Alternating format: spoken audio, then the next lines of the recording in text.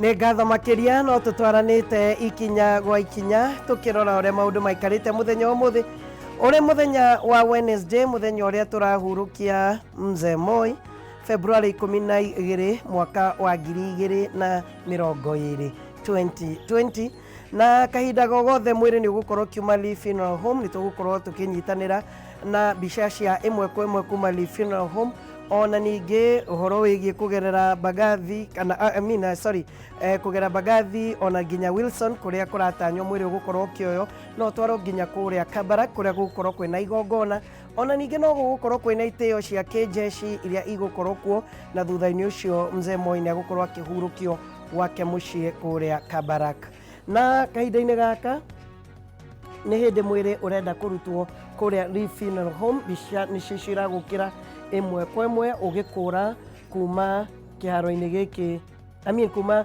mucii wa Lee Funeral Home ugerere Bagathi nigetha urorio ginya kiwanja kia ndege kia Wilson Airport nigetha uhote gukorwo kuria ndege ya kijeshi yetereire gukorwo ikiumbukia Mzee Moi kumutwara ginya kuria mwena wa Kabarak niwecio msafara ucio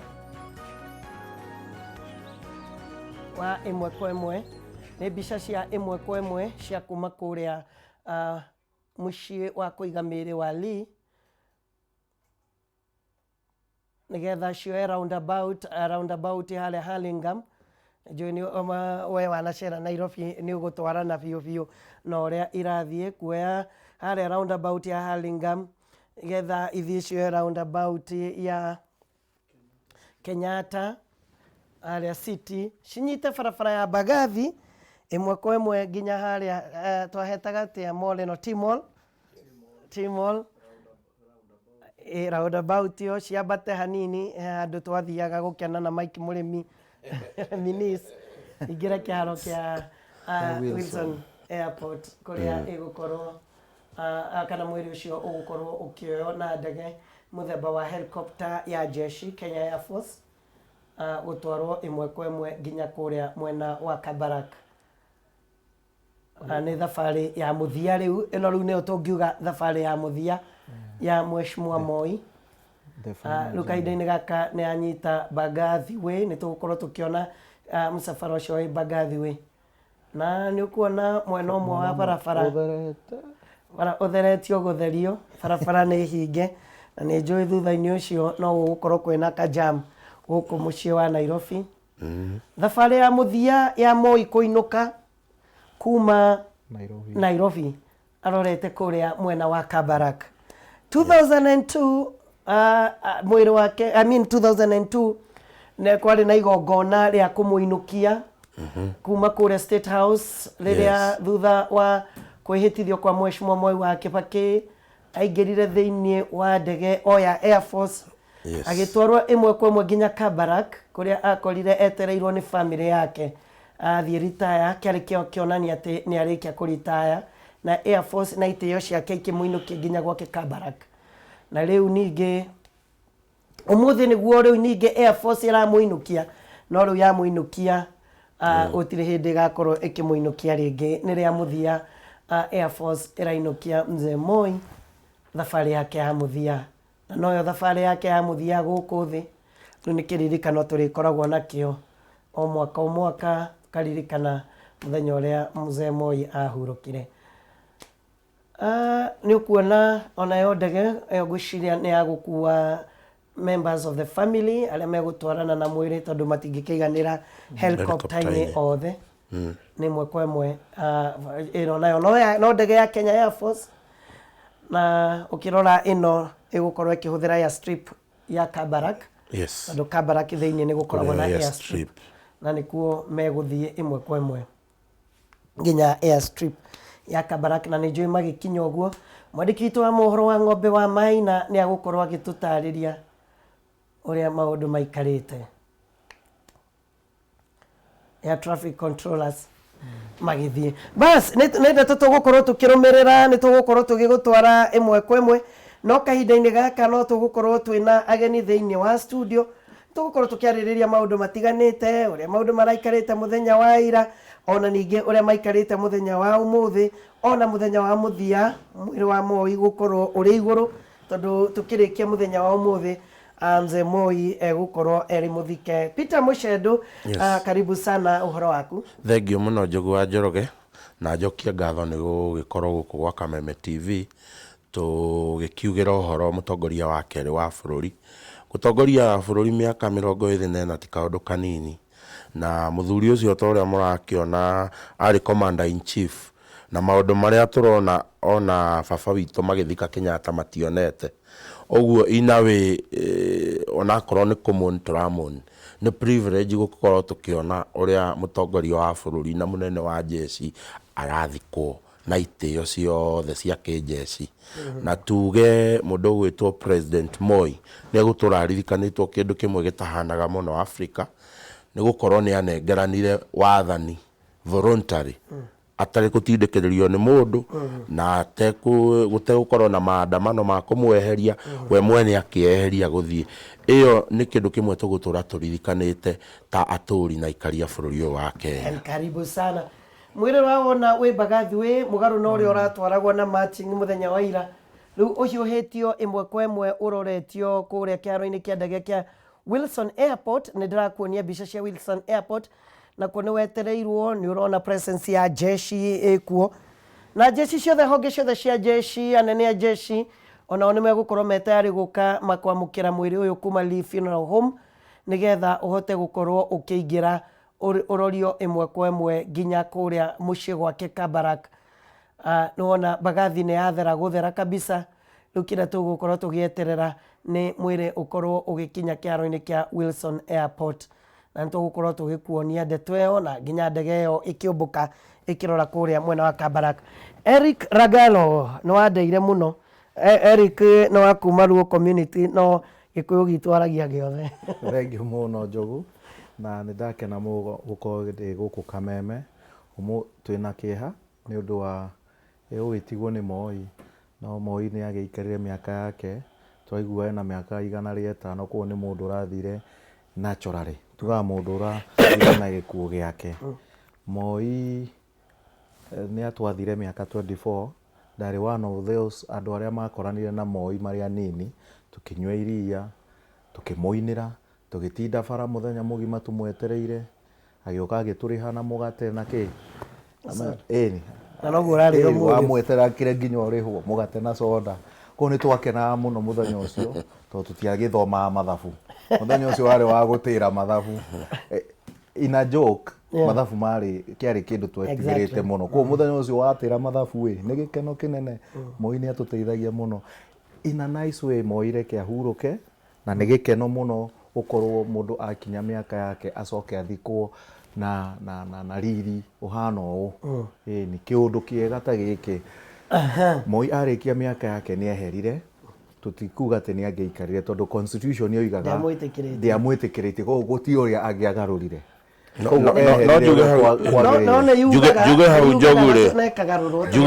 Juge hau Njogure Moi ni angiekire uguo tondu bururi wi haha neighbor witu gwitwo Rwanda ni constitution maramenditha nigetha Kagame athi na mbere na gwathana. Arongereire nge mugwanja.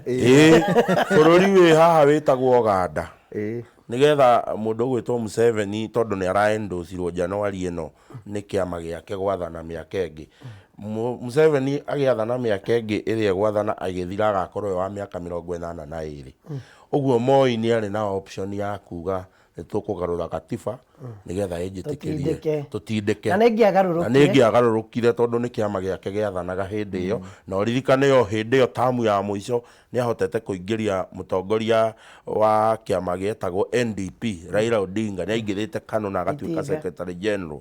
So ari na chance ya kuga no magarure no ni gikire gitio like a statement. Ni maingira ni hindi ya ni ngatho makiria tugutangatha nawe kiria wona ukanjira ukamenyithia na yenya. Ragaro aranjira ni marikia kuingira kuria thiini wa good thiini wa kiharo kia ndege kia Wilson Airport. Nigetha mwiri ukorwo ũkĩingĩrio thĩinĩ wa helicopter icio nĩ jeshi na ũngĩrora composition ndĩrona nĩ Kenya Army na Air Force. Na ici nĩ Kenya Army na Kenya Air Force, na Air Force nĩ anini. Nĩo megũkorwo magĩkua mwĩrĩ, magĩkua mwĩrĩ. Air Force nĩo mekuoya mwĩrĩ ũcio gũtwara nginya kũrĩa mwena wa Kabarak. Jeshi cia Kenya gũthoitha itikoragwo ciĩ na mba njũru. No mũndũ gwĩtwo Njogu nginya ũmũthĩ tũtirĩ twagĩa president ũyũ gũthoitha ta Moi. Tũtirĩ twagĩa. Moi nĩ ndamũroraga mũno ndĩ kanini na style ĩrĩa aingĩra nayo Madaraka nginya magũrũ. Ti akaingĩra nayo Jamhuri na ti akaingĩra nayo Moi Day. Akoragwo set nginya ũrĩa atwaraga magũrũ make makoragwo matwaranĩte wega na jeshi akĩoya gathimbo gake ũguo gakoragwo ge systematic matwaranaga na guoko rĩrĩa guoko kũrambata ũguo nake thimbo kambata akĩhũra saluti ya gathimbo gake. Mheshimiwa Uhuru ahũthaga mĩtaco akarĩkia nyamũ. Wegaga nĩ ndinjito maũndũ ma moke mathiĩte tũthiĩte nĩ mũraihu gũthaga magũrũ akagũtha magũrũ ndagĩka ithatũ. Ndagũthaitha but no jeshi itũ nĩ adaptaga ta rĩu mũgatheti Mwai wa Kibaki nĩ ũkũrikana nĩ agĩire na accident agĩũka kwĩhĩtithio na hĩndĩ ĩrĩa akĩhotire kuma wheelchair-inĩ arĩ very slow na jeshi itũ ya adaptire na movement ciake very slow na magatwara wega. We ũtoĩ mũndũ gwĩtwo Mwai wa Kibaki nĩ accident yarĩ nayo no wĩcirie nĩ style makoragwo marutĩte ya gũkagua gwarinde. Na tũheane credit harĩa nĩ atĩ aya marathoitha ndigũgĩciria 1978 makĩrĩ ho ũhoro-inĩ wĩgiĩ gũthoitha nĩ ũndũ wa gĩkuũ gĩa president Mzee Jomo Kenyatta na ona ningĩ arĩa marabanga ndigwĩciria marĩ ho nĩ maritaire arĩa mabangire na arĩa mekuo nĩ arĩa akũrũ rĩu arĩa nene ao ta Karangi hĩndĩ ĩyo. Exactly. No rĩu nĩ ũkuona mũbango nĩ maratabarĩrire na njĩra njega makĩria. Ũguo nĩ kuga maracokire drawing board marakĩrora ũrĩa kũndũ kũngĩ tondũ ndĩraragia na mũnene ũmwe wa jeshi aranjĩra maũndũ maingĩ marĩa twakorirwo tũgĩka tũrĩ jeshi nĩ twagaire mamwe kuma kũrĩ Mũngeretha. Mũngeretha akorwo nĩwe wakĩrĩ mũkoroni ũrĩa watũikarĩire he maũndũ twagaire kuma kũrĩ Mũngeretha. No nyende kuongerera atĩrĩrĩ, he kaũndũ ngoretwo ngĩciria gĩtũmi kĩa Moi gũtwarwo Kabarak nĩ kĩĩ. Gũtingĩakorirwo handũ andũ aya mangĩathikirwo hamwe tondũ no ndirikane tene nĩ tweragwo harĩa Lang'ata hetagwo Freedom Corner niho andũ aya nene aitũ mangĩathikirwo na gĩkeno gĩakwa nĩ ingĩona Moi athikĩtwo hau mũndũ gwĩtwo Kenyatta athikwo hau Jaramogi ndangĩatwarirwo rũgũrũ Wangari Maathai andũ arĩa twakoretwo tũhete gĩtĩo andũ arĩa matũkinyĩtie a step andũ arĩa manatuonia wega wa thĩ ĩno nĩ ũranyita kĩrĩa ndĩrauga nĩgetha ona tũgĩthiĩ kũmaririkana tũgakorwo na Heroes Day nĩ tũramenya harĩa heroes marĩ. In fact nĩ ndeto wa gweta njega nĩ atĩ ona andũ gũkorwo magĩthiĩ tukienda kurumira history itu at any given time no thiĩ kuona njamba gũcera na kuona here lies ngania no rĩu kũringana na ũrĩa maũndũ maikarĩte ndũngĩingĩra Kabarak atĩ ndathiĩ ũngĩthiĩ kuonia ciana cia kana tũcũcũ ũgagĩkinya rĩ ugereke ndĩmuonie harĩa Moi athikirwo ũkaingĩria tũcũcũ twaku Kabarak atĩa gũcia nĩ policy tondũ no mũthĩ mũtigaire ti mũndũ gwĩtwo Kenyatta akomete haha parliament no rĩu nĩ kwĩrorera twĩroragĩra tũhetũkaga ona hĩndĩ ĩrĩa kwĩna commemoration ya kĩririkano gĩake ndũngĩkuhĩrĩria angĩkorwo ndũrĩ mwĩte na nĩ ũkũririkana nĩ tũkoragwo na ihinda nĩ kũrarĩ na ihinda every 22nd August gũthiĩ mitha ya kũririkana na family last year nĩ maroigire nĩ twehoya ino ikorwo nĩyo ya mũthia tũrĩthiaga kahora tũrĩ mũririkanaga gĩ family ũguo nĩ kuga nĩ twehera rĩu ndeto-inĩ ya kĩririkano kĩa Mzee Jomo Kenyatta. Aya nakuo kũrĩa mwena wa Kabarak meharĩrĩria nĩ manene makĩria ndũmwe ĩno nĩ gũkorwo ĩkĩiganĩra andũ 30,000 kana gũgũthondekwo nyingĩ na screen nĩ kũndũ kũngĩona mũndũ ũthiaga mathiko ũkarigia na screen peke yake. Commissioner wa kũrĩa Naikuru aroigire no wananchi a kawaida I think 2,000 no marendo maingire thiini wa nyamu ino na kuringana na mbica iria turonio kuma haria ni turaigua nginya kwi andu manjiri kwara raini thaa 7 gwiciria kuria kurerwo ni na haria thiini haria rena akomete haria Moi arathi kuhurukio na ngwete uhoro wigie guthika Moi Heroes Corner ni uragwetetwo na ni hari mundu thiini wa thirikari urari na mecirio ta maku family roiga Moi was categorical haria rena akomete na ni athiri akiorota mutanizika hapa na wishi ya mundu guthie ni turumagirira gwiciria hiki kiria tungiuka nakio ri ni tweciria uria tungiuka na kindu gigwitwo policy ya atongoria itu aria twagia nao thiini wa bururi ri turi mekaga atia because as hindi murari haha rucini mukidiscuss na mundu gwitwo Wainaina ni turoigire Moi ahana tari nao ari a public property eta mutongoria wa bururi ti wa family na mundu ucio ni ekwendwo muthi uyu kairitu gakwa ka miaka 2.5 gathoma history kanjire ni ndirenda kuona haria Moi athikirwo ndingihota riu gugatwara riu at least Kenyatta ni tugukihetukira Uhuru highway umworotere haria niho mundu gwitwo Kabaraki uri mwonagia mugunda na Kabaraki bado menye haria Moi arathikwo aria mathiete ti njira-ini na ugigakinya hau andu aria mathiete kuu ni wona check ile koragwo iho. Yes. Aya bica iria iri mbere yaku ni kiharo kia Wilson Airport jeshi ihaririirie na njira nene nigetha mwiri ukorwo ukiingirio thiini wa helicopter guthie imwe kwa imwe nginya kuria Kabarak ongiona ya white ukamenya yo ni Navy. Yes. Kenya Navy. Na no wega Njogu tuhe credit General wetagwo General Daudi Toje akorwo he mundu wa reformire jeshi ya Kenya tukiehera system-ini ya Britain ya command tukiadapti mukomandire wa jeshi wa United States mundu wetagwo Daudi Toje niwe general uria wetikiririe atumia gukorwo magitongoria battalion ciao nginya ya andu hakinyire Moi akimwira riu revolution iyo reka jeshi kinya na andu aria mekuririkana ni mukuririkana ni ahetwo ndirothomirie uhoro wandikitwo ni mundu witagwo Sunkuri ari minister minister wa state ni aroigire mundu witagwo Daudi Toje ni eritwo ni ekwiruhirio kandarathi yake ya jeshi nake akiuga tondu ni njukite kurehe maugaruruku thiini wa jeshi ndigwitikira kweruhirio no muhaka njehere nigetha policy iria ndironanagia cia andu guka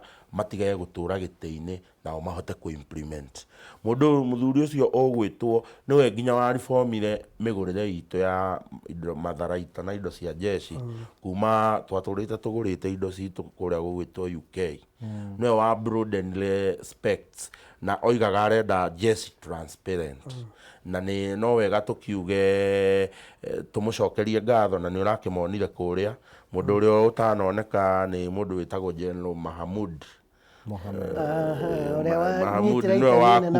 thiini wa kuya 82 no ya mundu uria utanoneka no majenero maria mangi mari anda Moi-ini marari hau gugikihe their commander in chief na no tucokerie ngatho ruhonge ruru rwa jeshi tondu mabururi maingi ma Africa he kihinda kwari na kugarurwo gwa thirikari ona nikio gwiciria Hezekiah Oyugi wa Air Force ageretie gwika uguo no ukarora jeshi cia Kenya ona nicio ciatumagwo peacekeeping kuria guothe kwina bara ni twacionaga nicio iratumwo guthi kuiga thayo tiga riu kahinda-ini gaka ciahotire gukorwo igiikarirwo na njira nene makiria ni Al-Shabaab kuria bururi-ini wa Somalia nginya guku bururi-ini turakuonia mbica cia imwe kwa imwe kuma Wilson Airport tugacoka tugagutwara nginya kuria mwena wa Kabarak kuria kwihaririirio makiria na ni ukugwetaga ndireciretie mitha igukorwo ya hamwe andu othe me hamwe no haria mwiri ugutwarwo hau niho hegukorwo na restriction hau niho haraingira andu a family peke yake haria gwika kiria na laini rucini andu ni mekunengagirwo tugiuka kwambiriria ni mekunengagirwo thoda na mũgate na mũgate na niĩ mũndũ ũrĩa ũroimire na rĩciria rĩu nĩ mũndũ ũrekire wega mũno tondũ ĩyo nĩ legacy ya Moi ya thota na mũgate na gĩtũmi kĩu nĩ he mũndũ warĩte raini thaa 7 ũtukũ kũu nĩ ũkwĩra atĩa mũndũ ũcio nginya kĩroko gĩa kĩroko ndegũkorwo na cai koguo amũnengera thota no amũnengera energy ya gũsukuma another time kũgĩkagĩa irio na irio icio irio nĩ nyingĩ nĩ tondũ ndoigua chef nĩ 300 no niĩ ũndũ wa gwĩkĩra tent ĩno nĩ ngwaria kidogo negative tent ĩno ĩngĩekĩrwo dayas njega harĩa mwĩrĩ ũgũka na then kĩwanja kĩhingũrĩrwo andũ ta hĩndĩ ya Jaramogi mahĩane riũa no ngwĩciria gũkũ kwĩna andũ matingĩnoga tondũ wa ng'ombe hĩndĩ ya Oginga nĩ wonire andũ ũrĩa marĩ aingĩ Oginga harĩa dayas-inĩ na kĩrĩndĩreke kĩhingũrĩrwo gĩũke gĩthike mũndũ wao no kĩrĩa ũkũmenya difference ya hĩndĩ ya Oginga Odinga na ya Moi arĩ commander in chief na ũngĩaga gwĩka restrictions cia andũ na mũikarĩre wa andũ magongona marĩa matwaranaga na gũkorwo commander in chief kĩjeshi na dignitaries twĩna wa president maroka mũno bwana Njogu na security rĩu yao ĩ moko-inĩ maitũ me gũkũ bũrũri-inĩ ũngĩaga gwĩka restriction ya andũ na andũ gwĩka movement nĩ hekũgĩa thĩna ndenda kana kahinda-inĩ gaka tũrĩ ĩmwe kwa ĩmwe nginya kĩharo-inĩ kĩa Wilson Airport mwĩrĩ-inĩ wa Kinya nĩ hĩndĩ ũgwĩkĩrwo ndege nĩ ndĩrenda tũkorwo twĩna ihinda rĩu rĩa kuona ũrĩa gũgũthiĩ na mbere jeshi ĩharĩrĩirie na njĩra nene makĩria former commander in chief wao niwe marahurũkia na kũmũnengera rĩu gĩtĩo kĩa mũico kĩa mũthia mũthenya wa ũmũthĩ nĩ ũkuona ngari ĩratwarwo nĩ jeshi nĩ maramĩoire ĩno nĩ ya itiĩrĩa ya Lee nĩ ya Lee no rĩu marerirwo tũnengere nyamũ ona ithuĩ twĩna ndereba itũ na bwana Njogu hena mũirĩtu wĩtagwo Anne Gĩchanga wĩ kũrĩa US aranjĩra ngũgeithie na njokerie Kameme ngatho tondũ at least nĩ araigua part and parcel nĩ maratwamũkĩra na njĩra njega koguo nao nĩ maratũbuatĩrĩra mũno na mũirĩtu ũngĩ wĩ kũrĩa gũgwĩtwo Texas wĩtagwo Josephine na Bridget maranjĩra nĩ marerorera Kameme nĩgetha makorwo moigire matigũkoma tondũ mathaa maya kwao nĩ matoro ndereba wa hasi ĩyo kana ngari ĩyo gũkuĩte mwĩrĩ ũkũmuona ũcio rĩu nĩ arĩkia kuma na nĩ mũnene ũngĩona nĩ mũnene na nĩ njũĩ thĩinĩ wa kĩrĩa rũgano rwake nĩ akaheana mũthenya wa ũmũthĩ nĩ ndamũkuire thabarĩ yake ya mũico nĩ ndatwaraga ngari ĩyo na ngwĩciria nĩguo ndĩreroragĩra ngona Moi ararĩ mũndũ mũnene na mũritũ na ngwĩciria ithandũkũ narĩo nĩ ithandũkũ rĩthondeketwo makĩria tondũ ndĩronaga mũndũ mũraihu mũnene nĩ mũraihu ona ũngĩrora andũ arĩa marakuĩte ithandũkũ jeshi arĩa marakuĩte stadium wa mbere nĩ andũ mararĩte wega no nĩ ũronaga onao ũrĩa manyitĩte ithandũkũ matinyitĩte kamũndũ kanini manyitĩte mũndũ mũnene Moi arĩ mũndũ mũraihu piũ na mũnene wĩna mwĩrĩ mũnene ndathekaga ngĩthoma Frost Josiah akiuga no rĩu nĩ gwathire gũgĩcenjia akĩraiha kwĩ Moi na nĩ akoragwo akĩreherwo thĩna makĩria mahũrwo na mbica mkuu wa itifaki atĩ kaingĩ nĩ kũgũrũ agonyaga hanini nĩgetha maiganane na Moi atige kũraiha ndacoka ndaririkana atĩ nĩ araiha kwĩ Moi naguo njũĩ Moi e mũraihu ndĩronire ũrĩa akĩheana speech ira Benjamin Mkapa ndĩraririkana mbica ĩmwe ndonete mahũrĩtwo na mũthee Moi nĩ ũrakĩona Mkapa nĩ mũkuhĩ nginya kwĩ Njogu wa Njoroge ndũkaheanwo koguo Njogu e mũraihu Njogu makĩigananio na Mkapa nĩ mũraihu rĩu nĩ ũrakĩona Moi angĩanyitire Mkapa ũgeni harĩa nĩ ũkuona ũrĩa mareka atĩ mũndũ ũcio nĩ mũritũ nĩ hĩndĩ mararuta mwĩrĩ wa mzee Moi nĩgetha mamũtware ndege-inĩ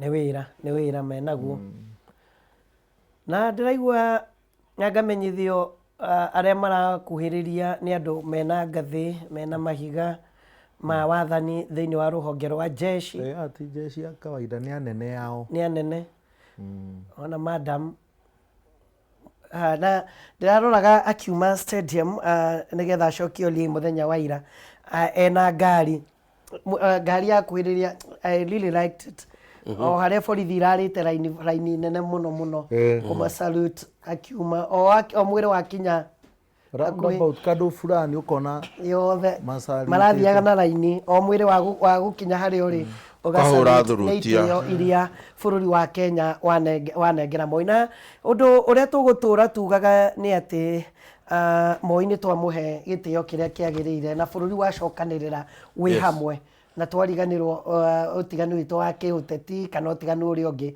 twambe tumagarie Mzee Moi. Ndagũthaitha ũhoro ũcio Na nĩngwenda gũkorwo ngĩona mũcendo ũhoro wĩgiĩ Kabara kũrĩa gũgũkorwo ũikarĩte. Yes. Tondũ nĩguo ũcio mwĩrĩ ũgĩthiĩ rĩu ũtwarwo ndege-inĩ Amslo March. Yes. Nĩguo twamĩtaga. Rĩu nĩ Moi rĩu agĩthiria mũico ũrĩa athiaga na kũgũrũ gwake. Nĩguo athiaga. Ndagũthaitha. Mheshimiwa Uhuru nĩ arĩa athiĩ Amslo March. Ndireciria. Kibaki. Mheshimiwa Uhuru Kibaki. Uhuru ndirĩ ndona. Mheshimiwa President Uhuru ndireciria ona speed ĩrĩa athiaga nayo ameni. Matwaranaga nake ihenya. By the way, nĩ ũramenya ngwĩciria when you become a president nĩ wĩra wa jeshi gũbuatana nawe rĩu. Ĩtio marutire. Kibaki they would go very slowly. Nĩ ũrona rĩu nĩona ĩyo nĩ Gwaride na itĩo nene makĩria agerio gatagatĩ nĩ njuge nĩ gũkagua arakagua Gwaride o ta ũrĩa ekaga. Niĩ Njogu gũtirĩ kĩndũ ndendete ta kwĩrorera mũthuri ũyũ agĩkagua Gwaride na akĩambata handũ stairs-inĩ na akĩambata stairs-inĩ arĩ na hinya mũthuri ũyũ arĩ na hinya ndĩraheagwo karũgano kamwe Bwana Njogu Moi rĩmwe athire kũrĩa Gĩthumo athiĩte function kiri na thigari ukiri na jeshi ciothe atua kwaria Moi nĩ mũrika nĩ ahigagĩrwo kanyamũ ga kũigĩrĩrwo gathimbo hau atua gũgĩũkĩra kwaria athiria kĩbungo twaheagwo karũgano kau nĩ mũthuri wĩtagwo Rinjiro rĩu ndĩraheagwo nĩ mũthuri marĩ nake atĩ gĩbungo kĩrĩa gĩgĩtuĩka gĩbungo kĩa igoti gĩgĩtuĩka gũtirĩ ũndũ warĩ mũru ta mũgathe ti Moi gĩbungo gĩa igoti rĩake rĩtuĩkĩte gũtikĩrĩ mũndũ thĩinĩ wa warĩ na uthi na cindano koimire mũtumia na kũu agĩkorwo atumia nĩ makuaga uthi nĩ makuaga na cindano igoti nĩ rĩatumirwo atĩ acoka Nairobi eraga Rinjiro sasa wewe Rinjiro na majeshi yako yote na bunduki zako zote na security huwezi pata uzi na shindano. Natiara nĩ ngũkũhe this a true story ya mũthuri wĩtagwo Mwangi wa kũrĩa Naikuru na Mwangi akĩgeithĩke angĩkorwo hamwe na ithuĩ Kameme nĩ hĩndĩ ndege ĩyo nĩ ndege nene ndagũthaitha ndege nene makĩria ũrona andũ mararũgama kũu thĩinĩ ndege ĩno onakorwo ndiũĩ mũno ũkĩmĩrora ũguo Bwana Njogu rĩ nĩ gũkora nĩ ndege ya Air Force na mostly ndege ici ikuaga andũ arĩa marũgaga na nyamũ ciĩtagwo paratroopers na metagwo paratroopers na gĩkĩ nĩ gĩtĩo kĩnene mũno ndege ĩno ndigwĩciria hihi nĩ megũtũhe mbica ng'ima ya ndege ĩyo ndigwĩciria nĩ ndege iria wonaga o mũthenya nĩ he andũ tuma na mbica ĩyo na nĩ ndege nene mũno na nĩ ndege ya kĩrĩu na nĩyo ĩgũkorwo ĩkĩhurũkia ngũkwĩraga ũhoro wĩgiĩ Mwangi Mwangi nĩ mũciĩ wa Naikuru Mzee Moi athire kũhanda kĩrĩa igongona rĩu tikĩhandaga mĩtĩ nĩ kũhanda mũtĩ rĩu ndagĩkĩrĩrwo mũtĩ irima akĩgarũrũka ũguo rĩ matiakĩriganĩirwo gĩciko ya gũka gĩkia tĩri Mwangi aguthũkire akĩoya gĩciko ageririe gũtunywo nĩ security agĩũka ng'ang'anĩte nakĩo agĩũka nginya agĩkinyĩria Mzee Moi athiginĩte mũno na akĩmũnengera gĩciko ũmũthĩ Mwangi nĩacokire gũtuĩka kanuthu wing'a Naikuru no Mwangi arĩ broti yake aheirwo nĩ Mzee Moi kũrĩa kwa Ronda nĩ ũndũ wa gĩciko oguo Mwangi arorire mũthee agarũrũka ũguo he gĩciko akĩririkana harĩa iciko ciao cionete agĩthiĩ akĩguthũkĩra gĩciko gĩa gũita tĩri Mundu gwitwo Moi nĩ family ĩrĩa nĩ ndĩrona tarĩ family ya mzee Moi, andĩki a mohoro mekinyĩtie na njĩra nene makĩria, na njuge ona coverage ya mathiko ma Moi nĩ ĩkoretwo ĩgĩthiĩ wega, especially igongona rĩa mũthenya wa ira kũrĩa kĩharo-inĩ kĩa Nyayo National Stadium. Na niĩ ona no njokerie media itũ ngatho mũno tondũ nĩ ndĩreroragĩra ngathĩti cia rũraya ũrĩa iradescribaga Moi, na ti ngathĩti ũngĩenda gũthoma mũno headline iria ciandĩkĩtwo itegũtinda ngĩgweta nĩ ĩrĩkũ. The Independent, ũyũ nĩ Gideon mũtumia wake Sarah, mwanake ũrĩa mũnini wa Gideon, wa mũndũ gwĩtwo Moi, ũgwĩtwo Gideon Moi last born. Na nĩ aronekire nĩ ahetwo gĩtĩo mũno nĩ andũ ao tondũ ti by mistake arathurĩtwo nĩwe ũraririe on behalf ya family. Na ona mũndũ gwĩtwo MP ũrĩa wa kũrĩa gũgwĩtwo Rongai nĩ arathomire eulogy wega mũno, relaxĩte, aramĩtwara wega mũno. No mũndũ ũrangenirie makĩria Lagaro na Mũcendu nĩ Bishop Emeritus Silas Yego. Yes. Mahunjio marĩa arahunjirie ti marĩa na njĩra andũ mathiaga gwakinya nĩ kanitha ũkona andũ nĩ manjia kuma. We aratwarire ningĩ nĩ kũrĩ ahunjia nao makinyaga hĩndĩ ĩno ya mathiko akaheana sermon ya mathaa 2.5. He kĩndũ Njogu ndakwĩrire baba witũ nĩ mũtungatĩri, na he kĩndũ njĩra mathomaga magĩthoma theology gĩtagwo preaching homiletics. Na one of the things mathomaga nĩ ũhoro wa kũiga mathaa na ndũkanogie andũ arĩa maragũthikĩrĩria, tondũ the moment wanjia kũnogia andũ arĩa maragũthikĩrĩria nĩ wamate. He gĩtũmi kĩrĩa gĩatũmaga Njogu tũgĩthoma secondary na primary lesson yarĩ ya ndagĩka 35 nĩgetha mwarimũ ndũgate mwarimũ. Ũguo nĩ tũkũria mabishofu na andũ arĩa angĩ wona wamũrĩkwo nĩ kamera ciothe cia bũrũri, ĩtĩkĩra wĩke ũrĩa Silas Yego arekire, tondũ mũthuri ũcio niĩ nĩngwĩrire akohe highlight ĩmwe ĩrarĩ njega na niĩ thĩinĩ wa celebration cia ira. Ndege ĩrĩa tũkugaga ndagũthaitha ona yahingũkana haha rungu down yacoka yahingwo nĩ ũguo ĩhũre taxiway ĩthiĩte gũthiĩ ĩrorete kũrĩa Kabarak. Kabarak nakuo protocol no ithiĩ gũkoragwo na thĩna mũnene tondũ o mũndũ akoragwo arĩ o mũnene. Nĩ ũronire itakĩĩ kana security ĩno ĩrarĩ gate-inĩ kaitoi Minister Joe Mucheru ĩrathire kũmũhanda biũ andũ makĩrĩ na no wage kũmenya mũndũ nĩ ũrĩ wathiĩ mbunge ũkarigwo kana nĩ MP kana nĩ mũndũ wa gũkũ wa kawaida. Njoroge ndũngĩmaka ũkorete security nĩ ĩrakũmenya nĩ ũrĩa maingĩire ndũngĩmaka ũkorete ũrio we wĩũ handũ ũrĩa expect ũkorwo ũkĩmenya ka Njogu. By the way Njogu ndũngĩmaka ũkorete atĩ security nĩ ĩrakũmenya gũkĩra waziri mũgima wa thirikari, tondũ rĩu we ũkĩrokaga kameme-inĩ o rũcinĩ. My brother Joe Mucheru nĩ aronete Joe ndũĩ na mwĩrĩ kamwĩrĩ kũrarigatwo kamũndũ gaka kanini ũguo kaingĩra ũguo na nĩ mheshimiwa waziri mũgima. Ngwĩciria nĩ instructions maraheo ũrĩa tũgũthiĩ, ũrĩa tũkũrũmanĩrĩra, ũrĩa tũgũkinya, tondũ rũhonge rwa jeshi nĩ mũtaratara. Na nona harĩa marũgamĩte jeshi marĩkie nĩgetha mũke mwĩrwo kana mũingĩre kana mũgũthiĩ na kĩ. Okay, tũingĩre guo ĩyo nĩyo gũtũtongoria ithuĩ tũgũkorwo twĩno nĩ Gideon akĩbanga. Gwĩciria Gideon nĩ ekũingĩra helicopter-inĩ we ekũingĩra ĩrĩa ĩkuĩte baba wao, acio angĩ maingĩre wengĩ. No nĩ ũndũ mũritũ, nĩ ũndũ wĩ kĩeha mũno na wĩruo. No Gideon no tũmũcokeria. Doesn't matter nĩ mĩaka igana mũthee waku gũthiĩ ona angĩthiĩ na mĩaka 200 ruo no torĩa. Exactly. The loss na in fact Gideon kaingĩ nĩ arakoragwo na very close na mzee Moi akuhĩrĩ maikare hamwe mĩaka yothe full time.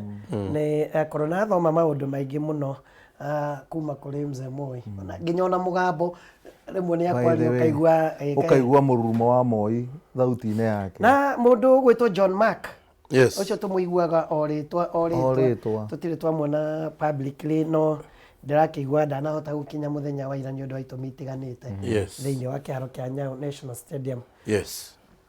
Na nĩarĩ ndiarikana rĩtwa rĩake Moi nĩ arĩ mũriũ warĩ thĩinĩ wa army.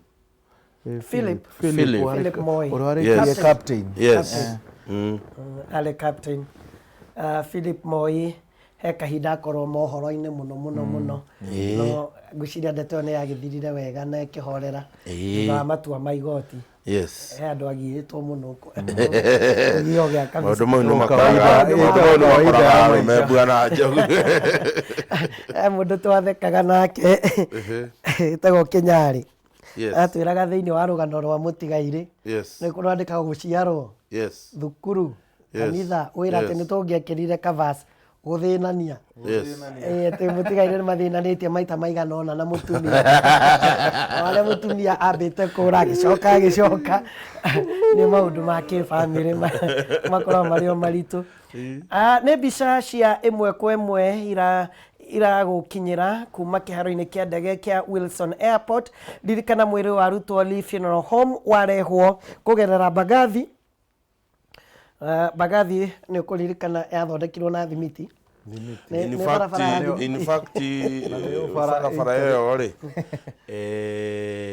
nĩyo yathondekagwo ya kuonania model cia gwaka bara. Bara ĩyo yakĩtwo na thimiti na cuma Bwana Njogu na gũthũka kwayo no kwage gwĩka na contractor ũrĩa wakĩte Mbagathi nowe wakĩte barabara ya kuma haha hegwĩtwo James Gĩcũrũ gũthiĩ nginya Kamandũra ĩno rĩu tũrambũra twakenge. He was an Italian Italiano ũrĩa wakĩte barabara ĩyo na agĩaka Mbagathi endaga kuonania ũrĩa ũngĩaka bara ĩgũtũra tondũ Mbagathi nginya ũmũthĩ no ĩgĩtũrĩte ĩkĩrĩ bara njega na Mbagathi ngwĩciria model ĩyo marora makĩona ĩna goro mũno. Ngwĩciria nĩkĩo tũtacokire ĩna goro mũno tondũ mendaga gũthondeka bara ici nene ta Mbagathi nĩgetha gũtigakorwo hĩndĩ atĩ nĩ tũgũkorwo na bara ĩgĩka atĩa ĩgĩthũka. Makĩrora taĩri nĩ irĩthira na ihenya, coku nĩ igũthira na ihenya na bara ĩyo ĩna goro. Ũngĩgera Mbagathi ũngĩgakinya ũmĩnine nĩ ũkũigua nginya ngari mũrurumo ĩgũcenjia nginya magũrũ. Nginya ona nĩ ũiguaga wasiwasi. Gideon nĩ arĩkia kũingĩra thĩinĩ wa ndege ngwĩciria anytime makĩhinga mĩrango ĩno ndege nĩ gũkorwo ĩkĩũmbũka. Na ndĩrathikagĩrĩria ũmwe wa arangĩri a Mzee Moi o ta ũrĩa mũcendwo kũgwetete atĩ ũguo andũ marokerio thonda na mũgate Kabarak na nĩ mekũrĩa makĩria ma chef 300 nĩ mararĩnjirie wĩra wa kũruga mũthenya wa ira maraire makĩruga kana megũkorwo makĩruga igongona rĩgĩthiĩ na mbere. Nĩ atĩ Mzee Moi akiuma thĩinĩ wa nyũmba nĩ oragia mumekula gũtigĩrĩra atĩ mũndũ wothe wathiĩ thabarĩ nake nĩ arĩkĩtie kũrĩa na ningĩ pilots atĩ nĩ kũrũĩra marũagĩrĩra nũ gũkua Moi tondũ mwarĩkia pilot nĩ acukaga Moi oima ti kuma athiĩte atĩ nĩ amaragĩria atĩ ona rĩmwe nĩ ametaga nginya State House makaheo kĩndũ gĩa kũrĩa acoka ũmwe aratarĩria atĩ arĩkia gwĩka ũguo tũgakĩũrio bamĩrĩ yanyu ĩkĩhana atĩ andũ kĩmatwarĩre gacukari kanengerwo Moi tondũ no mene aikaraga endete andũ mũno na story ĩyo nĩ njiguĩte mũno atĩ andũ aingĩ mendaga gũthiĩ kũrĩ Moi na nĩkĩo wonaga ona wĩ mũnini aiko Njogu nĩ waiguire weragwo thiĩ ciana igateng'era tondũ rĩcirũgamia igateng'era gũthiĩ kũgeithia Moi na magageithia Moi gwathiaga atĩa. Niĩ ndathomeire kuma kĩrathi kĩa mbere nginya gĩa gatatũ ndathomeire thukuru wetagwo Fathi Primary kũrĩa Kĩmende na Moi akĩhĩtũka agĩthiĩ Kabarak tondũ nĩ okaga kĩroko nĩ twamenyaga twakuagwo nĩ mwarimũ witũ wetagwo Mr. Wanene tũgatwarwo nginya harĩa Kĩmende stage tukarwo raini na Moi akinya hau one ciana tu one kĩndũ gĩtagwo uniform no nginya arĩrũgama na arũgamaga mwarimũ augaga atĩa arũgamaga DC wa Kiambu hĩndĩ ĩyo wetagwo Rotich akĩrwo hawa watoto waangaliwe vizuri twakimenya ithuĩ kĩmũgate Na kĩrĩ thota na mũgate wetagwo half mo ithuĩ nĩ atũgũrĩire ng'ombe na mbũri twetereire na tũkĩgwari na iruga inene mũno cukuru nĩaririkanagio nĩ Mwangi wa Ira o tũkĩaria ndeto cia Moi twetereire ndagĩka o yothe no mũrango ndũkĩrĩ ũrahingwo nĩgetha agĩkũre no nginya mũrango ũcio ũrĩkĩhingwo pilot atanakũra no nginya akorwo akĩwasiliana na traffic controllers. Yes. Mũndũ ndaumagĩra athiĩte rĩera-inĩ tondũ gũtirĩ na ngari nĩ wĩragwo height ĩrĩa ũgũthiĩ njĩra ĩrĩa ũkũgera rũhuho rũhana atĩa. Nĩ ndĩ ndaikara harĩa mbere ya ndege twĩna pilot gwĩtwo Wachira ena nyamũ ta cardboard kĩbuku kĩ haha kĩrĩa kĩero-inĩ akĩandĩka bearings iria gũkorwo akĩhũthĩra na nĩguo ũcio mũrango nĩ kũhingwo ũrahingwo pilot nĩ wacio nĩo marainũkia Mzee Moi pilot a Kenya Air Force onao mena story ya kwandĩka one day maũndũ maya pilot tene nĩ marĩ na wĩra mũritũ mũno kwanja akĩũmba handũ hatarĩ kĩharo thikũ ici maũndũ nĩ mahũthire nĩ ndonire hĩndĩ tũrĩa rĩgĩte kũnyita Gideon Moi ũgeni kanitha gwitũ ũgũtũma tu coordinates na WhatsApp watũmĩra pilot rĩu sawa akamenya wĩha tene ndwamenya gwathiaga atĩa mokaga magĩthiũrũrũkaga makĩroraga megũthiũrũrũka maita ta matatũ nĩ yagũthiũrũrũka helicopter nĩ yagũthiũrũrũka maita mana rĩu mwekaga maumaga nja nyamũ nĩ yaruruma ugirai Moi ũhoro andũ a Nairobi Moi ndagacoka Nairobi rĩngĩ rĩu nĩ rũgendo rwake rĩu nĩ hĩndĩ akũra Nairobi kĩbĩrĩrĩki nĩkĩo gĩtagwo kĩbĩrĩrĩki nĩ ũndũ wa kĩbĩrĩrĩki kĩrĩa kĩrabĩrĩrĩka kũrĩa igũrũ atĩ kĩbĩrĩrĩki nĩ ũndũ wa kĩbĩrĩrĩki kĩrabĩrĩrĩka rĩu kĩrĩtikio kĩmĩtũragia igũrũ karwĩmbo kaitagwo atĩ hinya ũrĩa ũmbũkagia ndege nĩguo mĩtũragia igũrũ rĩu nĩ hĩndĩ thetha hinya ũcio wa gũgĩũmbũka nĩ mũrona controller harĩa agĩka kĩrĩa nĩ ta kwaya rainithia harĩa na nyamũ icio ciake anyitĩte na nĩ ngwĩciria Bwana Njogu mathaa-inĩ maya ma rũcinĩ especially ũmũthĩ kũrĩ wa gatatũ Wilson nĩ koragwo ĩ busy mũno ũguo nĩ ũndũ wa gĩtĩo kĩa Moi nĩ kũrĩ na andũ aingĩ mũno megũkorwo mategũthiĩ ndege ciao cikoretwo ci grounded nĩ ũndũ wa kũ-groundwo nĩgetha na ũndũ ũngĩ ndona na nĩ ngũcokeria thirikari ngatho ona rũhonge rwa jeshi Moi nĩ oĩkaine arĩ stickler wa mathaa na kũiga mathaa ira nginya ndĩraiguaga gũkĩrano ngatwĩ mbere programu-inĩ ũrĩa mathaa maraigirwo na njĩra ĩrĩa yagĩrĩire Njogu ndũraririkana mũthenya wa mbere akiuma leave akĩrehwo parliament arĩ methaa cigana thaa igĩrĩ makiuma thaa ĩmwe na kĩ na ĩreka kĩbaũ nĩguo maugaga atĩrĩrĩ marenda kũiga Moi with the same time ũrĩa endaga kana ũrĩa gwathiaga na maica make ira programu ĩroigaga akorwo agĩkinya Nyayo Stadium thaa 4:30 marakinyire thaa 4:15 mararĩ mbere ya time na rĩu ona ũrĩa ndĩrona ũhoro wĩgiĩ Kabarak nĩ ndĩrona megũkinya ũgatene kega makĩria Noguo nĩguo twendaga maica ma mũndũ ũrĩa mũndũ endaga gũikara mũigĩ ũguo nginya hĩndĩ yake ya mũico ti atĩ hĩndĩ ya mũico wa mũndũ mwenda gũcereithĩria mũndũ ũcio nginya kũhurũka gwake especially ithuĩ tũĩ gũkũ matũũra na gwĩciria ona abangi arĩa marabanga kahinda-inĩ gaka mũrore maũndũ ta maya ona kũrekagĩrĩria andũ na ihenya nĩ twaria ũhoro wĩgiĩ ahunjia na atungatĩri matiga gũgĩikara kũhunjagia mathaa merĩ no na inyuĩ ona inyuĩ andũ a bamĩrĩ harĩa mwerwo mũkaruta mwĩrĩ ũhoro wĩgiĩ kwanjia program tondũ kũrĩ andũ angĩ ũkoraga nginya 11 mũndũ mũtirĩ mũra ũguo tũgĩthiĩ mathi tũraria ũguo twetereire ndege ĩno yũmbũke angĩkorwo ũranyitanĩra na ithuĩ kahinda-inĩ gaka already mwĩrĩ wĩ thĩinĩ ona ningĩ bamĩrĩ arĩa megũkuao nĩ ndege ĩno marĩ o thĩinĩ na ndagĩka o yothe ndege ĩno nĩ ĩgũkorwo ĩkĩũmbũka ĩmwe kwa ĩmwe ĩrorete nginya kũrĩa Kabarak nakuo meharĩrĩria nĩ manene makĩria nĩ ndĩrona wĩra mũnene ũrarutwo nĩ andũ a protocol gũtigĩrĩra atĩ nĩ waikara harĩa hagĩrĩire na ona ningĩ nĩwe yo kahora mũthenya taxiway ya mũico ya Mzee Moi akiumagara ndaguthaitha Nairobi akumiugira nĩ hĩndĩ anjia kũmiugira ũhoro nĩ anjia thabarĩ yake ya kuma Nairobi arore kũrĩa arĩkoragwo kũrĩa mwena wa Kabarak na tokorwo ona kuona kaburi gake gũgũkorwo kwĩ hinya rĩngĩ thutha wa mũthenya wa ũmũthĩ. Nĩ ndĩreciria nĩ gũgũkorwo nĩ ũndũ wa ũingĩ wa andũ tiga hihi dignitaries, na nĩ ũrakĩona harĩa nginya ona ibĩthĩki cia Kenya Police ikĩrĩ hau on standby. Ngwĩciria nĩ arĩa mekũrũmĩrĩra thutha wa mwĩrĩ gũthiĩ. Gĩkĩ nĩ gĩtege kĩnene mũno gĩatua gũthiĩ no ngia gĩgũcenjio ya kĩrĩa otitangia ya ngari ya kũrurumia kĩbĩrĩrĩ kĩnene. Ndege ĩno nĩ nene mũno. Rĩu nĩwona nĩyanjia kũhuha rĩu. Gĩkĩ ona kĩagĩrĩirwo ona kuma o rĩmwe gĩthiĩte kiume o rĩmwe kĩambatĩte yanjia kũgain momentum. ĩrenda o kwambatĩra rĩu ĩinũkie Mũthee Moi.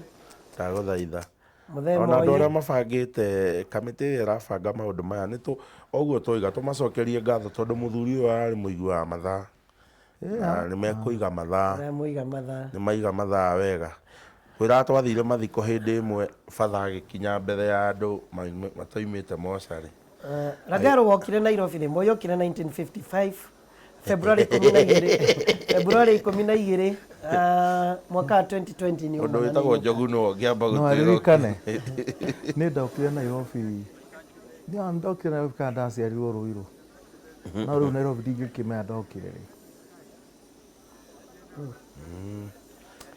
Rĩu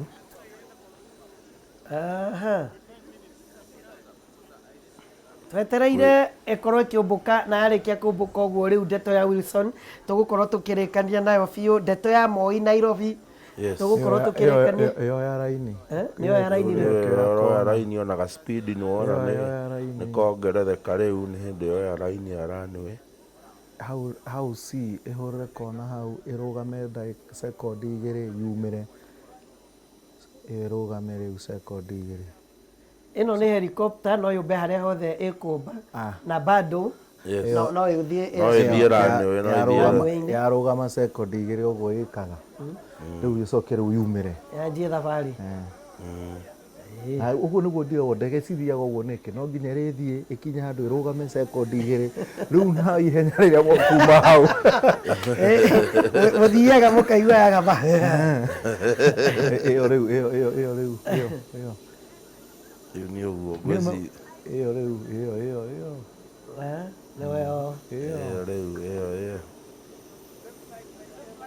we mzee nĩ kwĩra yuma yako ĩyo ya kuma thĩ ĩthiĩte. Mzee nĩ athiĩ. Ũcio nĩwe Mzee Moi. O mũndũ nĩ akorwo na ihinda rĩake. Mzee Moi nĩ auma piũ Nairobi. Rĩu nĩ ũcio o Kabarak.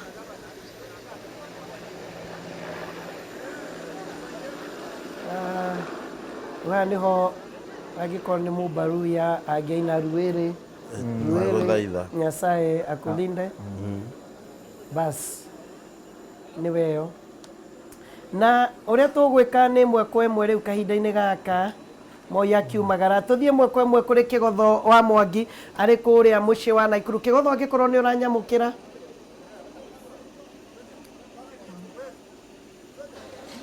Nĩ Manjogu wa Njoroge na Nyawĩra gũkũ nĩ Kabarak mũciĩ mũnene wa Naikuru nĩ kaunti ya Naikuru gĩcigo mbuge kĩa Rongai kĩrĩa gĩtongoragio nĩ Raymond Moi nĩ mwana wa mũtigairĩ mũtongoria wa kerĩ wa bũrũri nĩwe mũgathe Daniel Toroitich Arap Moi. Na harĩa tũrũgamĩte no harĩa Wang'ombe wa Maina akĩendete mũno nĩ harĩa hakĩrĩ na irio, na gũkũ nĩ kũrĩa tũreragwo atĩ soda na mĩgate cigũkorwo cikĩrĩ nyingĩ biũ na andũ matikae gũkorwo makĩrĩ na thĩna wa kũria megũkĩrĩa kĩ. Nĩ ũrakĩona haha ngirini na yellow na red na kara ciothe cia soda cikiri guku migate ni weria mwena uria Njogu wa Njoroge na ni ngumenyaga ni ukuragia hihi ndahota kwaga gukorwo ndigukiona guku ndukwaga irio Njogu wa Njoroge ngetwo Kigotho wa Mwangi na ni ngukorwo ngimutwara imwe kwa imwe uria irio ici cirakiheanwo andu makiri guku no urakiona andu ni marakiheo irio ciana cia thukuru cibangite raini nigetha cikorwo cigika ati cigikinengerwo irio nigetha makirie na tugithie na mbere na gukorwo makiria o ta uria mutabariri wa mihango ya thirikari thiini wa gitarwo kia Rift Valley araugite George Natembea ati ni gugukorwo na irio na ici ti irio iria cia gukiria na nigetha ukiinuke ici ni irio cia rucini na ni guthinjitwo ndume o cia hingia 50 gutigirira ati andu aria megukorwo magiuka gucakaya guku mucii wa Kabarak ni megukorwo makiria na magacoka magagikorwo magikati makihuna ni raini cibangitwo oro kilomita 10 ni tugukorwo tugithie na muhuri mbica wakwa wa Ng'ombe wa Maina agikorwo agituonia hihi raini ici cigikinyite ku na andu aria magugikorwo makiri guku ni turagithie tukionaga na mbere ati andu aria makinyitie guku ni makiria ma 30,000 aria maretereirwo ati ni megukorwo magiuka Njogu wa Njoroge andu aria mekinyitie guku ngwiciria riu tukinyite turorete 60,000 ni amu kwanjiria thaa thita cia rucini andu ni makorirwo makianjia kuingira guku na magikorwo magituonia uria maundu magikoretwo makihana utabariri wa thirikari guku ni munene aigi ugiteri makiri okuo o aigi tondu gukinyeria ira aigi ugiteri aria marari kuo tutegutara anake a NYS marari makiria ma andu 30,000 kwoguo ugiteri ni muige wega guku Kabarak andu ni akenu matirauga ni gucakaya maracakaya marauga ni gukena marakena ni amu motigaire mutongoria wa keri wa bururi Daniel Toroitich Arap Moi ni mundu uraikarite na andu wega agakorwo mundu urari na gitio mundu urahete andu gitio mundu urendete githomo na agakorwo mundu ona uraririkanwo na maundu maingi thengia gukorwo ni etikiririe uhoro wigie woteti wa ciama nyingi niguo multi party democracy Moi ni endete githomo muno na agakorwo endete urumwe wa kiria wa makabira niguo kabira nyingi uthi wa na mbere wa kabira nyingi ni wathire na mbere ugikoragwo andu makiiguana magikaragia hamwe magaikarania hamwe na magathi na mbere kumenya ati ni andu mendanite ucio ni muingi ubangite raini guku thiini wa mucii munene wa Kabarak marabanga raini nigetha gutigirira ati ni mona mathiko ma mutigaire Daniel Toroitich Arap Moi na gutigirira ati ona ni manyita itemi hihi reke njaranirie neri kana atatu aria magukorwo magikinjira uria kuhana pengine ukianza kwa Kiswahili tu uniambie ni yepi ambayo umeweza kuona na pengine ulianza kutoka nyumbani saa ngapi? Nilianza kutoka saa 2. Mimi naitwa Enoch. Nilianza kutoka saa 3 ya usiku. Sasa ninapanga raini kuenda kuona machishi. Pengine nyumbani kwako ni wapi? Huko Nakuru Rungai. Nakuru. Yeah. Asante sana. Ni ukuigua Njogu wa Njoroge andu acio maumite kiria andu acio maumite mwena wa Naikuru na marajirie guka ira thaa 3 cia utuku na thaa ici ni urona haria makinyite thaa ici raini ikiri kilomita 7 uguo ya raini magiuka guku guthie na mbere gukorwo magieterera mutongoria wa keri wa bururi nigwe Daniel Toroitich Arap Moi nigetha magikorwo agitwira hihi maundu mathiko megugithi na mbere atia na uria maundu mahana ni tugukorwo tukiaraniria na andu matiganite magitwire uria maundu makihana ni muingi ugithi na mbere reke tugere mwena uyu ungi nigetha tukorwo tugikiaraniria na andu ni thengio muno korwo muhuri wakwa wa mbica John wa Ng'ombe no akuonie ino ni raini imwe na haha ni kindu ta kilomita 3 kuma murango-ini munene wa kiingiriro kia umuthi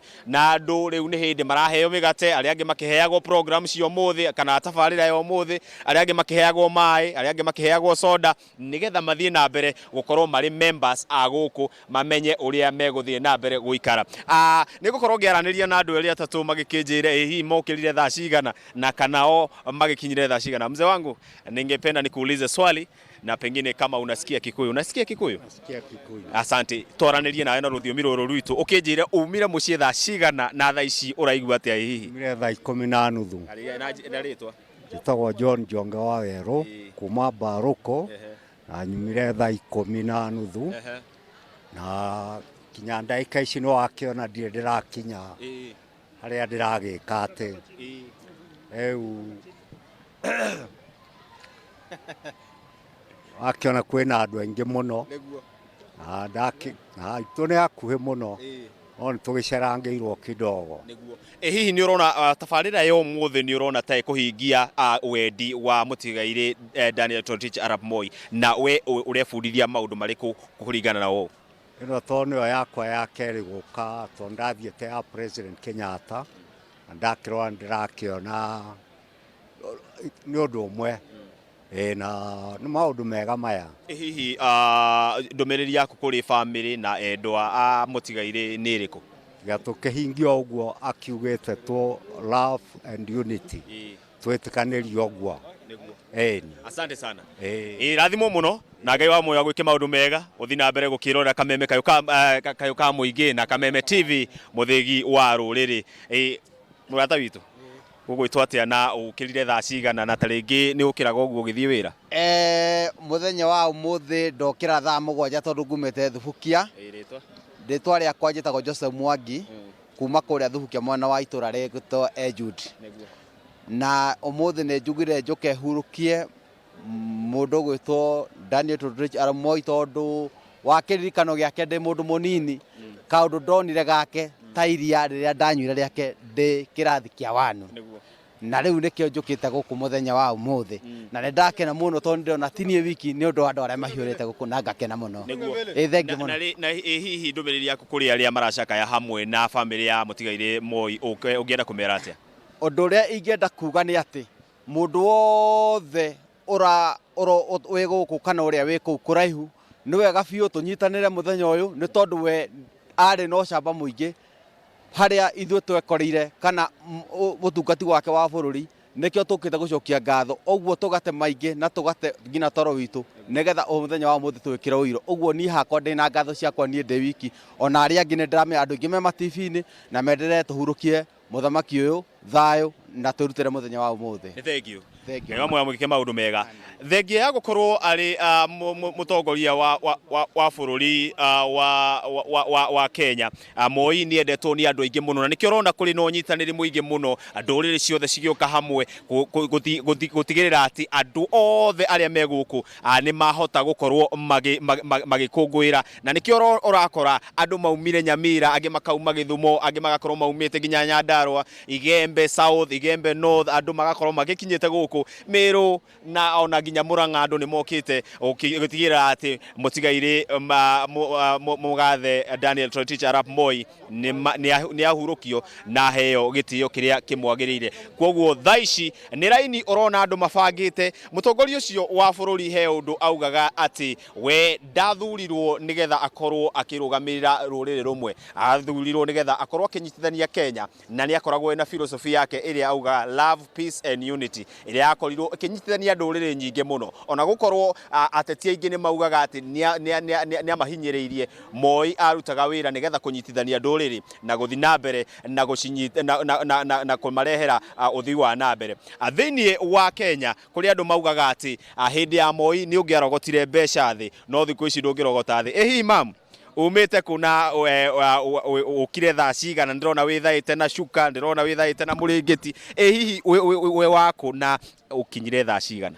Nyumĩte Mwarĩki B na njũkĩrire thaa 10 na rĩu ndĩ raini-inĩ. Na nĩ ndĩrakena tondũ mũthamaki ũyũ nĩ aturutĩire wĩra mũnene mũno nĩ ũndũ wa ciana citũ gũthoma, nĩ aciheaga nginya iria, na hĩndĩ ĩyo kwarĩ na indo nyingĩ na rĩu gũtitũraga. Ũguo arĩ mũthamaki wa bata. Ndũmĩrĩri yaku kũrĩ bamĩrĩ na endwa ake arĩa maracakaya hihi nĩ ĩrĩkũ? No ndĩmerire pole tondũ nĩ matigwo nĩ baba wao, na mũndũ akwehererwo nĩ mũndũ wake nĩ aiguaga kĩndũ kĩnene. Ingĩmahoya momĩrĩrie na makirĩrĩrie tondũ nĩ kũrĩ na ihinda rĩngĩ rĩa Ngai. Momĩrĩrie na makirĩrĩrie. Nĩ ũkinyĩte harĩ mũgate na maĩ na gacoda nĩ ho njerekeire rĩu heo soda na maĩ na mũgate tondu nĩ mĩingĩ ndĩrona ĩ mĩingĩ biũ na andũ arĩa megũkũ matingĩtarĩka nĩ aingĩ biũ. Korwo nĩ Njogu wa Njoroge angĩakwĩra tũria kĩrĩgĩrĩro. Amen. Asante. Njogu wa Njoroge nĩ kwaranĩria na andũ, nĩ ndĩrona he mũthuri ũngĩ haha, wacha tuongea nyumbani. Ichamige. Yes, big up quoted.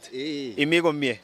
Sasa utaniambia kwa Kiswahili tu, niambie pengine ni yapi ambayo uliamka saa ngapi na pengine umefika saa ngapi? Saa 12. Mimi naishi hapa Rafiki Kabarak Farm. Asante. Ndio. Reke tukorwo tukiaraniria na muthuri ungi wi haha nigetha agikorwo agitwira nake ni agikinyire na turerwo ndangĩgikorwo ari na thauti no nake nĩ erutĩire ona gũkorwo ari na wathe, auga niĩ ndingĩikara mũciĩ no nginya thiĩ ngathike mũtigaire mũtongoria wa bũrũri Daniel Toroitich Arap Moi. Nĩ mbica ya kĩeha mũno, nĩ mbica njega ya kuonanio na ona arĩa matehotete nĩ marendete mũthuri ũcio. Njogu wa Njoroge gũkũ ona kaba ũngĩũkire rũcinĩ ariwe nĩ amu nĩ ũngĩkorirwo ũkĩnyitana na andũ aingĩ mũno arĩa makĩrĩ gũkũ nigetha makorwo magĩtwĩra uria maundu makihana wionere rwendo ruria rwi guku andu magituonia wendo wao, angi mabangite raini, andu a Nyandarua, andu a Murang'a, andu a Nyeri mari guku othe gukorwo magitwira hihi maundu maria maragithii na mbere. Reke nyitanire na muthumia wi haha akinjire ritwa riake na ukiumite ku wa matha. Ritwa riakwa ni Susan Wangeci Kibugu na nyumite Naikuru, njukite andu a Nairobi magore guku tondu guku ni kwa mucie. Hihi ukirire thaa cigana? Njukire thaa 11. Ni wega, Ngai wa moyo agwike maundu mega. Riu tuthiete kilomita 1 Njogu wa Njoroge, ni twarikia kilomita 1 na andu mari o barabara, andu akaratina muriega ta tuhe maitwo na ukinjira ukirire thaa cigana tugithiaga nigetha tutikakiae kunyitwo ni traffic. Njukirire thaa 10 cia utuku, maritwa makwa njitagwo Wambui, nyumire kuria Karatina na nigetha tuke tumagarie muthuri uyu wa gitio na twi guku kwa uingi na itukenete ni tondu wa rugendo ruru rwa muthi tuthiaga tukenete ni undu wa horo ucio turi ni rwimbo ruriku rwake wiciragia rwari rwega muno na taringi tondu ndona wi mukui nie he rwimbo okaga gwitu cukuru okire rimwe Gadu Girls iri kuria mwena wa Karatina na ni twendete kumuinira muno ni undu wa iria riria turehagira. Asante sana. Rathimo muno.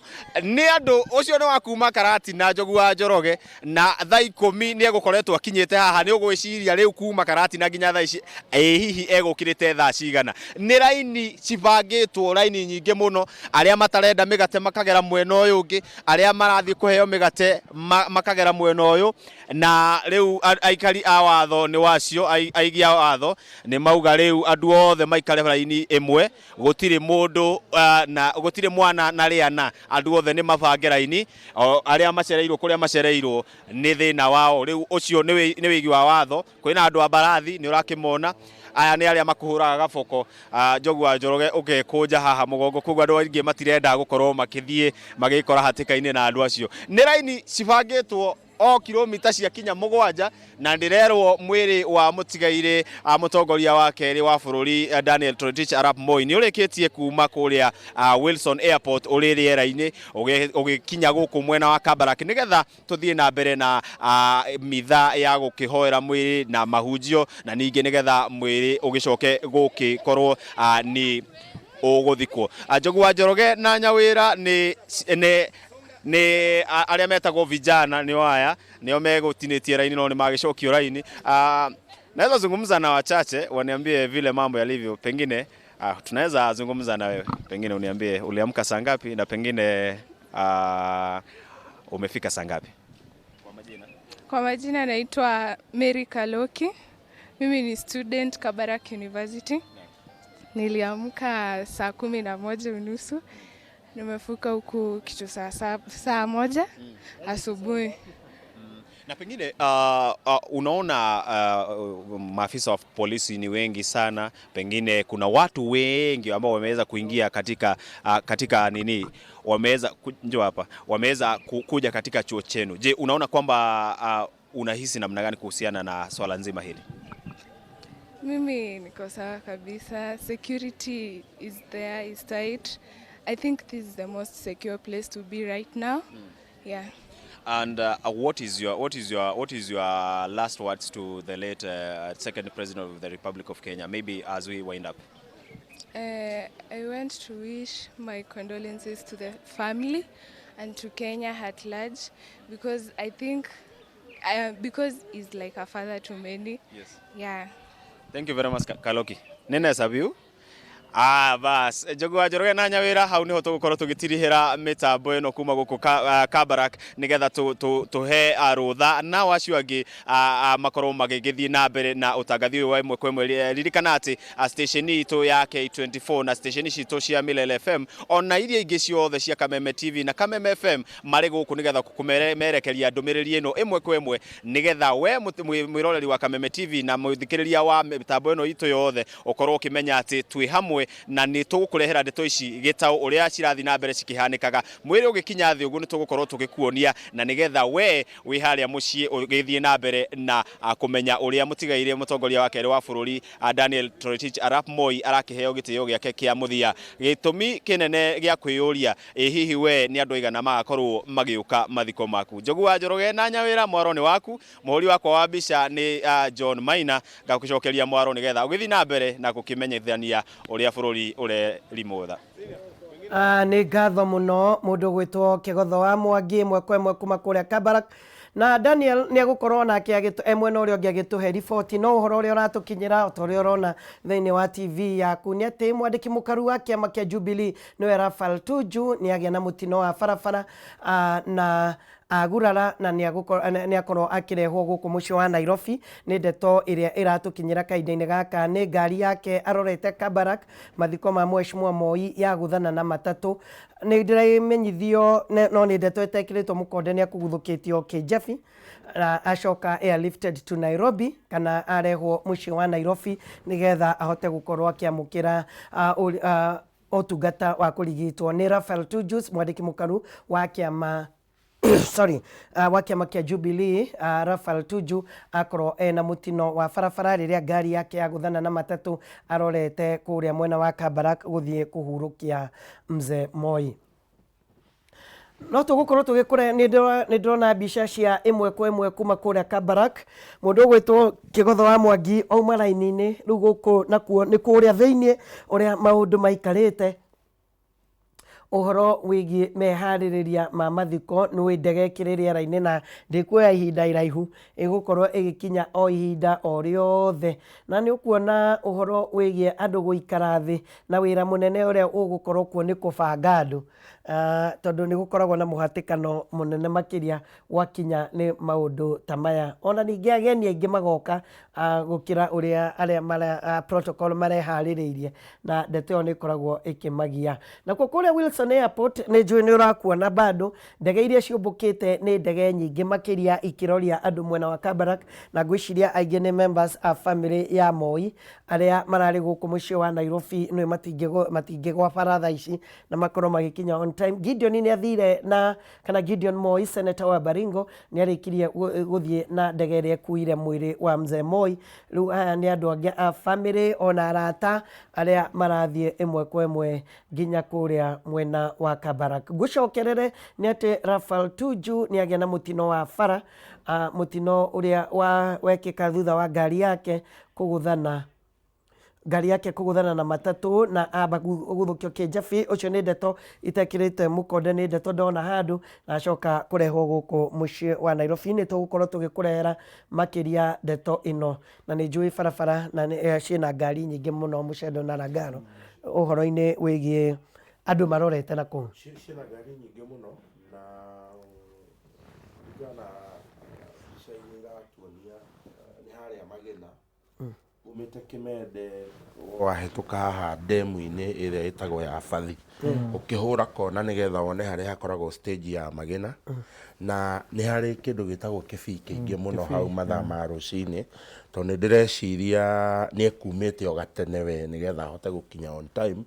Na he matatũ ciũkaga kũingĩra hau Magena kũnyua hega betro gakoragwo harĩa kanyuagwo nĩ ngari mũno na nĩ hagĩaga accident mũno na ngari cia matatũ ciũkaga kũnyua.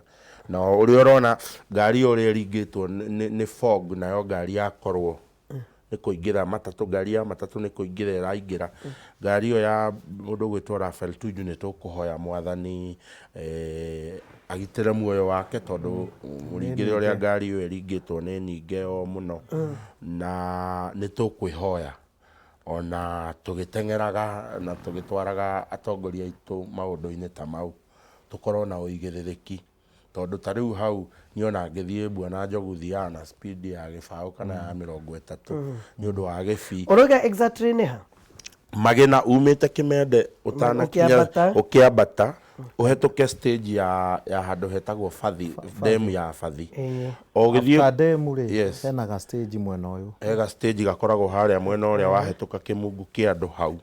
He thĩna ũmwe andũ matarĩ mamenya. Wa mbere handũ hau hetagwo Kĩmende, gĩbii kĩu gĩtikoragwo tu gĩkĩrĩa gĩa kawaida.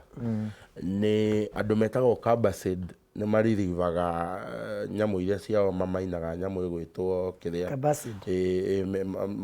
gasi ĩno, gas ĩrĩa yumaga geothermal, gas nĩ mamainaga gasi ĩno ya CO2 gas, carbon dioxide ĩrĩa ĩhũthagĩrwo gũ preserve indo ta soda na kĩ, na nĩ mariricaga, nĩ mahingũragĩra rĩera rĩu nĩgetha carbonic ĩyo nĩgetha, na rĩera rĩu nĩ rĩtũmaga handũ hau hagĩe gĩbii gĩtarĩ gĩa kawaida, na ũngĩaga kwĩrora na ũkorwo ũtarĩ conversant na mathaa macio ma rũcinĩ nĩ arĩ gĩbii kĩnene mũno. Reke nĩ tũkwĩhoya tũmenye, nĩ tũkwĩhoya nĩgetha mũndũ gwĩtwo Tuju ahone na ihenya, na ngwĩciria ndege ĩno nĩyo yarehe Raphael Tuju kuma kũrĩa mwena wa Kĩjabi thutha wa mũtino wa barabara. Ndiũ kana tũkwamba gũthiĩ directly kũrĩ Kariũki arĩ kũrĩa Kabarak nĩgetha tũtarĩrie makĩria. Daniel Kariũki, angĩkorwo nĩ ũranyamũkĩra mwaro-inĩ waku. Ndĩrona Daniel Kariũki harĩ ũndũ arorete makĩria. Kariũki witũ nĩ ũranyamũkĩra? Arũgamĩte ta mũjeshi.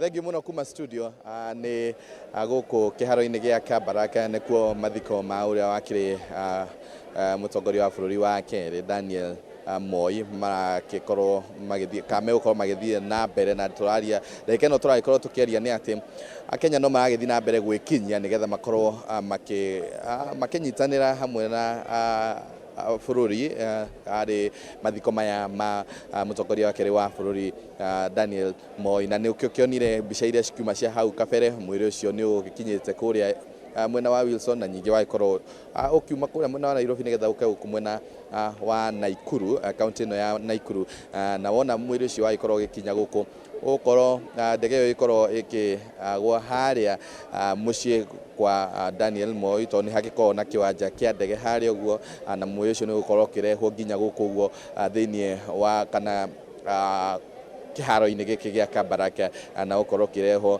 nĩ mbirarũ, nĩcio ũkĩigua tũkiuga military, ũkorwo na njĩra ĩrĩa ya kĩ-military, yani kana nĩ mbirarũ cigũkorwo cikĩrehe gũkũ ũguo nĩgetha igongona rĩa mahoya rĩkorwo rĩgĩtwarithio kamũira acokete gũkorwo agĩthikwo gwake mũciĩ. Harĩa ndũgamĩte ndagĩka ĩno nĩ ta kilomita cigana ũna nginya gwake mũciĩ, ta igĩrĩ ũguo nginya gwake mũciĩ, na ngorwo ngĩaria atĩ Akenya mekinyĩtie na njĩra nene mũno gũkũ. Haha ndũgamĩte, ĩno nĩ raini ya, nĩ rita rĩa kerĩ andũ aya magagĩkorwo magĩbanga raini, tondũ ha mbere wagĩkorwo ũkĩanjia kana ũrakorwo ũkĩanjia nĩ harĩa gĩti-inĩ, na nĩho ũhoro wa ũgitĩri ũrakĩrorwo na njĩra ĩrĩa yagĩrĩire. Akenya magĩkorwo makĩrorwo nĩkĩ mangĩkorwo menakĩo, kana nĩkĩ makuĩte, na kana hihi hena ũhoro wĩgiĩ ũgitĩri, magagĩtigĩrĩra maũndũ macio nĩ makorwo makĩrorwo na njĩra ĩrĩa yagĩrĩire. Na ngwĩre atĩ raini icio cikĩrĩ gĩti-inĩ ndĩraigua nĩ raini ndaihu, tondũ nĩ ta kilomita ĩmwe ũguo, na aya nĩ amwe arĩa already magĩkoretwo maingĩrĩte mwena ũyũ wa kĩharo thĩinĩ, magĩkorwo makĩhota gũkorwo magĩkinya mwena wa thĩinĩ, no na wakinya mwena wa thĩinĩ no mũhaka ũkorwo ũgĩbanga raini haha ũguo, tondũ wona wagĩkinya haha ũtorĩa wa ng'ombe ũgĩtarĩirie atĩ nĩ wagĩkorwo ũkĩheo mũgate na soda o hamwe na cuba ya maĩ. Rĩu nĩyo raini ĩyo ũragĩkorwo ũkĩheo indo icio ithatũ, na ũgacoka ũgakorwo ũkĩheo ibuku rĩa eulogy. Raini ĩno yarĩ ya kerĩ wona waheo hau hena raini ĩngĩ ya gatatũ ĩrĩa wagĩkorwo ũgĩthiĩ nyingĩ ũhoro wĩgiĩ ũgitĩri o rĩngĩ ririkana o torĩa tũkoretwo tũgĩkwĩrania atĩ mathiko maya makoretwo makĩharĩrio na kĩmbirarũ kana nĩ mbirarũ koguo maũndũ maingĩ marĩa marekĩka haha ũguo megiĩ ũgitĩri nĩ mararorwo mũno na ũgitĩri nĩ ũroretwo na njĩra ĩrĩa yagĩrĩire na raini ĩno ĩkĩrĩ ya kerĩ ngũmenyithia atĩ raini ĩno ĩragitĩrwo mũno kana ĩrarorwo nĩ anake kana nĩ gĩkundi kĩrĩa kĩa National Youth Service na ndagĩka citanakĩra ta 10 ũguo nĩ nguonete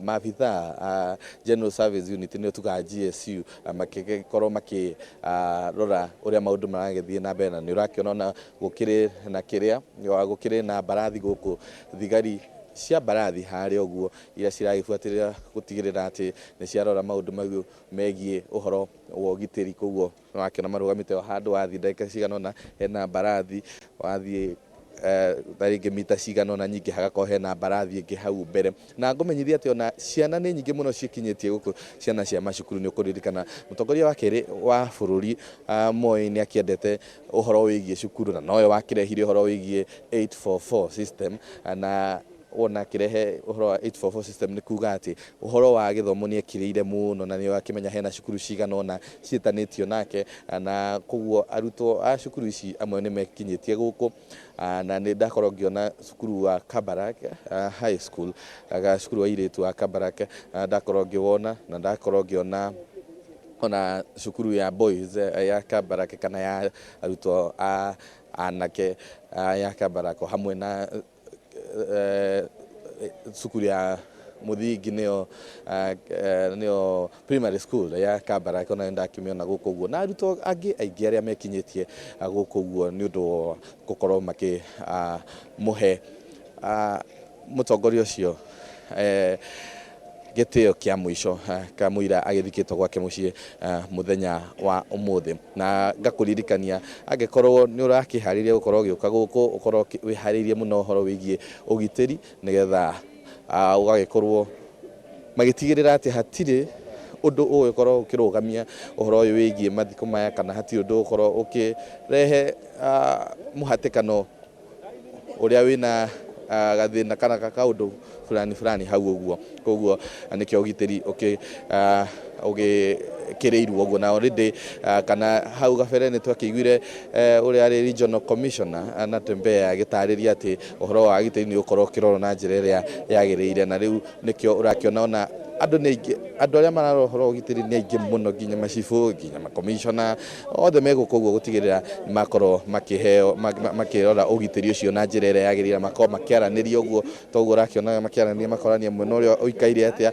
akorwo akĩmũtarĩria mwena ũrĩa ũikaire ũrĩa kwagĩrĩire wona wagĩkorwo ũkĩheo mũgate hau nĩ ũkorirwo wagĩtarĩrio waheo mũgate harĩa na soda na maĩ nĩ ũracoka ũgoka haha ũguo ũgakorwo ũkĩheo ibuku rĩrĩ nĩ ibuku rĩgiĩ mũtongoria ũcio wa kerĩ wa bũrũri ibuku rĩrĩ rĩtagwo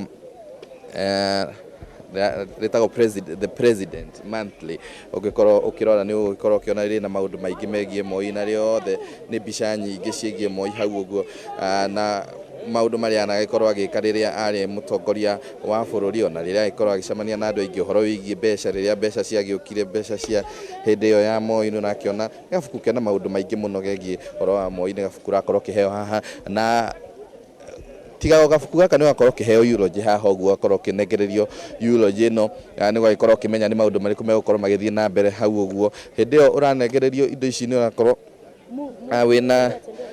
ũragĩkorwo wĩna kĩndũ gĩgwĩtwo mũgate waku na soda yaku o hamwe na maĩ maku koguo ũgakĩongererwo ibuku rĩrĩ na ũgakĩongererwo mabuku maya ma kabuku gaka ka mweri ga gũtigĩrĩra nĩ wagĩkorwo ũgĩthoma na kũmenya ũhoro wĩgiĩ mũtongoria wa bũrũri otorĩa ngũgũtarĩria aya nĩ arutwo a cukuru citiganĩte otorĩa ngũgũtarĩria nĩ aingĩ mũno arutwo a cukuru citiganĩte tondũ Moi nĩ akĩendete ũhoro wa cukuru koguo mekinyĩtie haha gũtigĩrĩra nĩ makorwo makĩruta gĩtĩo kĩao kĩa mũico raini ĩno ndĩrathiĩ nĩ raini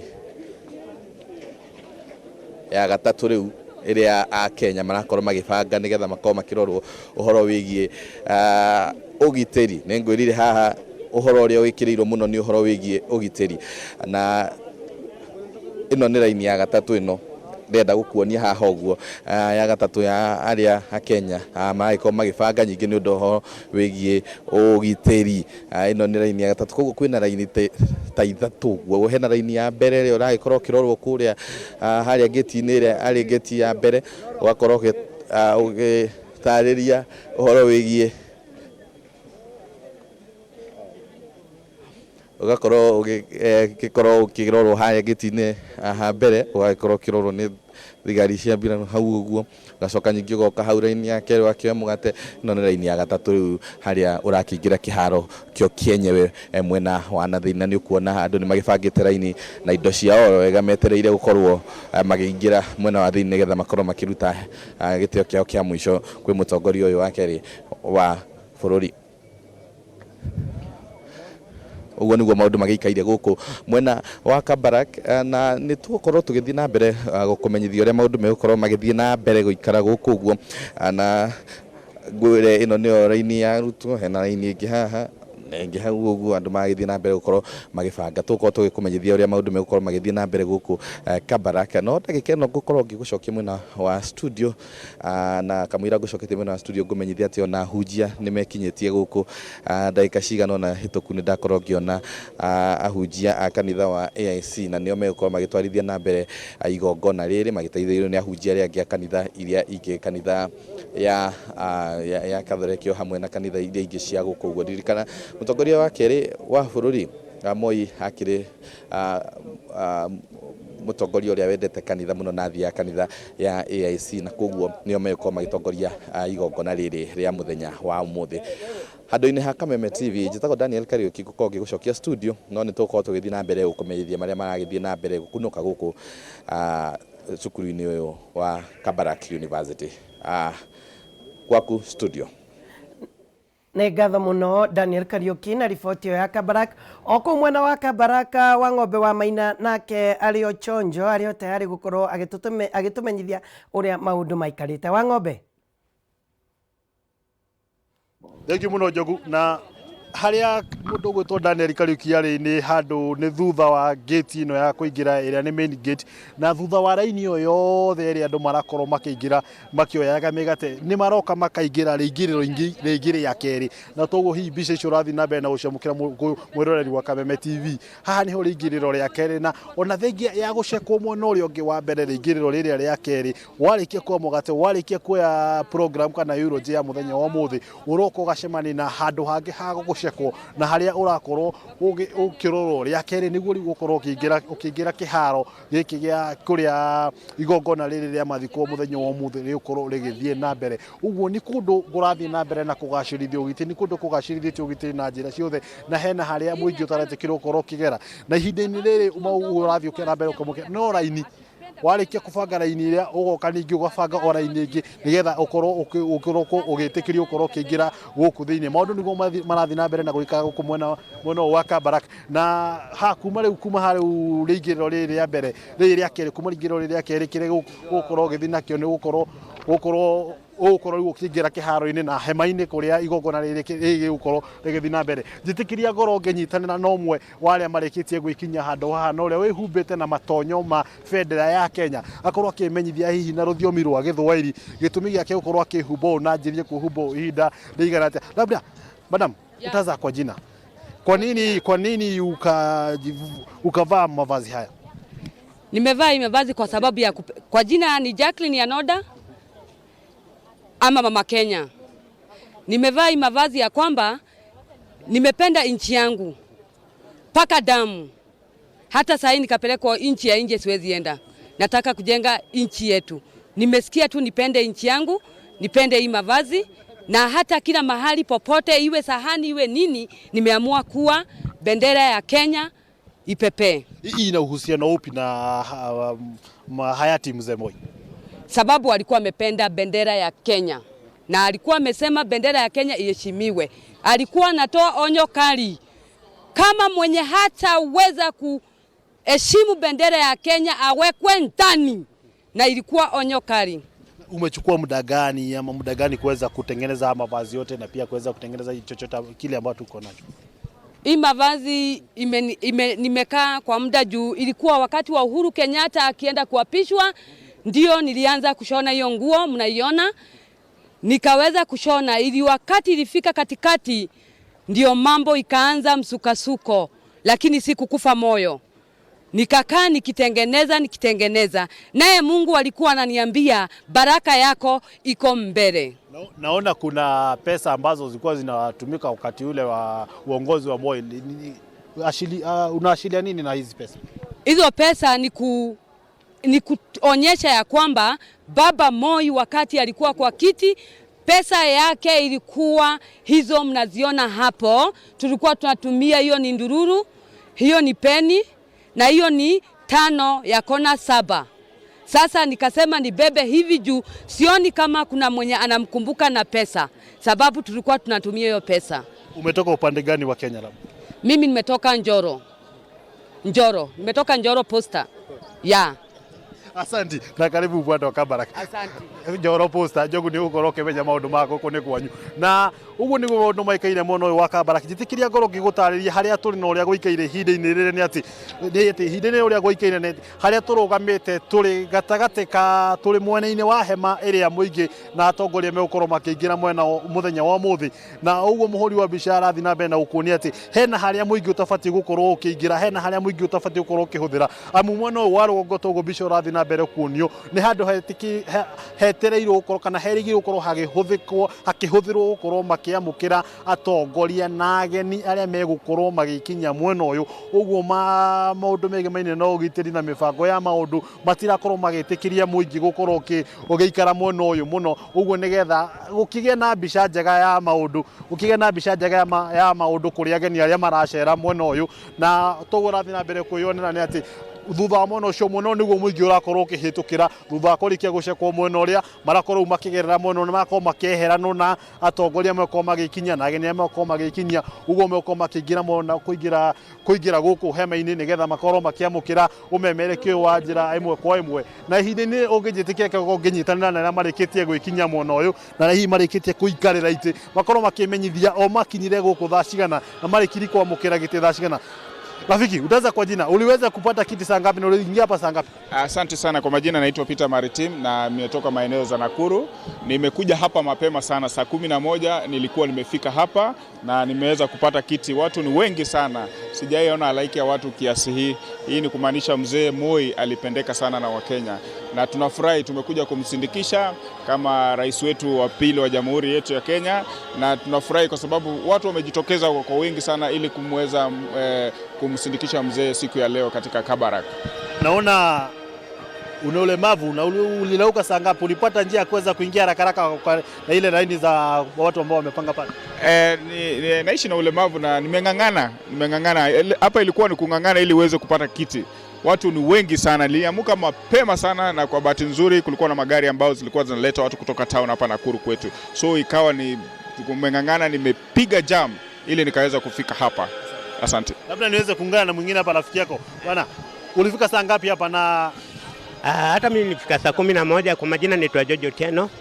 Tulifika saa 11.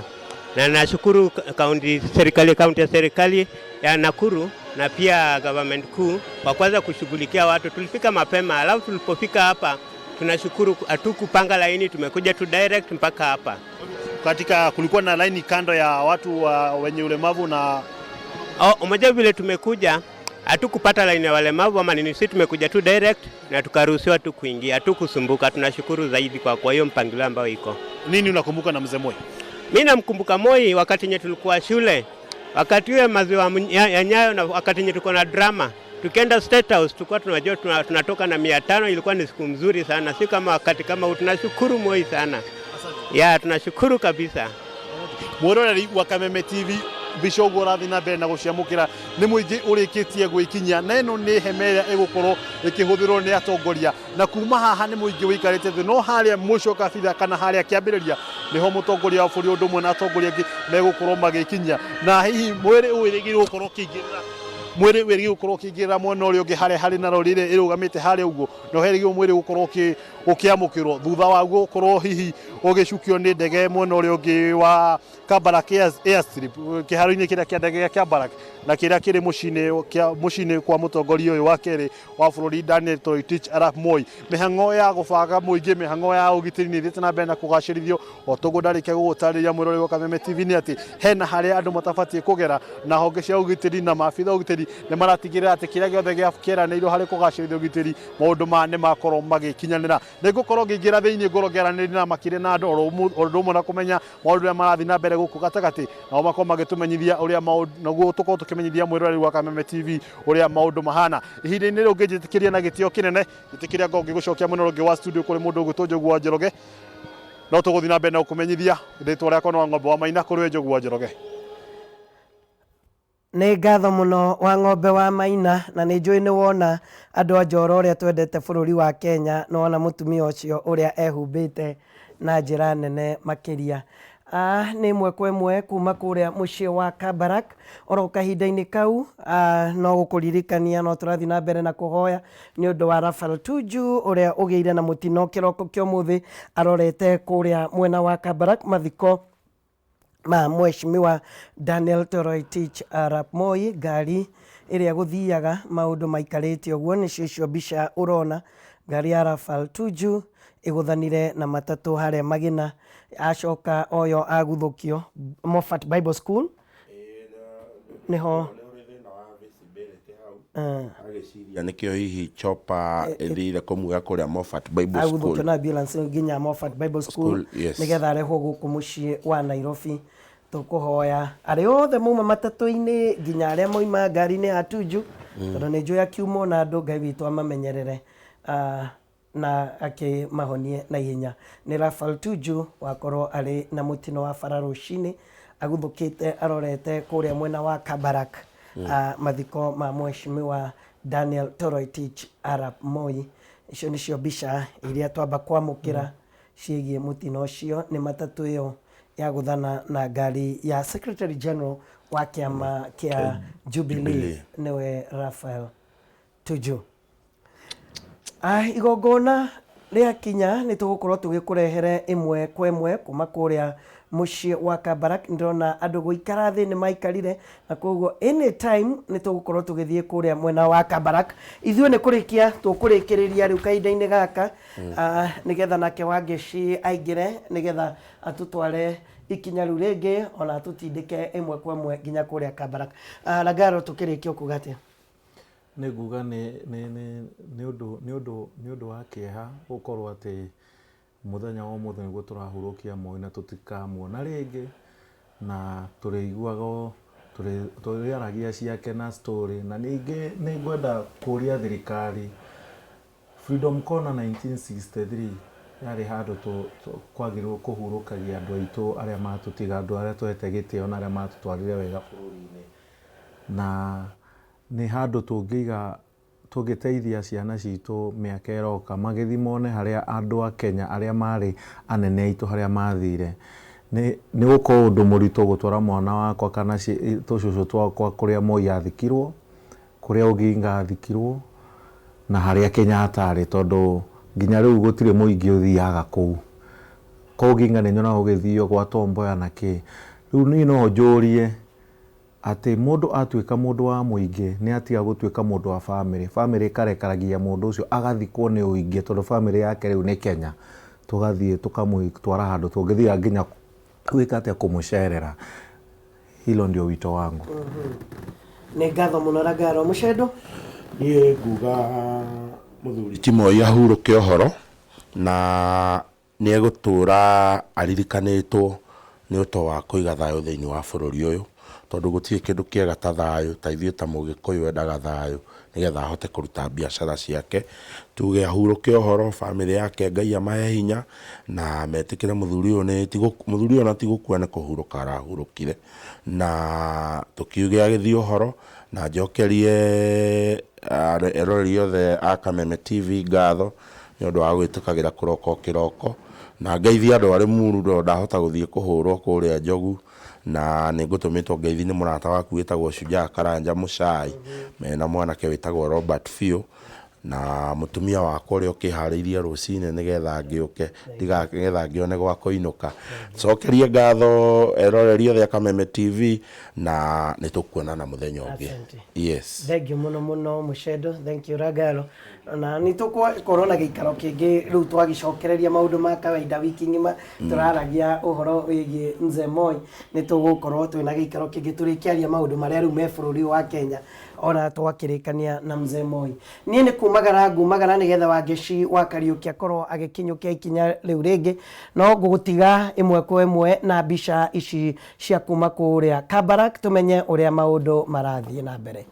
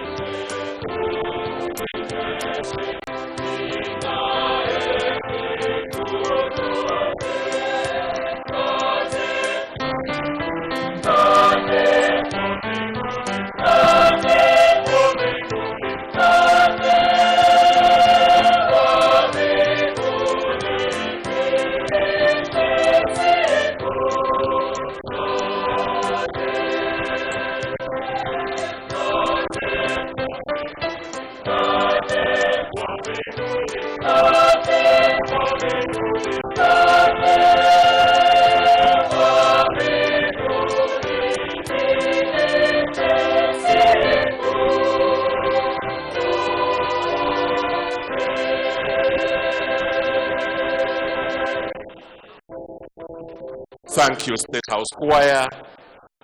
We will continue celebrating the life of His Excellency President Daniel Arap Moi with song Niulize Wale Tumesimama.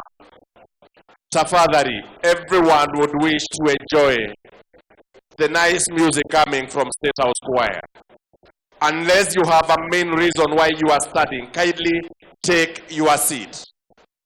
Unless you have a main reason, a reason why you must remain studying, I request we settle down.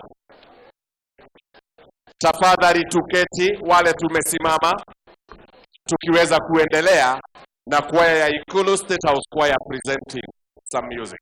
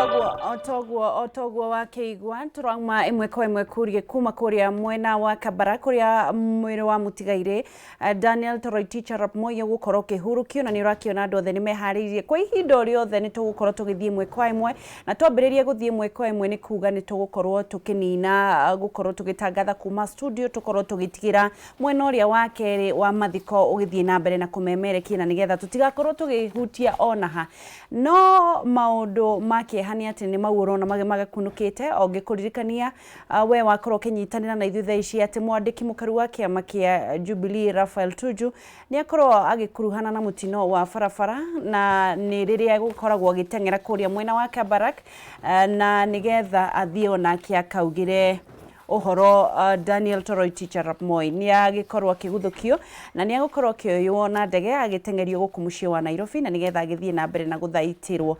Raphael Tuju ni mwandiki mukaru wa kiama kia Jubilee na mbica icio urakiona ni mutino uria wagikorwo kihanika ni urakiona hena matatu ya gikorwo gikuruhanio thiini wa mutino ucio na ni urakiona thutha wake hakiri ona ngari ingi gakihiciria either kuri ngari kwenda gukorwo iki overtake kuringana na uria mbica iyo ihatarie ni ta cia korwo ikiguthana head on na mwena wa ndereba ni urakiona niguo umire ngari iyo njiro niyo yuma na mwandiki mukaru Raphael Tuju iyo niyo egukuitwo tire twakimenya kauma mwena wa mbere kana kiuma mwena wa thutha no kuringana na urakiona mwena wa ndereba tondu ifara cia ngari cia Kenya ikoragwo ikiri mwena wa your right hand side kana guoko kuorio mwena wa ndereba niguo uguthitwo ni maundu maria maragikunuka hinahi na agikinyio thibitari-ini tugukorwo tukimwira uria kurathie mwe kwa imwe no twina mwihoko munene ati Ngai uria uthaitagira mioyo ni ekumuthaitira ona andu aria makiuma ngari-ini icio ciothe matatu ona ngari iyo i thutha Ngai ni ekumaiguira tha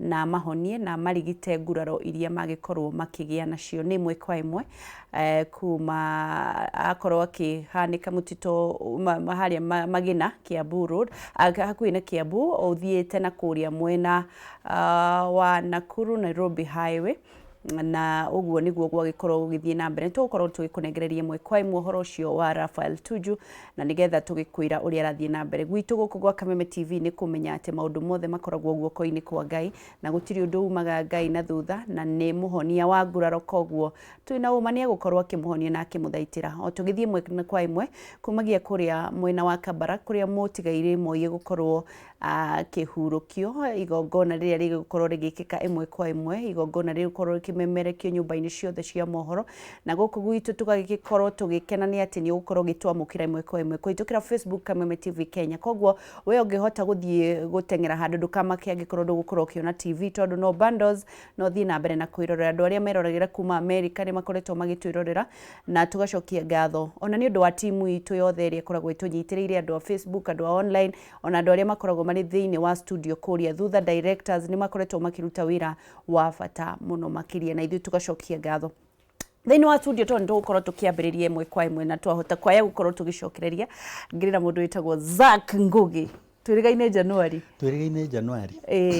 yari Januari ni Januari 6 niguo na ngikwira mwaka wa kinya Januari 6 ri December ya kinya mundu atige gwitia thiguku December ya eterere yo ingi thiu nayo ragithania Merry Christmas ndu akiona ri niguo ona mundu no akigeithanie Merry Christmas yothe ithire rio ha tukonana 2021 na Paul tutirigaine kuma hindi iria mutigaire president wa kero wa bururi ahurukire na hihi nduri wakorwo na opportunity ya kuruta ndumiriri kuri andu a Kenya heane ndumiriri ya macakaya ni tukoretwo no horo cio kwa ihinda na tugagikurukia federa nginya nuthu nigetha tukorwo tukiririkana mutongoria wa bururi tukiroraga maundu maria tungiruta nake tondu miaka 24 na gukorwo president iyo ni achievement nene na gukorwo acokaniriirie bururi na akawiga hamwe heane ndumiriri iyo na ndikimairicere muthenya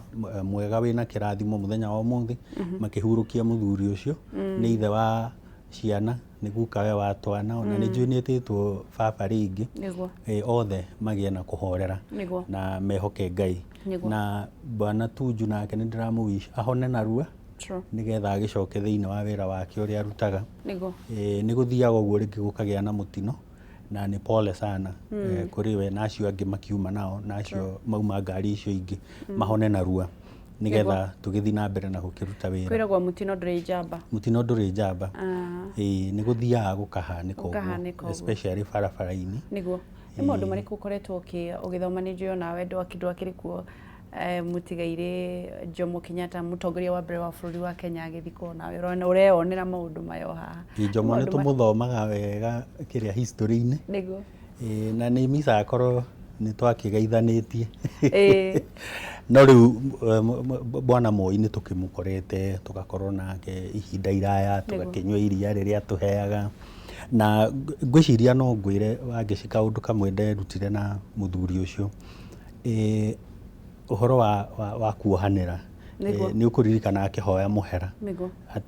Ngwĩciria yarĩ jamhuri ya mũico yake 2002 atana handover kwĩ Kibaki na akiuga niĩ no hoe agĩkorwo he mũndũ ũhĩtĩirie njugĩte ũndũ kana ngeka ũndũ ũkamũrakaria no hoe anjohere na kũngĩkorwo kwĩ mũndũ niĩ ũhĩtĩirie na niĩ ndĩmuoheire na nĩ ũraiguire ona prime minister akiuga niĩ nĩ ndoheire mũthuri ũcio na tũkĩnyitana tũgĩka handshake na NDP ĩkĩingĩra thĩinĩ wa KANU no ũririkane hĩndĩ ĩrĩa twaugaga njogoo nĩ ĩrameririe karagita na maũndũ ta macio kũrĩa andũ marĩtie marĩ thĩinĩ wa maũndũ-inĩ ma hihi kũũrio ciũria nĩ thirikari ya Moi kana gũtwarwo haceke nĩ thirikari ya Moi no nĩ mahotete kuohanĩra na nĩ kwĩragwo ũngĩaga kuohera mũndũ Wangeci we ona nĩ ũkoragwo wĩna thĩna rĩu ũtigagwo na mũrigo thĩinĩ wa ngoro yaku nĩ ũkuaga mĩrigo koguo kaba wohere mũndũ na ũriganĩrwo nĩ ũhoro ũcio na mũgĩthiĩ na mbere.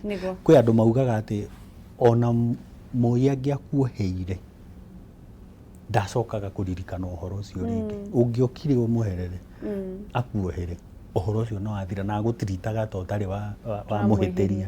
Nĩ njiguĩte andũ makiuga ũguo igana ũna tondũ nĩma andũ me hamwe mũgĩcabu rĩngĩ kabineti-inĩ ĩmwe mũgĩtungata thĩinĩ wa bũrũri ũmwe andũ nĩ moranagia ciũria haha na harĩa na gũtikĩagaga ũguo no nĩ wega ũhoro wa kuohanĩra. Nĩ ndĩracokire ndĩraigua kaũndũ kangĩ gakĩrwo thĩinĩ wa bamĩrĩ yao no ũririkane bamĩrĩ magĩtarĩria mũthenya wa ira tũmaũndũ hihi tũtarĩ twamenya twa Moi ndieciragia Moi arĩ mũthuri ordinary ta ithuĩ wendete nyama choma Wangeci ũrĩa twĩranaga tũthiĩ tũgacũrũre mbaru na haha atĩ nginya eragwo ndagĩtarĩ nĩ aragiririe akoria mũrũwe ndagĩtarĩ nĩ ũramuona haha ndagĩtarĩ ũrona haha tũrĩe nyama mau mangĩ nĩ marĩũka thutha na rĩmwe andũ nĩ mamakaga atĩ nĩ ũgũkĩrĩa nyama mũno urware na mentality ati Moi ndarĩaga nyama nĩkĩo ikarĩte twĩragwo arĩa nyeni atĩ arĩa nyeni cia matanda meho na managu na gakima no ũrerwo nginya kawaini ona nĩ ekaga ũrĩa nĩ mekaga cheers obviously ndegũgĩita koguo ndĩrona andũ arĩa meyũmagĩrĩria but ni sawa he maũndũ meho mekĩkaga magakuonithia mũndũ ti ta ũrĩa ũramũĩ ũkareherwo mũndũ humble abatha. Nĩ ngũiguĩte mũgĩtheka na Njogu wa Njoroge atĩ agũithe gĩkombe akahũrwo na gĩcinga no ũyũ nĩ ngari anina na mwanake aragũthithia ngari mũthee agatheka rĩu mĩciĩ ndĩkĩhananaga no that tells you ũrĩa ahanaga as a father ti mũndũ wa gũkĩhũra andũ. Ningĩ he kaũndũ kangĩ gokaga ũguo ahotete kũiga bũrũri nĩ andũ agima nĩ metuaga ta matarĩ aremi rĩmwe andũ agima nĩ metuaga ta matarĩ aremi no andũ agima nĩ aremi koguo rĩmwe hihi nĩ magiaga mũthuri ũcio meciria akona nĩ megwatũra bũrũri he kaũndũ twa discuss nawe na kandehera meciria mangĩ ma mũthuri ũgwĩtwo Moi. Ũngĩona ũrĩa Kenya ĩnyitanĩte thaa ici na ũrĩa andũ mahorerete nginya kwĩ andũ marauga mũthuri ũcio anyitithania bũrũri gũkĩra BBI rĩu wathiĩ social media Akenya manyitanĩte makendana o ta ũrĩa atũrĩte insisted peace love and unity na even in death ni atuhe peace, love and unity. In fact, twina thayo muno gutire takataka gutire kiereweke, yani kwina thayo. Na gutire na andu mararumana kwa sababu kurumana ni kuru muno, especially andu anene, andu agima.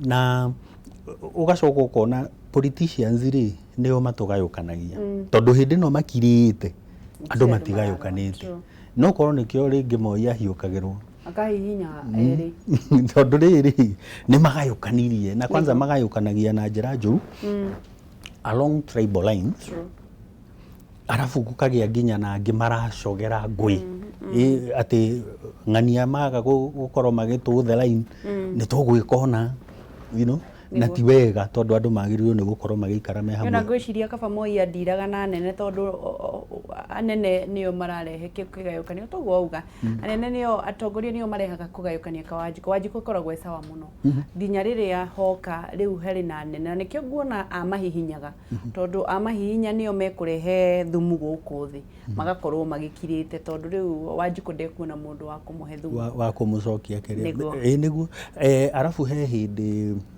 he muthuri ungiwirika kuhe karugano na no nguhe karugano kau angeci akinjira rimwe ri ona no uhonokie thu yaku irima utakumenya to tariu ungihitukira handu igue mundu urakaya gwita irima ri no ndungwamba kumuria ne wangeci uri atho yakwa utana ukwamba muhonokie akinya haha iguru ri ona ungiona ni thu yaku ri ndwimucokie irima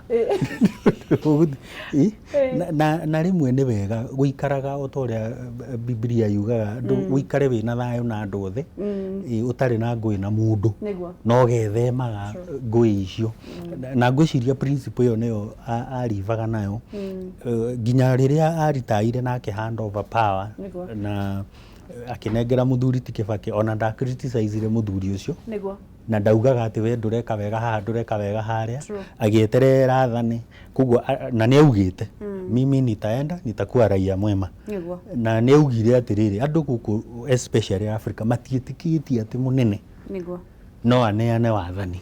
Haya tugethi mwaka imwe nginyagia kuria twina Zack Ngugi na ni ndenda gukorwo ngi recognize andu aria marerora thiini wa Facebook gakiona andu ni marerora thiini wa Facebook gakiona Mark Mushono Kirago arakiuga quick recovery Jubilee Secretary General Raphael Tuju Waji agakiuga arerora kuma Doha Qatar Margaret Wamba agakiuga oh my god help Kenya and help Honorable Tuju mundu gitwo Jemu Gatogo akiuga watching from Thika and quick recovery to Tuju Hana Jogu agakiuga quick recovery Tuju na ndo fanya bidii agakiuga rip his excellence Honorable Daniel Toroitich Arap Moi we shall meet again in paradise may his soul rest in peace amen glory to God. Cyrus Mwenda thayo agakiuga tuned in na Anwa Boiko mathayo Moi may his soul rest in peace. Princess Joyce Gada agakiuga enya darwa na no aragithie na mbere na kwirora ni andu aria marerorera imwe kwa imwe kuma kuria thini wa Facebook live Kameme TV Kenya magithie na mbere na gutuma ndumiriri nguhi koguo tutikoragwo tukimukua no huthu inyu mwirorage thini wa Facebook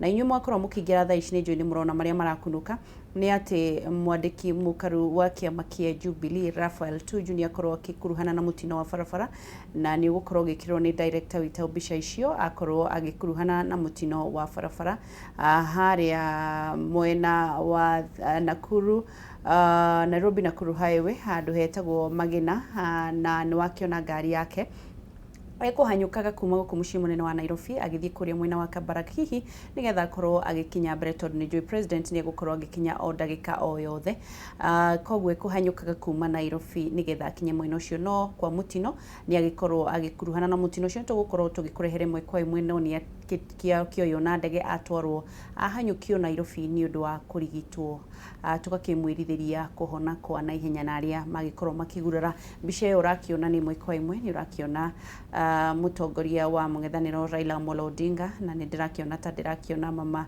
Ida Odinga hau mbica iria ciaria maragikinya imwe kwa imwe kuria mwena wa Kabarak na Olekina ona Kenya gikorwo gikinya ni andu aria marania na atongoria aria maragithi na mbere na gukorwo magikinya mbere Diane uguo kionete uria wari CEO wa Safaricom Michael Jackson ona Kenya akoretwo agikinya koguo ni gukorwo kwina atongoria matiganite aria marakinya a Kenya ni makinyire tene muno makiria na makioya snack ya soda na mugate mundu eikarire nayo angikorwo ni ciana iria ciariaga irio rajita kire yakinya megukorwo magibanga Niki uratheka Zak. Ndakena ndaririkana riri uria twendete nuthu na kiria na githoda gia Fanta. Madiaba.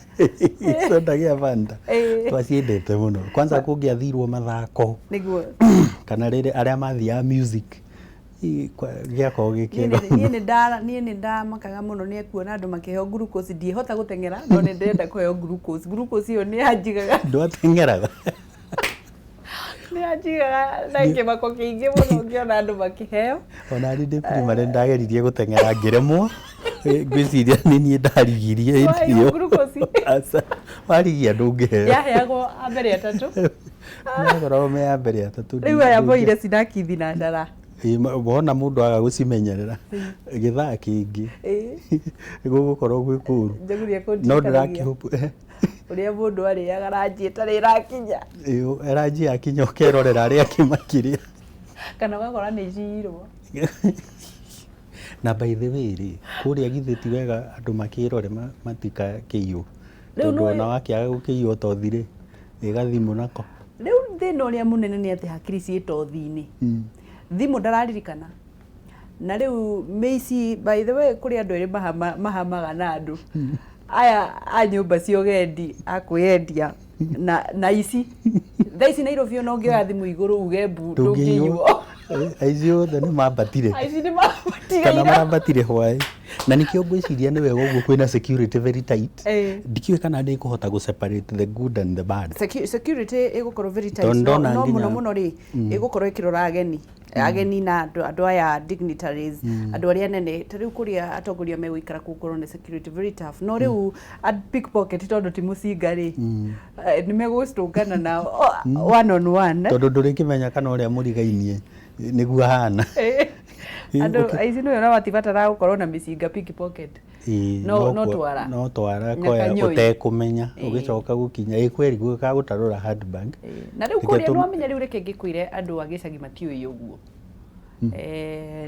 nimeguikane riu andu aria me Nairobi na andu ao mena kuu meterere kugura tuthimu andu muikare chonjo maikare chonjo nigetha gatigathi na he kaundu kangi ndaririkana Moi ni ahotire ku navigate kindu twitaga Cold War indi second world war yathirari riria gwathondekirwo UN ri ni kwageire na mabururi meri west na east maratindekana America na Russia yari na andu mamirumirire allies ayo na America yari na andu mamirumirire allies ciao na Moi ni ahotire kuga ithui ithu tutira support west kana east ithu twina aligned kugo ne turetire daga na east na ne turetire daga na west na akihota ku navigate economy kuma 1978 ginya haria kireirwo sanctions riria kwarehirwo structural adjustment programs hinde no na multiparty na economy githuka muno hindi iyo no haria mbere uririkane Kenyatta agikua ri twari na economy twetaga controlled ati ginya prices cia thomagwo budget gukerwo kina kiriendagio kuma midnight tukiuma controlled economy hindi ya Moi tukiingira mixed economy iria yahanaga ina controls mwena umwe na mwena umwe nduri na controls tugicoka Moi ageto navigate through again akiliberalize Liberalize ni kuga atiri riu igituika free market economy atiri riu market forces cia demand na supply ri nicio cirituaga mathogora megukorwo mahana atia riu na gukigia bengi cikiliberalizewo gukigia universities nyingi gukigia githomo kiingi forex ikianjia gutradewo wega itari na control riu nigetha andu makahotaga kugura dollar na currencies iria ingi cia nanja matari na restrictions icio nyingi na kuguo ni kuga ni akire foundation iria Kibaki acokire gukora nigetha Kibaki amihuthire gwaka bururi wegega ningi makiria uguo tukirora uhoro wa economy pia ari sawa ona gutuika kwa kirina gutiagaga memenye okuo torea president wa umuthi arahurana na memenye ciho iraria looters meho na ucoke uririkane ni ari na kindu gietagwo sessional paper 1 ya 1986 yari ya district focus for rural development iyo nita kuga ni tawe wambiriirio horo wa devolution hindio kwari na districts 41 na nä ciaheagwo mbeca na gugakorwo riu district commissioner ni orarumbuia maendeleo ma kila district riu koguo district ikirwo identify maundu development projects iria mangienda mekirwo iria imahana thiini wa kuu mari na gukigia na maundu maingi ni ukuririkana agiaka nginya ngoro ni macukuru Moi girls cihurite everywhere na akigeria ku lift girl child ino twetaga affirmative action thaici ungirora ri kwina atumia ingi muno mathuritwo thiini wa ite kuma haria ma MCA kwambata uguo na mathuritwo aingi ao mari o era-ini yo na ni undu ngwiciria ni undu wa kuma karuriri ga tugeni gukorwo matiatamburite uhoro wa muiritu no atuike mutongoria ri ni ageririe gucenjia kaundu kau na njira nene muno agitua riu airitu no mathome na no moe leadership na ni oi riu hidio riu matiathia cukuru niguo no riu ni mathire cukuru niguo tugikiona mbica ya imwe kwa imwe Kabarak Airstrip ni mwiri wa Mutigaire Moi ni ukoretwo kinyite na ni rakiona turakikurehera imwe kwa imwe ni mwiri ni ukinyite niguo cio na me hakui kwambiriria guthoitha na nigetha magikorwo makiukua nigetha makiwerekerie kuria ugugikorwo ugithie kuhurukio ni urakiona ni ihinda rikoretwo rina mibango mingi kuri borithi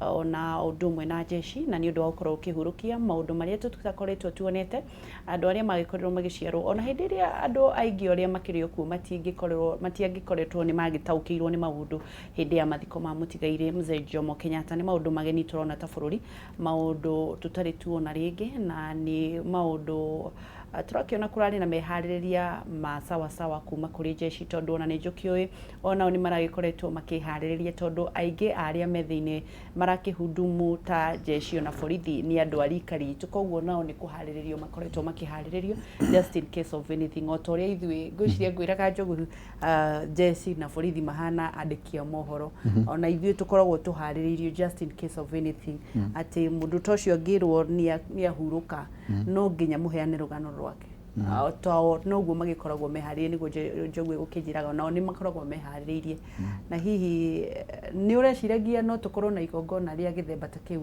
Zak military ina precision ingi njega muno yani no uririkane nginya gugiko national days ri andu aingi makoragwo makienda kuona military uri kumachi ona aria manathie stadium urerorera makihura nyimbo makimachaga tondu mamachaga wega muno na riu ni wona mararuta wira muthaka wira mubashirire wira mubange wina precision matiratetha ona ihenya riao na maundu mao na gitio kinene hindi ndiramakagira aria mararugama karugama nginya mwirorere mwiri munoge maracenjania thutha wa mathaa ugacoka ukona nginya taira marakuire mwiri kuma State House nginya Nyayo Stadium mathiete ndirarigagwo aya ni marikinya ni megutoba ni mauoya iguru maragikorwo makiwigirira hau kari njiria maundu mothe ni mitaratara ni mbica cia imwe kwa imwe kuma na nona mena ceremonial uniform taka muno yes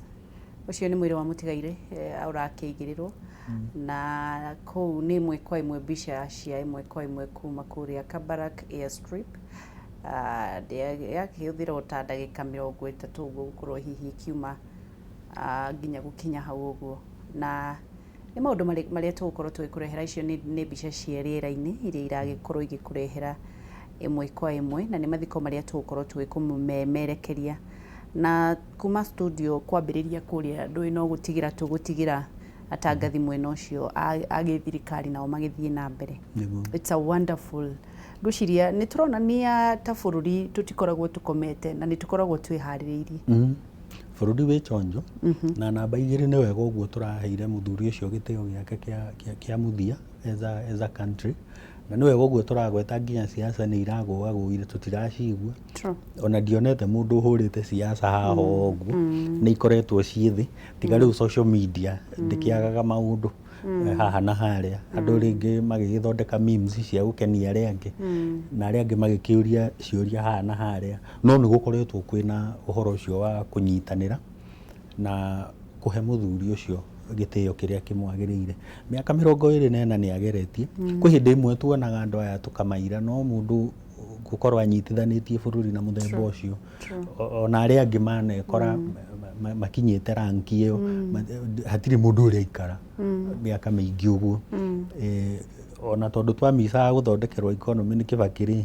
ari ona 10 tu na akirita kugo 24 ni kugeria na gukiheana ni kwiheana kwi bururi makuhuthire uria wothe mekwenda nginya riria ukahuruka ni kwirutira kunene na gukorwo wendete ciana no igua twetagwo watoto wa Nyayo nginya he hindi tuoranagia kaundu ati kiboko ni kia mtoto mkorofi na maziwa ya mtoto wa Nyayo ni ya watoto wa Nyayo twakenaga muno na he mundu raugire iria riu ri na nima ni kuri uguo ri iria riu ni riatumaga ciana ithie thukuru muno hingo ciothe thukuru ina feeding program ciana ni iatendaga cukuru especially kuria kuhinyiririku ni uhoro wa irio gakorwo ni karamenya wona gathie ni megwika ati ni mekuria kana ni mekunywa iria ni riatumaga nginya cukuru attendance ikorwo njega na gwiciria thirikari ino ni yagirirwo kulan kaundu kau ona korwo social programs rimwe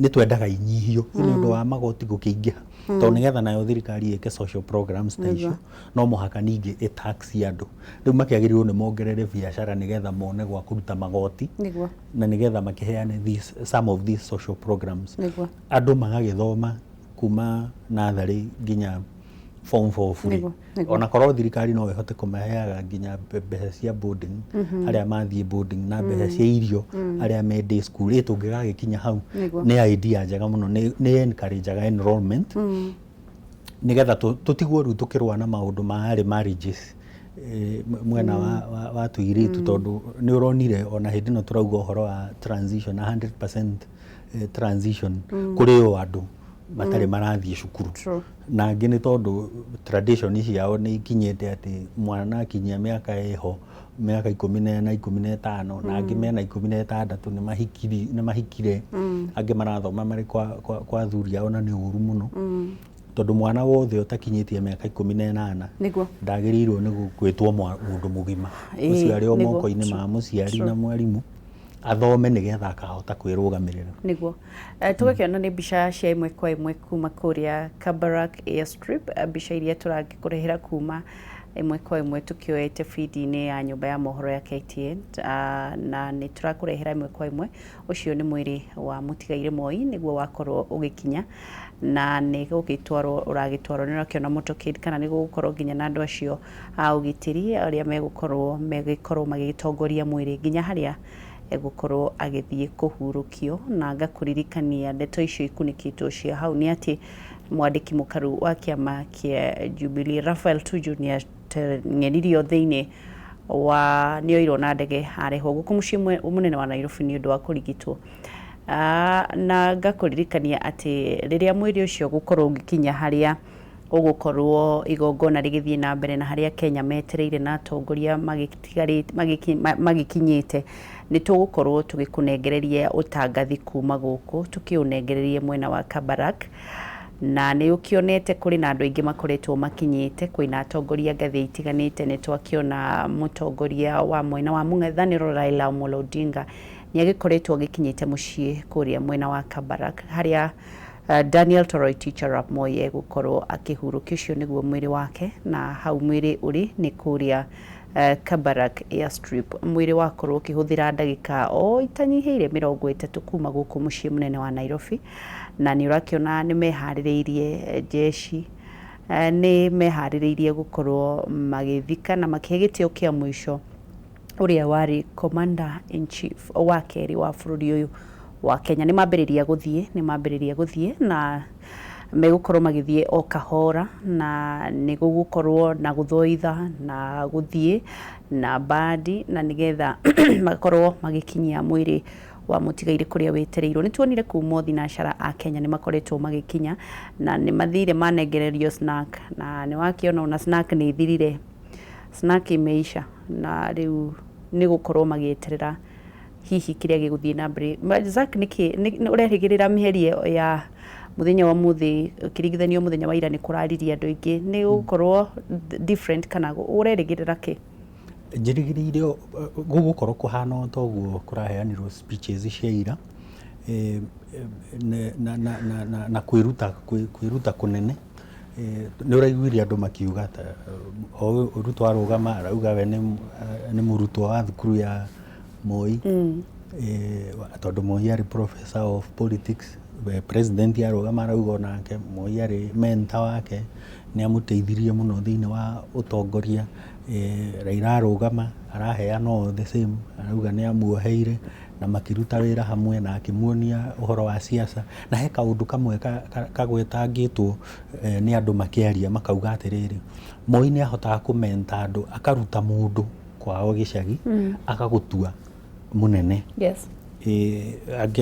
Giagathurwo MP councillors ni through riu kiama gia KANU na magoka magakinya national level na akamateithia gutuika atongoria na nurakiona mari okuo ungiririkana aria marutaga wira thirikari-ini ya Kenyatta magiuka na Moi uguo na kuri andu bado mari thirikari-ini nginya thaa ici mamentagwo ni muthuri ucio na ndiwe kana hihi umuthi ni kuri na kaundu kau no nikagirire gukobio ati munene wa bururi onake ni agirire gukorwo ena andu in all corners of the country andu aramenta toguo aroire youths aramahe iturwa thiini wa thirikari yake kana uria neka mbere yo athi aki-includaga andu aya nini nigetha makure nigetha gutikanatuike atiriri thutha wa miaka ingi 10 gutire na mundu ungirugama gwitu Kikuyu Kiambu kwanyu Nyandarua atuike ni egutuika mutongoria na rugamirire interest cia kwanyu na njira iria yagirie tondu utongoria rimwe ni wendaga ona mentorship iyo na grooming nigetha ukahota gukana tuika mutongoria wa ruciu kwahota gukana rugamwo hindi imwe kwage andu gutuike gutire riu na mundu ungirugamirira Mount Kenya gutire na mundu ungirugamirira Rift Valley gutire na mundu ungirugamirira Nyanza.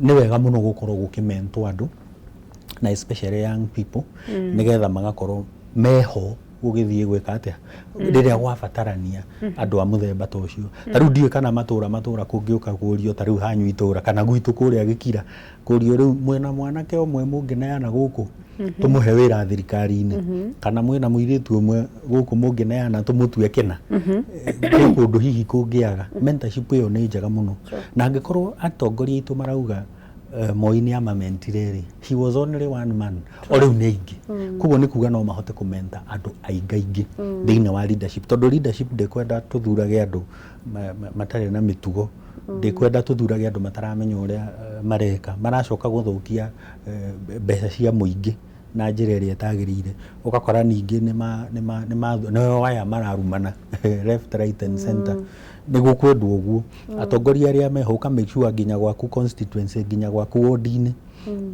no wahota kumenta andu mangigatuika andu thutha waku tondu mundu ndagutura CDM kiratwa inaga kauga atiriri gutire mundu ungitura thi ta ihiga kana ta kirima ndakauma ati ndukehera ni karire gakoge karire karia gagu neana kamutikeho nona kugo we watengera warikia rapu ukanengera ucio ungi nake agatwarithia hau mbere na no muhaka turirikane uguo ati maundu ni ndiganiro ona wainageragwo ni eroragira na warugaga ri ni atoboka kugo maundu maya ri ni wega gukorwo namo mentorship ino kurora atongoria aria mangihota andu aria mangihota gutongoria makaheo ability kana makaheo knowledge iyo makaheo internship iyo nigetha mundu agahota gutuika MCA uria ungi agatuika member of parliament uria ungi agatuika women representative uria ungi atuike senator aria angi matuike cabinet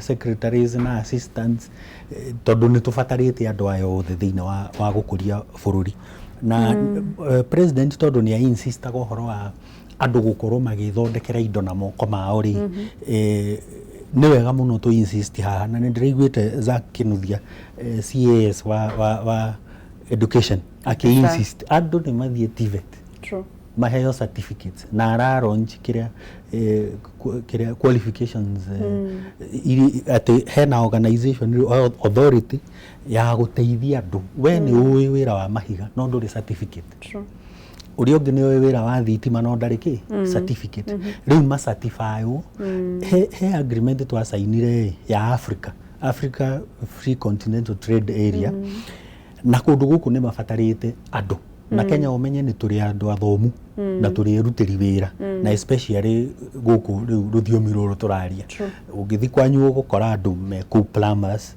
andu meku moyo kwa kana mahiga na mbao no tondu matire na certificate ri nona no mage kuoyo Uganda kana Congo kana kuria kungi na ni wega uguo thirikari irokire na mubango ucio andu ma certify wona ma certify uri riu no mahote guthie kuruta mawira maya naja tondu to muhaka tugiethe wira haha riu global village yagiukire niguo ungikiona wira na haha Botswana ri thina we hawa guikuruka ugakiruta wira ungiona na haha DRC ri thina wiha riu ri andu aitu ukirai riu muthie TVET na kwina nginya kiria scholarships ciraheanwo mukarihirwo ni thirikari nigetha ugie na certificate iyo uhote riu kwandikwo kundu kungi kuria andu nyonaga mabundi mega muno mathondekaga nduthi na makanika mathondekaga ngari no ndari bado na certificate iyo uthie hau weke kigerio certify wa certify riu ni ukuhota guthie makanika waku kundu guothe tondu Africa Free Trade Area ri agreement iyo ri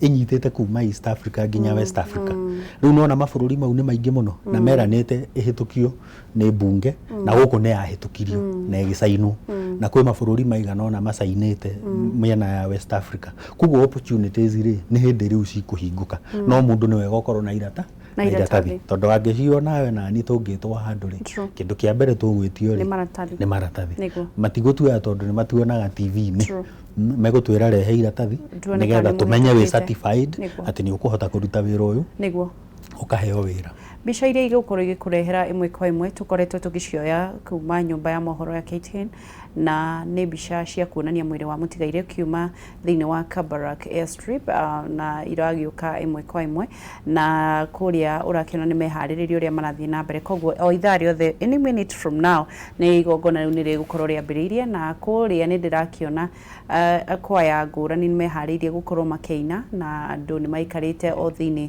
wa kũrĩa magĩrĩire gũkorwo marĩ ndiũĩ kana no tũthikĩrĩrie o hanini atimia maraina na maraina kĩndiũĩ kana no tũkorwo tũkĩoya thauti kuma kũrĩa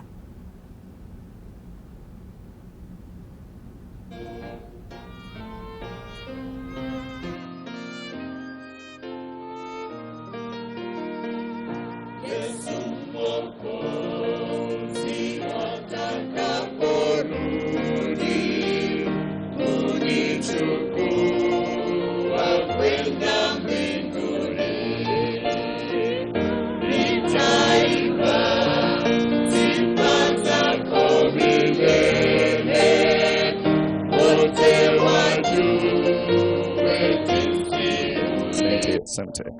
Kaswantu. Asante. nĩ ĩmwe kwa ĩmwe kuma kũrĩa Kabarak tugakuririkania mwĩrĩ wa mũtigairĩ Daniel Toroitich arap Moi nĩ umĩte thĩinĩ wa Kabarak Airstrip na nĩ gũka ũkĩte ũkuĩtwo nĩ ngari ya gũkua mĩĩrĩ werekeirio gũkũ ĩmwe kwa ĩmwe nĩ nyĩmbo iria irathiĩ na mbere na kũinwo kũrĩa igongona rĩharĩrĩirio makĩria makiri na makiri ma Kenya makĩharĩrĩirie andũ kuma ituri na ituri cia bũrũri magĩkinyĩte nĩ ũndũ wa kũhurũkia na kuona igongona rĩrĩ tugakiona kwina atongoria matiganite, atongoria anene a makambuni, tugakiona nginya kwina atongoria matiganite. Akabere-ini no wakiona hakiri Kalonzo Musyoka, Raila Amolo Odinga ni akinyire, kwina atongoria matiganite, ma president ma mabũrũri matiganite ni magikinyite ni undu wa gukorwo magithie kuhe gitio kia mwisho mutigaire Daniel Toroitich arap Moi kuria bisha icio rakione imwe kwa imwe. Mwire ni kwerekerio urerekerio haria ugukorwo kihurukio kuria gwake mucii, na ngakurikanio gukorwo makihurukio hakuhi na mutumia wake uria watagwo Lena Moi, na ni kuringana na uria Moi akiendete na uhoro wa athuri agikarijini marakihoya agithikwo hakuhi na mutumia wake Lena. Na ni maundu maria tugukurehera imwe kwa imwe kuma guku studio, na twagikinya toria ngwirire twakinya ni ati ni gukwambiriria igongona riu tugutiga imwe kwa imwe wirorere, na tugagikuririkania uthie na mbere na gushare thiini wa Facebook, na nigetha mundu wothe urio ungihota gukorwo akienda kwirorera igongona riri erorere. Nitwakiona kwina andu aingi muno marathie na mbere na kwirorera. Ngakuririkania hau kabere ndeto cia gukunuka ni ati Raphael Tuju uria ni mwandiki mukarukia maini kia Jubilee ni arikirio kuoywo na ndege na kurehwo guku thiini wa mucii wa Nairobi kurigitwo. Mau no mehaririria ni kufagia tondu ni wona andu ni marahata Zak mawira mekuo nona na kuhata mugeka weri yes ni kothi na mugeka ucio ni uko uyu muthaka muno ngari mwene twi ukanyanga very soon ndu wa mwathani nawe deputy guti undu taotekekaga tuthiage tugakinya ona ithuĩ tugakaigua aria maiguaga tukifika wana tuwekea mukeka na thiini wa riu this somber mood kuona kumagaria munene ri ndaririkana ciugo Daudi augire ati kou mwana wakwa athie ndegucoka no riu nie ndithie niguo ndimukore niguo tukiririkana hau uria ngugwite CDM augire gutiri ugutura thi ta ihiga kana ta kirima turirikanaga uguo na nikio twiragwo tugekaga maundu mega tugatiga legacy njega andu magakuririkana ni undu wa maundu mega handu ha gugakira ona reke uguo athie ni aratuyite muno kana ona reke uguo athie tiga legacy njega ukarera ciana wega ukarora andu anyu wega ukaikarania nginya itura hau uri na njira njega tondu kuu muthuri ucio athie ndegucoka no riu ithuĩ ni ithuĩ tukamukora kana ni ithuĩ tukamubuata, na nikio twiraga mundu fare thee well ona ithuĩ twi thutha turirikanage uguo niguo na tugakuririkania ati igongona ni rikorwo rikiambia ira kuri undu ndirakoretwo ngiririkania Njogu ngamwira maithe ma kiuteti ma family ithatu iria ciitagwo dynasty ni marikitie kuhuruka na wakuria kwa Oginga Odinga ni akihurukire mundu gwitwo Mzee Jomo Kenyatta ni ahurukire na riu uri uratigitwo uri uronekaga andu magitengera kuo kuhoya motaro African setup ni tukoragwo na no horo ucio wa gutengera no kiona othe mwisho ni maratengeraga kwi Moi gukorwo makimuria undu umwe kana igiri ni kuringana nawe andu aria matigitwo ni Gideon Moi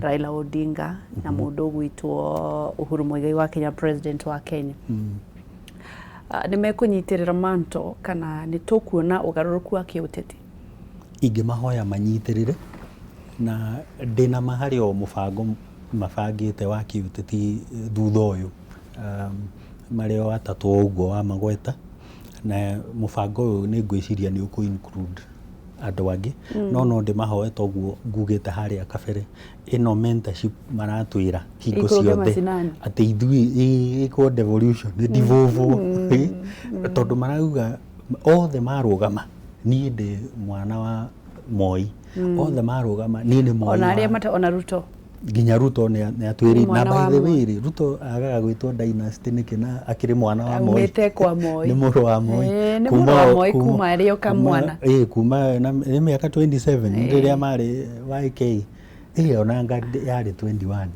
tondu ari campus augaga ni a defaire graduation miaka ta 10 yes akiruta YK92 na nigetha ahote kuhota Chesire kuria Eldoret North 1997 githurano kia 97 no ririkane nginya president age concede president uria wiho agitikira kuhotwo ni Kibaki haria Serena ari hau thutha marugamite na ari utongoria na ne he ndirika gutuhe karugano kau agatwira atiriri mari State House mari andu ta ma MP 50 metereire president uria wari ho riu uyu ututigite ati ni ekuringa kiama nigetha result icio cironeka hau uguo ati Kibaki ni ekuhota ri ituike riu ni ciagaruruka neo mahota president akiingira akimera akira Ruto tacaria mundu gwitwo Uhuru mwanjiririe kwandika speech ya go concede na makimaka muno atwirire ati makiuma State House ma 50 ri Serena makinyire mari atatu magithie go concede na magigituika opposition na ni ndirikanaga hindi imwe da mathekereire mena Uhuru marete tear gas haria Uhuru Park Ruto akiuga atiriri the game has not changed only the players have changed koguo onake Ruto tigani undu wa baba wao tagikuruhanitio handu ri ndangita hacoro uguo muno Ruto ambiriirie gukorwo mutongoria tene muno tondu miaka iyo actually life ya muthuri ucio ri akoretwo siasa-ini ndigwiciria he undu tiga haria riu augaga ha nguku ri na hau ndu yo na ithui no twakiri no uguo na ithui ni twendetie mbera na ndarathini twaguraga na hau ngeca twina my brother tugacirehe mukiro uyu wa gwitu ndino ingi yothe akoretwo no raini ya kwendia mundu ni ari raini yake mundu ni ari raini yake na nguririkania kuria ni mbica cia imwe kwa imwe kuma kuria Kabarak Airstrip na mwiri wa mutigaire Daniel Toroitich arap Moi werekeirio mucii gwake Kabarak na ni ugukorwo gikinya o ihinda o riothe na nigetha tukorwo tukioya igongona riu imwe kwa imwe kuma gwake mucii kuri andu mehaririirie gukorwo magithika kana makimuhe gitio kia mwisho ucio ni mwiri wake uria wagikorwo gikinya ndagika ta 15 hituku kuria kiharo-ini kana airstrip-ini ya Kabarak ni mwiri wa mutigaire niguo ucio ugikorwo ugikinya mucii na nigetha andu makorwo makiambiriria igongona ni tuonetie atongoria matiganite Raila Amolo Odinga mutongoria wa mung'ethaniro ni tuonete Kalonzo Musyoka ni tuonetio na CEO no ria wari murugamiriri wa kambuni nene ya ukinyaniria wa Michael Jackson makiri na mutongoria ucio ngi ni marikitie gukinya ona ma president na delegate ama bururi matiganite ni marikitie gukinya guciria andu maragithire oira andu aingi marathire ira ndaigwa na Ikuru ira gutirari handu ha kuigirira mutwe ona ni preferable na heka undu ndaririkana no uguo bara Moi augire ahurukio gwake mucii Kabarak ndireciria riu tondu ni mutongoria wa bururi ri ari mutongoria wa bururi uyu ri nena history ndaya muno ya kume legico guko guo nginya riria aheanire power na akiritaya ri kundu kuria na Ikuru ni gugukura ni undu ucio tondu riu kwagirirwo guthondekwo hakirwo haria guthikwo ri hatu public andu mathia magakirorera na hagie na library ya maundu make maria ekite gathimbo gakathia nako ni wega tugakonaga nigetha ikorwo ni museum fulani ni undu wa knowledge tutigage gutuika ati no twikirire maundu haha National Archives ati mundu oke oguku National Archives ihingurwe tuike nita museum ona ni undu wa gutwara ugendi na gutamburukio ugendi exactly kugo it was a good idea kwaga gukorwo guku Nairobi nigetha o uguo kiugire uhoro wa devolution ri tukorwo twina maundu mangi na haria mashinani exactly tondu honestly speaking how Kabarak hau hakiri ena thukuru ci hau hena thukuru ya iritu ya hau hena university guku riu kwina service na heri gwake hangikirwo handu o kuu hakorwo hena museum iyo kana library nene muno ya guthoma maundu make ri tondu kwi maundu maingi muno mekwandikwo thutha uyu na mangi mandikitwo megie muthuri ti Moi ni wega tu ona for posterity ni undu andu aria meguka thutha matikanarigwo Moi ariu magakoraga kwina literature mangithoma magakimenya uhoro wake na indo iria ciothe anahuthira ona ngoro ni ngari iria anathie nayo ya mbere igakeigwo hau tukamenyaga toria nyonaga mabururi maya mangi kwina maundu ta macio tariu ngithi kuria South Africa ukora Nelson Mandela kuria kwao Kunu kuria athikirwo kwina maundu macio mothe ni uguthio thome uhoro wa Mandela nginya uria ambiriirie mbere iria ithu tumuĩ kaingĩ muohe no he gicigo kinene muno kia atanoka kuoho nigetha acoke akarekererio mwaka I think was 1990 acoke athurwo atuike president no ririkana yo nake oimire thutha wa tamu imwe kuguo na ithu no ni wega tukofie maundu ta macio nigetha Nakuru as a county ikorwo ina tourism njega tondu we akiri Nakuru county Kabaraki Nakuru county ni wega gwikwo guo reke tuthomage na andu aria angi tukeruta na tondu he maundu maingi muno tutoi ma muthuri ucio ri ndireciria tuwi maria tuonaga me public maria twaheagwo riu president kana vice president na nginya riria akiritaire no he mangi hihi matari mareyumiria toguo tugukiuga maundu turaiguire ira na family yake ona family yake no yaandike maundu macio as a family man as a dad ahanaga atia maiguo hau library-ini nigetha andu magagithomaga makeruta namo tondu mundu to elder statesman kwi maundu maingi muno tungithoma namo kuma kuri we otoria ukugwetete ni arathiaga akono akahoyo mataro no uria tuthiaga kuri andu aria akuru kumahoya kirira magagitwira ona tondu mukuona gikuyu tuikaraga u ni undu wa kindu kina nigetha tukigerie kugather information as much as possible. Haya ndirona mwiri tari ukinyite na ni andu ni mebangite gukorwo makiwamukira na ndege iria gikoretwo ikuite mwiri ni yacokoroka muci wa Nairobi na ni magikinya ni urakiona maraga ni akinyire na mwilu ni magikinya na ni makoretwo makiyarira nigetha gukorwo hihi makiamukira na ojoshi ni mehaririirio wega gukorwo ni megukorwo magithoitha na gukorwo makiheo kiheo kia milioni gukorwo na rithathi nyingi muno ikurathukio mu 19 niguo iratuika tondu ti sitting head of state ni retired head of state na wagweta maraga ndamuona ndaririkana he hindi igite ndegucoka guthie kuria thirikari iri ndi mamurakariti niko muima ngari ya Mercedes yani andu maingiragwo tongoria-ini makagaruruka atia mundu witwo Zaka ori turaugire maraga ni wa Juma ni muhonoku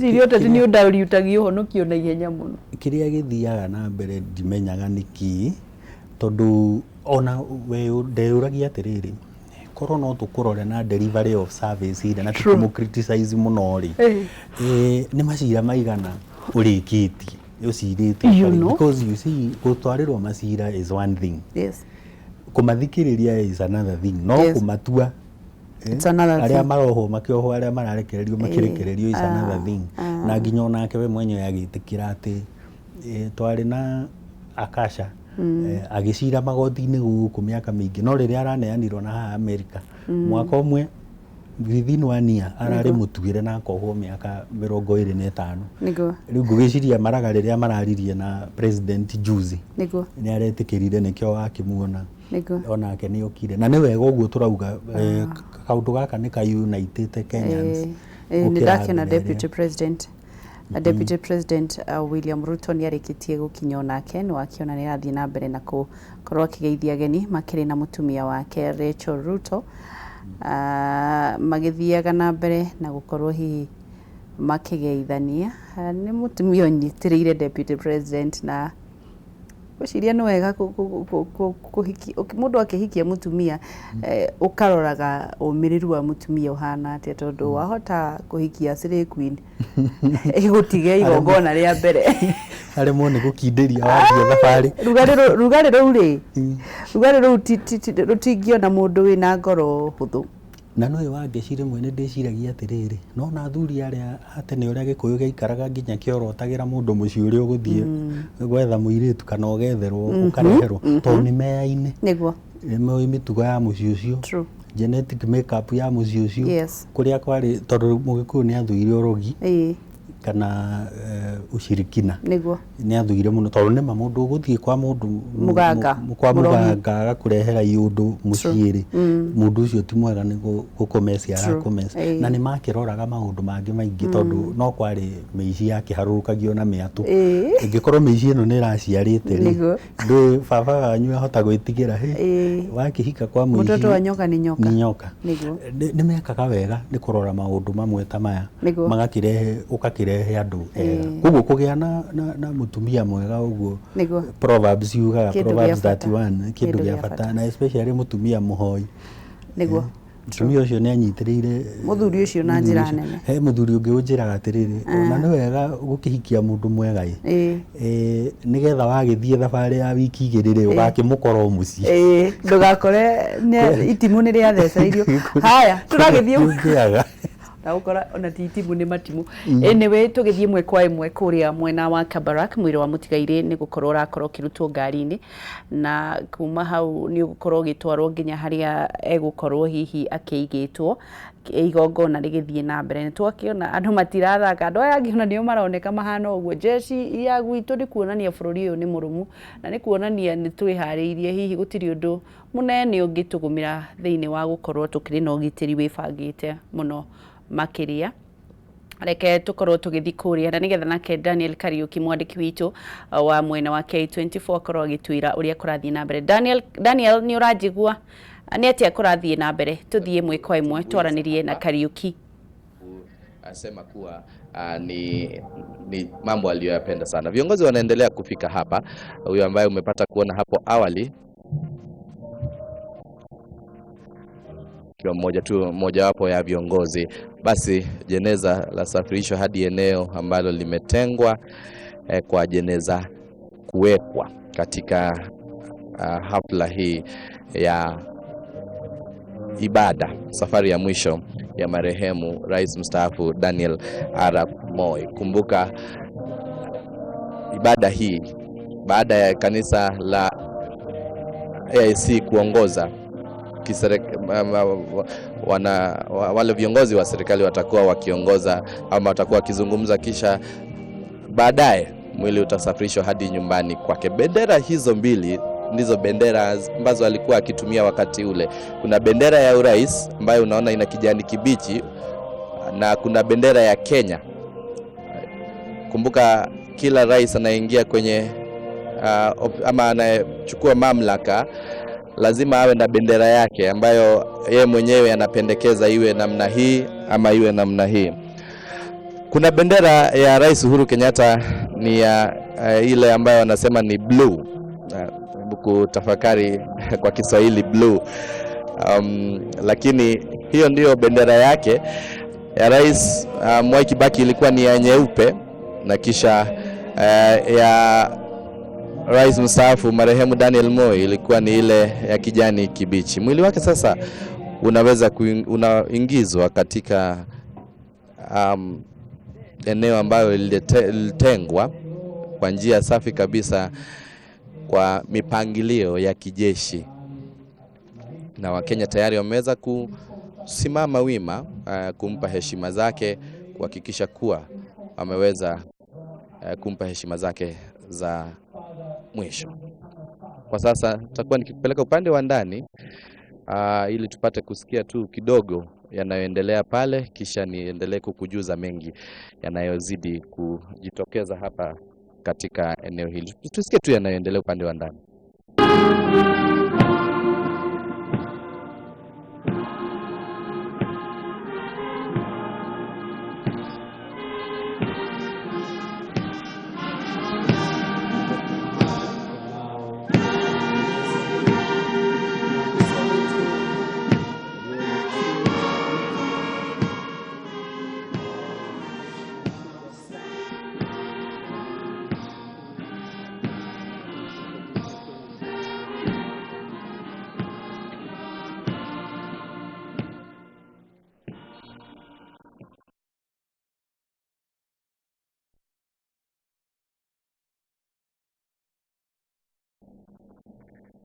ndivyo hali ilivyo hapa katika na eneo la riu Kabarak. ucio ni Daniel Kariuki ni mwandiki witũ wa K24 no rakigwa rakiaria na gĩthweri tondu tugikoragwo tũrĩ kambuni imwe na kurikiriria turarikiriria tondu riu kuga mwiri ni wakinya na ni mathie kuiga ni kuga ati igongona ni riambiriria. Zack, tugacokia ngatho kiugo kia mwisho kuri Akenya. Tuikare tunyitanite na twina thayu uguo turi tha ici ni wega muno, koguo kuma haha rekei tutwarane wega na especially guku gwitu aria maraigua ruthiomi ruru Mount Kenya inegene ringi ritirateithia, reke tunyitanire tuthi na direction imwe nigetha tuone maendeleo na ni ukugeithitio ni kama wa Texas Highway 87 wa mukire icio na geithie mwarimu kuria Gikira. Asanteni sana, ni tuthi tuthi na mbere na kwirorera nigetha tuone uria guguthie na otoguo ndamwira muthuri ucio ni ethiiriire na kuu athiete ndegucoka riu ithuĩ nĩ ithuĩ tũrĩ mũbuata, reke tũthome nake maũndũ marĩa mega mothe arekire rĩ tũmoe. Thank you muno Zack, gutidie thayo no gena muthenya mwega nginya riria Ngai ekwenda twirigane. Tugacokia ngatho kuma guku tugutwara imwe kwa imwe tugikuririkanagia uthie na mbere na kuhoera mwandiki mukaru wa kiama gia Jubilee Raphael Tuju tondu nake ni arathie na mbere na kwamukira urigiti ni akorirwo kioyo na ndege na ni arehirwo mucii wa Nairobi thutha wake gukorwo akikuruhana na mutino wa barabara guku gwa Kameme, tukauga ahone na ihenya na aria mauma hau no anie Wangeshi wa Kariuki gutwara. Tuliweza kuona Wakenya wengi sana waliweza kujitokeza, na katika safari hii ya mwisho ya marehemu tumeweza kuona Wakenya kweli walikuwa wakimpenda rais mstaafu kwa sababu wamejitokeza kwa njia kubwa sana. Wameweza kufika katika uwanja wa Nyayo kwa nambari kubwa sana, vile vile wakaweza kufika katika majengo ya bunge kutazama mwili wa marehemu kwa siku 3, nambari ikifikia zaidi ya 1200, kumaanisha kwamba ni rais aliyependwa na wengi. Na kwa sasa naweza kukueleza kwamba tuko na magavana kadha wa kadha ambao wameweza kufika hapa. Gavana wa hapa gavana wa kaunti ya Nakuru ambaye ni Lee Kinyanjui nimemwona pale, nimemwona Daktari Fred Matiang'i akiwa ni waziri wa usalama wa ndani, na kando yake aliyekuwa pale akiwa ni waziri wa ulinzi ambaye ni Rachel Amamo akiwa pale. Kumbuka vile vile akiwa ni waziri wa ulinzi, basi maswala ya kijeshi sana sana yanatatuliwa kule katika wizara hiyo ya ulinzi. Kwa hivyo ndio maana yuko pale tu kwa karibu tu akiwa basi anafuatilia yanayojiri hapo. Na nimepata kumuona jaji mkuu David Maraga. Nasubiri tu kuona ikiwa tutaweza kupata picha za viongozi wengine wa kitaifa kando na wale ambao wameweza kufika hapo, tujue ni wagani ambao wamefika hapa. Sasa baada ya hayo na kupeleka upande mwingine ili tuweze kufuatilia sasa ibada hii. That you gave His Excellency President Moi, our departed hero. This morning we gather today as we receive his remains today, as we honor your name for the life and the strength you gave him and the influence he had. Today, we echo the words of Job, that naked I came from my mother's womb, and naked I will depart. The Lord gave, and the Lord has taken.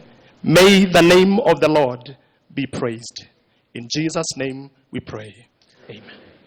We may be seated, ladies and gentlemen. Thank you. As we wait for the arrival of His Excellency the President, I will request the choir to give us some hymns. Then we shall inform you when it's ready to receive His Excellency the President. The choir.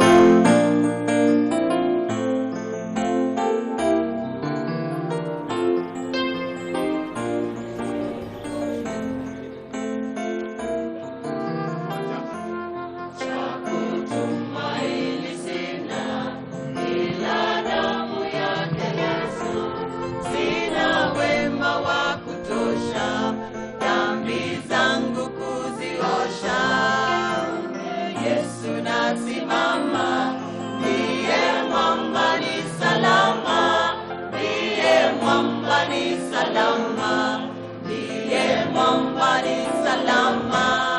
Njia yangu iwe ndefu, yeye hunipa wokovu, mawimbi yakinipiga, nguvu zake ndizo nanga, kwake Yesu nasimama, ndiye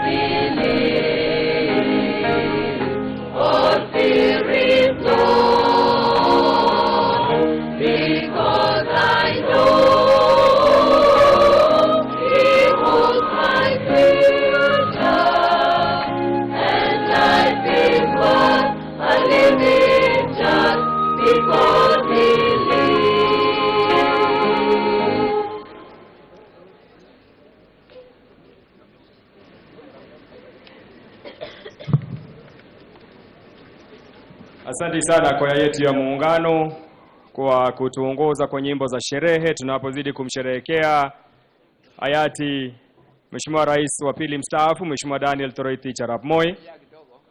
Nikizidi kuwakaribisha waombolezaji wote ambao wako kule nje, kuwaomba utulivu wenu. Imani yangu ni kwamba tutaweza kuwa pamoja kupitia sehemu mbalimbali ambazo tumeweka runinga zetu. Ningeomba kufanya tangazo moja kwetu sote.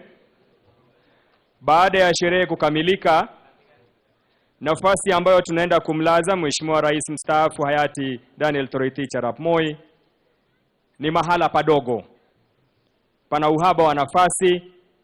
Kwa hivyo nitaomba sote ambao tuko hapa katika dome hii tutasalia hapa. Tutaweza kupata live feed kutoka kule na tutaweza kuwa pamoja ingawa kwa nafasi ndefu kidogo. Wale ambao tumechaguliwa 400 na tunajifahamu, tutafanya hima kuingia katika mabasi yetu ambao tulielekezwa ili kuweza kwenda mahala ambapo tutamlaza baba yetu aweze kupumzika kwa raha ya milele. Niombe tena tusishinikize kwenda nyumbani. Let us not force. Let us give our security officers an easy time because the space that we have is limited. We only request candidly only those who are advised and they are aware, the 400 family members, to board their buses as we agreed, and we proceed to the final rites place. Thank you, and God bless you.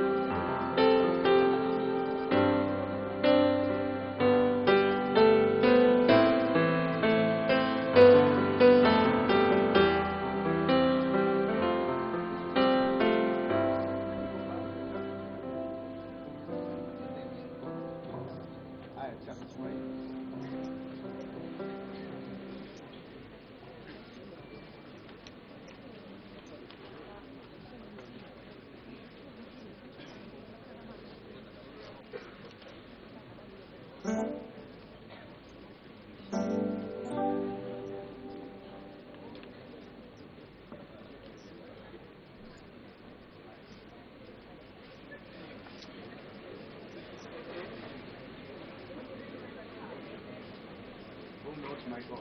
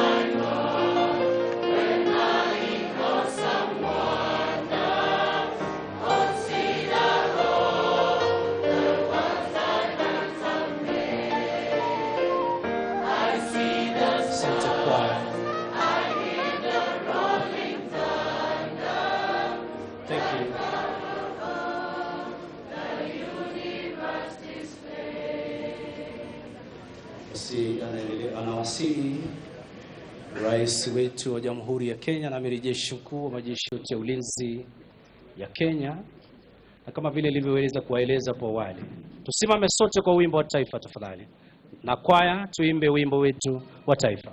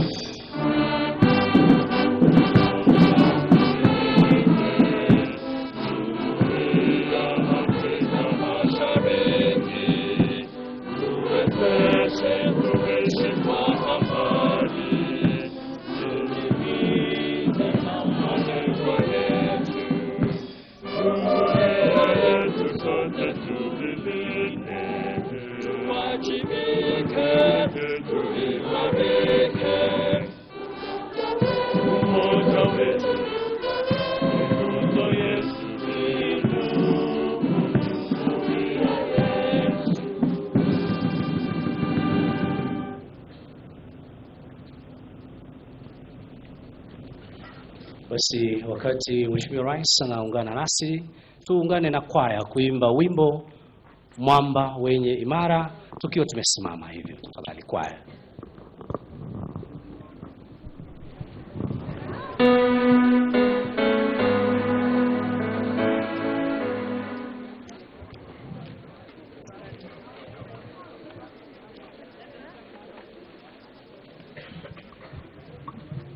Karibu sana Mheshimiwa Rais. Baada hii pamoja na viongozi wote wakuu wa majeshi yetu wasikia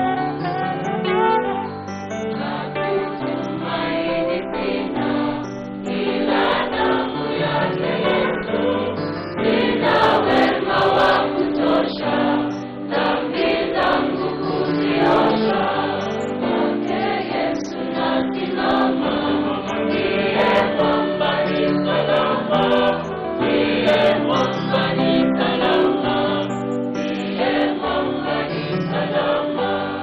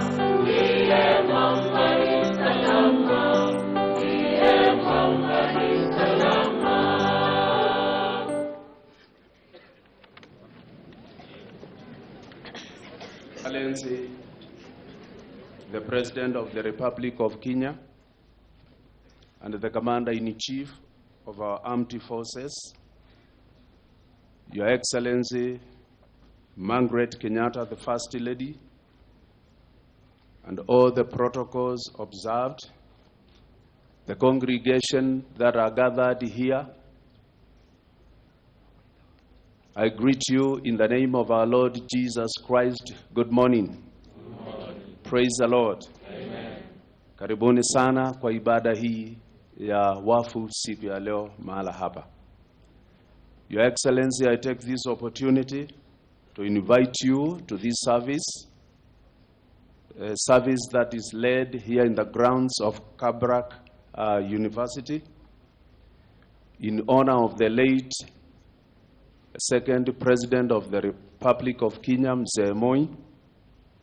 And to start us off in this service, I will call upon Reverend Kirui, who is the Deputy Bishop presiding in AIC Kenya, to open this service with a word of prayer.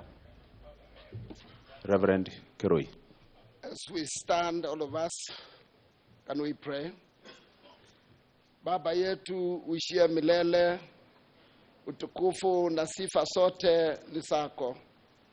Tazama Baba, siku ya leo tumejumuika pamoja kwa mnajili ya kumwaga ndugu wetu katika Kristo, hayati Rais mstaafu Daniel Toroitich Arap Moi. Katika safari yake ya mwisho duniani na kuwa na maisha mapya katika ufalme wako wa Mungu ambao ni wa milele. Tunatoa shukrani zetu za dhati kwako Mwenyezi Mungu kwa kuwa kutupa fursa kuishi na kuongozwa na hayati Mzee Moi.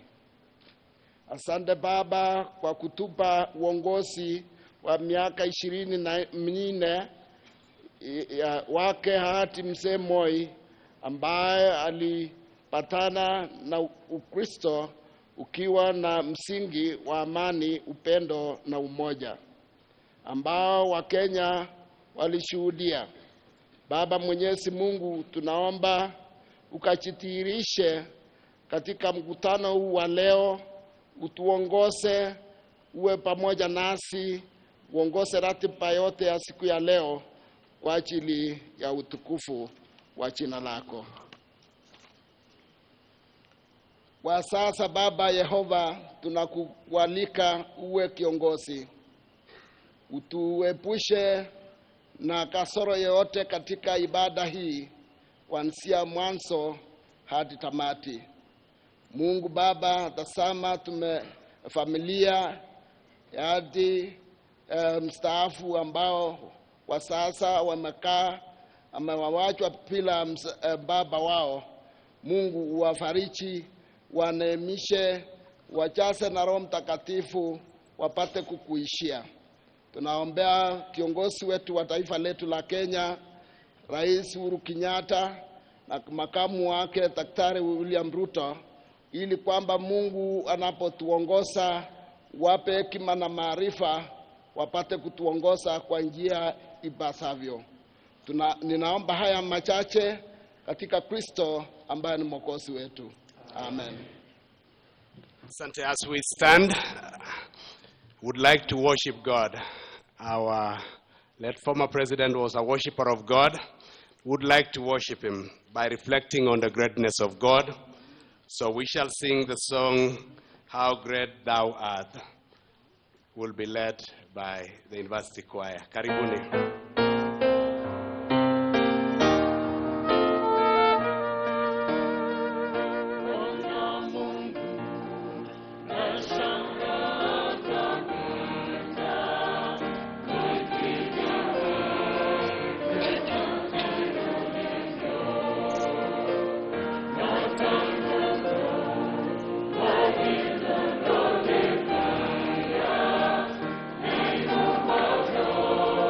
Oh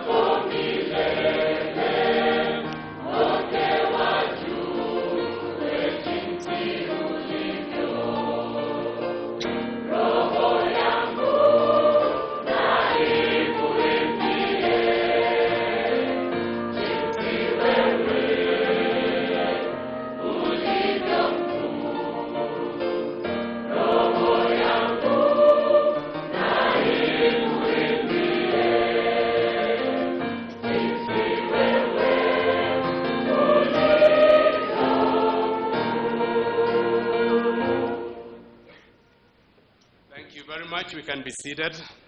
And as we sit, I'd like to ask Kimoi, Talisa, Hosea Moy, and Barbara to join, to come right at the pulpit here. They'll lead us in prayer right now. Karibuni.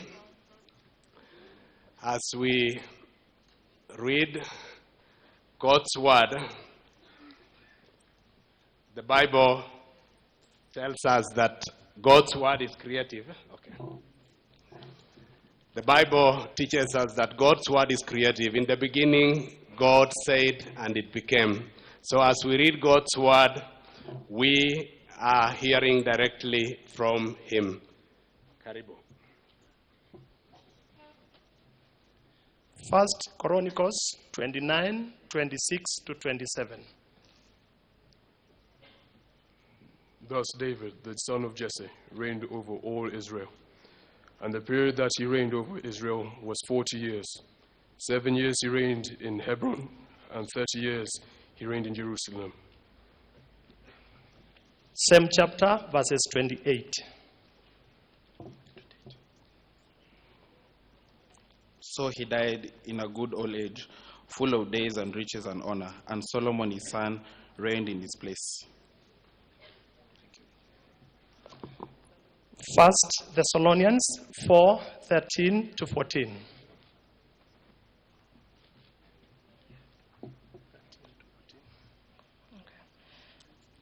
But I do not want you to be ignorant, brethren, concerning those who have fallen asleep, lest you sorrow as others who have no hope. For if we believe that Jesus died and rose again, even so God will bring with him those who sleep in Jesus. Verses 15 of the same chapter to 17. For this we say to you by the word of the Lord, that we who are alive and remain until the coming of the Lord will by no means precede those who are asleep. For the Lord himself will descend from heaven with a shout, with the voice of an archangel, and with the trumpet of God. And the dead in Christ will rise first.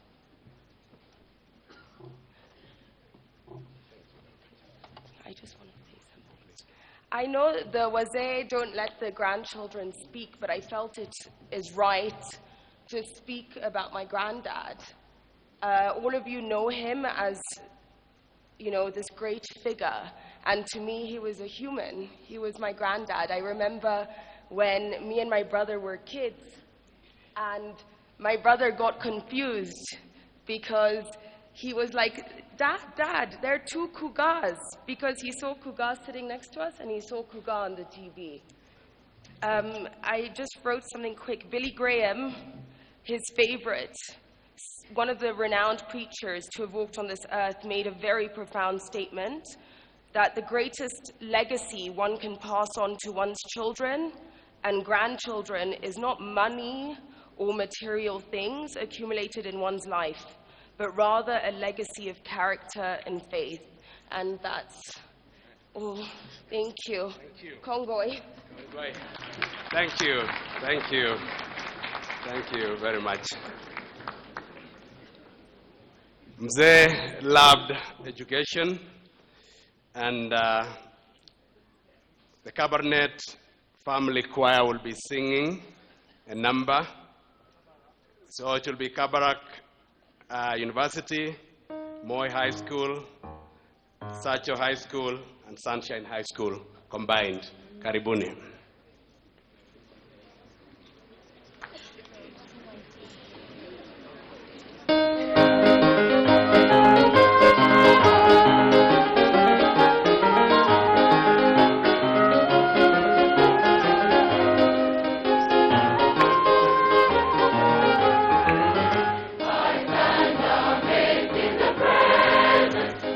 Jesus the Nazarene, and wonder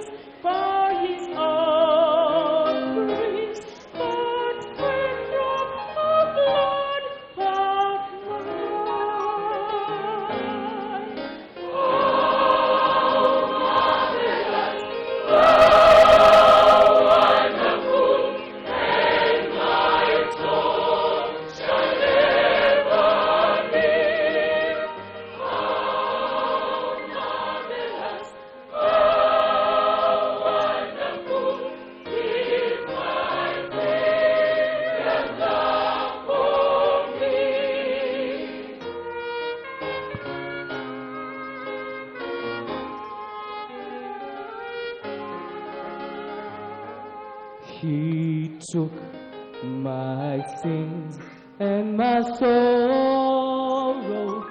He made them very own. He bore the burden to Calvary and suffered and died alone.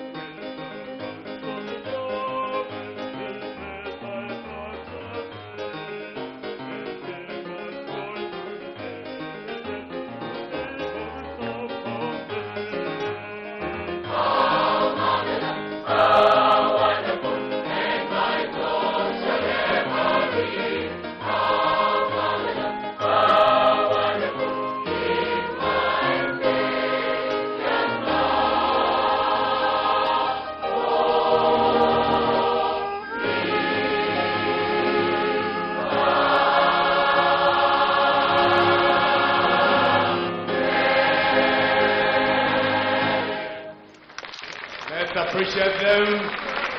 Thank you, thank you. And again, today, as His Excellency led us yesterday, it's a celebration, and so we are so grateful.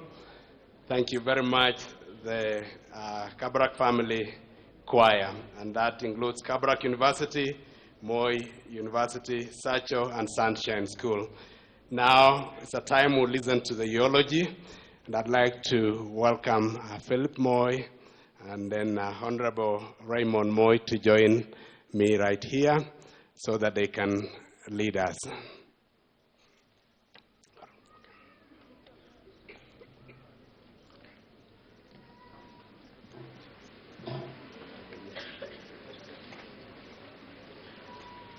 So we'll welcome Honorable Raymond Moi to lead us in the eulogy. Karibu. Thank you.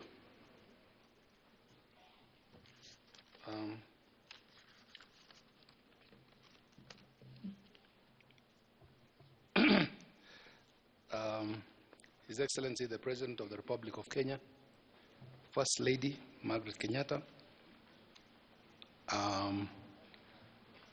His Excellency the Deputy President, and all distinguished guests, all protocols observed.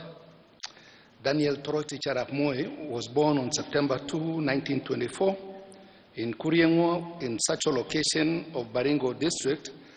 He was named after his father Kimoi Arap Chebi, a clan herdsman whose ancestors had migrated from the Nile Valley, settled in the Tugen Hills in the 19th century to avoid the skirmishes with the Maasai. Moi was the fifth child of Karbon, Chebi's first wife. He was named Toroitich, which means welcome home, the cattle. His father died when he was 4 years old, leaving his elder brother Tuitoek to play the guardian role. It was Tuitoek who influenced him to go to school. He started school in 1934 at African Inland Mission School at Kabartonjo, and in October 20th, 1936, he was baptized as Daniel and transferred to African Inland Mission at Kapsabet, and then later went to the Government African School at Kapsabet. In 1945, he was selected to join Alliance High School, but he was denied admission by the colonial administration. Instead, he was asked to enroll as a teacher training college, and on completion of his course, he was posted as a teacher at Kabarnet, where he studied privately and passed his London matriculation examinations. He was promoted to the rank of P2 in 1949 after attending a brief course at Kagumo College. He was later transferred to Tambach Government African School as a teacher trainer. Moi married Lena Bomet in 1950. Their union was blessed with 8 children, namely Jennifer Moi, Jonathan Moi. Jonathan passed on last year. And then me, Raymond Kipruto Moi, then Mr. John Mark Moi, then Philip Moi, then Gideon Moi, and lastly, June Moi. And he is also blessed with 21 grandchildren. And then someone puts a figure here for his great-grandchildren. But I don't want to say this figure, because who knows about great-grandchildren? Well, nani anaweza kujua hiyo? Hapana. Itakuwa mimi nasema uongo.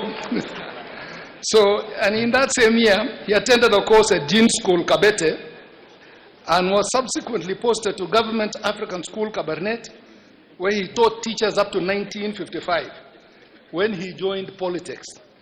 His entry into politics followed a meeting with a group of freedom fighters under the command of Brigadier Daniel Njuguna, who had visited him in June 1955. And in October 55, the Electoral College selected Moi from a list of 8 nominated candidates to fill a vacancy left by Joseph Oletameno, who had resigned from the unofficial benches of the Legislative Council. As a member of the LegCo, he moved a motion demanding that African teachers be allowed to form their own association. This led to the formation and registration of Kenyan National Union of Teachers in 1957. And he worked alongside other leaders like Eliud Mathu, Ronald Ngala, Masinda Muliro in agitating for the release of Jomo Kenyatta from prison and greater African representation in the LegCo. In 1959, Moi led a group of leaders who visited Jomo Kenyatta in detention in Lodwar. He was also among the Kenyan delegation under the auspices of KADU, who attended the London Constitutional Talks of June 1960. And in 1961, Moi was appointed Parliamentary Secretary in the Ministry of Education and later served in the Ministries of Education and Local Government. He served as Minister for Local Government at age 37. And as all-conference chairman of KADU, Moi saw the intricacy of politics and opted for a united and nationalistic approach, leading to the dissolution of KADU in November 1964. In January 1967, at 43 years of age, Jomo Kenyatta appointed him as his vice president following the resignation of Mr. Joseph Murumbi. Moi then became president following the death of Mzee Kenyatta on 22nd August 1978. He served as chairman of the Organization of African Unity for 2 consecutive terms in 81 and 82. He has also been involved in mediation between various conflicting sides in Uganda, in Congo, Somalia, Chad, Sudan, Mozambique, Ethiopia, Rwanda, and Burundi, among others. He served as chairman of PTA between 1989 and 1990, served as COMESA chairman between 1999 and 2000, and the East Africa Cooperation between 1996 and 2002. And after a 24-year presidency, Moi handed over the reins of power to Mwai Kibaki in a peaceful transition that followed the National Rainbow Coalition's victory over KANU in the December 2002 general elections. The major test in his presidential tenure, of course, was in August 82, when there was an attempted coup, when a detachment of Air Force soldiers attempted to overthrow the government. Since retirement, Moi largely resided in his Kabarak home in Nakuru County. Despite his international stature, Mzee Moi never lost touch with the ordinary people. The hallmark of his leadership was a personal commitment to uplifting the poor, the disadvantaged, and the old. His personal philosophy and belief in God defined his worldview and purpose in life. So we say, fare thee well, Mzee. Thank you so much.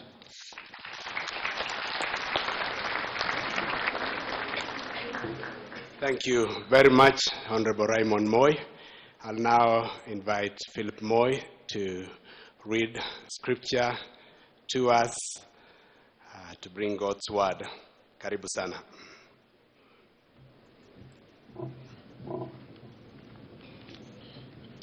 Thank you. Mine is a short one, and it's Revelations 14:13.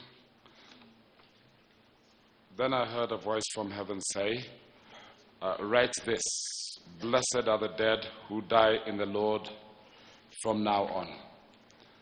Yes, says the Spirit, they will rest from their labor, for their deeds will follow them. Thank you. Thank you. Thank you very much, Phil, for reading God's word to us. Blessed are those who rest in the Lord. And now we want to sing the song, It Is Well With My Soul. And I'd like to ask that we stand together. If you have your program, it is in page 7, actually on page 6. It is well with my soul. Thank you.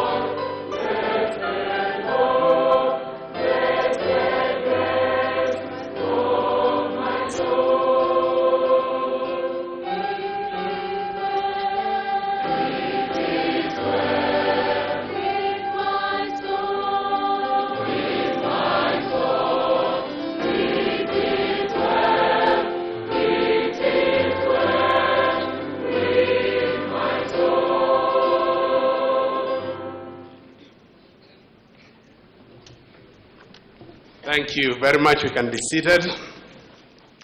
It is well with my soul. And it says, and Lord, haste the day when the faith shall be sight. Now we have the opportunity to listen to God's word, and I'd like to invite our presiding bishop to bring to us the speaker. Welcome, Reverend Abraham Mulwa.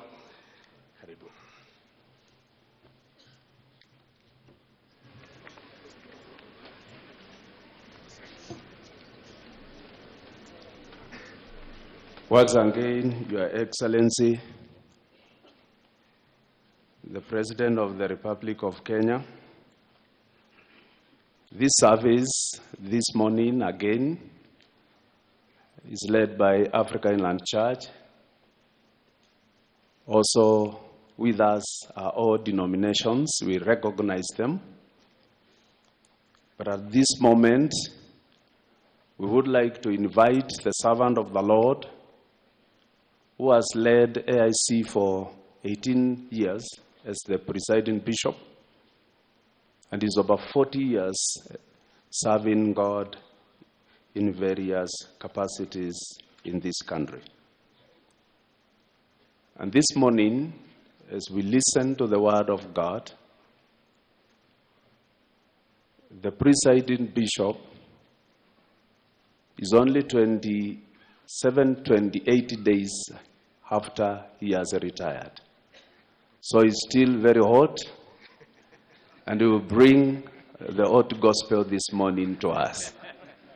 And therefore, I would like to encourage and invite each one of us to take a note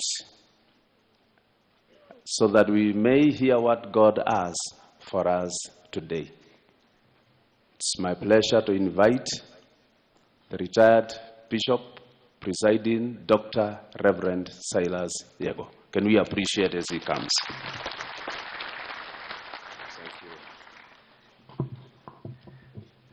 Thank you, presiding bishop.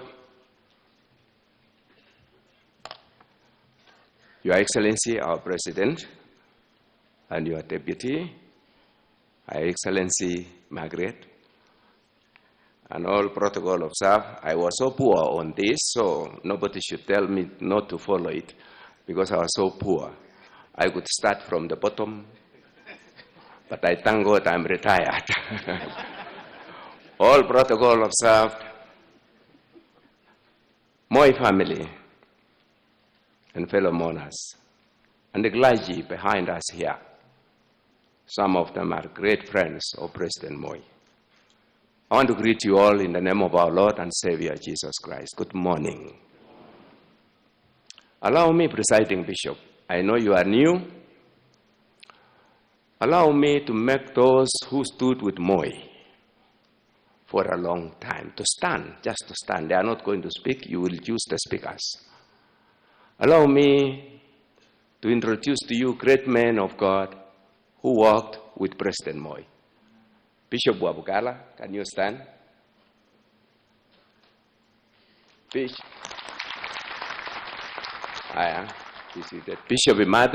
Matthew of Methodist Church. Father John Pesa.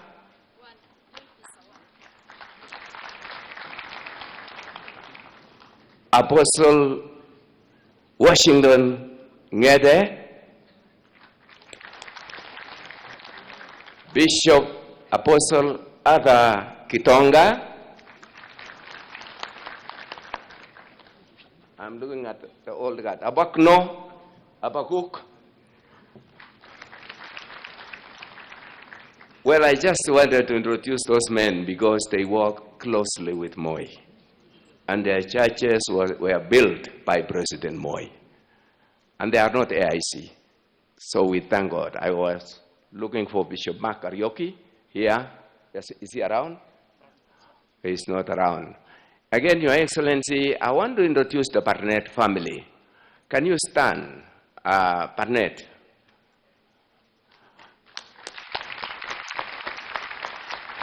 You hear Barnett all the time. Their grandfather came to Kabarnet. And when people were going to Kabarnet, they used to say, we are going to Kabarnet. So the name Kabarnet started with those fellows.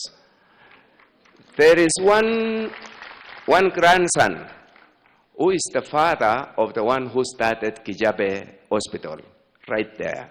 So we thank God for the Kabarnet family. They are the ones who actually made Moi to know Christ.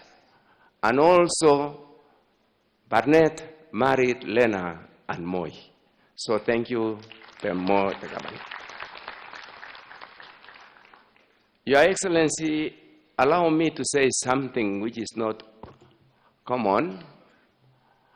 In the Bible, it says, but we know that all things work together for good to them that love the Lord. It's so hard now when the family of President Moi, we tell them it is God's way. It's His will. All things are working for good. Why am I saying this? It was good you never won 202. Who could have brought this great, burial ceremony for President Moi? So it was good you never won, so that you come and give President Moi a great send-off. Can we clap for the President? I'm not saying I doubted your successors, but I know what you have done is even higher. Sorry for that.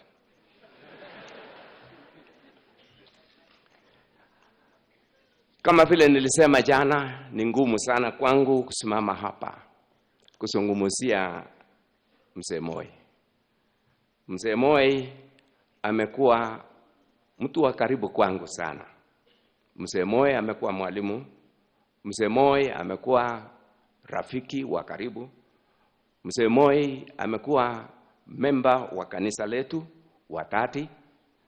Mzee Moi as a friend amekuja hata mpaka nyumba yangu. Mke wangu uko hapa. Simama my wife. And huyu mama amepikia Mzee Moi chakula. Mzee Moi alipenda kanisa sana. Nikisimama hapa kwa niaba ya AIC wote, tukiongozwa na presiding wetu, I will say Mzee Moi alipenda kanisa. Alipenda kanisa lake, alipenda Biblia. Alisoma Biblia. Na leo hii Mzee Moi aliniambia tutabea watoto wake wote Biblia, na aliniambia nitasema kitu kwenu, kwa maana alipenda Biblia. Alisema alifundishwa na wamishinari miaka hizo 1934, wakati aliamini Kristo, alifundishwa kuimba wimbo ambaye anasema the best book to read is the Bible. And he read the Bible throughout his life. He started his journey of Christian life kuanzia 34 na akabatizwa 36 na alitembea na neno la Mungu mpaka juzi alipoenda. Nilipata bahati siku moja kwenda kwa makapasi ya AIM na nikaona barua ambaye aliandikia wa missionary 1945. Alisema, I have decided to follow Jesus and I will never look back. And indeed, Mzee Moi never looked back. So today, kama jana, nilishindwa nitasema nini kwa ibada hii. Kwa maana ni vigumu, lakini tangu jana nimeanza kuwa na nguvu ya kuongea. Na nikasema ya kwamba mahubiri yangu yatakuwa ile kazi Mzee Moi alifanya. Yale maneno ambayo Mzee Moi alituambia kutoka kwa mdomo yake mwenyewe. So I'll read this in English, lakini nitaka kufahamisha watu. Mzee Moi knew very well about death. It could not surprise him at all, at all, at all. When we were burying Lena, being a shujaa, he said, Mama hapa, mimi takuwa hapo. He knew about death. And let me tell you today, kwa Kiswahili, siri moja, najua mzee tulikuwa tunaongea. Aliita siku moja Mwalimu Kiplagat na propose ya kanisa hili kwa maombi. Na mzee Moi akamwambia, mimi naona nitaenda nyumbani. Tarehe 5 mwezi wa Septemba, hawa familia walikuwa na gathering yao ya familia. Mimi nikakuja. Mzee Moi akaniita, akasema, Bishop, naona safari yangu ya kwenda mbinguni imeanza. Uniombee. So he was so prepared. He knew death. That is Mzee Moi. He was so prepared. And he used to tell us from the Bible, as I read to you yesterday, for we are aliens and pilgrims before you, as were all our fathers. Our days on earth are as a shadow. That is what he used to tell us. We are aliens and pilgrims. He could again quote, precious in the sight of the Lord is the death of his faithful servant. And he is a faithful servant. So precious is his death. He used to tell us, as Philip read, write this, blessed are the dead who die in the Lord from now on. They will rest from their labor, for their deeds will follow them. Those are the words of President Moi. Throughout his life, he knew that he will one day die. And we are here today kusindikisha mwili wake ambaye alijitayarisha. He used to tell me, Bishop, you know, I love the words in 1 John 5:11, 12, which says, this is the testimony. God has given us eternal life. And this life is in his Son, Jesus. Whoever has the Son has life. Whoever does not have the Son of God does not have life. So he knew where he was going. Today, as I stand here, I want to witness and say, Mzee Moi is in the hands of his Creator. He loved salvation so much. Those ministers I have seen on Gary here and the rest who used to go with him, they know he could tell them, point blank, are you saved? Are you saved? He could tell people to get saved. So he loved salvation. Why did he love salvation? He had a verse in Jeremiah 17:9. He knew very well that the heart is deceitful above all things and beyond cure. And he knew the cure for the heart is Jesus Christ. For God so loved the world, he said, that he gave his one and only Son, that whoever believes in him shall not perish, but have eternal life. He knew it. And then there is one, which I'm sure those who stayed in Kabarak here were used to. Luke chapter number 15, which Moses used to say, there will be rejoicing in heaven over one sinner who repents than the 99 righteous persons who do not need repentance. He said that all the time here. When he met people all the time, he could tell them, the Lord is not slow in giving his promise, as some understand slowness. Instead, he is patient with you, not wanting anyone to perish, but everyone to come to repentance. So that is the passion he had for salvation. Mzee Moi wanted all people to get saved. It's like a Mzee I found in Bokot. I went to Bokot sometime. I'm evangelist. Now, when my bishop is giving me retirement, I'll be doing a lot of going to witness in missions. We went to missions. I preached. Nikaeleza watu habari ya mbinguni. Mbinguni kama mzuri sana. Na wazee wa Bokot walikuwa wanalala hapo na kiti kingine ambaye wanaweka kwa kichwa. Alafu nikasema, Kuna mmoja anataka kuamini Kristo hapa. Mzee mmoja akashot up immediately na kumwambia kaa chini. Nilifikiri amekasirika. Akasema, ninyi nyote mmesikia hii maneno? Watu wakasema ndio. Akasema, wekeni mkono yenu yote juu. Kila mtu weka yake juu. Akasema, huyu mpasta ni mpakuzi. Anasema kama kuna moja, sasa unataka nani mwingine apotee? Hakutaka mtu yeyote. Na niliona ukweli wa mama. So kila mtu aliweka juu mikono siku hiyo na wakaokoka siku hiyo. Bwana asifiwe. Mzee Moi was just like that. He wanted all people to believe in Jesus Christ. Even us seated here today. Moi could tell us, I want you all to believe in Jesus so that you go to heaven with me. About this Christian life, if there is any person I have known in my life who was so strict on his Christian life, is Mzee Moi. He was so strict, so strict. He followed Christianity. And his favorite verse is Colossians 2:20, which says, I have been crucified with Christ, and I no longer live, but Christ lives in me. The life I now live in the body, I live by faith in the Son of God, who loved me and gave himself for me. He could quote that to anyone. Mzee loved to live the Christian life. He knew about forgiveness. That is why I am so glad some people have talked and say, tulisamehana na yeye, which is good. Mzee Moi alipenda msamaha. Wewe ukikosea Moi, Makto alikuwa mwerevu zaidi kuliko watu wengi.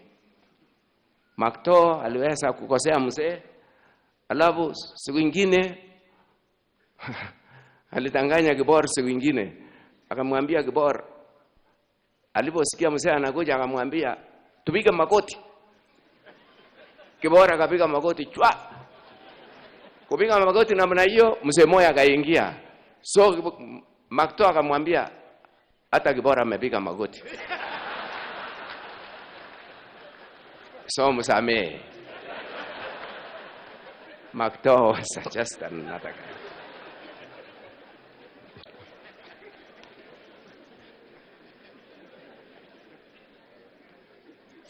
Mzee Moi loved telling the truth. He loved telling the truth. Ungesema kitu mbaya. Nilisema jana. Siku moja nilitaka kupembeleza yeye. Kwa maana niliona choto. Kina udongo walikuwa wamemkasa yeye sana kwa natu. Mimi nikaeleza mzee si useme kidogo ya kwamba utawapatia pesa kidogo hivi. Aniambia, Bishop, that is a lie. Mimi sina pesa. Na mimi siwezi kusema uongo. The following day I saw him on the screen. Hakuna pesa. Sasa nikasema kweli anasema yake. He did not want to say a lie. Why? The Bible says in Colossians 3:9, according to his words, do not lie to each other, since you have taken off the old self with its practices. You have taken off the old self with its practices. Practice your old self, uongo, matusi, and so forth. Yeye alitunza sana Ukristo. He loved prayer. He loved reading God's word. He loved the children.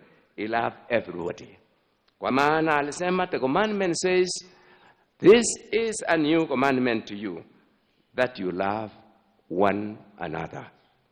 And he was so strict about it. He valued anything that the Bible says. On helping others, he read the words in Matthew 7:12, which says, in everything you do to others what you would have them do to you. What you would have them do to you. Fanyia wengine vile ungependa watu wakufanyie. Kama unapenda watu wakupende, penda watu. So, alipenda watu. Na nyinyi wa Kenya, you can tell me this, ya kwamba his life ni hiyo, maisha yake yote ni hiyo. Siku moja we were reading this passage together, Psalm 72. And when we came to 72 verse 12, you know when you read Psalm 72, ni kama Solomon alikuwa mtu mchoyo. Anamwambia Mungu, mwambia watu wa dunia hii wote walete pesa kwangu, walete mali kwangu, walete kila kitu kwangu. But it ended up this way. Anasema hivi, mwisho yake anasema, so that the king will deliver the needy who cry out, and afflicted who have no one to help. So he told me, Bishop, that prayer is good. It's good to have, so that you help the needy. On commitment to work, all of you who worked with him, you know, he woke up very early in the morning. Aliamka asubuhi na mapema. His word from the Bible is Ecclesiastes 9:10. Whatever your hand finds to do, do it with all your might. That is Moi. He could do everything with all his might. I would encourage all of us, pastors, nani, anything that the Lord has given us, let us do it with all our might.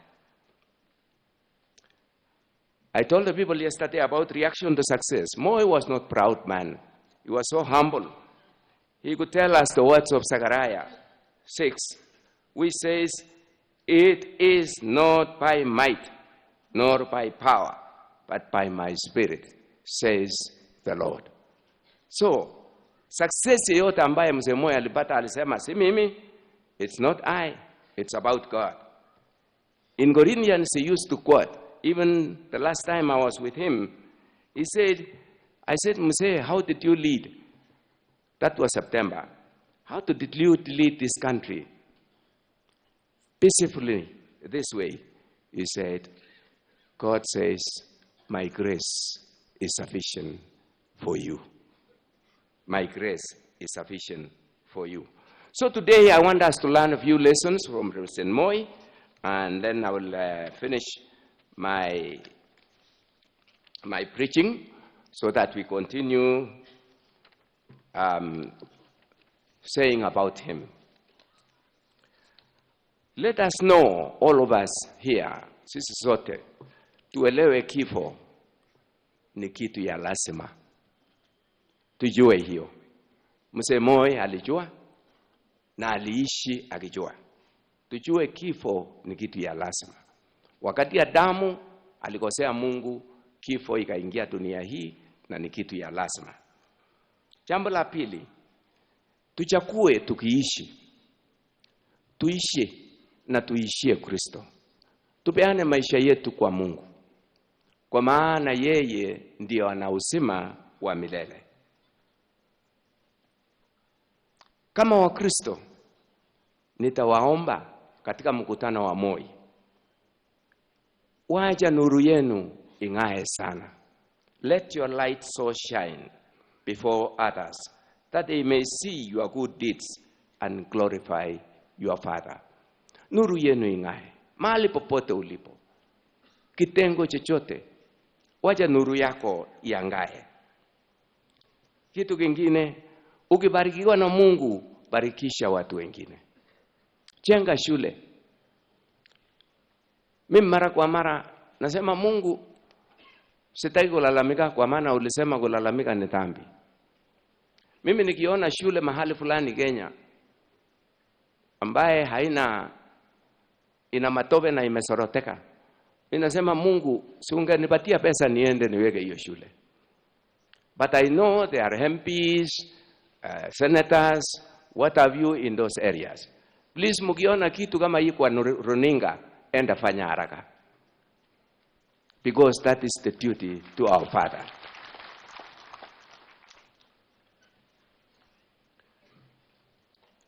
Kwa mahali popote Mungu ametupatia, in whatever area God has given us a job, let us demonstrate our commitment to it.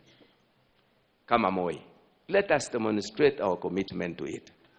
Moi was so committed to serving Kenya.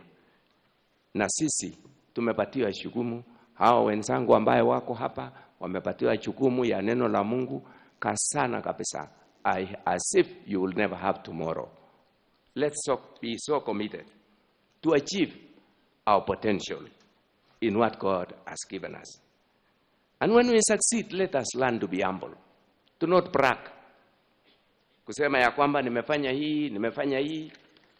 Wacha watu wakuje waseme. Ya Moi ukisikia watu jana wakipanga laini, wanasema alifanyia sisi, na Moi hakutuambia hiyo. He did not brag. Alitegemea Mungu. Kama Wakristo, tutoe kwa kazi ya Mungu. Kama kazi ya Mungu inaonekana mahali popote, ujitoe. Ujitoe kwa kazi ya Mungu. Jali maslahi ya watu wengine. Kama Mkristo, kwanza you have the word of God. Na Mungu awasaidie sana. Mimi nakumbuka shule moja, nilienda huko Maralal. Moi alipeleka pesa chungu mzima Maralal kujenga shule ya wasichana. Na mnajua the child, msichana anataka sana asaidiwe. Na mzee mmoja akasaidia wasichana wa Maralal. Nilipoenda huko akasema, sisi tungekuwa tumeoleka kama Moi hangejenga hii shule. Bwana asifiwe. Do something. Be generous like President Moi. Penda jirani zako. Penda mwenzako. Msiwe na chuki. Kama Kristo kweli anaishi ndani yetu, tuache chuki. Tupendane. Tupendane kikanisa, tupendane kiinchi, tupendane sisi wote.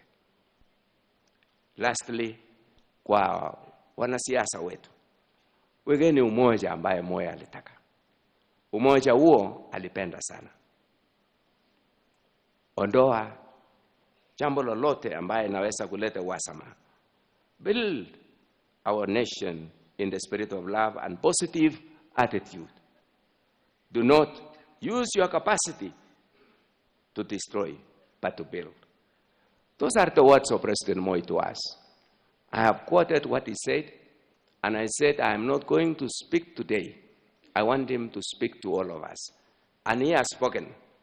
Mine is to say to you, if you have listened, may the Lord bless you. May the Lord bless the family of President Moi. You know he loved the Bible. We will give you the Bibles. May God bless our country, President. May God bless our African nations. He loved African nations. He worked for it. He worked for it. Sudan, Ethiopia, where all these places, he was always available. May the Lord bless all of us and give us a great day today to celebrate the life of this man.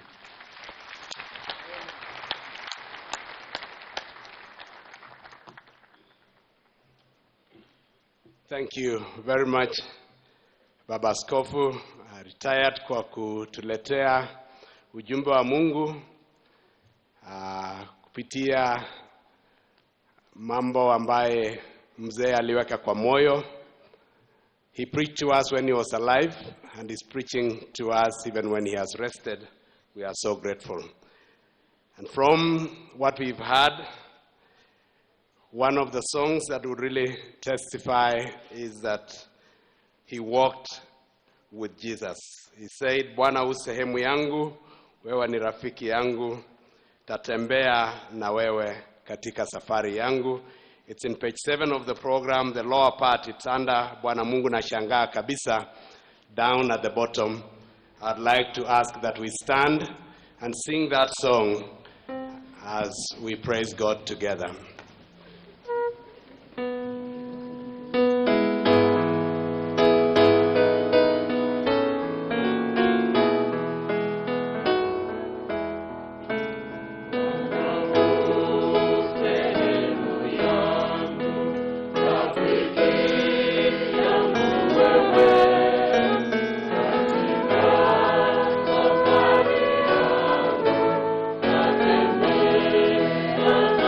Wewe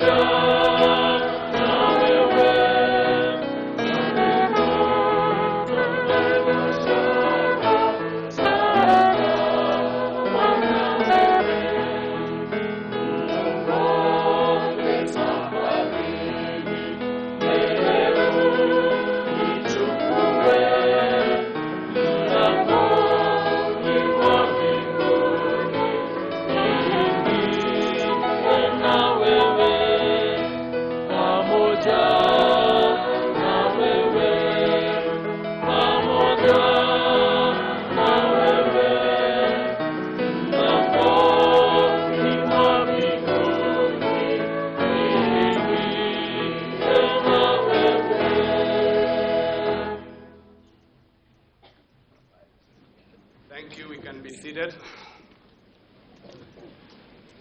We have now a special time where we will go before the Lord in prayer, but to lead us in this session, we want to welcome again our presiding bishop, the Reverend Abraham Mulwa, to lead us. Karibu.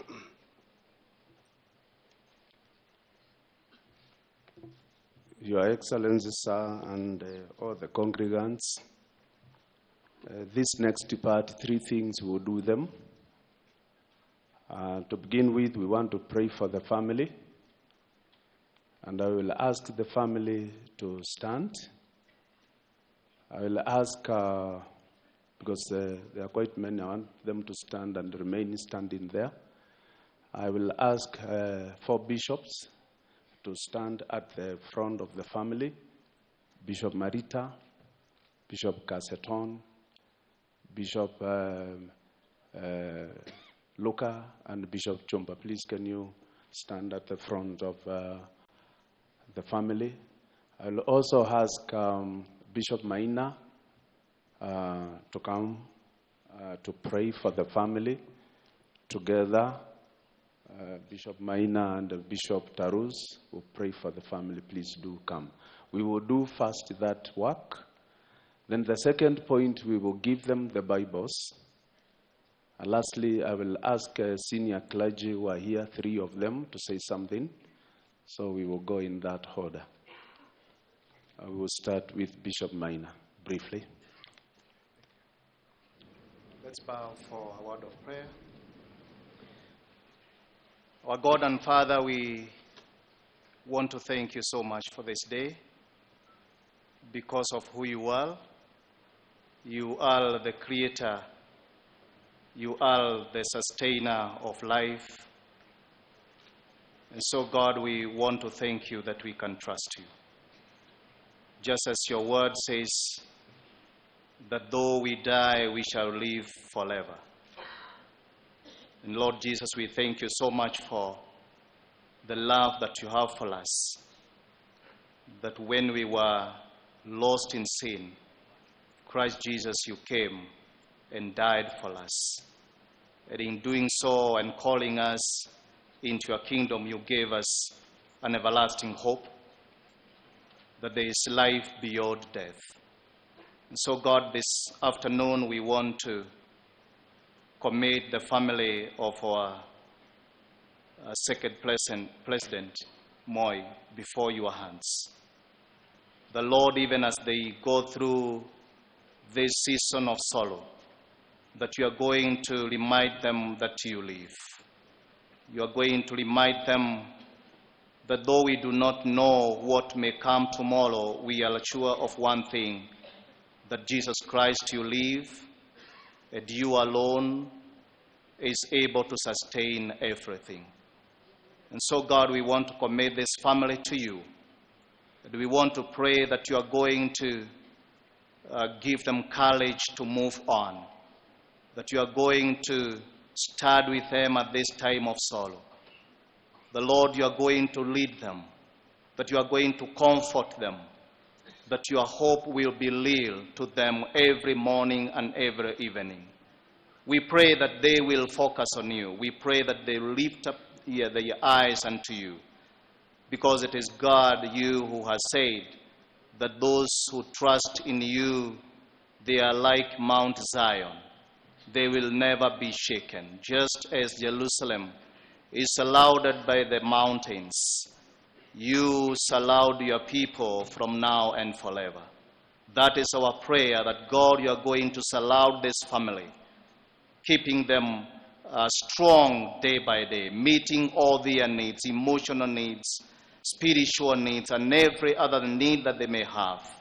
God, we pray that you will walk with them. We thank you and we praise you in Jesus' name. Amen. Tena Baba Mwenyezi Mungu, tunakushukuru kwa nafasi ambayo umetupatia ya neno lako. Asante kwa sababu umetutia moyo ya kwamba tuishi maisha ambayo marehemu Moi aliishi, maisha ya kukupenda, maisha ya kutumikia wewe Mungu wetu, maisha ya kusaidia hata na watu Na Baba wetu, tunakushukuru sana kwa neno hilo. Na wakati huu Mungu wetu, tunakuja mbele zako kwa ajili ya familia yake, ya kwamba Mungu uendelee kubariki familia hiyo, waweze kuishi maisha ya kupenda wewe, maisha ya kutumikia wewe Mungu wetu, maisha ambaye Baba wetu wataendelea kutukuza jina lako na kuinua jina lako siku zote. Asante sana Mungu wetu kwa sababu utatenda mema kwa familia hiyo. Waacha upendo wako iishi ndani yao, waacha umoja wako iishi ndani yao, waacha Mungu wetu wakae wakiwa familia moja, wakitembea pamoja na kuishi maisha ambayo baba yao waliweza kuishi. Tunaombea watoto wao wote, tunaombea wachukuu wao wote na hata na vitukuu wote, ili uendelee kuwabariki na kuendelea kuwasingira na neema yako juu yao siku zote Baba wetu.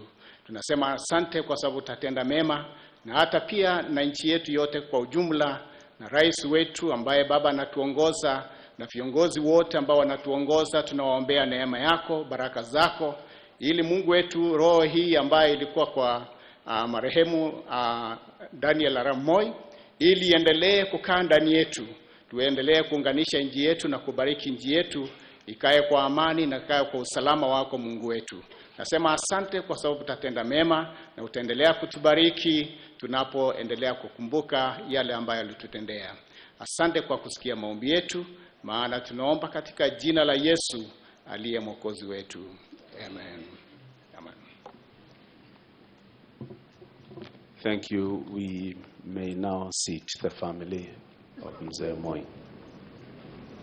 While we are about to get the Bibles, Your Excellency, sir, yesterday we want to apologize to His Eminence Cardinal Jue and Archbishop Sapiti. They were to say something. Unfortunately, when we gave you back the service, you just went through, and they felt like we have neglected them. I want to apologize on their behalf and say to the MC on the other side of the government, before the National Assembly, we will have a benediction, please. This is a church service, and all orders must be done well.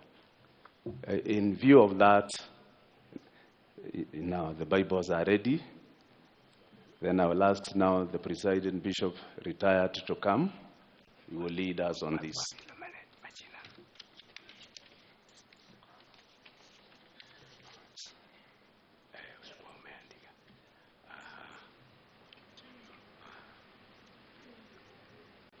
We will go one by one. That these bishops should be ready. Ngede should be ready. Kitonga should be ready. Kotut should be ready. Kirui should be ready. Kijure should be ready to help us as we go. Let's go to where they are. Let us not bring them here. The first Bible is for Jennifer. It will be taken by Mulwa, his pastor. Jennifer alikuwa na Bishop Mulwa all the time. Whoever will take that Bible for Jennifer, we will appreciate. Ngoja kidogo, tuende pole pole. Mtu wa pili ni Raymond. We'll take to Raymond, mimi na Bishop Tonga na Ngede. Sisi wawili watatu wazee.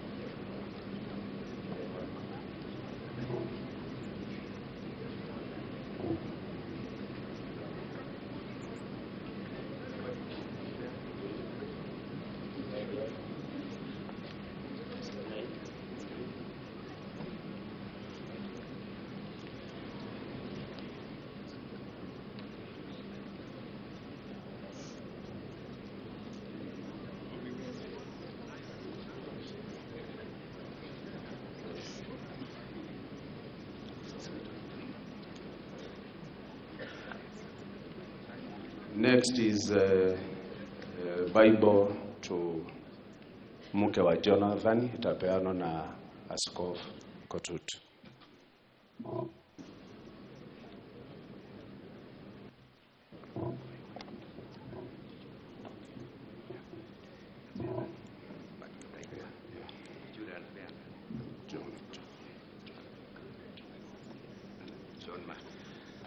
Okay. Tutauliza Bishop Kishure atapeana kwa John Mark. The wife is there. Please, can you kindly stand and receive?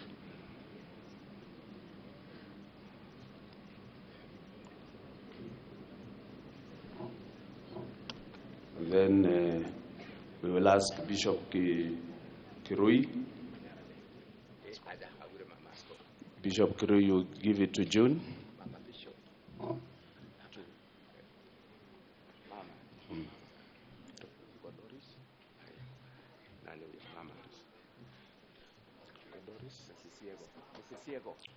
Mrs. Diego, please, can you come? You also give to Doris.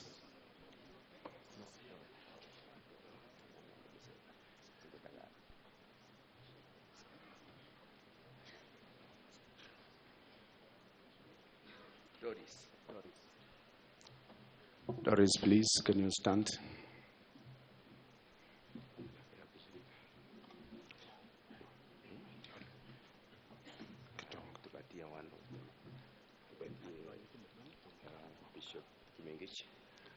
Philip, kindly can you stand?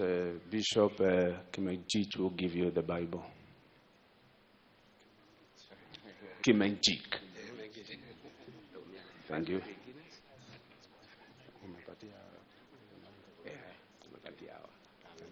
I think that one is going to, don't you, it's finished.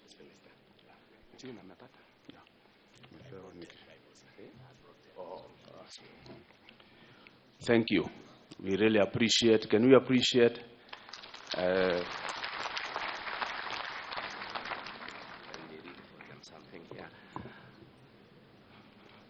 As I said, everything we are doing today ni mambo ya mzee. Abana yetu. Aliniambia, since you are so close to my family, somea hawa neno hili.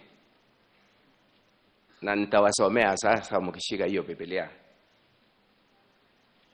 The Bible says in Joshua 1:8, this book of the law shall not depart from your mouth, but you shall meditate in it day and night, that you may observe to do according to all that is written in it. For then you will make your way prosperous, and then you will have success. Amen. Thank you very much. The last point, I want to introduce the bishops who are seated here. I will ask first AC bishops to stand.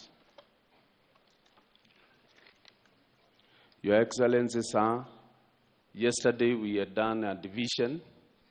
AIC has 28 bishops, so half were at Nairobi yesterday and the rest are here. Just a few who were with us yesterday and today they are with us right now. Those are our leaders in our areas all over the country. Thank you. You may sit. I will also ask those who are visiting, I will not read their names, there are so many. So kindly, the other leaders for the other denominations behind, please kindly can you stand?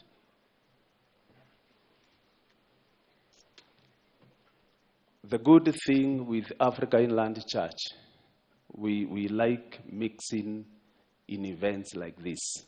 You're most welcome. God bless you. Lastly, I will ask our seniors, 3 of them, to come and to say something in less than 2 minutes each. And I will start with the Apostle, Dr. Ngede. Please come.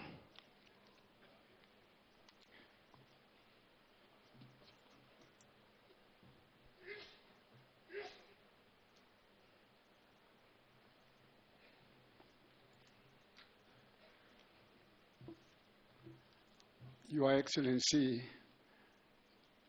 His Excellency Uhuru Muigai Kenyatta, and Her Excellency Margaret Kenyatta, and Deputy President and Protocol Observer, I take this opportunity to convey my heartfelt condolence to the family of my great-grandfather, Mr. Moi, who has passed away to be with the Lord. There's one thing that I decided to say in my heart. We are here with the Bishop from Nyanza, and even my wife is here. But let me just say one word. When the government was supposed to be overthrown in 1982, the Lord woke me up, and I had a telephone ringing. Telephone was from the President, Daniel Toroitich arap Moi. And he told me, Washington, my government is going. So I need your prayer, because he was a man of prayer. I knelt down on my knee, and after prayer, I called back and I said, Your Excellency, tomorrow at midday, you will be back in your leadership. And that's what God did. And then when he took over the leadership of the being presidency, I'm the first bishop who donated 15,000 Kenya shillings with the bishops from my church, Power of Jesus Around the World Church. And that knitted my heart together with the president. And finally, His Excellency, the late President Moi, he became a very close friend of mine. And when I had a land to build a church in Kisumu, he really helped me to build my church. We built a church 15 million debt-free. And I thank him so much. And not only that, after the finishing of the church, His Excellency, the late President Moi, he came with a team and opened our church officially. And from that time up to this very moment, I love the sitting government, and I love this wife. My wife used to sing a lot, even to Nairobi, when His Excellency the President, Uhuru Muigai Kenyatta, used to invite us at the State House to sing, and she is a good singer. And we used to go there, even up to Nyeri. My wife with the team went, and His Excellency the President, Uhuru Muigai Kenyatta, really look after them so well. And I appreciate you, and I salute you, and I will continue praying for the government of the day. That is my motto in my life. Reverend Bishop Diego knows that very well. Everybody knows that I love the sitting government. I love the people of Kenya. My prayer will continue being with the people of Kenya. May God rest his soul in eternal peace. I love him even when he's sleeping here. I still love him because he did a lot for me. And even my son, he allowed to study at Kabarak High School until he went to America. So he is my friend. God bless his family, and God bless all of you. Bye. Thank you, Apostle. I wanted to assure you we will meet at the Great Show. At this time, I also want to call Dr. Apostle, the Archbishop Arthur Kitonga, to say a word.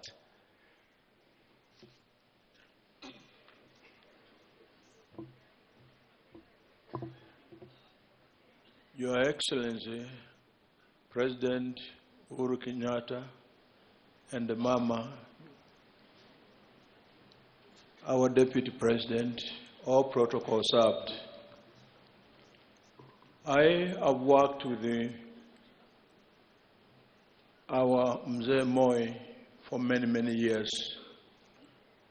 He had some rumors that there is someone who came from Uganda and has been sent by Idi Amin to come and destroy some, blah, blah, where we are at Mathare Valley.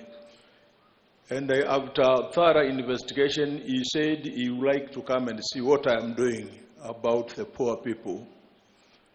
And when he came, I told him how we were chased by Idi Amin, and we came back because we were missionaries there for 10 years. And he saw my work in Mathare. he came to Huruma and we went to Korokosho. And his message from at Korokosho, he said, Kitonga, endelea na kazi. Na kesho, njoo kwangu ofisini State House. Nilikuwa sijakanyanga State House, nilikuwa tumekanyanga ya hapa Kenya, nilikuwa sijaikanyanga. Hiyo ilikuwa siku yangu ya kwanza. Na wakati nilienda, tukaenda, nikakuta alikuwa na watu wengi, lakini amewacha watu wakaja kunigojea mlango ili kuingia hapo kwa ofisi yake. Na watu wakaanza kushangaa, huyu kijana, siku hiyo nilikuwa kijana mdogo, sio kwa mzee kama saa hii mnaona niko na kiara. Tukaingia, unajua vile tulianza na yeye.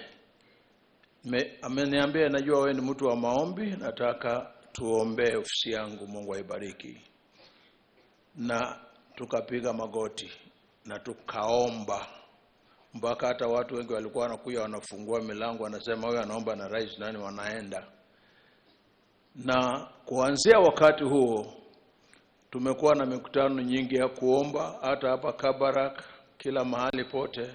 Na hata kuna siku nyingine nilimuombea kwa simu, alipiga simu akaniambia nimuombee, kwa maana aliona mambo mengi kitendeka. Na kitu kile nashukuru Mungu, na najua malipo yake mbinguni makubwa, ni kwa sababu Mzee Moi alikuwa anapenda kusaidia maskini zaidi sana, na alikuwa ni mtu wa maombi. Na ningeweza kuuliza hata wanasiasa wote, haijali ni cheo gani, tufuate hiyo roho ya Moi ya kusaidia maskini, na kule mbinguni utangojewa vizuri, kupewa thawabu kwa kazi ile ulifanya. Kwa hivyo mimi nasema watoto wote wa Moi tumuage zote kwa njia moja nyingine, na watoto wake hata wale tuko kazi, tumuage na tutembee bila kutembea, na baada ya maisha hii tutaweza kuonana na yeye, na tufuate amani. Moi alikuwa mtu wa amani, na tulikuwa mara kwa mara tunasoma ile kifungu nasema, follow peace with all people and holiness, without which no one will see the Lord. Should be Hebrews 12:14. Na kwa hivyo tufuate hiyo scripture, na tufuate neno la Bwana. Na kifungu kingine cha Moi ni Matthew 5:8, blessed are the pure in heart, for they shall see God. Tumesoma kitabu na Moi kila wakati, na niliona ni mtu alikuwa anampenda Mwenyezi Mungu. Na mimi nakuambia miaka hiyo 24 Moi alikuwa anaongozwa na Roho Mtakatifu kuongoza nchi hii. Tufuate nyao zake na mtaona nchi hii tukiwa na amani. Mungu abariki Kenya. Amen. Your Excellency, some are very senior to tell them, hey. So now we have the seniorest. Archbishop, retired, emeritus, Eliud Daktari Wabukara. Karibu.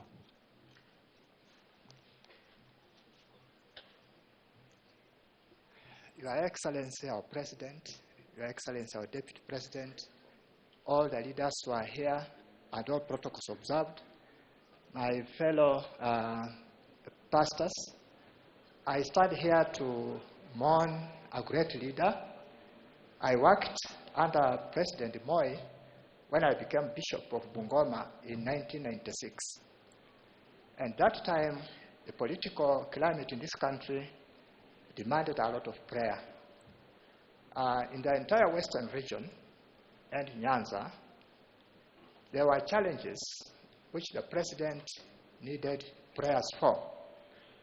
I can mention three instances in which we were closer with the president in his work.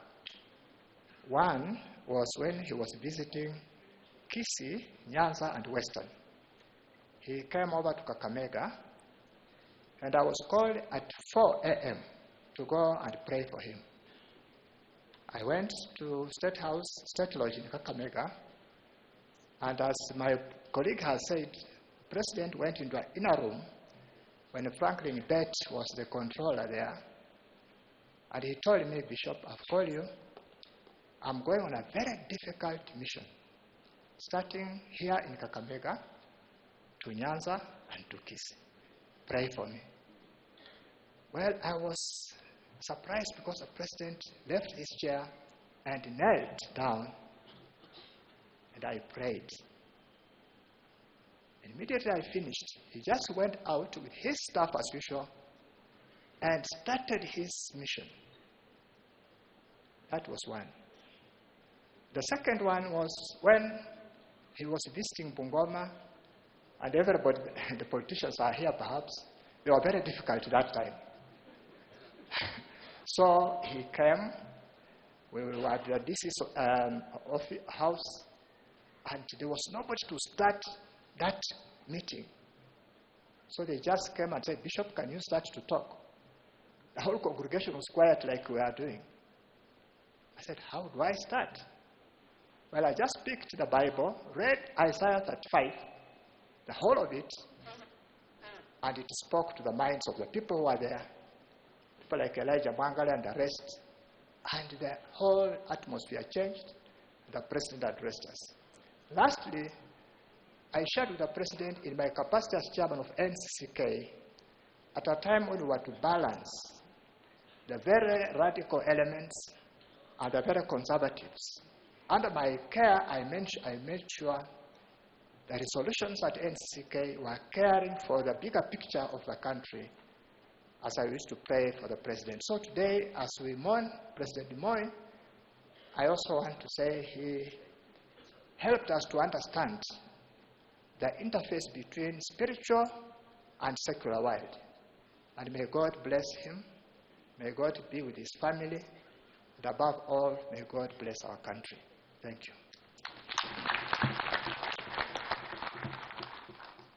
Your Excellency, it is true that if we allow everybody to say something, we will be here until tomorrow morning. I want to ask to be forgiven, because I know so many would like to say something, and I'll ask them, please, gentlemen, I know you want to say something, but all of us, let's accept those three to represent us, please, so that we may take care of the state. And at this moment, I now turn to the Master of Ceremony on the side of the state. Welcome.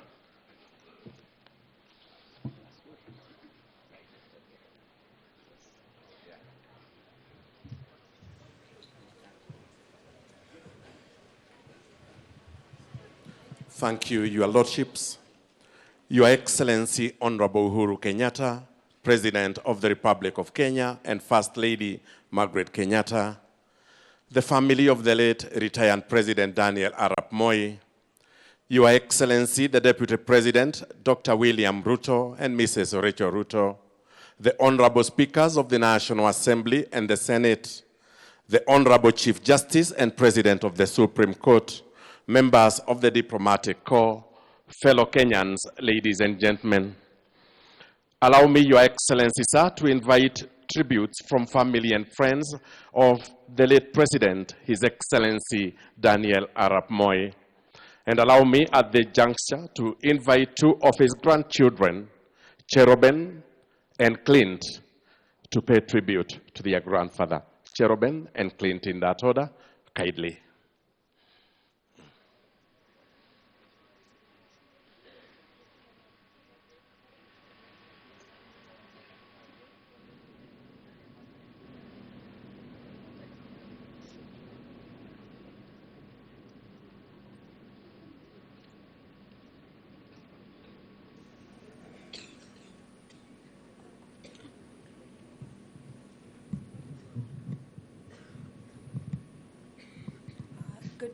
Everybody.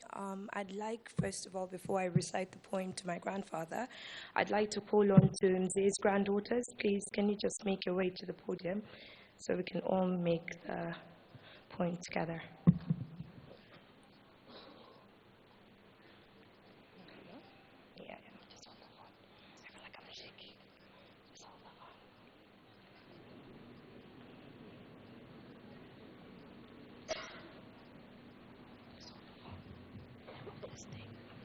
Yes, I'm going to share a poem. It's called Last Journey by Timothy Coate. There is a train at the station with a seat reserved just for me. I'm excited about its destination as I've heard it sets you free. The trials and tribulations, the pain and stress we breathe, don't exist where I am going. Only happiness, I believe. I hope that you will be there to wish me on my way. It's not a journey you can join in. It's not your time today. There'll be many destinations. Some are happy, some are sad. Each one a brief reminder of the great times that we've had. Many friends I know are waiting who took an earlier train to greet and reassure me that nothing has really changed. We'll take the time together to catch up on the past, to build a new beginning, one that will always last. One day you'll take your journey on the train just like me, and I promise that I'll be there at the station and you will see that life is just a journey enriched by those you meet. No one can take that from you. It's always yours to keep. But now, as no seat is vacant, you will have to muddle through. Make sure you fulfill your ambitions, as you know I'll be watching you. And if there is an occasion to mention who you knew, speak kindly of that person, as one day it will be you. Now I can't accept this ending, as it's time for me to leave. Just one thing I'd like to add. The last time I remember when I was with Kuga, and I was with my daughter, who is Kuga's great-granddaughter, and I remember, I don't want to do a disservice to my ethnic language, so I'll just translate what he said in English. So he told me, Charbon, always remember to put God first, and do not take anything that you have for granted, because all that I have and all that you will gain, always remember that this is achieved by the grace of God. And Kuga always said, never put your reliance in human beings, as human beings will always disappoint. But always remember that you have a friend in God. Thank you.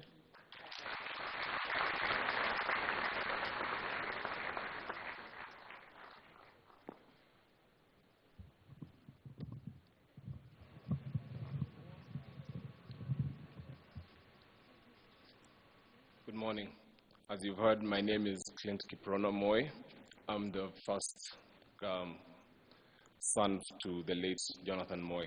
I was asked to read a small tribute today to His Excellency Uhuru Kenyatta, the President of the Republic of Kenya, to Her Excellency Margaret Kenyatta, First Lady of the Republic of Kenya, to His Excellency Deputy President William Ruto, and to all honorable guests here, all protocols observed.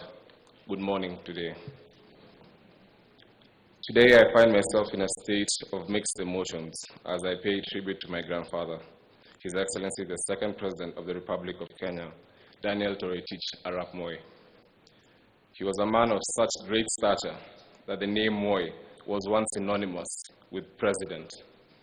When I was younger, a common joke amongst my peers was, Moi wa Uganda ni nani? Yes.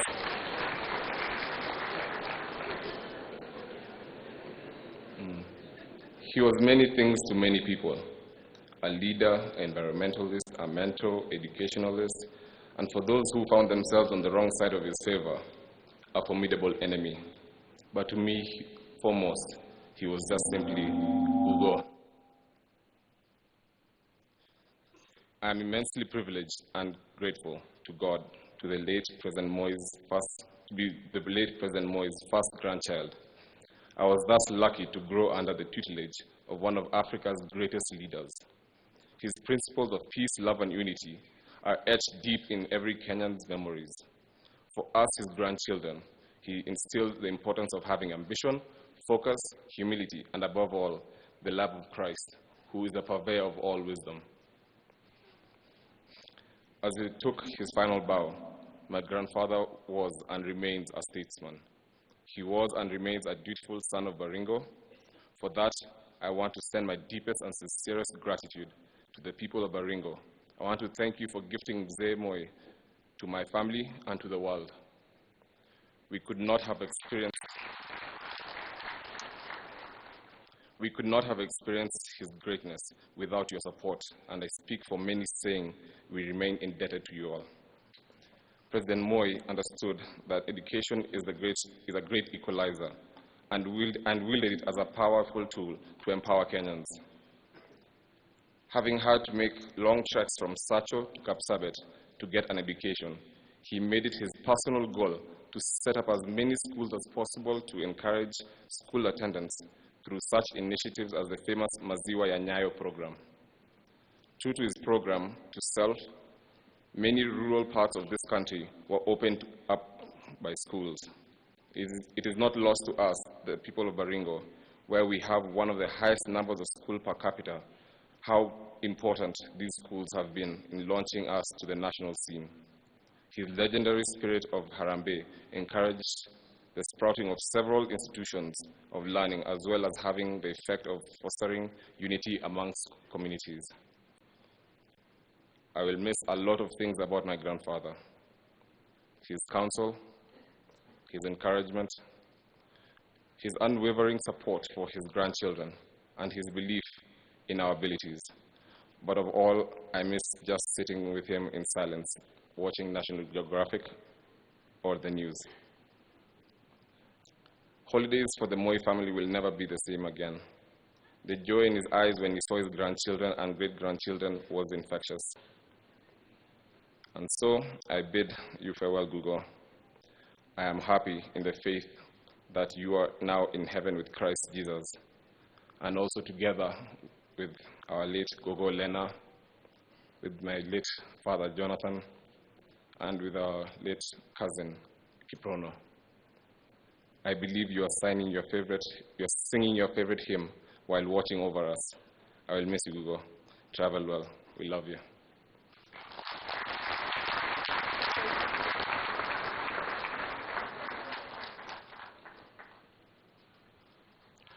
Thank you.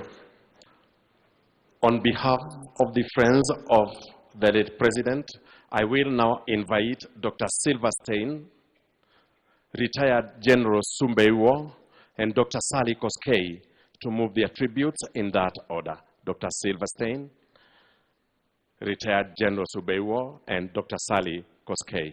Karibuni.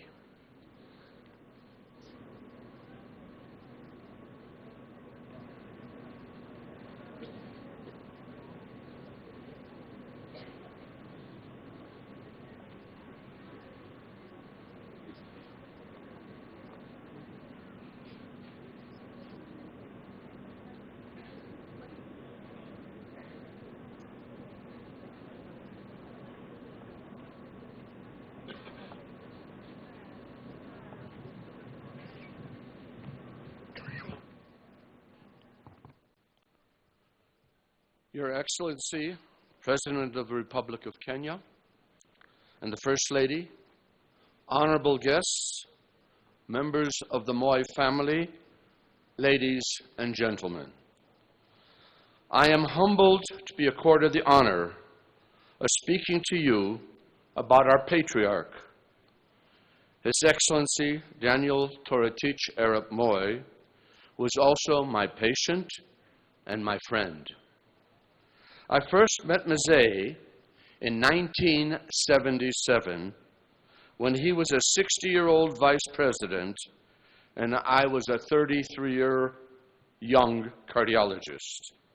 His secretary, Mrs. Smith, called to ask me if, when, and where I could see him. Yes, anytime at Kenyatta National Hospital. And we began our 42-year relationship. At our first meeting, I was of course awed by Mzee's erect stature and commanding presence. Our relationship as doctor and patient warmed over 42 years with his deepening trust in me, our mutual respect, and growing friendship. During his presidency, when I would check him on a weekly at State House, he was always considerate of my time so that I could get back to my other patients without delay. After taking his interim history and examining him, he would invite me for a cup of tea. He always would say a silent prayer first as he held his cup. Then we would discuss our favorite subjects, the latest in medical developments, the Old Testament, and its application in today's world, international politics, and the state of Israel. Mzee was an exemplary patient, following my advice on medicine, diet, and lifestyle. For the record, as Gideon said yesterday, yes, Mzee loved his meat. He also enjoyed sharing a small glass of sweet, kosher sacramental wine from Israel with Sir Charles Njonjo and myself, and maybe just a wee bit at bedtime. Dawa ya wazee. There was only one issue in which I could not sway him. That was his working too many hours. I even resorted to using the words from Exodus when Jethro advised his son-in-law Moses, "The things you are doing are not right.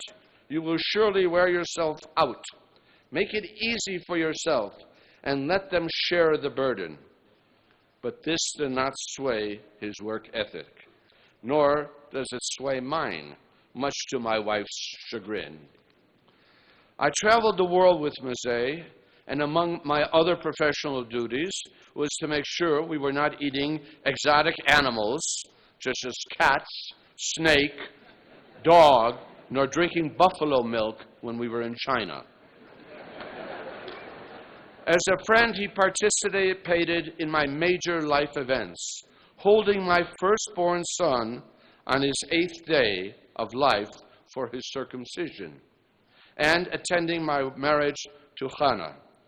After his retirement, we shared many small dinners with dear friends at our home. Mzee was a devout, God-fearing Christian. And as a Jew and the head of the Jewish community of Kenya, our trips to Israel was always poignant for both of us.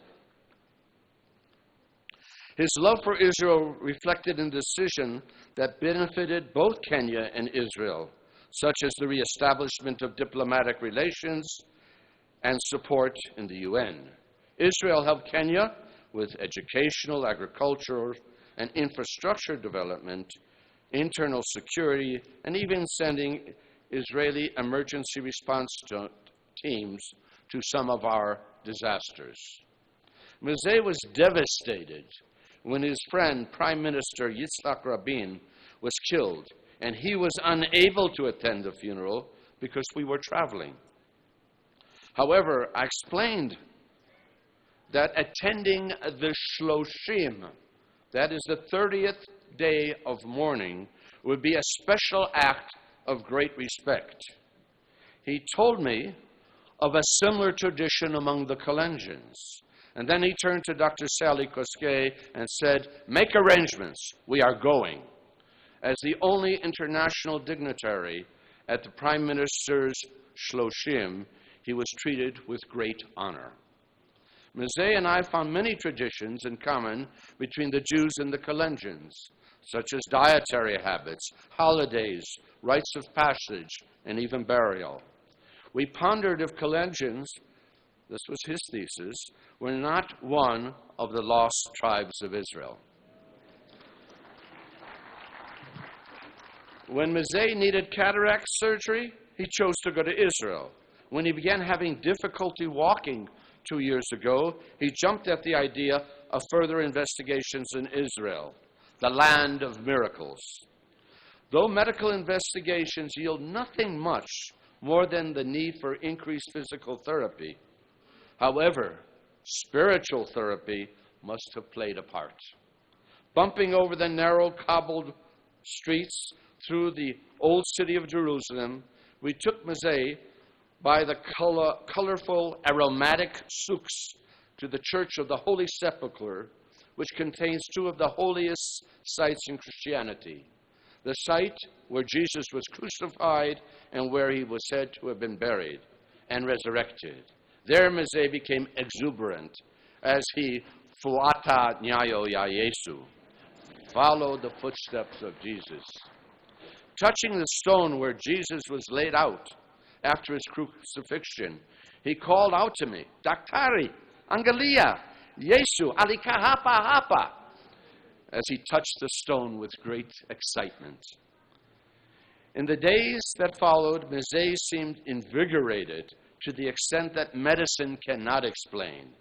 He continued to be the exemplary patient, but with a new enthusiasm that gave him more strength and liveliness. During his final illness, this strong leader fought hard. His belief in his faith and his family never faltered. In the hospital, he was appreciative and gracious. He listened to the sermons of evangelical preachers, and he was excited when his sons Raymond or Gideon appeared on the TV and would point at the TV for me to notice it. Alas, his old body had fought all its battles. At age somewhere around 103, Mzee died. We grieve our patriarch, but grief comes from love. And over the years, the pain of grief will fade, but it will be replaced by the wholeness of love that is its origin. During his last 4 months, Gideon and I witnessed Mzee's positive response whenever I told him about the special prayer, Hebrew prayer, I said for him every Shabbat, every Sabbath in the synagogue. Mzee, this is the final prayer I can offer you, that your soul may forever rest beneath the wings of the divine presence. It is called El Maleh Rachamim, and is the prayer to God for the soul of the departed, and it is brief.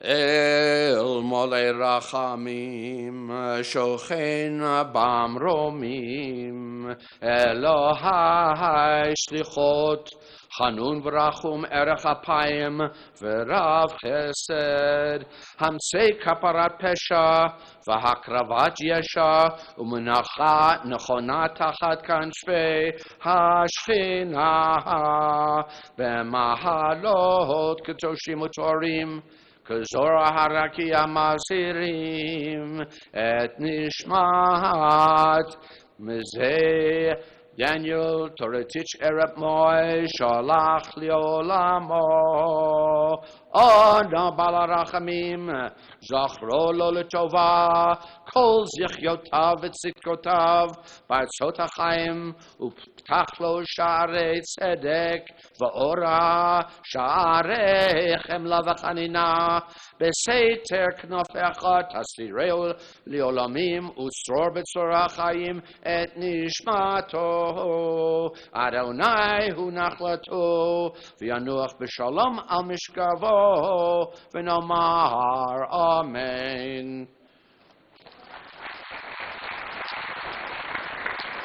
For those of you who do not know Hebrew, God, who is full of compassion and who dwells in the heights, God of forgiveness, who is gracious and merciful, slow to anger, and abounding in loving kindness, may He grant pardon of transgression, nearness of salvation, and perfect rest beneath the wings of the divine presence in the exalted places among the holy and pure, who shine as the brightness of the sky, to His Excellency Mzee Daniel Toretich Erep Moy, who has gone to his eternal home.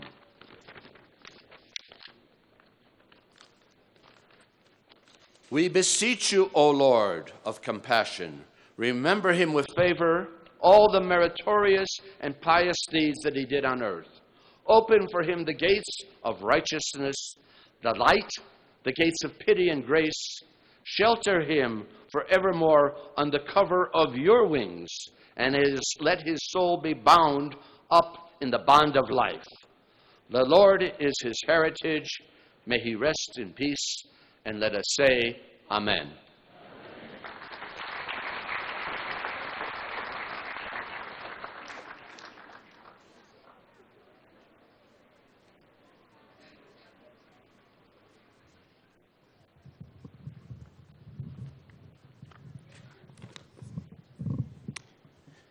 Your Excellency, Honorable Uhuru Kenyatta, President of the Republic of Kenya, First Lady Margaret Kenyatta,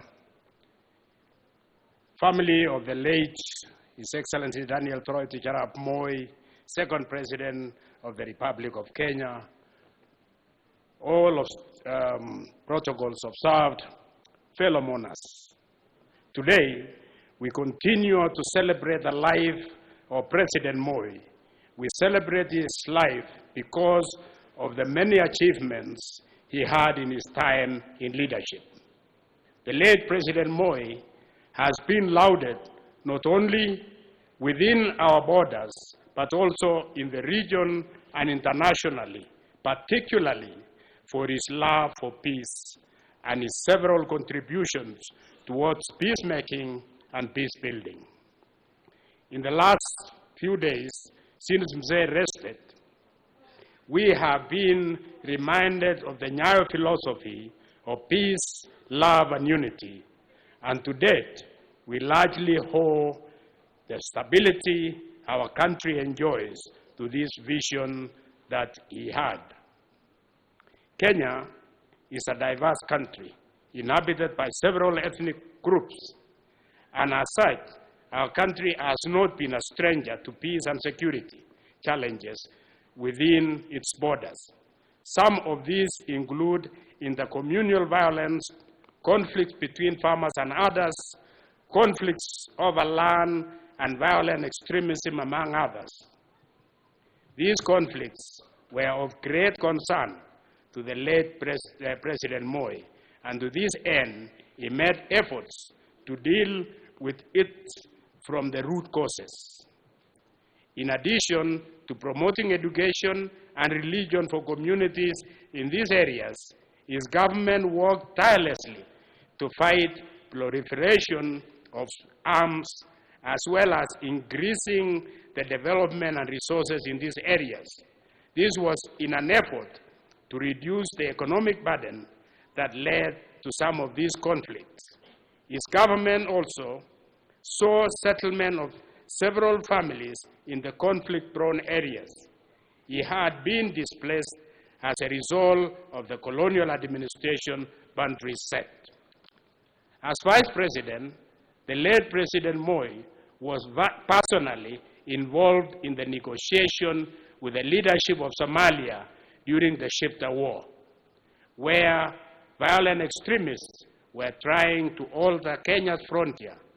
Other notable personal involvement the late President had include mediating the conflict between the Samburu Turkana, Turkana Pokot, and Pokot and Samburu communities, who were largely fighting over grazing and watering points.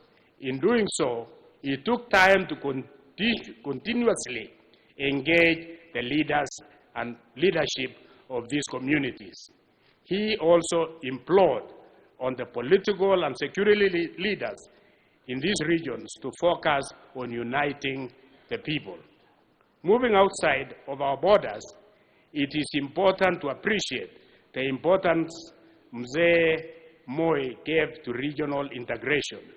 He was instrumental in the revitalization of the East African community. We heard this yesterday from two former colleagues of his, President Mkapa, Benjamin Mkapa, and President Yoweri Kaguta Museveni.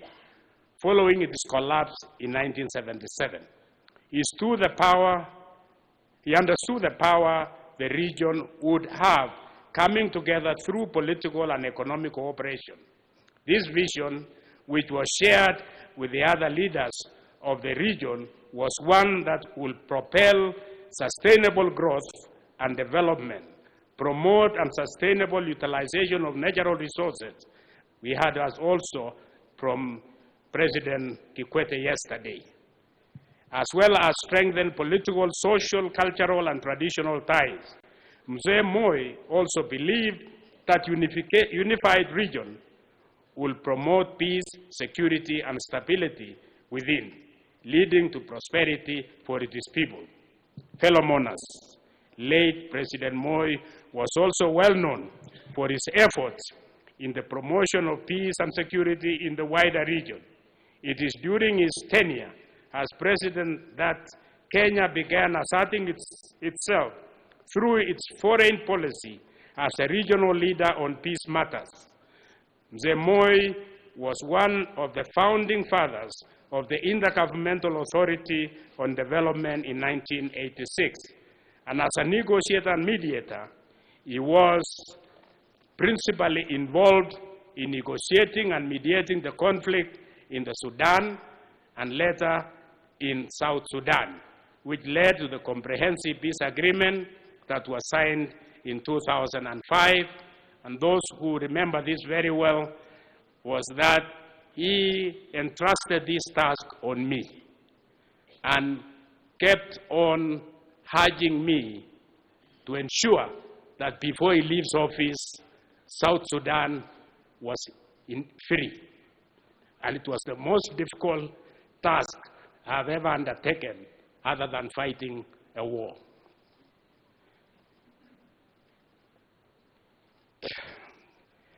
Later, after retirement, continued with the South Sudan, achieving the South-South dialogue that reduced the number of armed groups from 16 to 1. The late President Moi was also instrumental in Somalia national reconciliation process through IGAD. He was very particular about having the Somali people own the process that will lead them to a path of peace. He was greatly disturbed by the years of instability in that country. That led to the loss of several lives and destruction of insurmountable property. President Moi, therefore, through IGAD, supported the process that led to the formation of the transitional federal government of Somalia. In other parts of the continent, the late president was involved in internal peace processes in Mozambique, Liberia, Zimbabwe, Namibia, Uganda, DR Congo, and many others. The late president's quest for peace did not end following the conclusion of a peace agreement. He was also a believer of peace missions, and as such, he ensured that Kenya was contributing country to several peacekeeping missions. Some of these include those that go beyond our region, including Chad, Namibia, Mozambique, Iran, Iraq, Kuwait, Yugoslavia, Liberia, DR Congo, Sierra Leone, and East Timor. To date, Kenya remains a proud contributing country to peacemaking and peace building.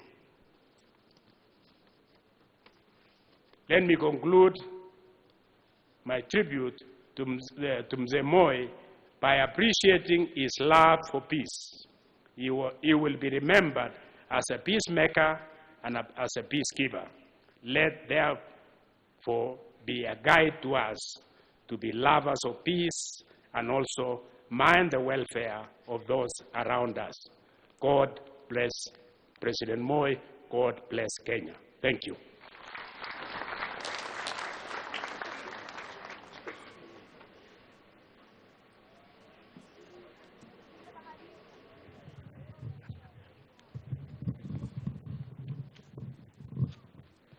Your Excellency, the President of the Republic of Kenya, First Lady, Mama Ngina Kenyatta, Deputy President, former Prime Minister, Speakers, Chief Justice, and the Chief of General Staff, family of President Moi, Excellencies, ladies and gentlemen, I have my own condolences to convey to the family of the late President, but I also carry a lot of messages of condolences from around the world, from people who interacted with the President and could not get in touch directly with the family.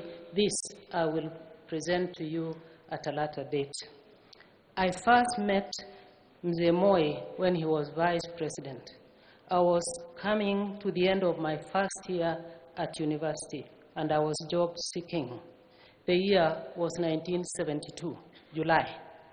I was struck by his humility. What crossed my mind then was that he stood like a soldier. He was very polite. He was surprised that I wanted manual work on a farm. Many years later, he reminded me of this meeting when I became reluctant to take up the London posting. He even reminded me of the ridiculous T-shirt I was dressed in that day. You have to believe that he really had a strong memory. Just in case you are wondering, that was a bright yellow T-shirt with black writing and a cup overflowing with beer. It was from East African breweries with the caption, "Have a nice day." At this, our first meeting, President Moi talked to me about the importance of education. He made me promise him that I would pursue my education to PhD level. I therefore was not surprised that he paid so much attention to education when he became president. If there is one thing this country owes to the late president, it is a debt of gratitude for his tremendous effort to build schools from primary schools, secondary schools, tertiary colleges, and to universities. I sat in the meeting with him and British officials when he sought help for the building of Moi University. And apart from everything else and the other support they gave, that government donated the Moi University Library, which at the time was the largest this side of the continent. When it was critical to encourage girl education, to encourage girls to stay in school longer, he promoted the education of the girl child, but he did not forget the boys. There is not enough time to enumerate all that he did in promoting education in our country, but his legacy here is completely secure, I dare say. As most of you will no doubt recall, soon after the late former president took over power, one of the enduring images was his lifting of stones building gabions to prevent umomonyoko wa udongo. He constantly talked and practiced tree planting to protect our forest cover. Nyayo T-zones were, to use his own words, to stop encroachment on forests. Among those, and I will not even talk about the ivory because that was well documented yesterday by His Excellency the President. Among those who communicated with him on wildlife conservation was the Duke of Edinburgh and Prince Claus of the Netherlands. I was privileged to be present at the Dutch Royal Palace when President Moi was awarded an honor for his conservation work. I wonder whether we will do one posthumously. President Moi was a serious advocate for the United Nations Environment Program. If he was addressing the Earth Summit in Rio de Janeiro or just addressing the UN General Assembly, he spoke of UNEP and its work. I followed it because my initial appointment as ambassador was as the ambassador to UNEP to replace the first one, big sister Margaret Kenyatta. He did not only believe in the environment, he lived it. For us in the Foreign Office, on foreign trips we carried recordings of wildlife, football, and songs of praise for his downtime.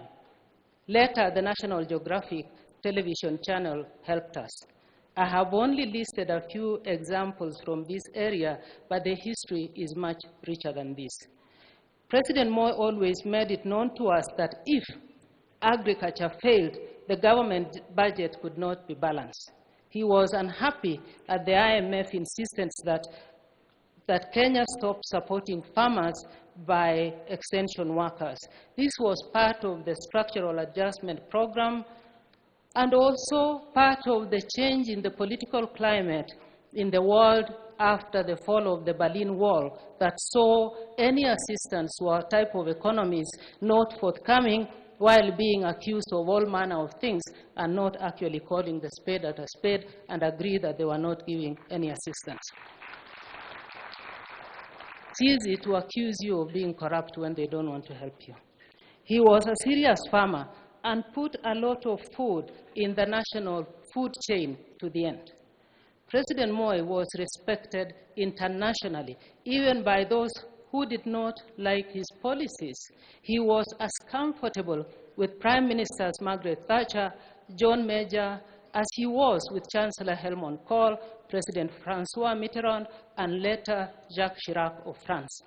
And of course, all the Israeli leaders. Most of you will no doubt remember the quick response the Israeli government sent when the bomb hit Nairobi in 1998.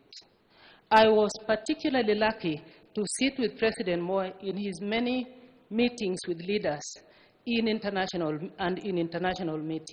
meetings. Other leaders often came to consult him. In diplomatic terms, you know that if they are coming to you, they respect you and you are the boss. He also received envoys constantly, plus local ambassadors who requested to see him.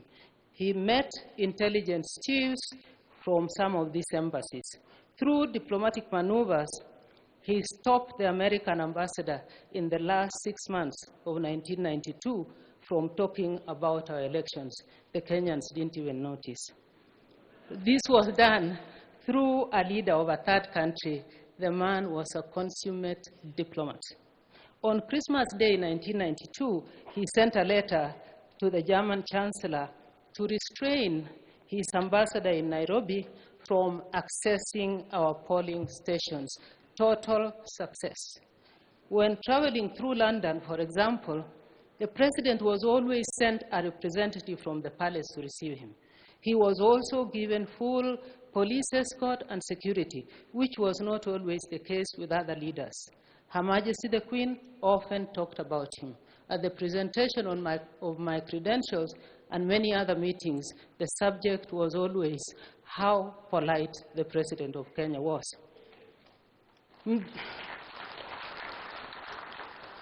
Mzee's patience helped Kenya have a place of respect on the world stage.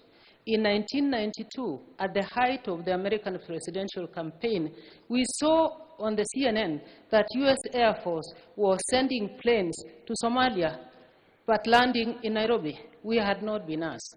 The planes were already in the air. It was Saturday. I called the president in a panic. He was calm, and he told me to talk to the American representative. The American number 2 came to the office, and to cut a long story short, the military gave the clearance. When the planes landed, however, they were not carrying any food. So again, President Moi had to step in. He convened meetings of the World Food Program and other donors to collect food to take to Somalia. It now became our problem. The problem to President Bush for the mishap. And then we had the Siad Barre issues.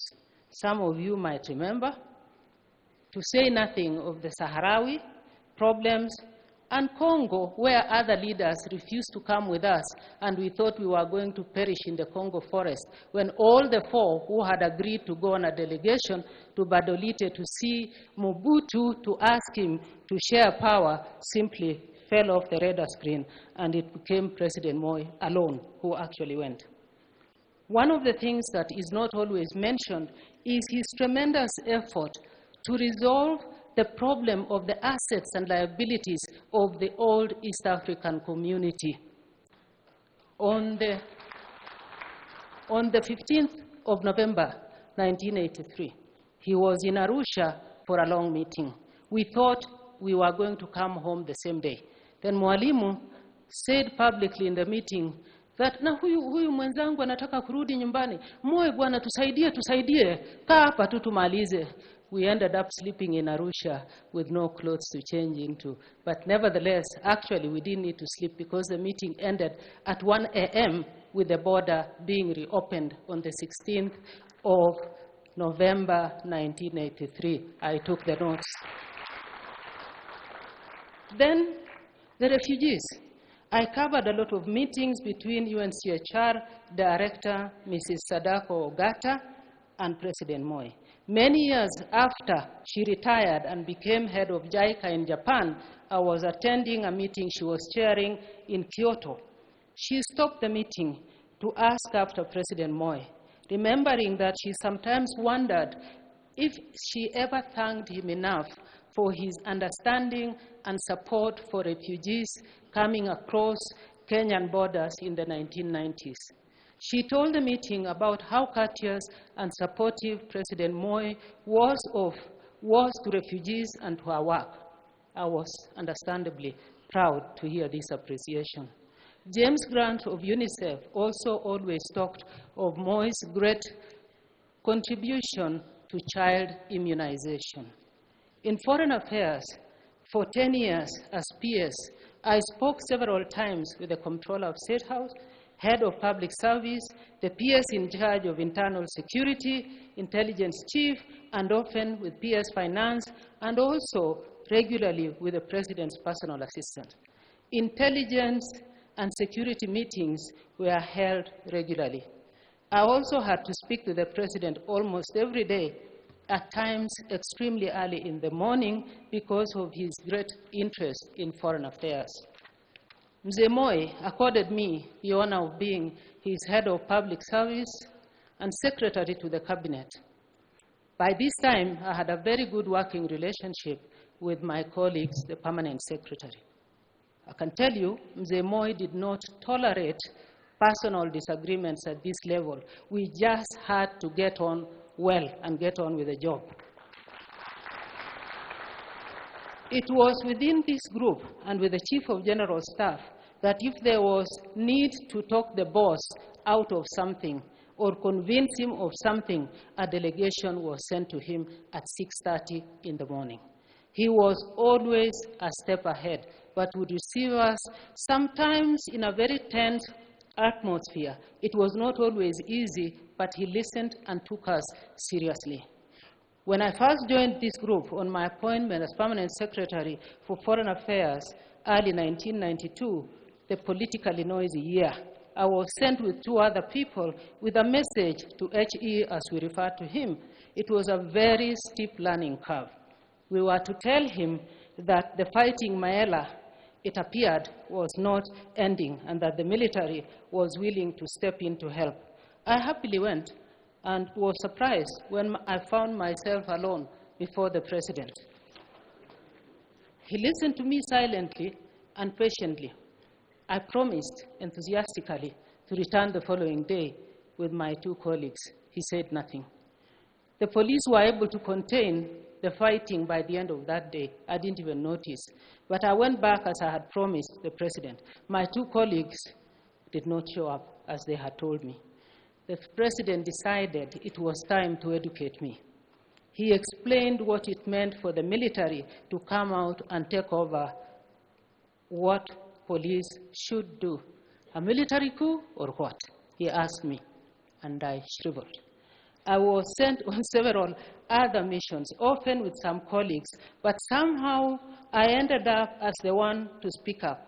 Soon I learned that some of my colleagues found it easier to send me on these rather dangerous missions because they understood the cultural background of our boss. He was not going to shout at a woman, especially one considered young enough to be his daughter. I also soon learned how to recognize signs of displeasure. If he called me Daktari, I was okay. Seli was my official name, so that was fine. If he received me with Lakwani, which means child, in his softest voice, I knew I was in deep trouble. If he was really angry with me or my message, he sent Joshua Kulei to tell me, or I just stayed away. I went underground until he looked for me. I did this a couple of times.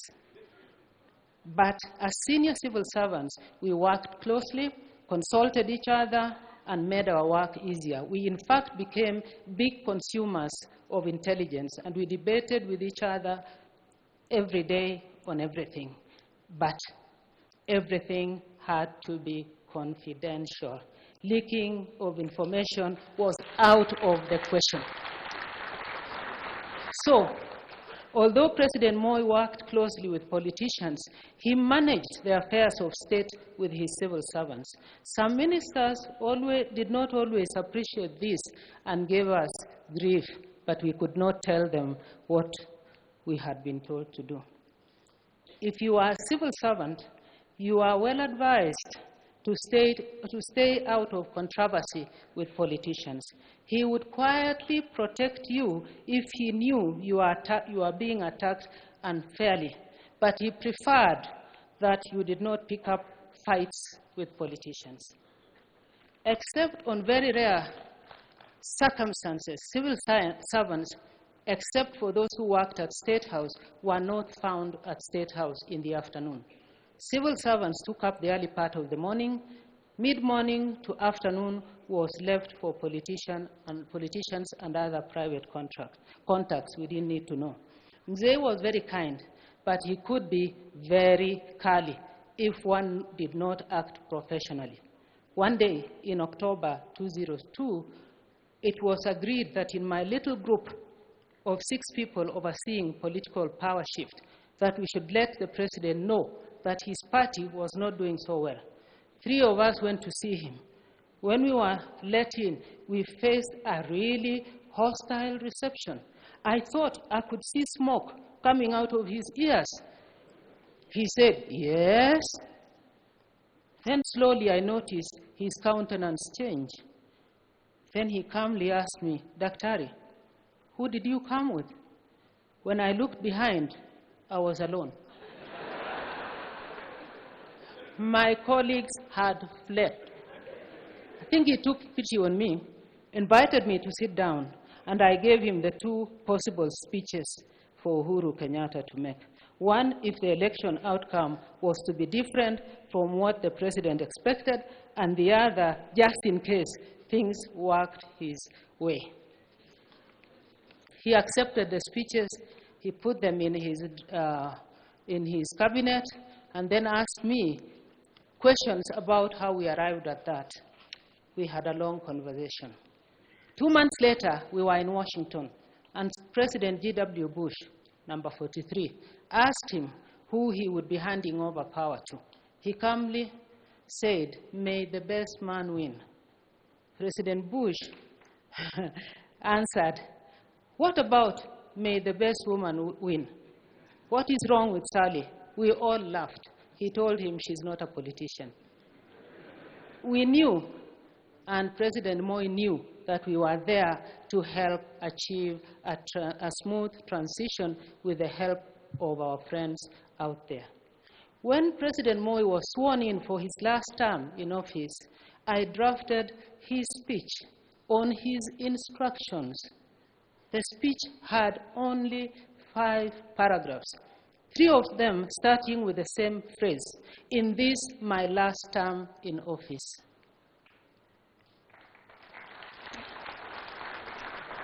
His name was not also on the ballot paper in 2002. He was ready and prepared to hand over power. We worked hard on this. Even the much talked about house that he was supposed to be thrown out of. We prepared the papers, we took them to cabinet, but President Moi declined to accept the house. He insisted that although he had lived in the property for years, it was not his property.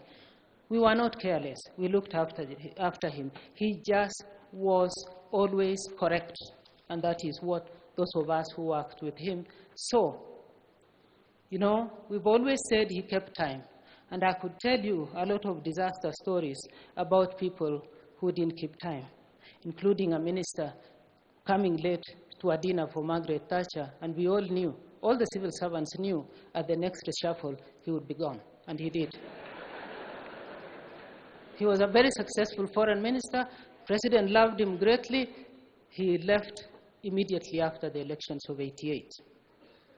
I was privileged to work with my former boss as an ordinary civil servant for 5 years, as an ambassador for 6 years, permanent secretary for 10 years, and his head of public service for 2 years.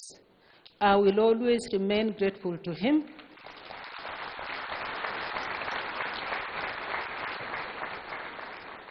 I will always remain grateful to President Moi for his generosity, support, professionalism, and above all, respect.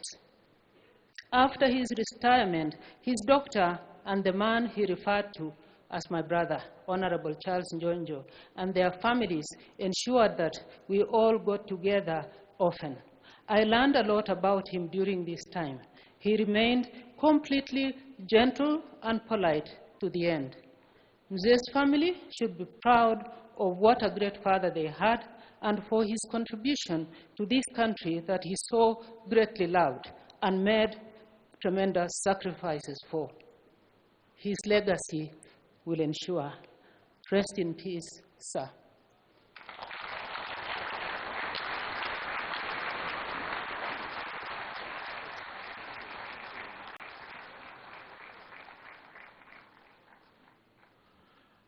And sir, before I hand over the microphone and the program to Honorable Salat, the family has requested that I invite 2 more tributes from Dr. Caroline Karugo and Philip Leke. Dr. Karugo and Philip, kindly.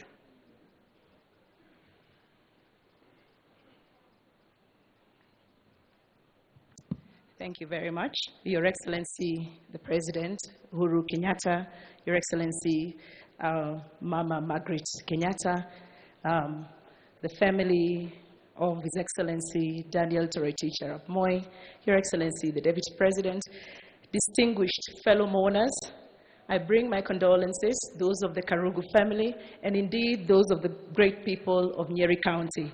I'm deeply honored this afternoon to speak on behalf of the millions of the Nyayo era children, or those who we call ourselves Watoto wa Nyayo. I was a little 8-year-old girl when I met a man with a tall, towering frame, a man whose presence was as intimidating as it was friendly, a man who held the highest office of the land, the President Daniel Toroitich Arap Moi. I was a lucky child to be picked through a rigorous selection exercise to welcome President Moi to my home district, Nyeri, and specifically to the Kiganjo Police College. My duty at that tender age was to hand him flowers in our honored tradition of welcoming dignitaries home. That small encounter of a little girl presenting flowers to the President of the Republic became the beginning of a journey down a long road paved with incredible kindness, genuine human compassion, and love. His Excellency President Moi immediately assumed the role of a father figure in my life, and he took up the course of educating me by offering to pay my school fees throughout my schooling years. I still remember with deep nostalgia the very first day when I met His Excellency the President. As soon as I handed him over the flowers, he invited me to breakfast and he treated me to some sumptuous mbuzi ribs that were extremely tender. During this king's breakfast, I was asked, "What would you like me to do for you, little girl?" And he asked, "What would you like?" "Anything." I innocently responded that since he was the biggest person in the country, he should remove Kiswahili as a subject in my class. As a little girl, I had a good justification. I argued with the President that at home we spoke in Kikuyu and in school we spoke in English. Further on, I wrote all my exams in English and therefore I could not understand what the need of Kiswahili was. I thought a presidential decree against Kiswahili would be a masterstroke. The president smiled broadly and at my obvious childish request, and of course, I had to explain to my parents why I never thought of greater requests to the president like the request of a Kambugonda. Those who don't speak French, Mugonda is a parcel of land where I come from. As for my Kiswahili request, that was never granted, it became a central part of my academic progress assessments carried out by Baba Moi himself during my annual visits to State House, where he would start by asking me, "Bado unacheza na masomo?" It is that small encounter in Kiganjo that began a life-transforming moment for the little girl from a little village called Nyarivo in Nyeri, who now stands in front of you, having recently attained a doctorate degree, to mourn a loving father, a faithful mentor, a devoted teacher, and a caring children's president. I celebrate President Moi for his proven, genuine big heart that made possible my education and that of many other children across the Republic. I celebrate this extraordinary leader who consistently demonstrated his commitment to education, especially that of the girl child. And I stand here in front of you today as living proof that his noble efforts and his noble endeavors were never in vain.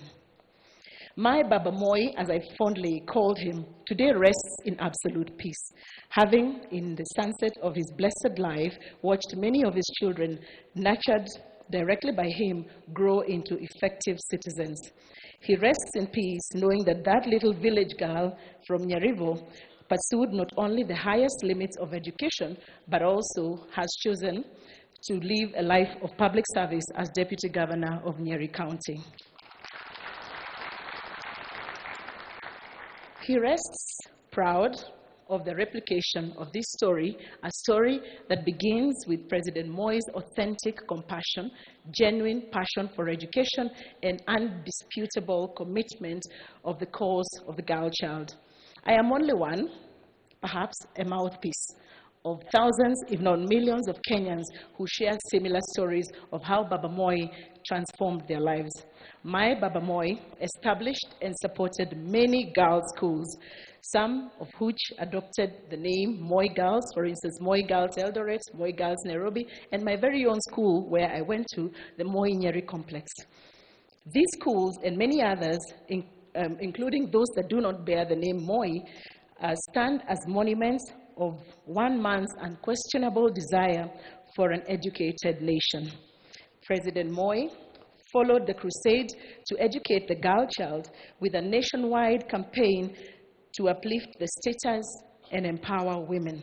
We know of the Maendeleo ya Wanawake, a powerful women grassroots movement that began during the late president's reign. If I were to list only two organizations that really got President Moi going, I would start with KANU, the ruling party of his time, where, if you all remember, he used to ask us, "Ebu tingiza kidole." The other organization would be, of course, the Maendeleo ya Wanawake, through which the president pushed the agenda of women as a critical pillar to a nation's development. I will not, of course, forget that Maendeleo ya Wanawake also acted as an incubator for women leaders who went on to pursue politics. In this regard, I remember the Honorable Zipporah Kitonyi, the Honorable Phoebe Asio, only as some names that come to mind. Other than the passion for education and his singular pursuit to empower the girl child, Baba Moi taught us one other enduring lesson: patriotism and love for our country. As young children, he drummed it up in all that we did, that we must be wazalendo, we must be patriots, loyal to our flag and our country. I know these days some of us crack jokes about the loyalty pledge and about the lyrics of the songs associated with the hate of Baba Moi's rule. Those jokes, of course, can be extremely funny sometimes, only until that moment that you realize that nowadays there is so little that rallies us behind a common cause as fellow countrymen. As children of Baba Moi, we sang about strong values, the values of hard work, the values of discipline, and we were taught to honor our country and become great patriots and defenders of our sovereignty. That is why I mourn my Baba Moi. However, I celebrate the patriotic values he espoused and imparted in us as children. Because of the strong Christian values of Baba Moi, the foundation of this nation is strong and its future is indeed bright and promising. Because of the ideals of Baba Moi, especially his genuine desire to eradicate tribalism, I look forward as a mother to raising my children in a country which will be bound more by ideals and less by tribe and blood ties. Finally, to my fellow Watoto wa Nyayo, we have come of age. We have no excuse. We were raised right. Let us now rise up and, in the spirit of Moi, bind this nation and become instruments of peace, love, and unity. To the great people of Baringo County, thank you very much. Asanteni sana, thank you for giving us and for sharing with us a son of your soil, Arap Moi. We will remain forever grateful.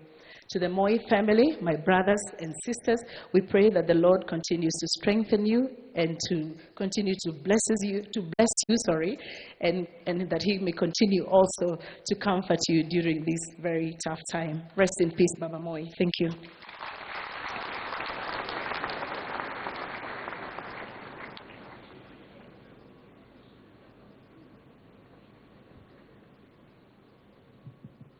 Your Excellency the President, Vice President, the entire Moi family, leaders, elders, and everybody here today. It's a great honor for me to be here today to say a few words about Mzee, my second father.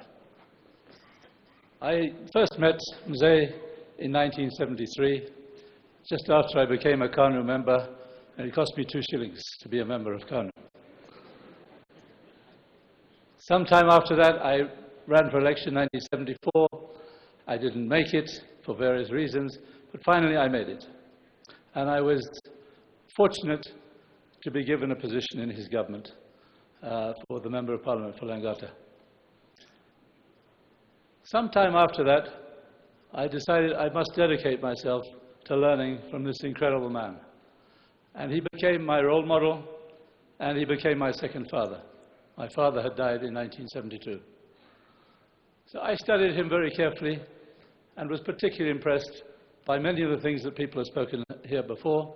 I won't repeat them, we're short of time. We used to be told politicians spend too much time talking. I heard a civil servant today have a long chat today. Sally, thank you for everything you said.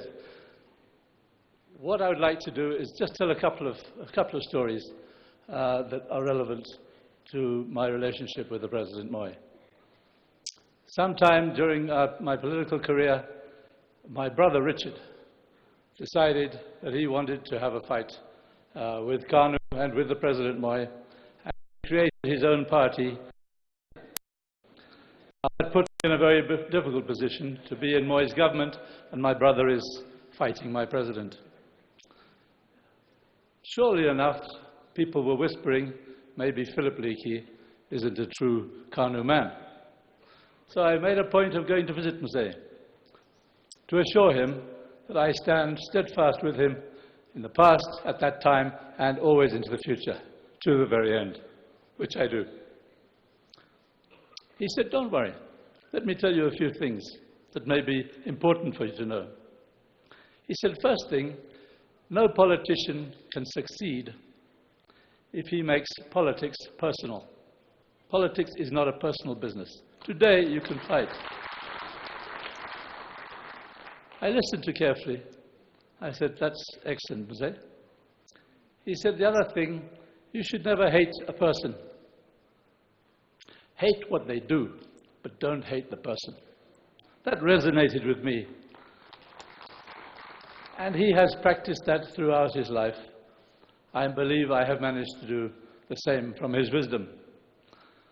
But I said, what about this Safina business, Mzee? He said, well, you don't hate him, I don't hate him, but we will cheza siasa kidogo na yeye. I said, sawa. And I'm sure many of you remember, there was a lot of maneno in the newspapers, the television, everything. Loggerheads, Richard and President Moi.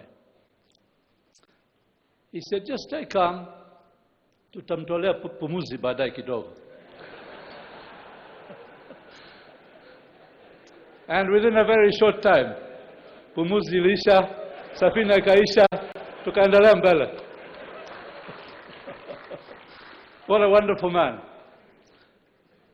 Because of shortness of time, I'll tell one more story that I think many people don't appreciate about Mzee.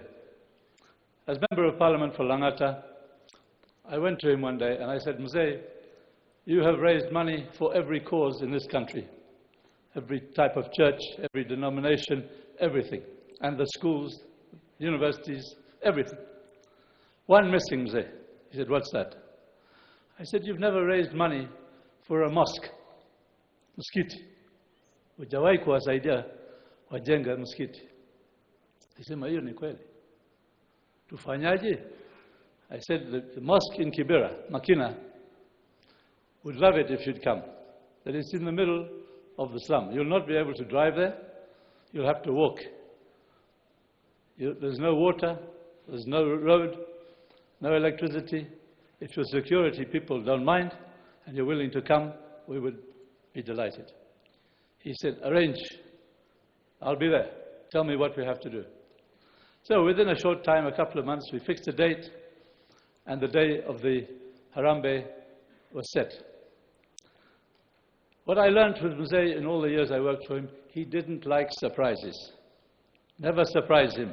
He didn't like that. He wanted to know beforehand what was coming. So I went to him and I said, apart from the water and the road, the electricity for the mosque, there's two things we really need. And only you can help us. And I won't divulge it to anybody in Kibera until that day. He said, what's that? I said, the mosque has never had a title deed. Because Kibera, there were no title deeds. He took the phone and he called Gachanja, the Commissioner of Lands. He said, I want the title deed for that mosque brought to me. He got the title deed. He said, what's the other problem? I said, in Muslim culture and their beliefs in their religion, the worst thing that can happen when somebody dies is for the body to be desecrated by means of a post-mortem examination. I said, would you be willing, by presidential decree, to remove that legal requirement for Muslims throughout the Kenya, unless it was for reasons that were suspicious why the person died? He said, I'll do it.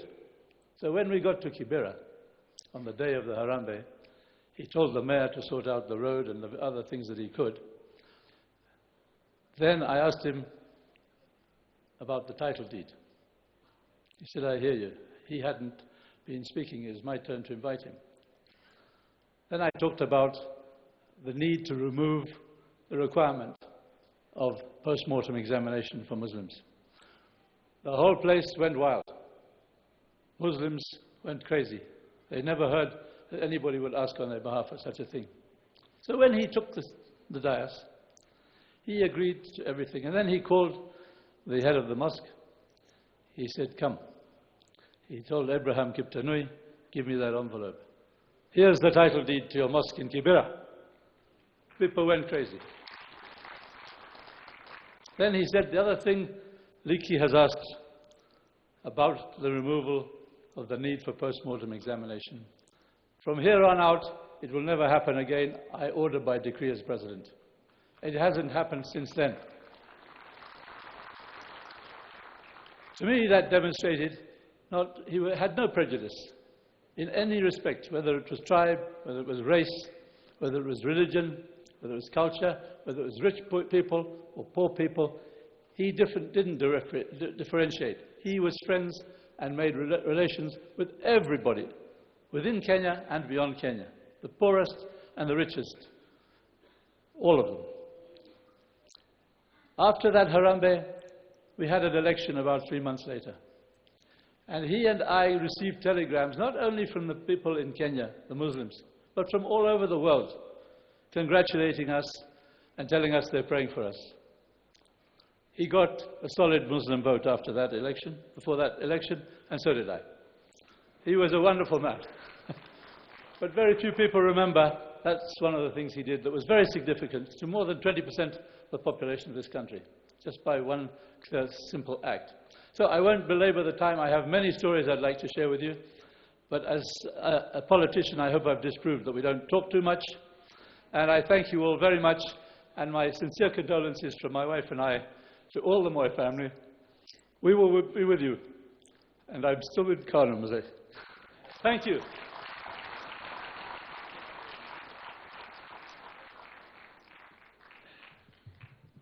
Haya.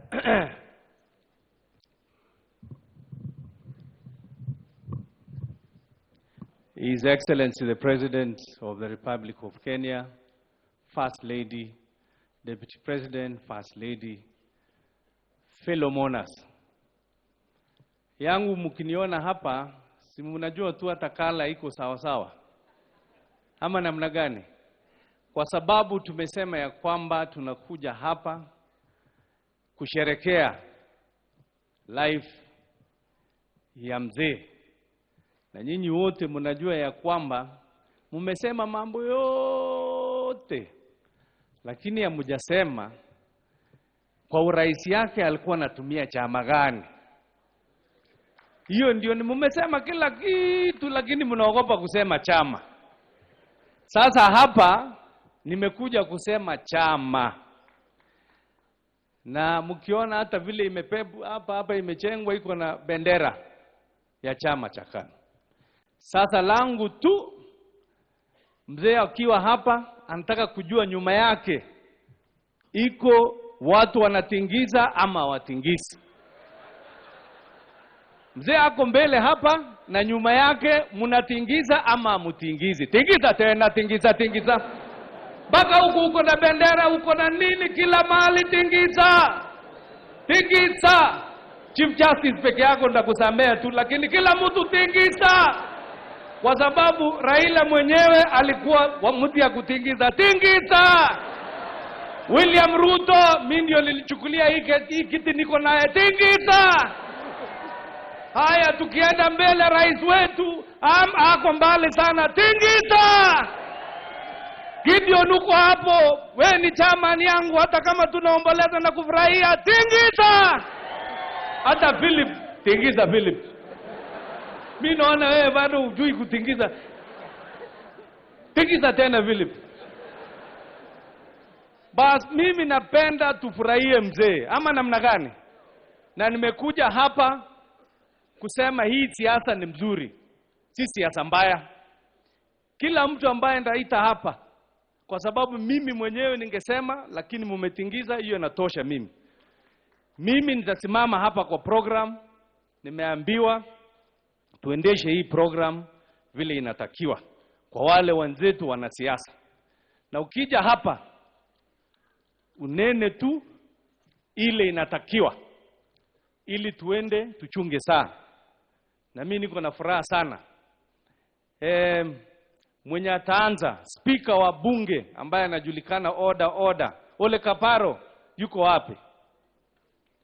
Karibisha yeye na mkono.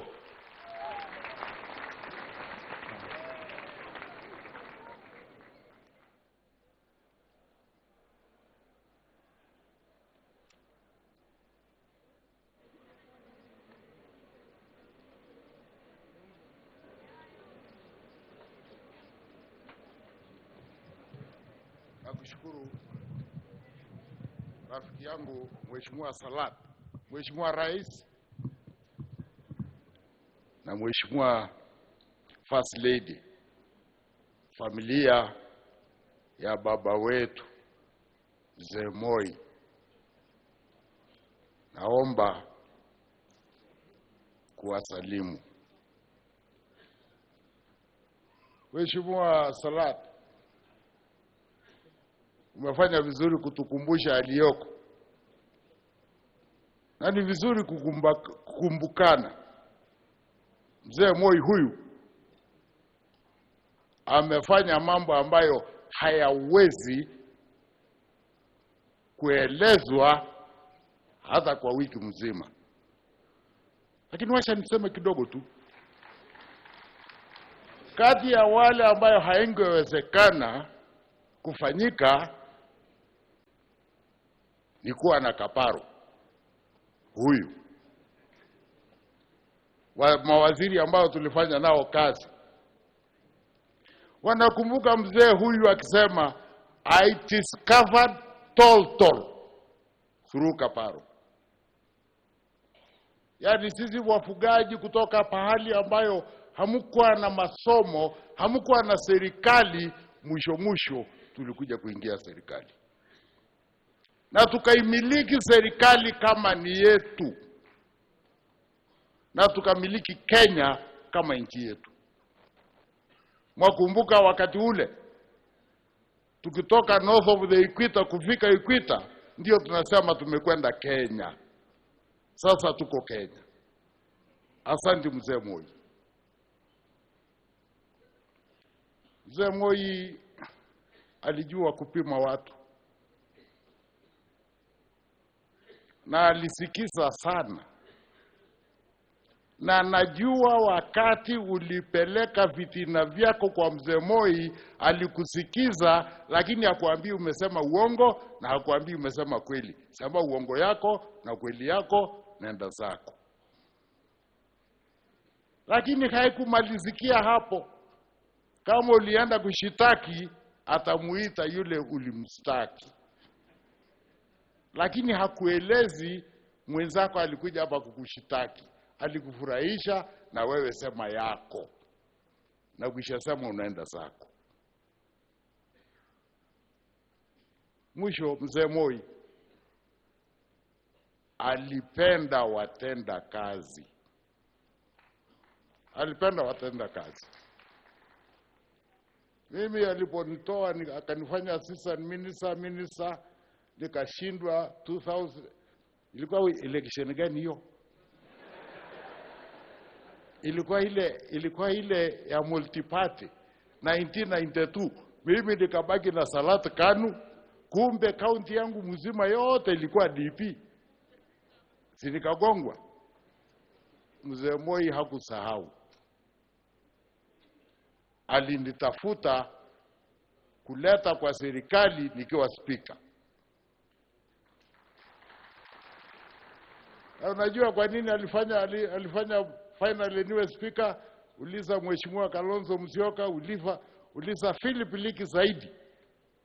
Kwa sababu kulikuwa na ile kongomano ya Kasarani December 4, December 5, 1991. Kila mtu huko tarehe 4 alisema tusitoe 2A.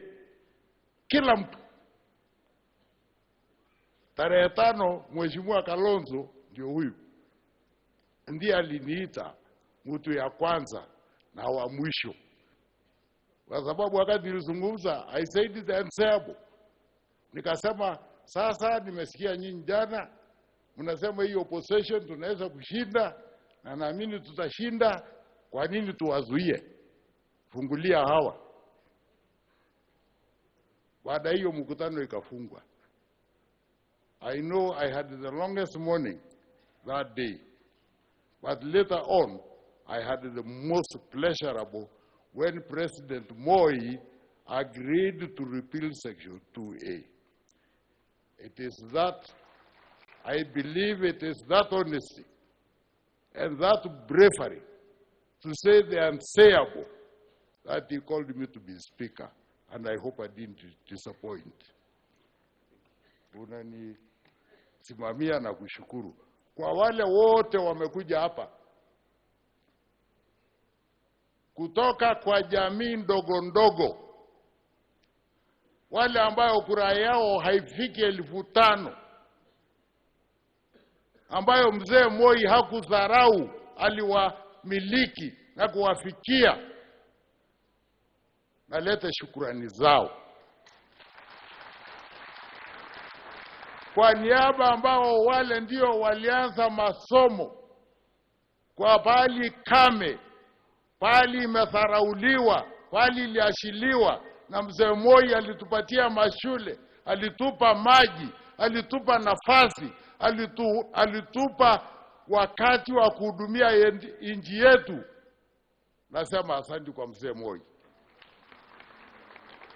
Na kwa ninyi watu wa Baringo na hasa familia yake ambao mlimpatia huyu mzee nafasi ya kuwa baba wetu sisi wote, bila kuuliza wakati wake, bila kuwa na kinyongo, bila kuwa na shuki, tunawatoleni kofia.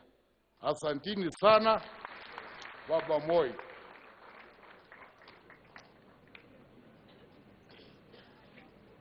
Anayefuata ni mzee Atuoli. Karibu mzee.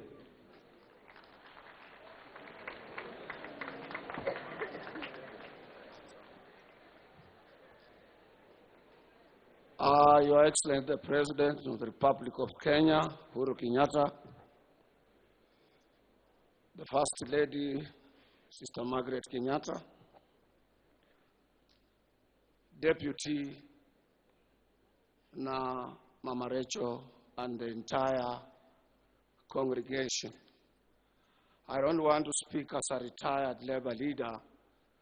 I just want to speak as a Labour leader who enjoyed the main support from our second President of our Republic.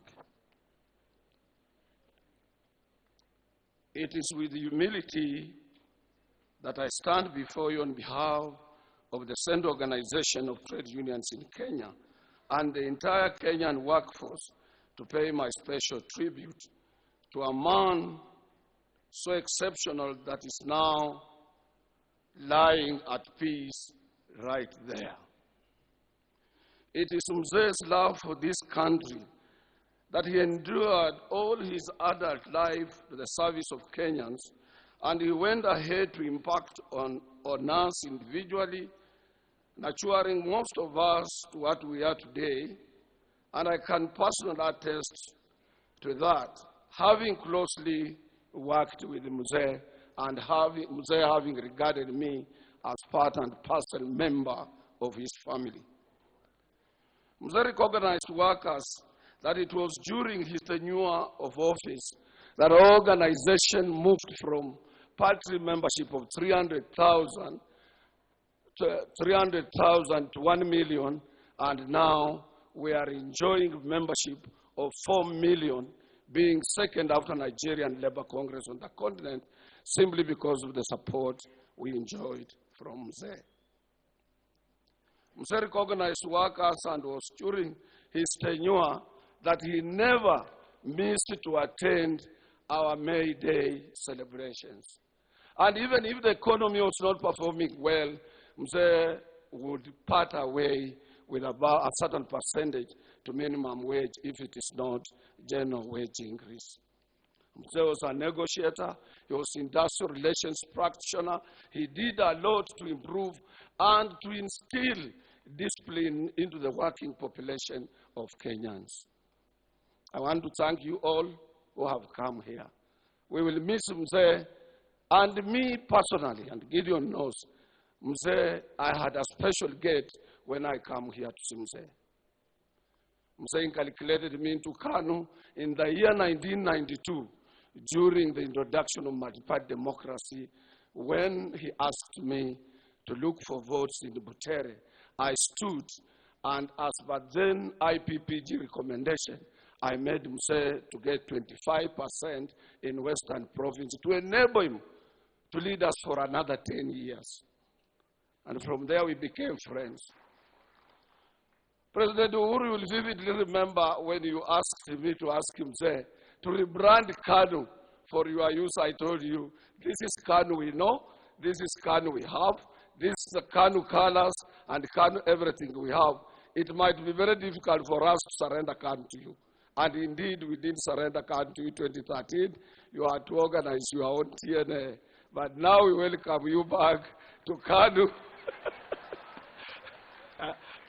We welcome you back to KANU, and with Gideon, who is now the party leader, you will be able to team up with him And now, Gideon nataka kuambia kwamba you stand up to keep the name of Mzee. We are here to support you. All what we have tulipata kutoka kwa Mzee. Na tunataka kurudisha hiyo mkono ukituongoza. Mimi huwa naambia Musalia Mudavadi, his father in 1989 led all of us here to get KANU life membership. And to me, life membership is life membership. Until I die, I don't know how to pretend. And this is what I've been saying. And Mzee loved workers that at one time, he allowed Kalonzo Musyoka to sit, when he was the organizing secretary, His Excellency Kalonzo Musyoka, to sit on court executive board to assist God to strengthen the central organization of trade union at that time. People mistook it to think that he was trying to control a workers' organization, and that was not the thing. Nikiwacha, nataka kuambia nyinyi, when I took over KOTU, I told him there, I will not lead workers' organization as my predecessors used to do. I will be little bit tough to your ministers. Mzee told me, go ahead and don't hero worship me. Do your work. The same thing Kibaki did, the same thing President Uhuru you have done. You have allowed me, you have allowed workers to do their work independently. This has enabled me to be number 2 in the world. I speak for Africa because of the support I have enjoyed from you people.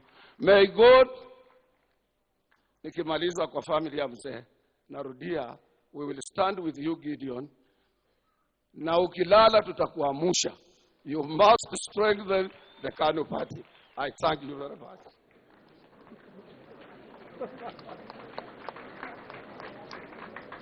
Makofi kwa Mzee Atuoli. Thank you. Kamket. Mheshimiwa Kamket. Karibu.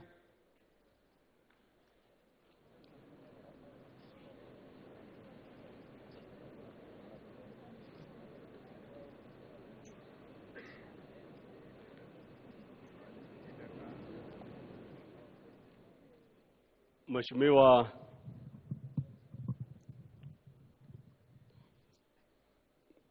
Rais wa Kenya Uhuru Kenyatta, First Lady Margaret Kenyatta, familia ya Mzee Moi, Naibu Rais William Ruto, na mke wake Rachel Ruto, waombolezaji wenzangu wote. It is very difficult for me to speak about Mzee because I grew up as a young man knowing that Mzee was the greatest thing that ever happened to this country. I never got the chance as a politician to serve with him because I'm a young man. But when I was at the Kenya Institute of Mass Communications, I never missed a single day whenever there were national occasions to come and listen to him. We always came as a group of students to listen to the off-the-cuff remarks. And so those were the moments that we really enjoyed listening to His Excellency President Moi. When I was elected the Speaker for Baringo in 2013, Mzee Moi called me and akaniambia kwa Kiswahili, kijana yangu, sasa wewe ndio umekuwa dume ya hiyo pande hiyo, chunga watu wetu. And he kept on encouraging me throughout that period. Mheshimiwa Rais, wakati mmoja ningependa kuwaeleza, as we were approaching the elections of 2017, katikati hivi, Mzee Moi alinipigia simu na akaniambia, na unajua sio rahisi kupigiwa simu na mzee. Wakati alinipigia simu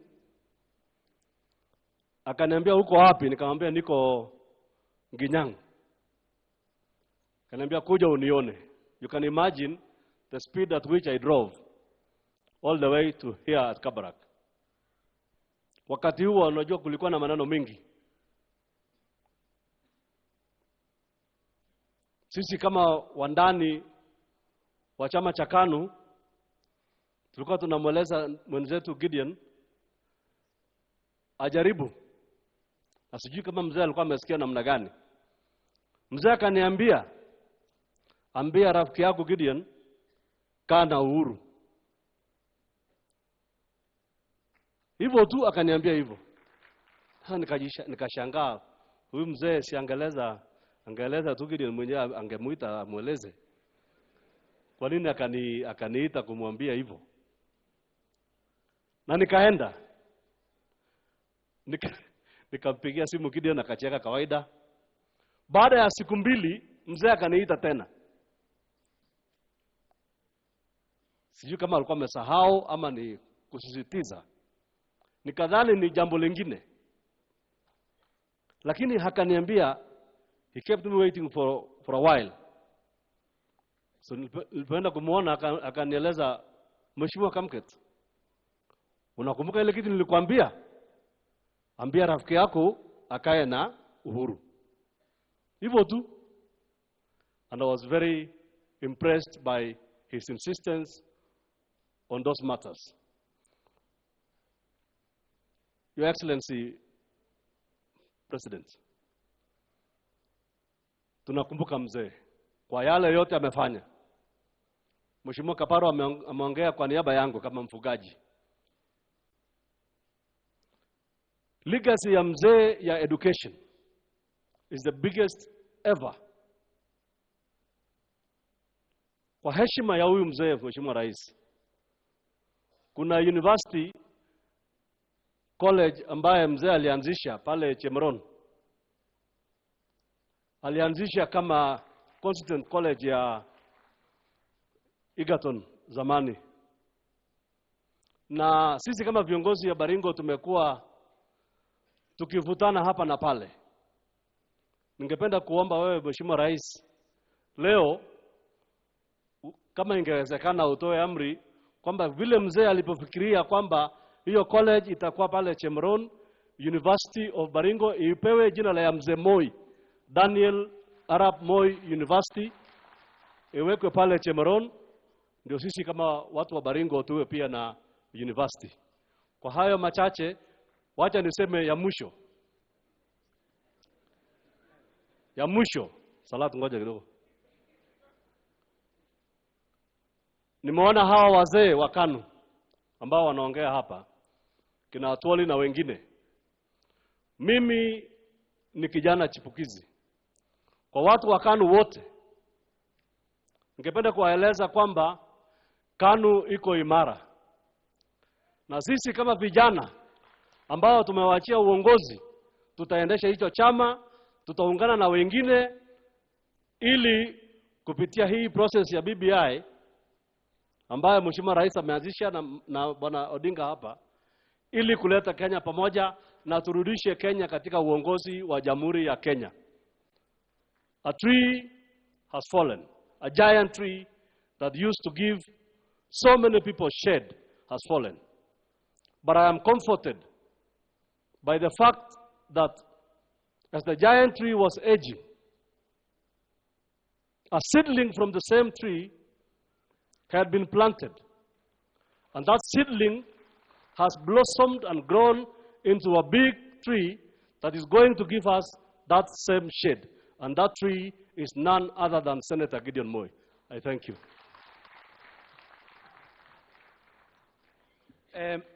Tukiwa hapa, we have quite a number of senators who are with us.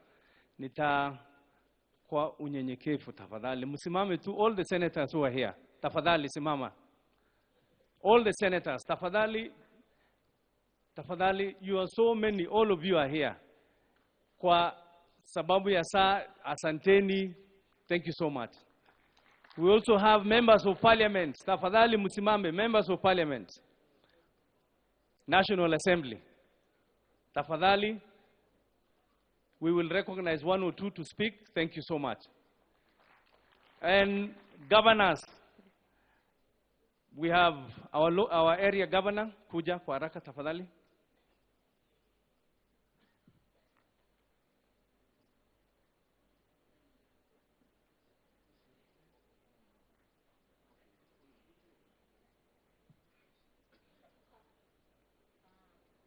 Your Excellency, the President of the Republic of Kenya and Commander-in-Chief of the Defense Forces, First Lady Margaret Kenyatta, Your Excellency, Deputy President and Mama Ruto, all Excellencies here present, the family, I want to take this opportunity to convey my condolence to the family of our second President, and indeed on behalf of the people of Nakuru, to acknowledge that he was one of us. And in a big way, we also feel honored that you have all come to lay him here in Nakuru. I just want to say one or two things. I will invite the chairman of the Council of Governors to just give his speech on behalf of all the other governors and probably tell them to stand. But on behalf of the people of Nakuru, allow me just to remember Mzee in two ways. One, I want to remember Mzee as a leader who, despite his success, never forgot where he came from. His connection with the ordinary people was exemplary. And I think in no other greater way do we see it than even in his residence in Nairobi.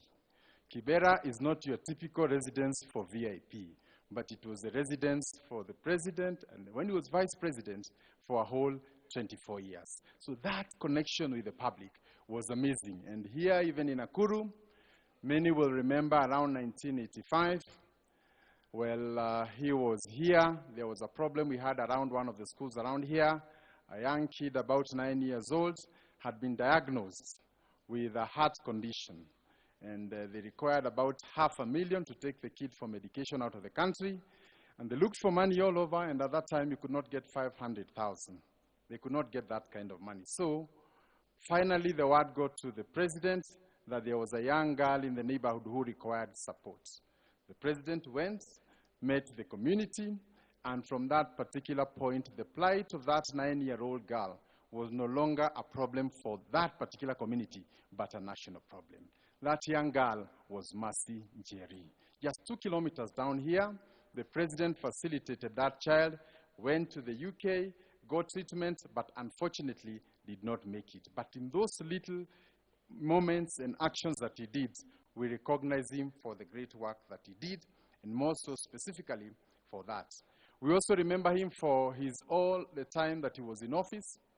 He would be in Nakuru by Thursday or Friday and leave around Monday. So the Nakuru hospitality section blossomed during that time because all delegations from across Kenya that wanted to see the president were here. Some could not make it on the day, and so they kept on coming. And I think that as Nakuru, we remember him for his great contribution to the economy of Nakuru and how we have kept on going up to this date. I would want to end by saying that for Kabarak, Kabarak was not just a home, was not just a farm. Kabarak is an institution where great conversations about this country were held, an institution where great discussions on how we can make the best of our country have been held over time. I want to put this challenge to the family mainly, that even as we rest Mzee, Kabarak must remain that institution, where we seek counsel, where we come to discuss, and where we find solace. And I think as has been said here, Mzee had a knack for knowing all his friends. When they succeeded, when they lost, he would always call them. And he had long-term friends. And I think that is very important to note for us. Lastly, allow me also to note that the president believed, the fallen president, believed in the unity of the country. And for that matter, through his clarion call of peace, love, and unity, did everything he could to ensure that the country was united. And today, as we sit here to remember him, we are happy that what he sought in life, we have also achieved it in his death. That the whole nation sits here together We have forgotten all our differences, and for once, we are thinking about mourning our fallen second president. Thank you very much, and I will invite the chairman, Oparanya, to come and make a quick tribute on behalf of all our other governors and probably also introduce them briefly. Thank you, and may God bless you. Your Excellency, the President of the Republic of Kenya, Mama Margaret, Your Excellency, the Deputy President, and the Mama Ruto, my colleagues and other leaders, good afternoon. Before I make one or two remarks on behalf of the Council of Governors, I want, first of all, to recognize all governors who have come here. If you can just stand, because I saw we had quite a number yesterday, and this is the number that has managed to come. You can wave. And then request the governor for Baringo, because this is the only chance that I can donate to him as the governor where the late president came from, his original home.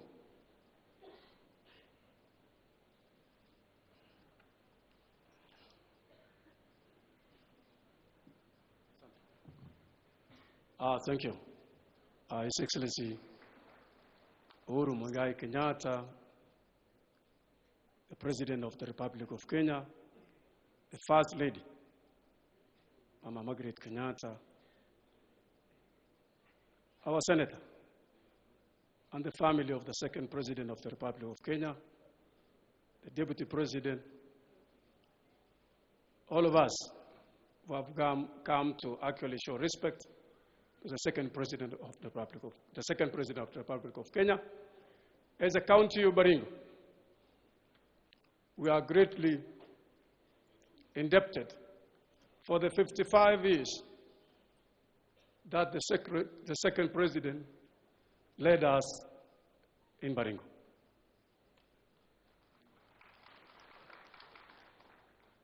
He actually did a lot. And Baringo is where it is, how it is, and how we are, courtesy of him. His history, his spiritual life, his success is an inspiration to the entire population and the people and the leadership of Baringo County. The little-known county, which was a small district, which was one of the districts that was closed because you could not access Baringo from Nakuru. You were supposed to get a license. You could not also access to Baringo from those sides of Elgeyo Marakwet. You must be given an authority. But through the grace of God that He gave us the second president, Baringo now we pride in the fact that we are a county of diversity.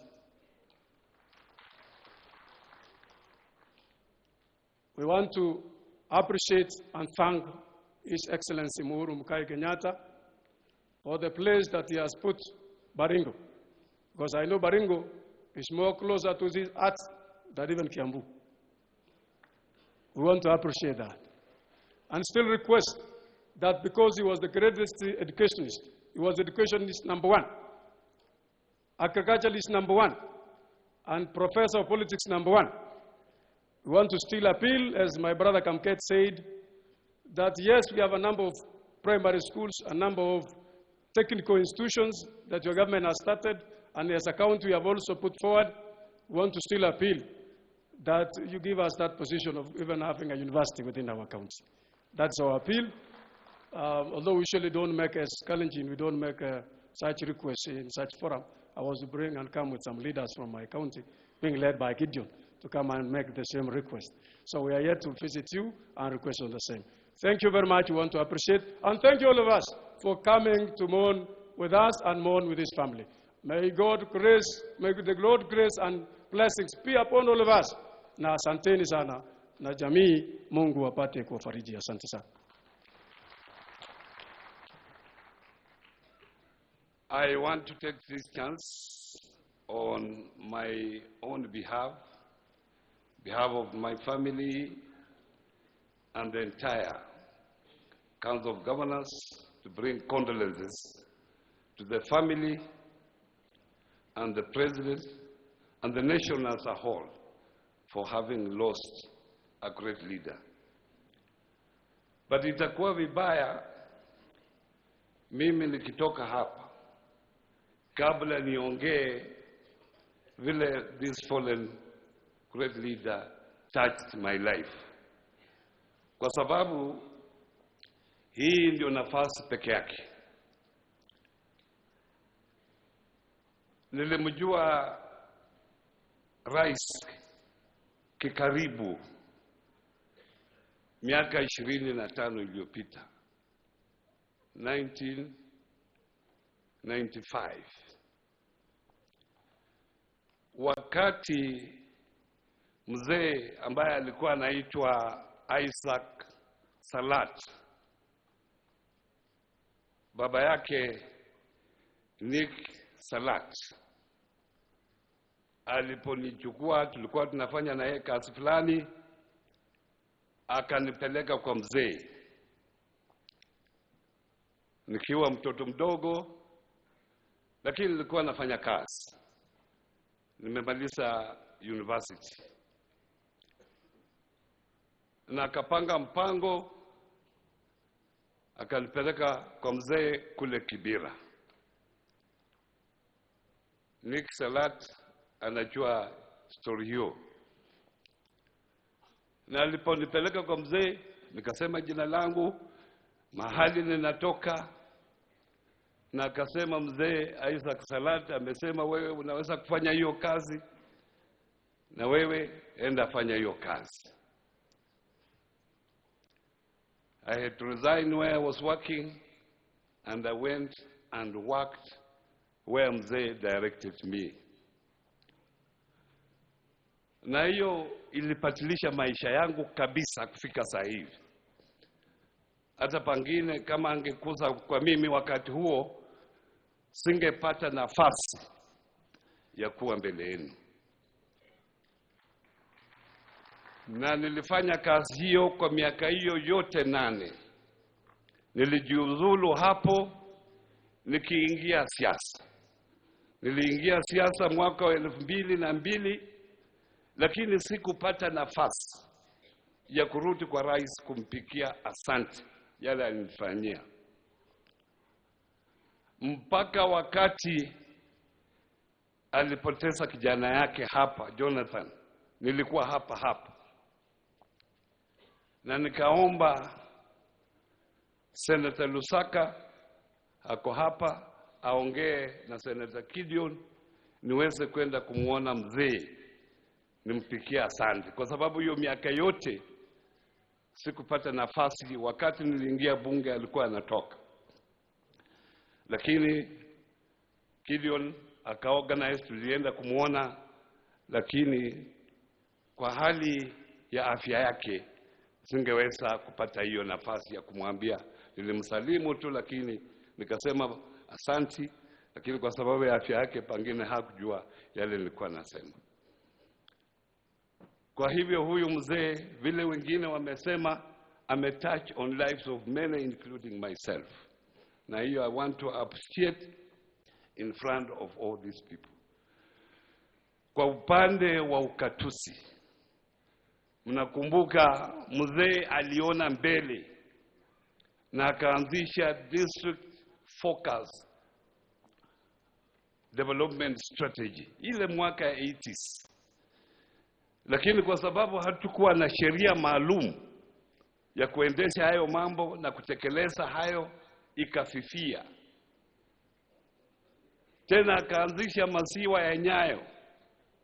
Ukiangalia wakati huu, hizi zote projects sisi kama magovernors kupitia kwa new constitution sasa tuna ukatusi. ambaye alikuwa ameona mbele, na hiyo tunamshukuru.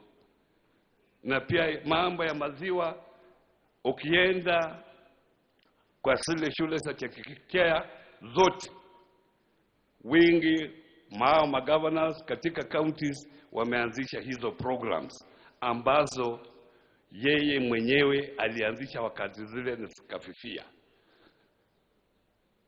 If I may quote a known management guru, Peter Dragon, alisema effective leadership is not good speech you speak, is not how people like you, but is what you achieve as a leader at that level. And this man laying here has achieved a lot for this country, and forever we shall thank him for that. Let Mungu amweke mahali pema peponi. Hiyo ni njia ya kila mtu, sisi sote ni njia yetu, na hiyo tunamshukuru sana na yale yote alifanya. Nilikuwa na speech official, baada nimeonelea niseme hayo kwa muda, nitasimama hapo. Mungu awabariki. Haya, makofi kwake tena. Mwenye anafuata ni Mheshimiwa Senator Wetangula.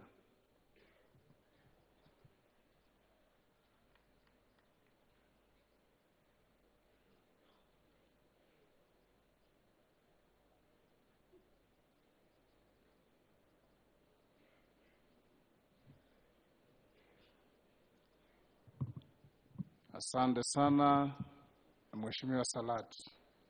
Your Excellency, our President, the First Lady, Deputy President, and the family of our father, Mzee Moi. After the elections of 1992, nilikuwa kwa ofisi yangu jioni, nikijitayarisha kwenda kotini the next day. Secretary akakuja kwa ofisi mbio, kaniambia iko mtu kwa simu anasema yeye ni Moi. Akasema put him through. Akasema hiyo siwezi. She had dropped the phone at the switchboard. Nikaenda, nikachukua simu, and the first thing they said was, Moses, congratulations. Sikujua ni nini imefanyika. Akaniambia, you have been one of those I have nominated to go to Parliament. And that began my journey in politics. From there on, Mzee will be remembered for many things. One of the things you can remember Mzee for, he sought advice, he valued advice as a leader. Mzee led this country through very difficult times. Na sisi ambao alileta kwa uongozi, na ni wengi, we owe this great man a duty to hold this country together, to unite this country, and to give a sense of pride and belonging to each and every Kenyan. Early in the 60s, the devolution we're enjoying today was part of the manifesto of the KADU party that Mzee led with Mzee Muliro and Mzee Ngala. They believed in Majimbo for equitable development of the country. Today, as I finish, what do we remember Mzee for most? That at critical times, he chose against personal and partisan interests to hold the country together. In 1964, he crossed the floor after dissolving KADU to join KANU to hold the country together. In 1992, he agreed to the repeal of 2A to cool the tempo in the country.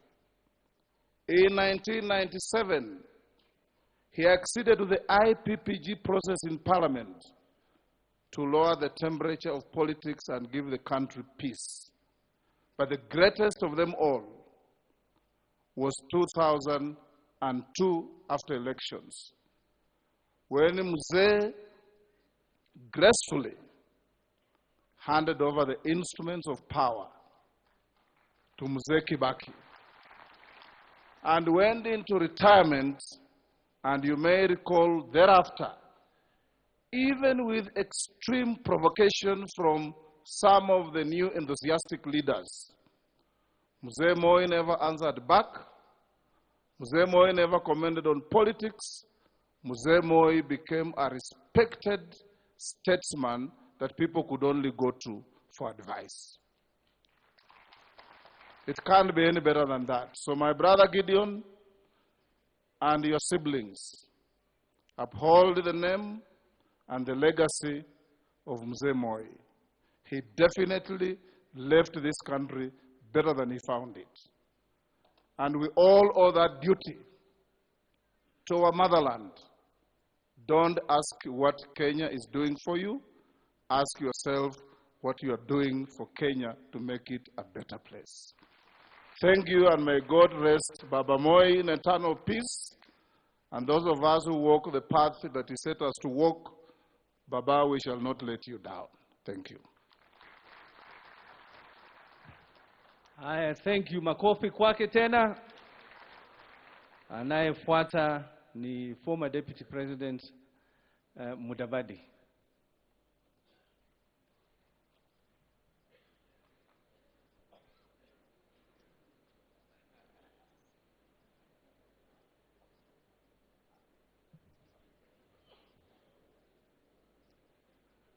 Your Excellency, the President of the Republic of Kenya, Honorable Uhuru Muigai Kenyatta, Madam Margaret, the First Lady, the Deputy President William Ruto, Mama Ngina Kenyatta, and the family of Mzee Daniel Toroitich Arap Moi, Kenyans here and elsewhere. First, to the family of Moi, let me once again convey personal condolences and those of the Mudavadi family. We have had a long association with you over the years. So all of us stand with you at this particular moment. A lot has been said about Mzee Moi, and I stand here with a unique credential. I was his last vice president. Mimi ndio nilikuwa vice president wa mwisho wa Mzee Moi. So there are a lot of things I could say, but I'll just try and focus on 2 or 3 issues. But first, the issue of education, the footprint that Moi will leave on matters education will remain unparalleled for a very long time. I think Sally gave a very good account of this and other speakers. President Moi presided over the most rapid expansion program when it comes to education. And I can say in Kiswahili, katika kaunti zetu zote 47, sijui ni gani ambayo haina shule ya msingi ama shule ya upili ama chuo cha elimu ambacho hakina jina la Moi. The second one was universal health care. Your Excellency President Uhuru, this is one of your pillars. You are committed to providing universal health care to Kenyans. President Moi, indeed, alitembea na kila pahali kulikuwa na Nyayo ward. That was his own contribution towards the goal of achieving universal health care. Tabu ilitokea tu wakati hiyo mambo ya structural adjustment iliingia na wakasema there must be cost sharing. Hiyo ikapunguza speed ya universal health care. Sasa mpira uko kwa rais wetu Uhuru Kenyatta. Jambo la tatu, watu wamezungumzia vizuri sana kuhusu transition. Na ni kweli Moi na wengine kama Mzee Kenyatta walipigania uhuru wa Jamhuri ya Kenya na damu ilimwagika. Na hatimaye katika mwanzo wa mataifa yetu kulikuwa na mtindo wa coups na counter coups. Kupindua serikali na kadhalika. Museveni alizungumzia vizuri sana jambo hili. Mzee Moi alisimama imara na sasa tuko hapa miaka 56 ama 7. Na tunajivunia kwamba ingawa kulikuwa na jaribio, Kenya kwa wakati huu ina historia kwamba ni serikali ama taifa katika eneo hili wakiwa labda na Tanzania ambao walidumisha amani. Tumpatie heko. Sasa nikuje tu kwa yale ambayo yananiguza mimi mwenyewe. Rais Moi aliniteua kuwa waziri wa fedha nikiwa na miaka 33.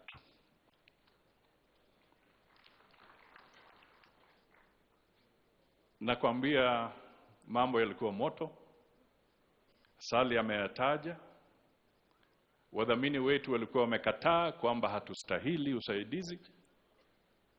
Uchumi wetu ulikuwa kwa hali mahututi. Lakini mzee ambaye amelazwa hapa akanishika mkono, akanipatia usaidizi, akasema wewe endelea na mimi nitakushika mkono. Kupitia kwake kile kitu kilisumbua wa Kenya sana wakati ule kinaitwa export compensation na kikazaa mnyama mwingine anaitwa Golden Bug. Tukashikana na mzee Moi tukavunja hiyo kitu. Na mimi nataka niwaambie ilikuwa fujo. Mabenki zilifungwa. Mambo mengi yalifanyika katika taifa hili. Akaleta uhusiano ya kuhakikisha kwamba tuko na soko huru, free market economy. Mzee huyu. The liberalization we see today, don't take it for granted. It is through his leadership that Kenya became a liberal economy.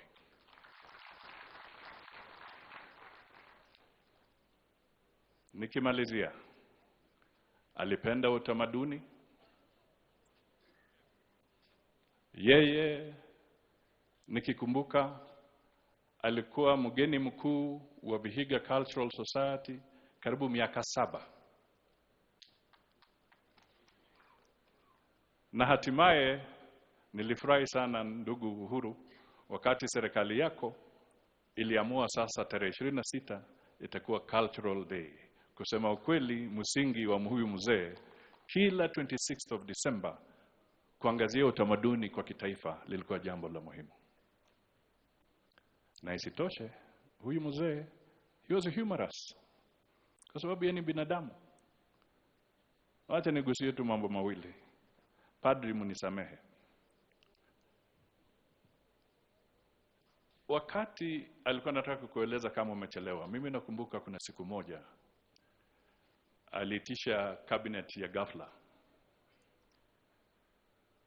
Sisi tukafika mapema, lakini mzee ntimama na roho yake pia ipumzike vizuri, akakuja amechelewa. Sasa mzee Moi akasimama pale na akamuuliza mzee ntimama, ndugu ntimama, sasa mbona unachelewa kufika mapema? Unajua mimi na wewe kwa rika yetu tulimaliza kazi yetu zamani. Wale ambao mimi naweza kusamehe wachelewe ni wadogo kama hawa Bwana Musalia kwa sababu bado wana kazi ya kufanya. A very subtle message of conveying the need to keep time. Na wakati mwingine akiona unaenda speed sana, Moi pia alikuwa na msemo mwingine, akasema kwamba hata kama wewe ni ndume, unafikiri unaweza tumikia ndama 50 kwa wakati mmoja? Even if you are the most agile bull, do you think you can service 50 heifers at the same time? What was the parable behind this? I leave it to you. Because President Moi lies there because he was human. God rest his soul in eternal peace, and may his family receive consolation from God. Thank you. Haya, makofi kwake. I called you deputy, kumbe ulikuwa unaitwa vice president. Coming up next is the right honorable Kalonzo Musyoka. Tafadhali, karibu. Makofi kwake.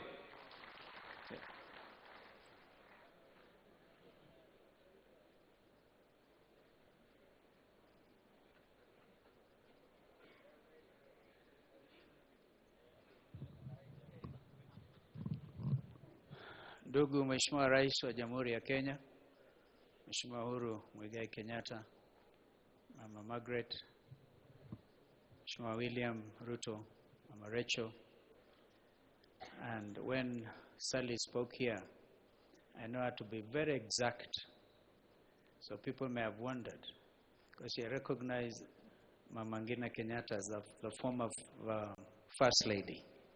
Mama pia tukutambua. Waombolezaji wenzangu, yangu mimi inaweza kuwa marefu sana, lakini naomba tu ruhusa nitaje mawili matatu. Your Excellency, I think we need to move from mourning Mzee Moi, and I agree with you that you chose yesterday not to mourn, but to celebrate an iconic leader, a great father of this nation who has lifted us from all corners of the republic to be leaders.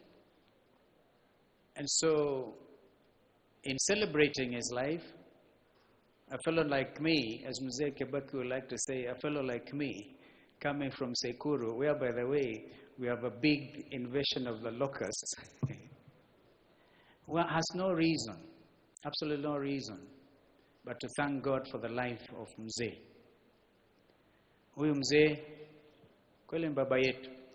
I lost my father about a year and a half ago in 2018. And because he couldn't attend my father's funeral, he dispatched Brother Gideon and did refer to the family. And it was not enough that he sent Gideon with his message, but he organized that I come, and he received me like a royalty. I remember we ate goat. There was no Dr. Silverstein around that day, and it was great. And the things that he told us, I'm sure Brother Gideon will always remember. In fact, when we last tried to touch base, he told me, don't talk. Mzee alisema. And so the great family of Mzee, you know, we consider you part of our life. You allowed Brother Raymond as now the leader in the family. You allowed Mzee to serve all of us.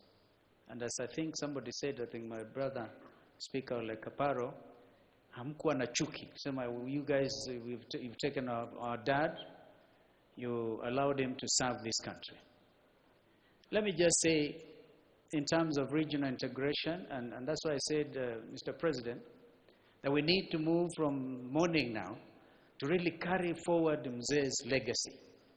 And I know that you are determined. Look at regional integration. When Mzee Moi asked me, along with now Prime Minister Rugunda of Uganda, Ndugu Kikwete had not even become foreign minister, there was Regasira, who was nominated by Mzee Mwinyi to jumpstart the East African community. We did not spare any effort. And within no time, Mzee was so determined, after he had patched up even with his brother, Yoweri Kaguta Museveni, who recognized him as Mzee. And that recognition is what shaped the route now to Arusha, the capital of the region. I think, Your Excellency, the beautiful anthem in East Africa, Jumuiya Yetu, in order to remember Mzee and really actualize his vision, we need to move to that federal state. This is what I see as something that is doable, and because I've had time to discuss with His Excellency President Uhuru in some detail, even where we feel there are some people a little sluggish, you can move the community integration. With our brothers in South Sudan, and you have helped tremendously our brothers in the Democratic Republic of the Congo. Eastern Congo relies mainly on imports through the port of Mombasa. I just want to remind us of Mzee's other vision, that of seeing whether Mombasa could be another Singapore in the region. Indeed, as his foreign minister, I traveled with him.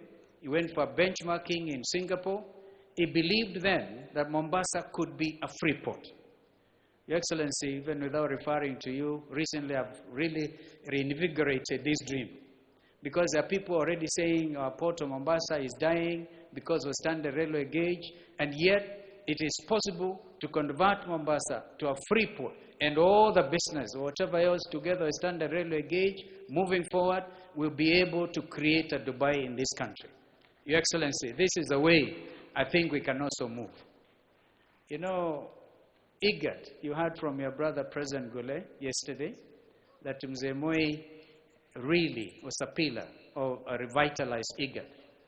When we removed the double D, because it used to be for drought, desertification, and development. But we removed one thing about drought.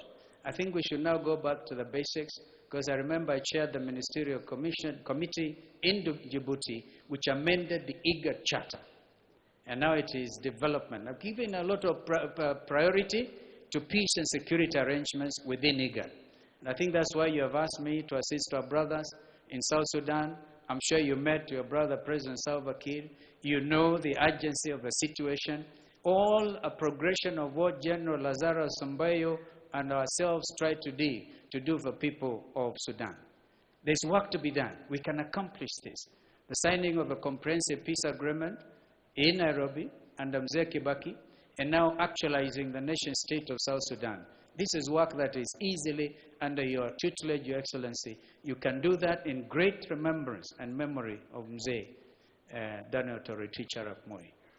All what General Lazarus Mbayo and my sister Sally said, I really associate myself with a lot of that. In fact, I was going to ask Sally, because she gave a detailed, very important documentation on how to run a government as head of civil service, particularly where there will be no leakages of government secrets, and Mzee Moi, that could not be tolerated. I wanted to ask my sister Sally to convert that document in memory of Mzee to a small booklet, which I think should go to the Kenya School of Government, so that people can know how to assist in ensuring that we move our country forward. Therefore, IGAD, Your Excellency, I think we should now go back to the basics, because this locust invasion has become terrible. It's even crossing over to Tanzania, and I know you're doing the best you can. Maybe we revitalize, go back to Desert Locust Control Organization, which is actually based in Addis Ababa and headed by a Kenyan by the name of Dr. Stephen Joka. Strengthen this locust thing, because your country has a bumper crop this time. And just imagine the devastation this is going to do. Again, under IGAD, which Mzee Moi worked so hard for. Allow me then to conclude my remarks, because time, clearly, I'm sure the military would want to take over from us. And just say that Mzee, at the personal level, really mentored us. I remember at a CHOGM conference in the country next to Australia. We were there in 1995 when Ken Sarawewa died in Nigeria. Mandela insisted that Nigeria be kicked out, Sani Abacha, and then of course that we were there with Mzee as a leader of delegation, tremendous leader. He would always, as leader of delegation, write some special notes to me, some of which I value. I remember while in New Zealand, he told me, Stephen, when troubles come, they don't come singly.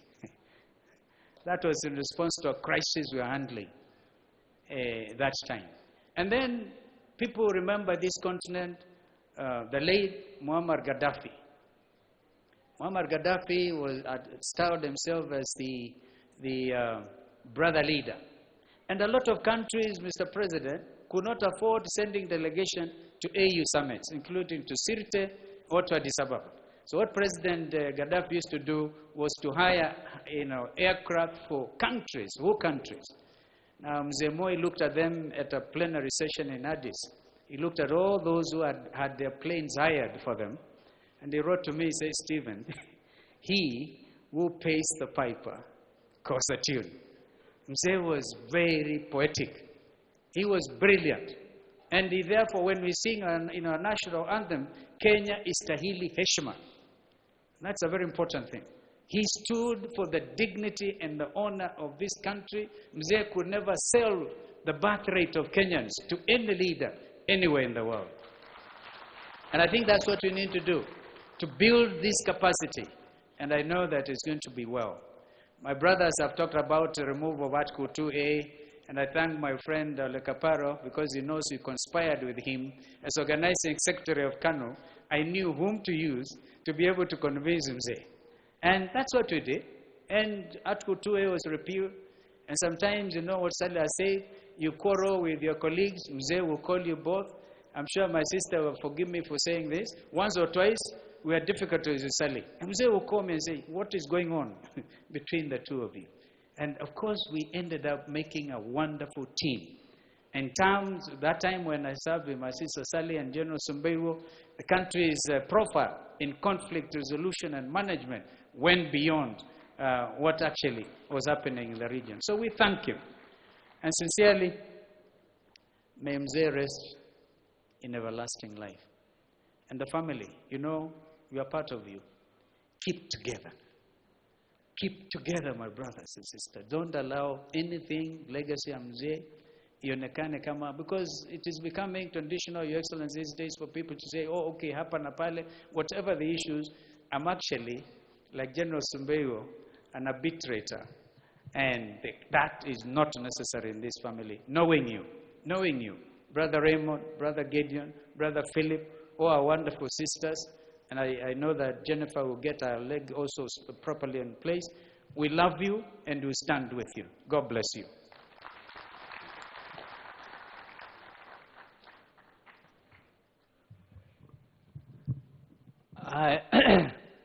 Amesema mambo mengi, anastahili kupigiwa makofi. Makofi tena. I will not make a mistake this time. I called him Right Honorable. Now the Right Honorable, whose reggae is unstoppable. Reggae yake will not be stopped. The Right Honorable Raila Amolo Odinga, Prime Minister. Karibu.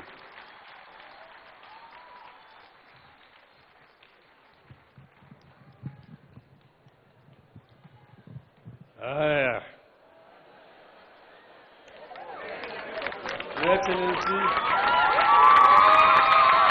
President Uhuru Kenyatta, Mama Margaret, the family of Mzee yetu ambaye ametoaga, Daniel Toroitich arap Moi, viongozi wote, wananchi kwa jumla. Nilisema jana ya kwamba tunasindikiza kiongozi mashuhuri katika taifa letu. Waswahili husema ati mti kuu ukianguka wana wa ndege huyumba. Maana yake mti unaanguka, ndege sasa kuna mahali ya kwenda. Mzee ameishi maisha marefu, amekula chumvi. Kwa hivyo tunasherehekea maisha yake. vile yeye ameishi maisha ya kiutu na taifa letu lote ya Kenya. Amefanya mambo mengi zaidi. Nilisema mimi nilimwona yeye kwa mara ya kwanza nikiwa mtoto mdogo. Wakija kutembelea Jaramogi alikuwa amewaita nyumbani. Lakini kabla sienda huko, mara mbili nilikuja kumtembelea hapa 2018 April 12. Kuja hapa na Mheshimiwa George Haniri na Mheshimiwa Bruce Hamad Sharif Nasir. Akiwa hapa. Kwa swali ya kwanza akaniuliza ati pole, na aliniambia mimi pole ulipoteza kijana yako Fidel. Pili akaniambia nilikuja kwa harusi ya mtoto yako yule mwingine Junior. Alimwahidi yeye ng'ombe fahali na wajaja kuja kuchukua. Mwambie yeye haje achukue hiyo ng'ombe bado yuko hapa. Sasa Junior atakuja kuchukua hiyo ng'ombe. Unajua na wewe. Tukakaa naye hapo, tukapiga gumzo kabisa. Baadaye tukakunywa naye nyama. Gideon alikuweko. Na kamketi. Ya mara pili nimekuja mwaka jana. Ilikuwa tarehe 5 mwezi wa 5 mwaka jana. Nilikuwa niambia Gideon nitakuja. Sasa nilikuwa nimechelewa kidogo, Gideon anapiga simu, uko wapi? Nikamwambia I'm on the way coming. Tulikuwa na ndugu yangu Dr. Buru. Tumekuja tena tukakuja mzee hapo. Na kana yeye akaseleza maneno mengi zaidi yale ambayo walifanya hata na Jaramogi. Kaniambia kile kingine walikutana na Jaramogi na Orengo pekee yake anajua hiyo maneno. Kuna mtu mwingine kabla Jaramogi hajakufa. Sasa ile mara ya kwanza walikuja kule Bondo. Wakati huo walikuwa ni wabunge wa kwanza kuchaguliwa 8 katika ligi kuu. Sasa Jaramogi akawaleta pale wote na introduce kwa watu, akasema mambo mengi juu yao. Sasa mimi natakwambia nyinyi hii mambo ya tiga, ya jirafu. Jaramogi tena akaandika kwa kitabu yake. Na nilisoma jana. Akasema namna hii. Wanawake walikuwa kwanza na mkutano kwa wananchi. We talked to the people of our first experiences in the Legico as their representatives. I said that the council was a huge forest with deep-rooted trees. We had tried to shake the trees, but they were firmly rooted. We needed unity and the wholehearted backing of the people to pull them out. I painted a word picture of each of my colleagues in the council. Muliro, I said, was a sailing boat whose next direction it was difficult for the settlers to assess. Ngala was a young hippo who hid from his father, but went secretly to measure his footprint to that of his father. And on the day that he was satisfied that his footprint was equal to that of the parent, he challenged the father to a duel. Mboya, I said, was a rabid black dog that barked furiously and beat all on his path. While Oguda was a black dog that barks seldom but beats dangerously. Mate was a philosopher, while Moi was a giraffe, the long neck that saw from afar. I was myself, then he said, I was myself called Mzee, the elder one. That is how Jaramogi described Moi, that Moi was a tall giraffe, the tall neck, and that saw afar. Moi could predict what was going to happen in the future and warn them so that they became careful as they were confronting the imperialists. But they fought very hard at that time against imperialists. They were only 8. They were outnumbered in the Legico. But within a short time, they managed to get an increase in numbers to 14. They became 14, where the others were now added. And that way, they confronted the imperialists and fought for the release of political detainees at that time. Mr. Jomo Kenyatta and his people who were detained at that time. So these were really patriots. If you look at Nyayo, from a very humble background, you go to Sacho up there in the hills, look at where he came from. And he managed to come out from there and join the nationalist movement and become the second president of this country. It's a great thing. He came from poverty, just like Mzee Kenyatta also came from poverty. Jaramogi also came from poverty. So nobody can therefore talk about dynasty, talk about the family of Nyayo. What sort of dynasty? What did Moi inherit? Moi struggled and died the way he died. These children are also just struggling. They're Kenyans like anybody else. Just like Uhuru Kenyatta is also just a Kenyan. And Raila is also just a Kenyan. Well, why should somebody think that is more entitled to things in this country than Raila Odinga because he's son of Oginga Odinga? Or Gideon Moi because he's son of Moi? No, Gideon has a right like any other Kenyan to vie for any position that he wants in this country.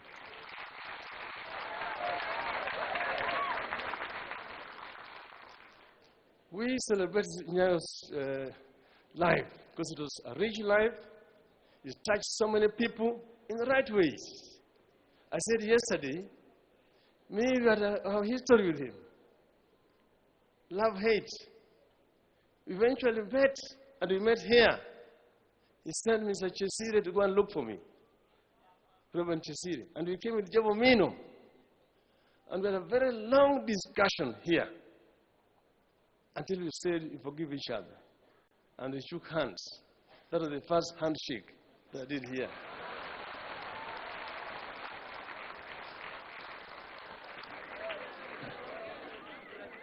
Therefore, as we celebrate his life, we want to send him as a hero of our country.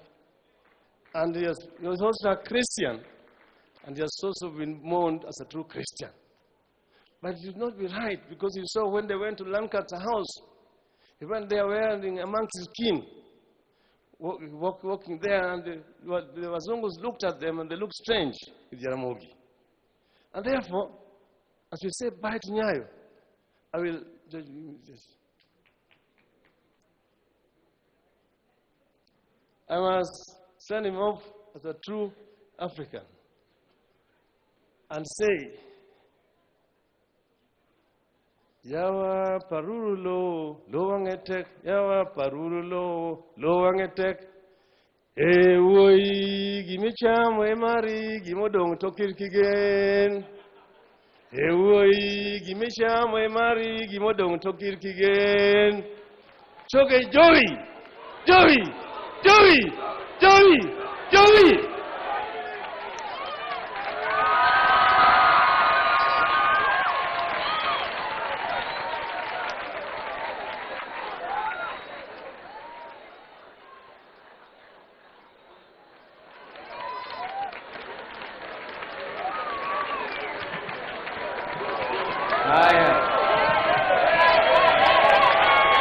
Joey, Joey, Joey, Joey. I know it means well. Before I call the Deputy President, I want to hata sijaanza, simungoje kwanza nianze. Before I call the Deputy President,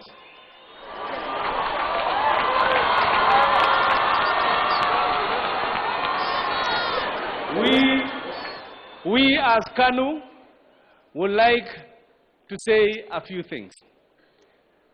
Because, as I said earlier when we started, that the former president, the second president of the Republic of Kenya,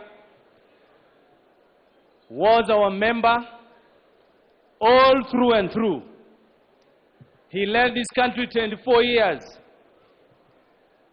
and 11 years as a deputy president, as a vice president. We are going to make this announcement. And the announcement that I am going to make is that we will give the family the usual 7 days of mourning. The usual 7 days of mourning. Then, as members of KANU and Kenyans who love President Moi, we are going to spend, after the family has spent the 7 required days of mourning, we are going to be here in Kabarak receiving guests for 40 days. 40 days. Kuanzia tarehe mukipata tarehe yenyu 7, we will be here, and Mheshimiwa Gideon Moi, we beg you to receive us. To receive members of KANU who will be remembering Mzee Moi for 40 days, because he gave a lot to our party, he did a lot to our party, and Moi, as much as he's gone, KANU is very much alive. KANU is very, very much alive. It is the only party that has had representation in parliament since Kenya gained independence. The only party. Parties have come and gone, but we are still there. And I tell you, we will be there. With those few remarks, may I welcome the Deputy President.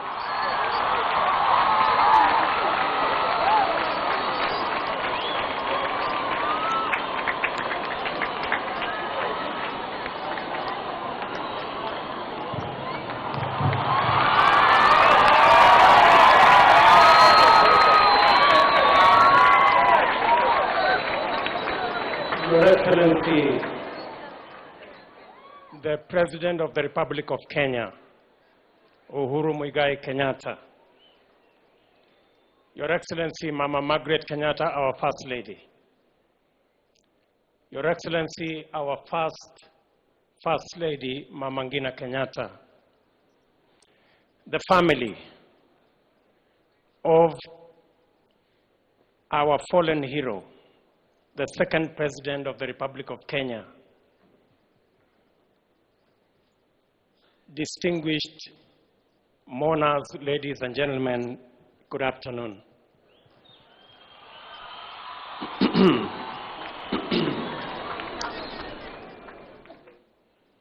Today we bid farewell to a legend of our country and our father. I say our father representing hundreds of thousands of the sons of this great leader who are not his biological children. And in a very special way, I want to thank the family, especially the sons and daughters of President Moi, for allowing us to share their father, because he was our father too. Thank you very much, Raymond. Thank you very much, Gideon. Thank you very much, Philip. Thank you very much, John Mark. Thank you very much, Jennifer and Doris and June. We want, in a very special way, to say you are generous. Because we had our parents whom we didn't share with you, but we had the privilege. Despite having our fathers, you shared your father with us, and we became his children because you allowed it. President Moi maybe would have done more for his family, for his children and his grandchildren. But because he had to share time with the rest of us, who became his children by virtue of him being the great-hearted man that he was. Again, let me repeat and say, we are truly grateful and we are indebted to your family for allowing Moi to be our father as well.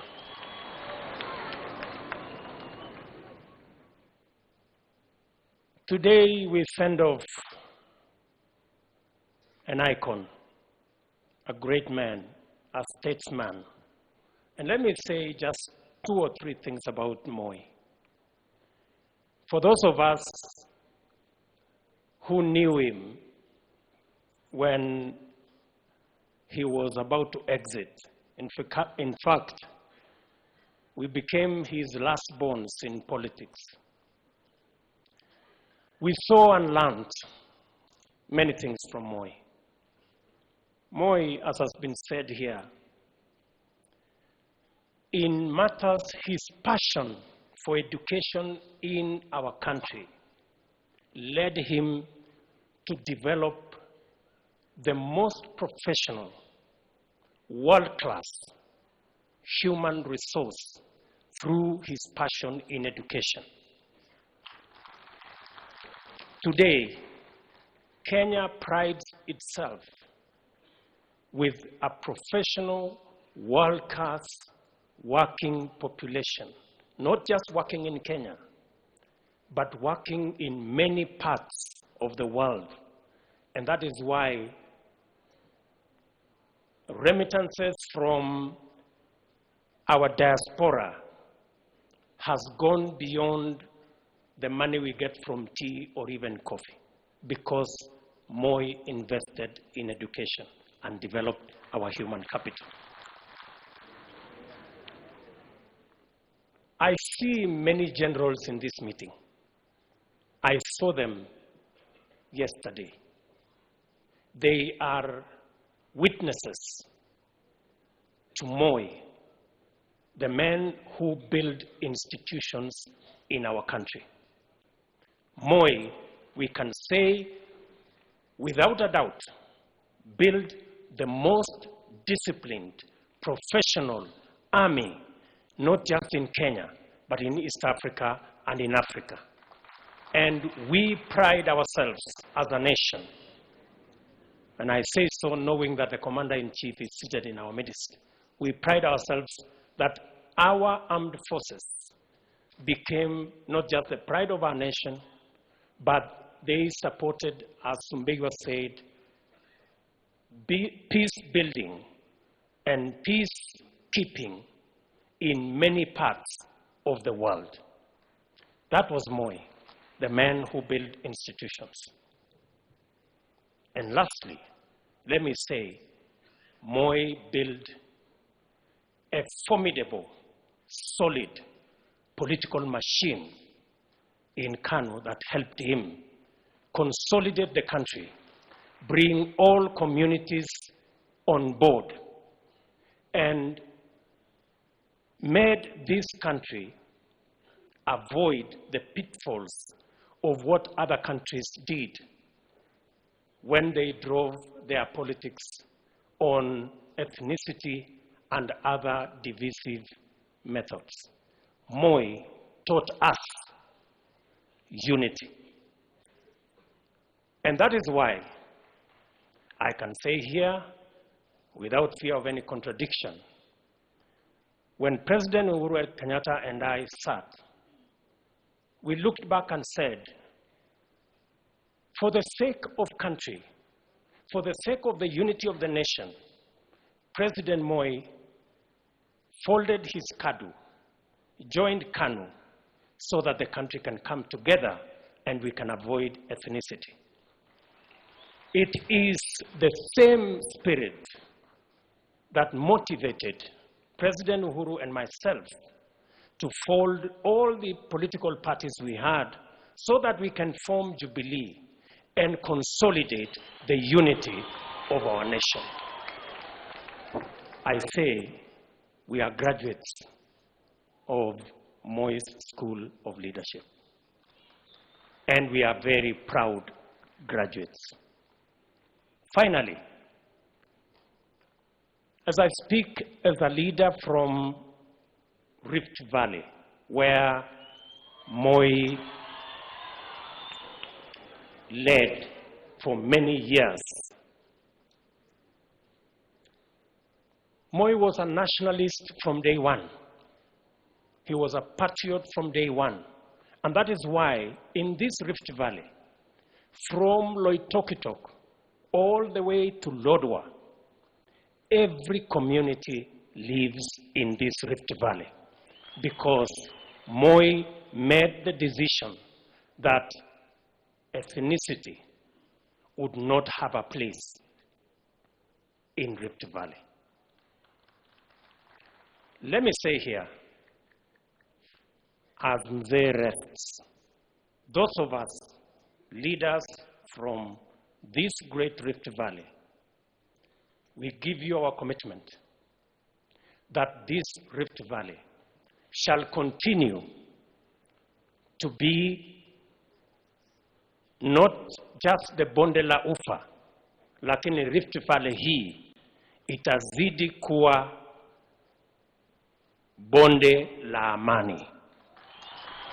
Na kutoka bonde la ufa hii tutazidi na kujenga ili iwe chemichemi ya siasa ya kuunganisha taifa letu la Kenya na jamii zote za taifa letu la Kenya. Moi alitufundisha kwamba chuki ni mzigo, usijisumbue kubeba. Akatuambia ukabila ni ujinga, msikuwe na nafasi ya ujinga. And that is why we are leaders from this great Rift Valley where Moi began. We are going to be steadfast and firm in ensuring that our great country shall continue to be knit together. And Mr. President, I want to tell you, we will support your efforts in ensuring that this nation comes together and all of us share in the prosperity of our nation. Nirudie tena kwa familia, niseme kwa niaba yetu sisi wote ambao tulikuwa watoto wa Moi, asanteni sana kwa kubali baba wenu pia awe baba wetu. Asanteni sana. Sasa ni nafasi yangu ya kipekee kumuuliza kiongozi wetu wa taifa, Rais wa Jamhuri yetu ya Kenya, Mheshimiwa Uhuru Muigai Kenyatta, aje atoe rambirambi zake. Mheshimiwa Rais.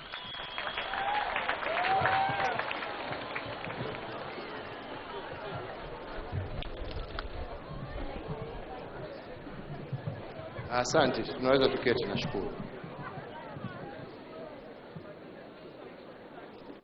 Hayati Daniel Toroitich Arap Moi, viongozi wa kidini, wananchi wenzangu, tuko hapa leo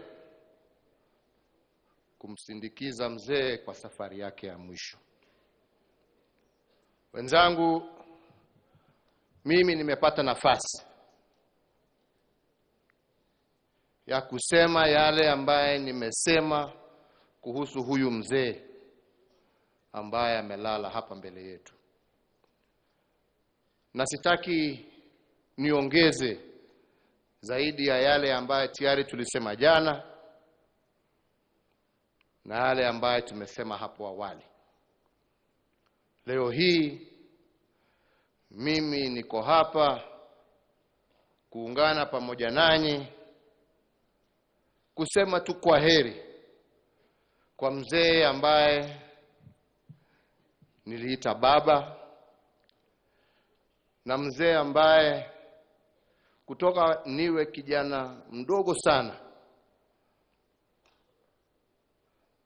na mzee wangu Mwenyezi Mungu akamchukua bado tukiwa vijana, Huyu mzee alisimama nasi, akatushika mkono mpaka tukafika pahali ambapo tumefika. Kwa hivyo nikisema ya kwamba niko hapa kusema kwaheri kwa baba, hiyo ni haki.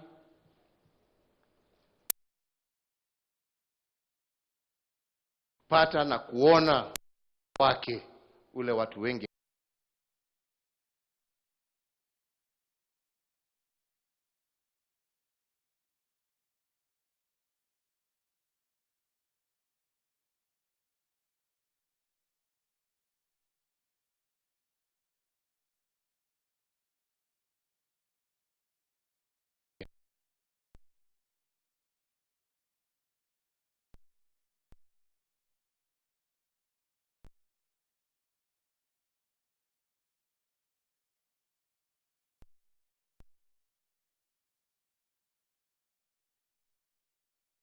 kupata ukali wa mzee.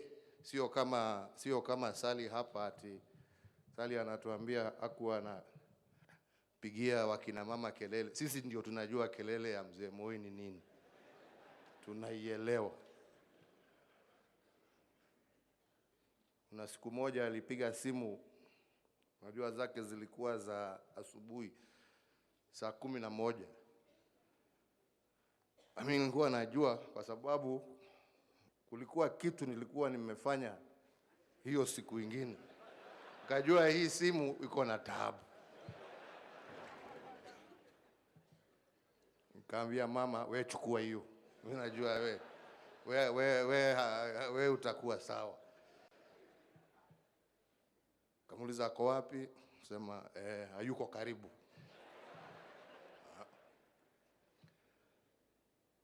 Baada ya dakika ingine 5 simu ikalia tena. Mama akaniambia hiyo mimi sichukui.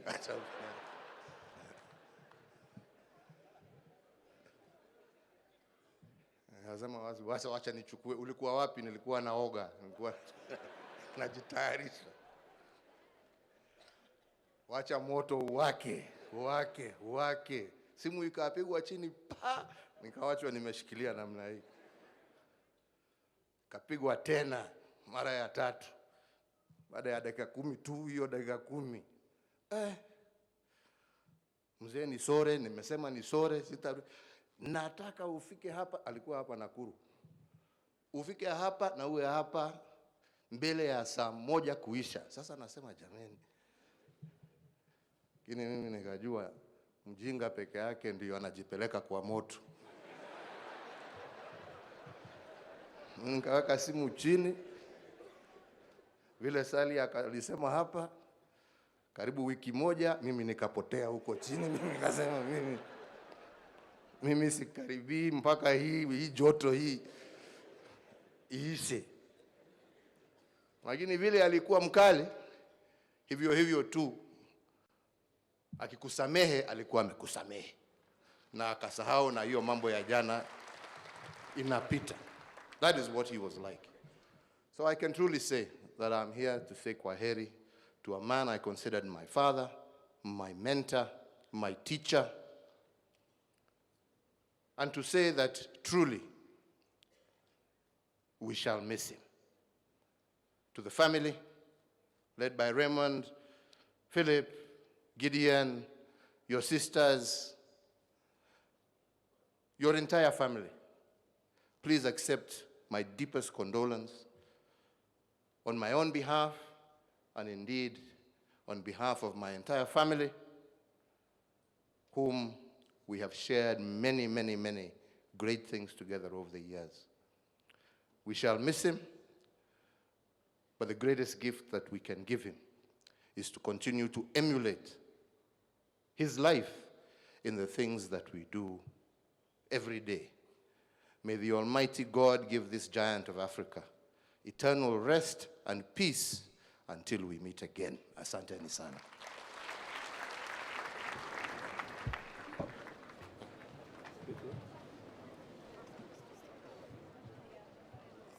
tunaweza tukakuondoka kwenye hema. Allow me, Your Excellency, to now invite Honorable Senator Gideon Moi to move a vote of thanks. Senator, karibu.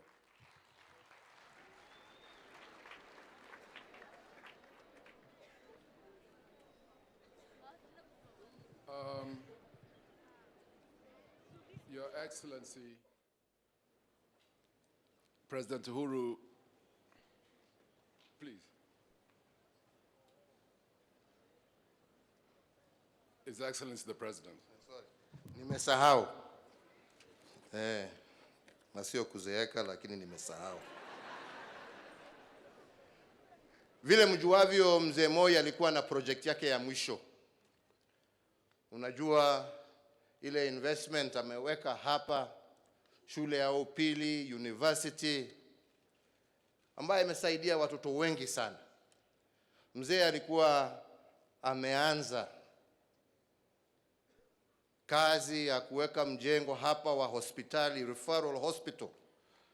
referral hospital ya mahospitali yetu ya Kimisheni. Na hiyo project ilikuta bado haikuwa ameikamilisha mbele ya Mwenyezi Mungu kumchukua. Na tumeongea na tumesema kama serikali tutasaidia.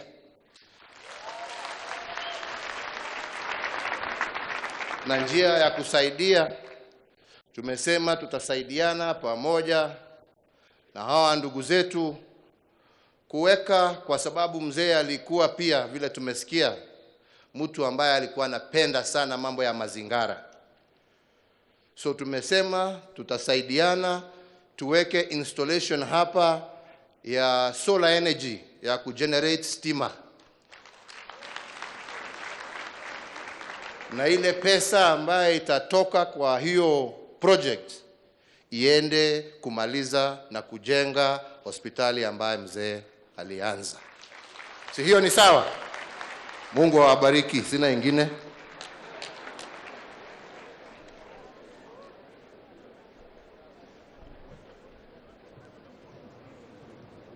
Thank you, Your Excellency. We greatly appreciate what you've just said. Thank you very much on behalf of Kabarak University and behalf of the Kabarak Referral Hospital. Thank you.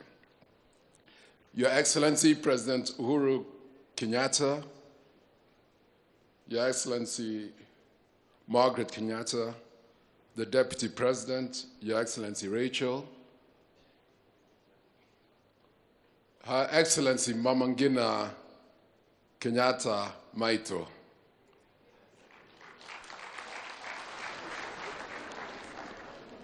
Right Honorable Raila Odinga, Mrs.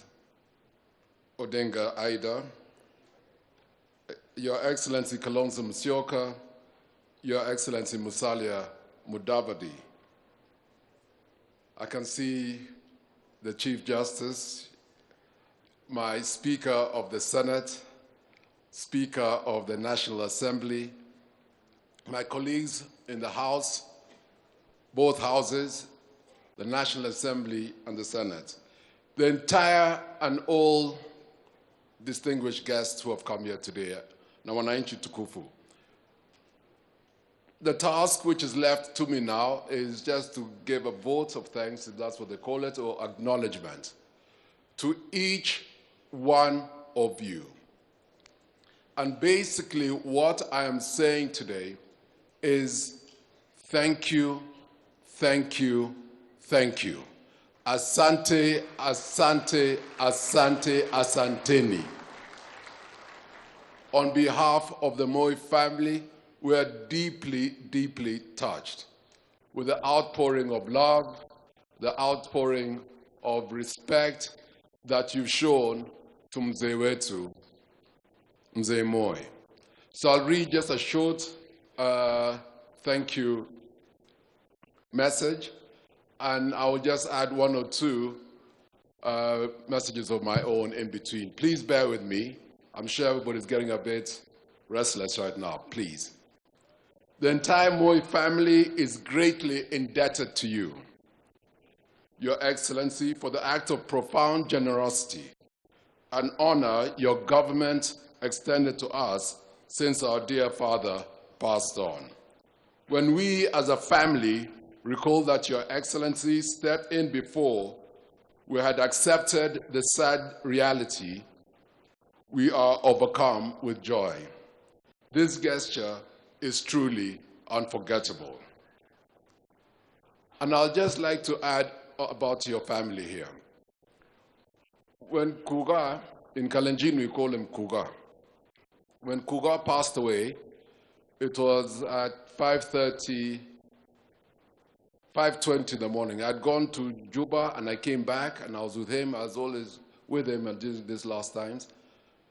And he passed away with me. We were together at 5:20 in the morning. At 6, and I was trying to organize now my brothers, my sisters, other people, and my wife was with me when Kuga passed. And you can imagine what was going on through my... What, you would not imagine this. Christina, your sister, Christina Pratt, had an operation. And in pain and the way she was feeling and still groggy, she came from her room down to where we were to condole with me. And it was her, myself, and my wife, the three of us. And she's not here because she's recuperating, but we are going to visit her to say thank you.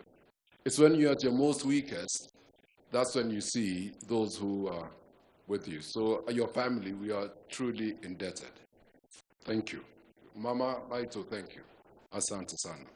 And Mom called me immediately. So as a family, you stood with us as a family. Losing a parent can be emotionally traumatic, devastating, and numbing. Traveling through the stages of grief can also be energy sapping, occasioning lack of clear thought. Your Excellency, by according Mzee a state burial, you allowed us time and the conducive state of mind to internalize and contend with this monumental loss. Although Mzee Moi was a statement of both national and international stature, he was a husband, father, a grandfather, a brother, an uncle, a kinsman, and generally a friend of many worldwide and a neighbor. And just now there was Peter Barclay.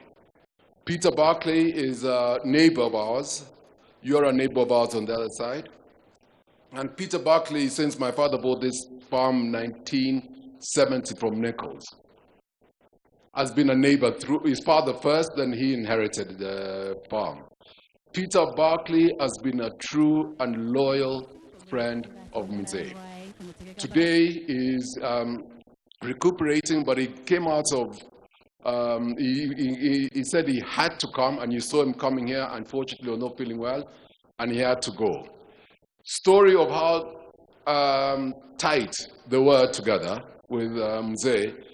In 1982, during the coup, Peter Barclay flew his one-seater, two-seater plane from the neighborhood to Kabarak here and told Mzee, "20, I'm at your service. Wherever you want us to go, let's go." Now, that is a good neighbor. So we are so truly indebted to him and his friendship of Peter Barclay has extended to us, John T., and to our wives, and to our young nieces and nephews.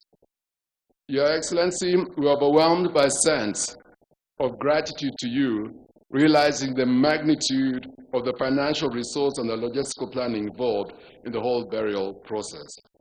We register our gratitude to State House, the Ministry of Interior and Coordination of National Government.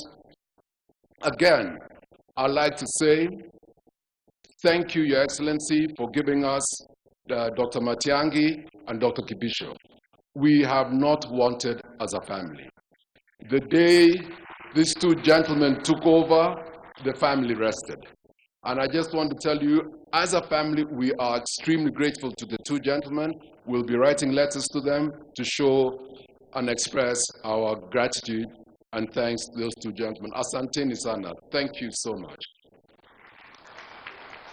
Kenya Defense Forces, all the police service formations, the prisons, public works, the county government of Nairobi and Nakuru, led by Lee, Governor Lee, and the Ministry of Health, National Youth Service, the Kenya Power and Lighting, and all other service providers, including Safaricom. Thank you, Michael Joseph. I can see you here. Thank you so much for coming. Mzee and him had a long relationship too. On the Defense Forces, Your Excellency, there's one time, I said I'll be intermittently saying a few stories here and there.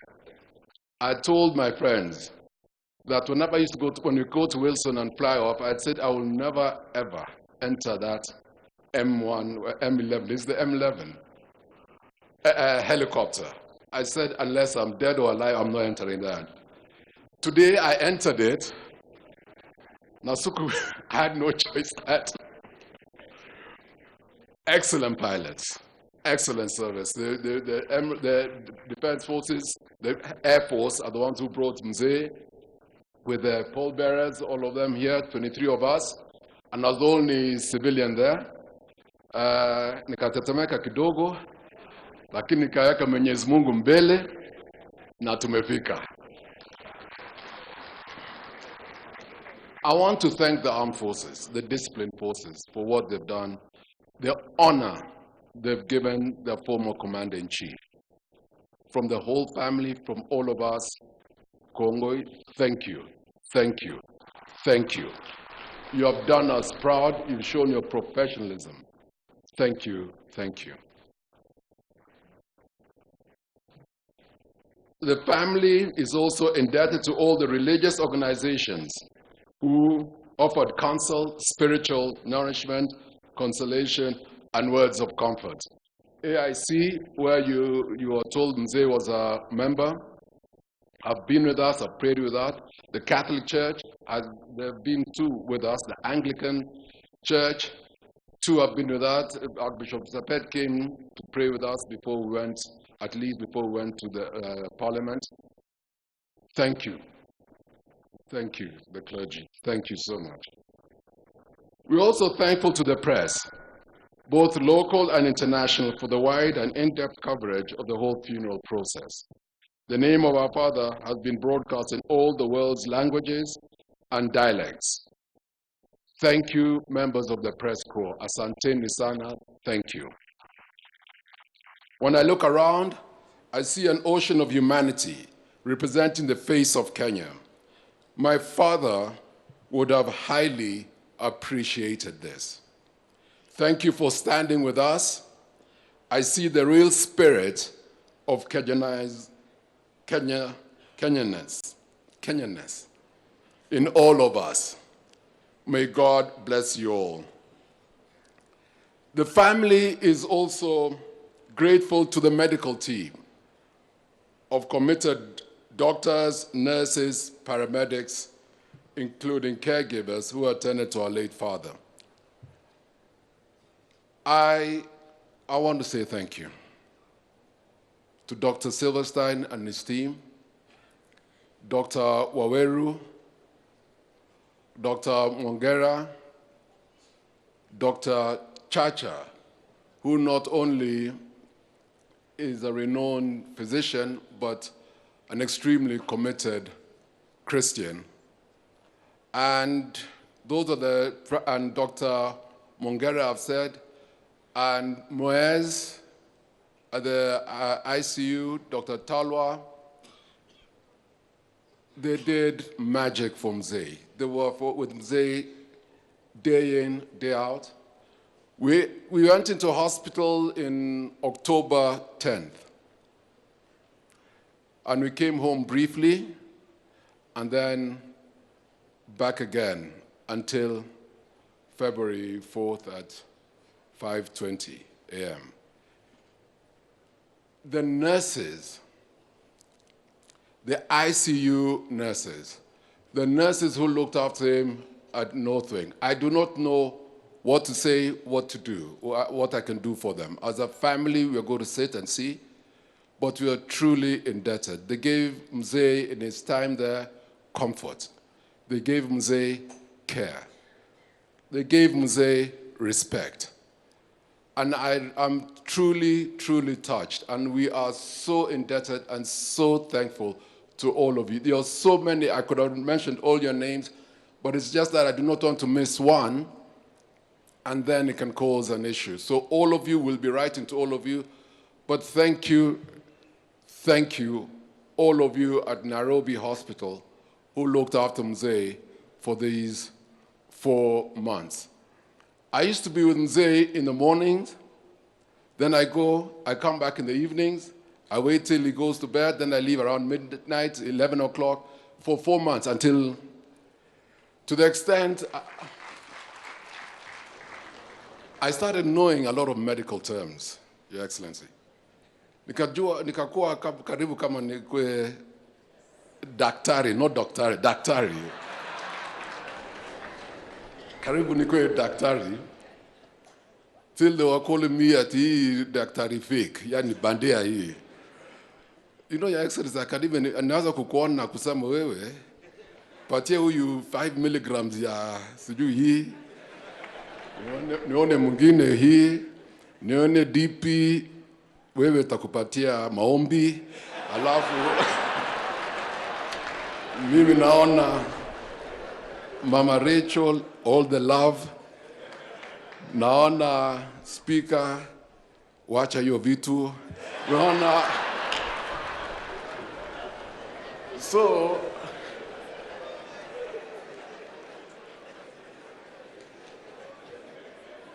by staying in there, you get to learn a lot. You get to see a lot.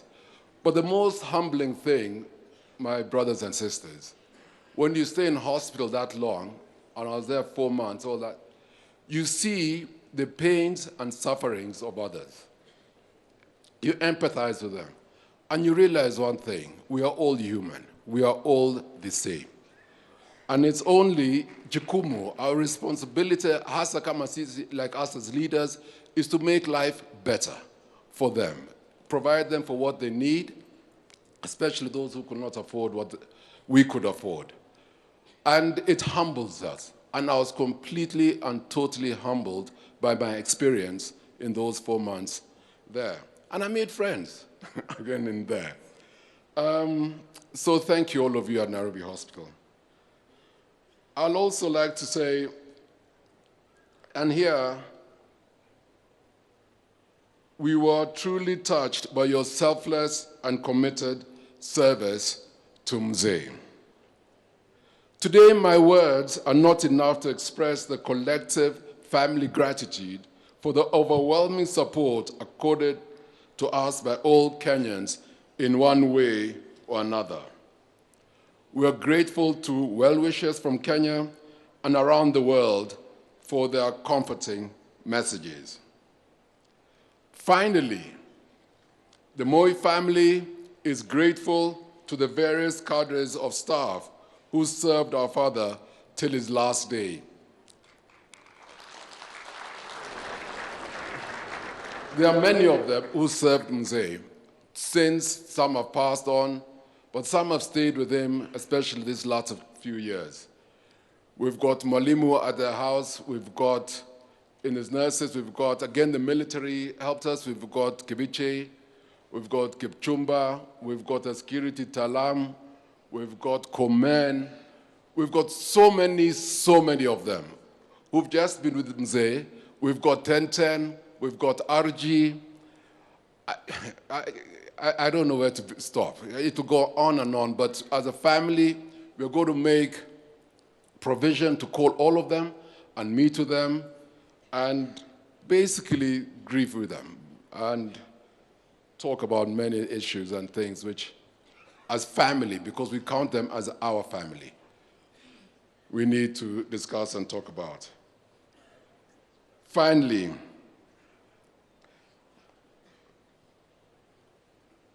on my behalf, I don't think my daughter was, my last-born daughter, or my last-born, Lulu, was helping me write the thank you. So please forgive me if I'm jumping here and there, because I can't read her handwriting.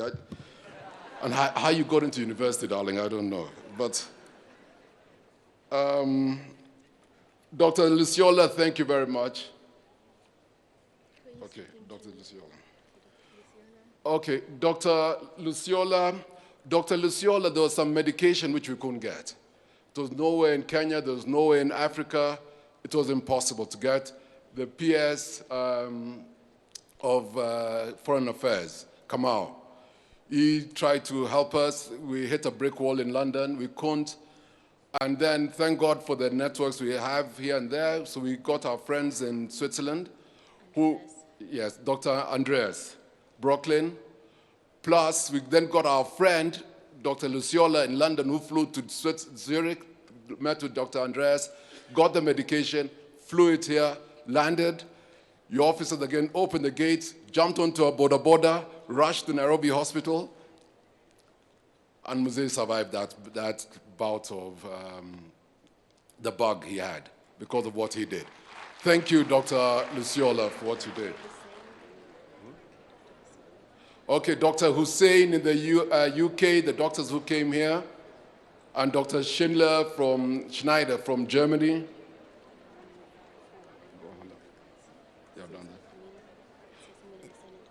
Okay, CS Amina, who made a lot of things possible and helped us in the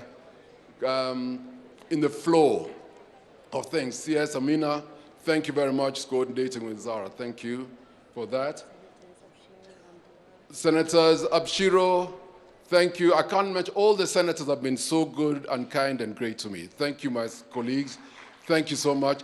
Senator Wambua, who organized a prayer group for Mzee. Thank you, Senator Wambua.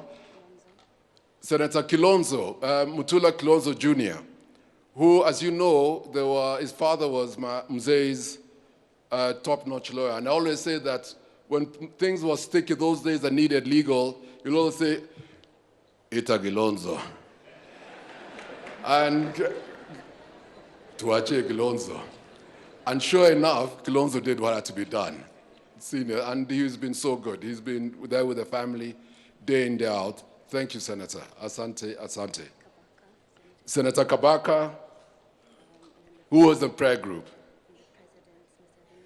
Huh? Again, I said them yesterday, President Salva Kiir and President Museveni, but I thanked them personally yesterday at Nyayo Stadium. Again, standing here in Rift Valley, I'd like to say thank you to them. Okay, and the institutions, Mzee's institutions. As you know, Mzee built some good, solid institutions. Kabarak University, Kabarak High School, Moi Educational Center, Sunshine, Primary, and Sacho. Sacho's in Maga? And Sacho. I'd like to say thank you to the Vice Chancellor Kiplagat. I'd like to say thank you to Mwindi of Sacho. I'd like to say thank you for Kabarak High School, Mrs. Cheriot, Cheriot, and Paul Chemngarem of Moi Educational Center, who now are building a day secondary school. And they've done so well to those institutions and made sure that they keep the standards becoming of those institutions, which Mzee surely will be proud. And there is somebody I'd like to say thank you to, and that is the former governor, Eric Kotut. Eric Kotut, when Mzee retired, used to come and visit Mzee a lot here. And he felt that it's not good just Mzee sitting and meeting people. He wanted him to be active. So he went and concocted a plan and said, told Mzee, why don't you start another flower farm? And that is the Molo River Roses, we call it, part of the Missouri group. That is the one at Kelelwa. So Mzee and Kotut, they got together. I got a phone call, kijana kuja. So nikakuja, shika baskili yangu, haraka, nikafika. And Molo River Roses started a very successful flower farm. Mzee was passionate about it. everybody here can attest, between here and Molo, they always used to see Mzee in the morning going and in the evening coming back, which kept him active and energized. And you can see all these flowers, which are here, are from Kelelwa, that flower farm which Mzee started. And it was a brainchild of Eric Kotut, but the money of Mzee.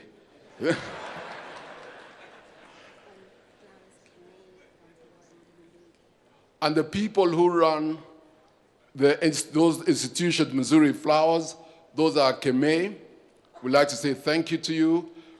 Wambua, Mulinge, yes, Wambua and Mulinge. They're known in the flower industry as the Kamba Mafia. And most importantly for us, the missionaries. We'd like to say thank you to the Barnett family. Without grandfather Barnett, without him, Mzee would not have known Christ. And they have gone maybe another route, God knows where we would have been. But because of the Barnetts, and the Barnetts, who the father who used to play football with Mzee, is still alive. The grandfather is still alive in America and is 103 years old. Hence, he wrote me a letter saying there's no way Mzee is 95. He said this man, he knew how to kuchanga watu kwa mpira. So anyway, but he wrote such a lovely letter to us as the family, and the Barnetts and the Moys have been together since the 1930s to today, and they now stay in Eldama Ravine. And I'd like to say thank you, Your Excellency, because they became citizens of this republic just 2 weeks ago. And they've been here since 1900s. But thank you very much. They're now citizens of this republic. And lastly, as I conclude, before I say that, this is my daughter, and you know, the way I looked after her, or I think I looked after her, and the way we all looked after Mzee, my people always tell me, you know, it is how you look after your parents is how your children will look after you. So this one, Mbaya, she looks very innocent. She tells me when she wants something of hers and she's very particular, she wants this and that, she looks at me and says, you know, Dad, you know these Vijanas, I've got 2 boys, Kimo and Keegan. She says, Vijana, you know, they'll take you to our people's home. But you know, you want to go to me. Now, can I have this and that?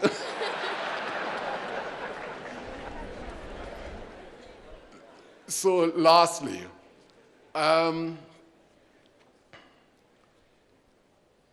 like to thank my mom. On behalf of all of us, and we've taught us as a family that I should say that, and I must say that, and I want to say that, to thank my mom who's not been here and left us for all the support she gave Mzee wetu.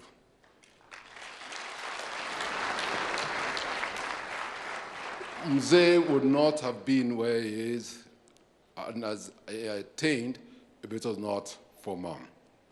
So we are extremely grateful to Mom. We love her dearly, and we continue honoring her and honoring her memory.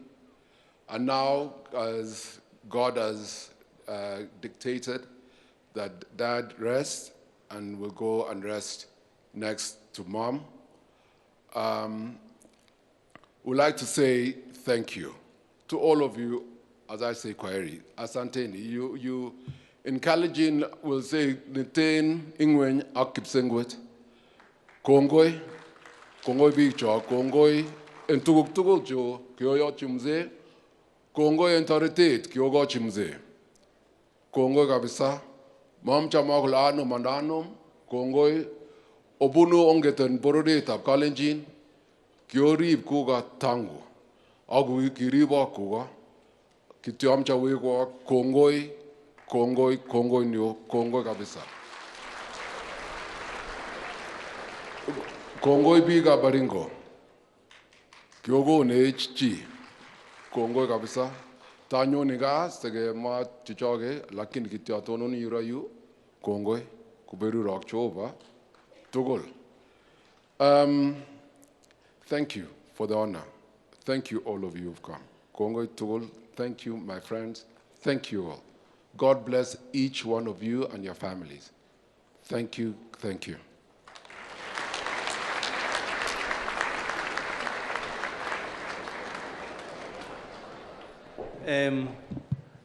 Kabla tujarudishia clergy, there is a family clansmate who would want to Korir Michael, karibu.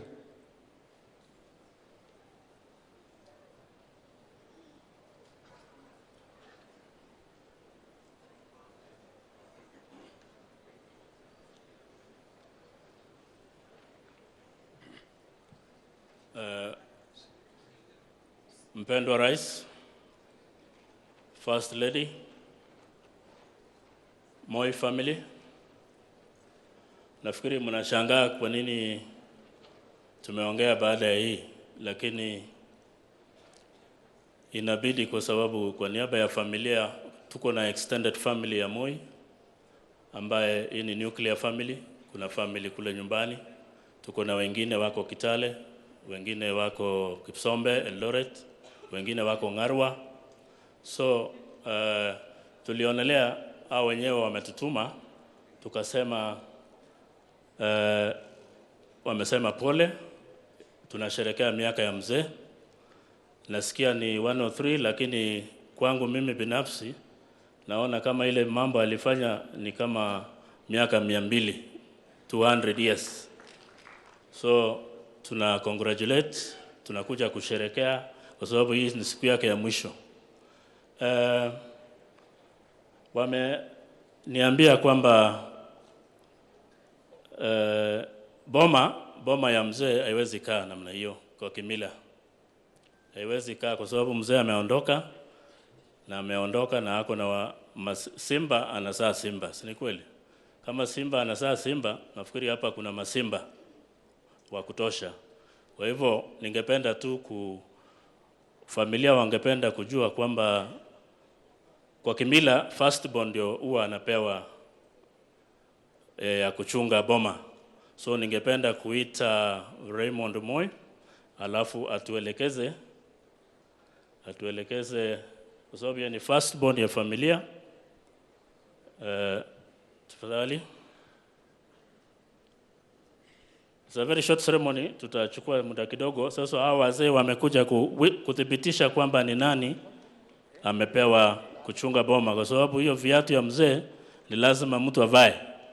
Na tuwezi wacha tu rungu namna hiyo, ama tuache bila mtu. Tukipita hapa tunataka tukikunywa chai moto iwake kwa hiyo boma na tuone ni nani atatushughulikia, kwa sababu bila mtu hapa haitakuwa mzuri. Tunataka hiyo boma iendelee na tunaombea Mungu iendelee kabisa kabisa. Kwa hivyo saidieni.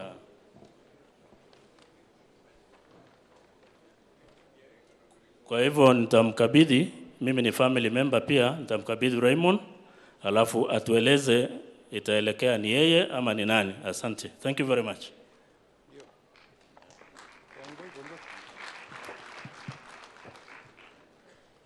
Ya kwanza ni kusema kwamba sisi wote tunajua kwamba jogoo mwenyewe amelala. Ama namna gani Rongai? Rongai mko? Rongai mko? Mko? Hebu tingizeni basi. Tusikie. Basi jogoo mwenyewe amelala, na kama amelala, mimi nilikuwa na heshima at the respect of being Mzee's president. I had the respect. I had the heshima ya kukuwa mjumbe wa mzee for the last 7 years. Hiyo ni heshima kubwa pia. Na pia I am President Uhuru Kenyatta's member of parliament. That is also a great honor. A very great honor. I'd also like to thank the people of Rongai. Asanteni sana kwa vile nyinyi mmefika hapa, na kwa sababu mnaona hii kitu in terms of seniority and so forth, mimi ndio kweli the leader of this family now. Lakini kwa kisiasa wacha mimi naamsha Gideon. Gideon kuja.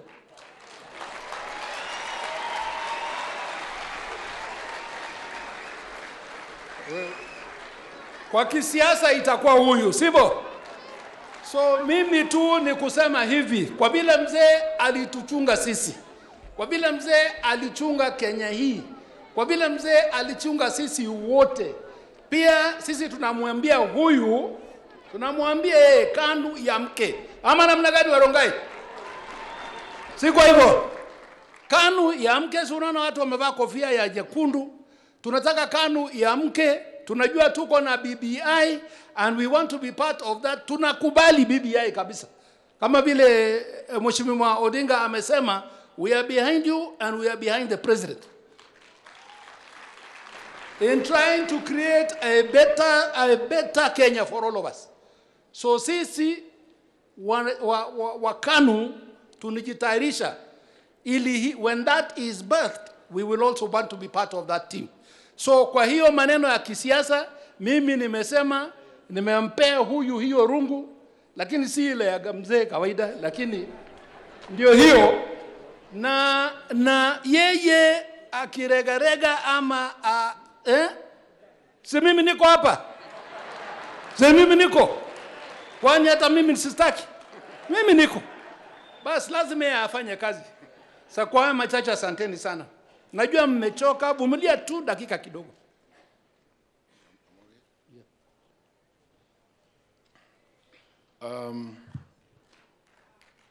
Honestly, I was not expecting this.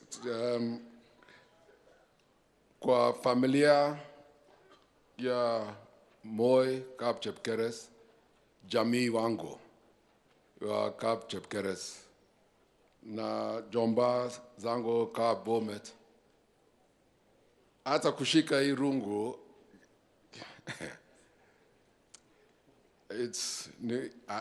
anyway, nitashika and I'll do my best na nitajaribu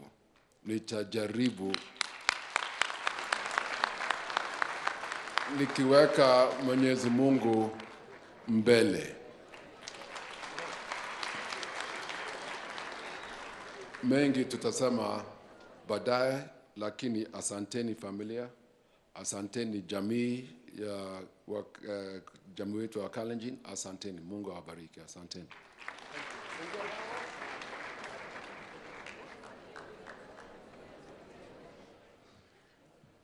Nitaomba tutulie kwa heshima, tumuite Askofu Your Lordship to lead us in the final prayer. After which nitaomba sana kwa heshima wananchi tutulie. We allow, after the prayer, we allow His Excellency the President, escorted by the CDF and the service commanders only, to go and receive the national salute and the national anthem. After which, sasa wengine tutaanza kutoka in the order we'll announce. Askofu, kindly. Thank you. Mtukufu Rais wetu, ninaamini ya kwamba leo tumejaribu kuchelewa kidogo kuliko jana. Basi yote ilikuwa ni kwa utukufu wa Mungu na kwa ajili ya mtumishi wake na wote wale ambao mmechomeka na jua kule nje. Ninaamini ilikuwa ni kwa ajili ya kumtukuza Mwenyezi Mungu tunaposherehekea maisha ya mzee Daniel Toroitich Arap Moi. Basi nitamuita Presiding Bishop retired Dr. Silas Yego ili tuweze kusimama kwa ajili ya maombi ya mwisho. Karibu. Askofu wangu acha nisahau. Before we pray, there are two special people here I want to introduce to you. It will be a crime if we do not introduce. I didn't know Dr. Galeli, Professor, is around. Where is Professor Galeli? Professor Galeli was also fished from church service by His Excellency President Moi. Where are you, sir? Quickly, Professor Langat of HEC. HEC and AIC were like twins. When Muse, when Muse alikuwa anakawa Mali, Anasema AGC wapate kidogo na AIC wapate kidogo. This is Bishop Langat of AGC. It is good for the congregation to know. And this is Professor Galeli, my buddy, Muse Fishtas from preaching. Atuku eleswa na mtu kujua Muse Moi. It was just preaching. Thank you, Galeli. Wave, just wave. Thank you very much. But let us pray. Dear Father, we want to thank you so much for the wonderful time we have had here. Indeed, your glory has shone in this place. What can we say to you, Lord, other than to say thank you, thank you. Our visitors will go, His Excellency and his team will go back to Nairobi. We pray for them as they fly from Kabarak. And those who will be flying, Lord, we pray that you will send your angels to go ahead of them, and each one of them will reach the destination safely. Also, those of us who will be traveling by cars and vehicles and lorries and buses, we ask that you will give us journey mercies until our homes. Now may we all join the grace. May the grace of our Lord Jesus Christ and the love of God and the fellowship of the Holy Spirit be with us now and forevermore. Amen. I humbly request we remain standing as His Excellency the President is escorted to receive the national salute by the CDF and service commanders. Most kindly, thank you, and High Excellency the First Lady, thank you. Niombe tutulie wengine kwa heshima. Wengine tutulie kwa heshima. Na tuungane kwa wimbo wa taifa utachezwa hapa nje. Tuungane kwa pamoja. Baada ya hapo, mwili ama casket itaondolewa. And after that, the family and the clergy will follow. Na niombe kwa heshima. Wale ambao wana the rent tag, we move straight to the vehicles that will take us to the family home. It is because we don't have enough space, and that is the only reason that we have a few of us to represent us in the interment, which the family would wish to be private. Thank you. National anthem. Nguvu yetu.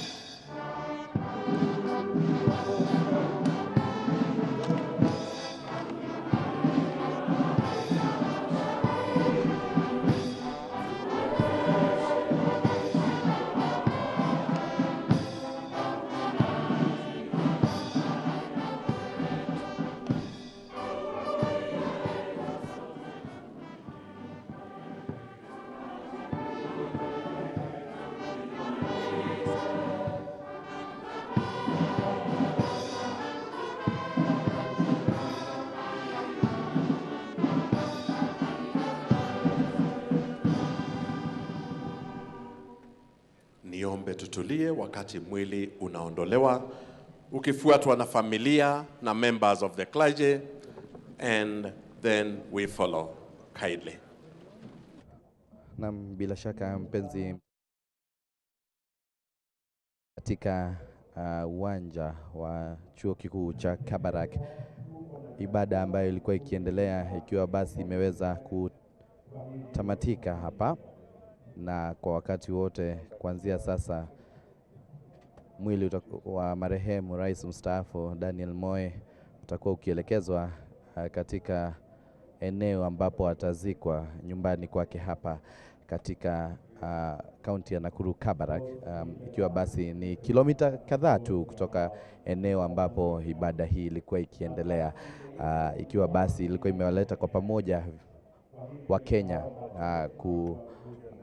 kumpa mkono buriani rais mstaafu, na ni kwamba baada ya viongozi ama baada ya walio hapa kuelekea katika ama nyumbani kwa rais mstaafu, Wakenya walioko hapa, kwa sababu hakuna nafasi ya kutosha, watakuwa na nafasi ya kupata lishe ama kupata chakula cha mchana.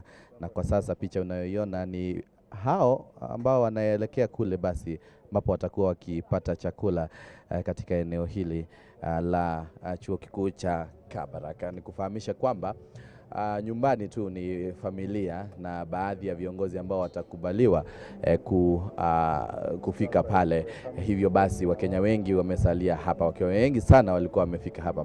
Viongozi wamezungumza mengi hapa na baadhi yao wameweza kukumbuka mengi kuhusiana na rais mstaafu, na mengi ambayo wameweza kukumbuka ni kuhusiana na jinsi walivyoweza kuwaweka kwenye ama kuwaongoza kisiasa. Lakini mtazamaji, tumekuwa naye Rose Gaku ambaye ni mwanahabari mwenzangu na yuko upande mwingine wa uwanja huu hapa Kabarak. Wakati mwili unapoondoka katika jeneza hili, atakuwa basi akitupasha mawili matatu yale ambayo ameweza kuyasikia hapa hivi. Kwa hivyo kwako Rose upande mwingine, kabla ya kuzungumza nikueleza kwamba mwili wake unaondoka hapa katika eneo ambalo lilikuwa limetengwa na ambapo ibada hii imekuwa ikifanyika, ikiwa basi kikosi cha wanajeshi wanaendelea kuwa gangari, mipangilio ikiwa ni ile ile ya kijeshi. Na nilikuwa nimekueleza hapo awali asubuhi kwamba vikosi vyote vitatu vya kijeshi ndio ambao wanaendeleza shughuli hii, ikiwa ni kikosi cha wanamaji, wanahewa na vile vile kikosi cha wale wa nchi kavu ambayo wanajulikana vyema kama Kenya Army. Wale ambao wamevalia magwanda nyekundu ndio wale ambao ni wa nchi kavu. Wale magwanda ambayo ni meupe hivi ni wale wa kule majini. Wale wengine wakiwa basi ni wa angani ambao wamevalia samawati hivi. Basi mwili unaondoka katika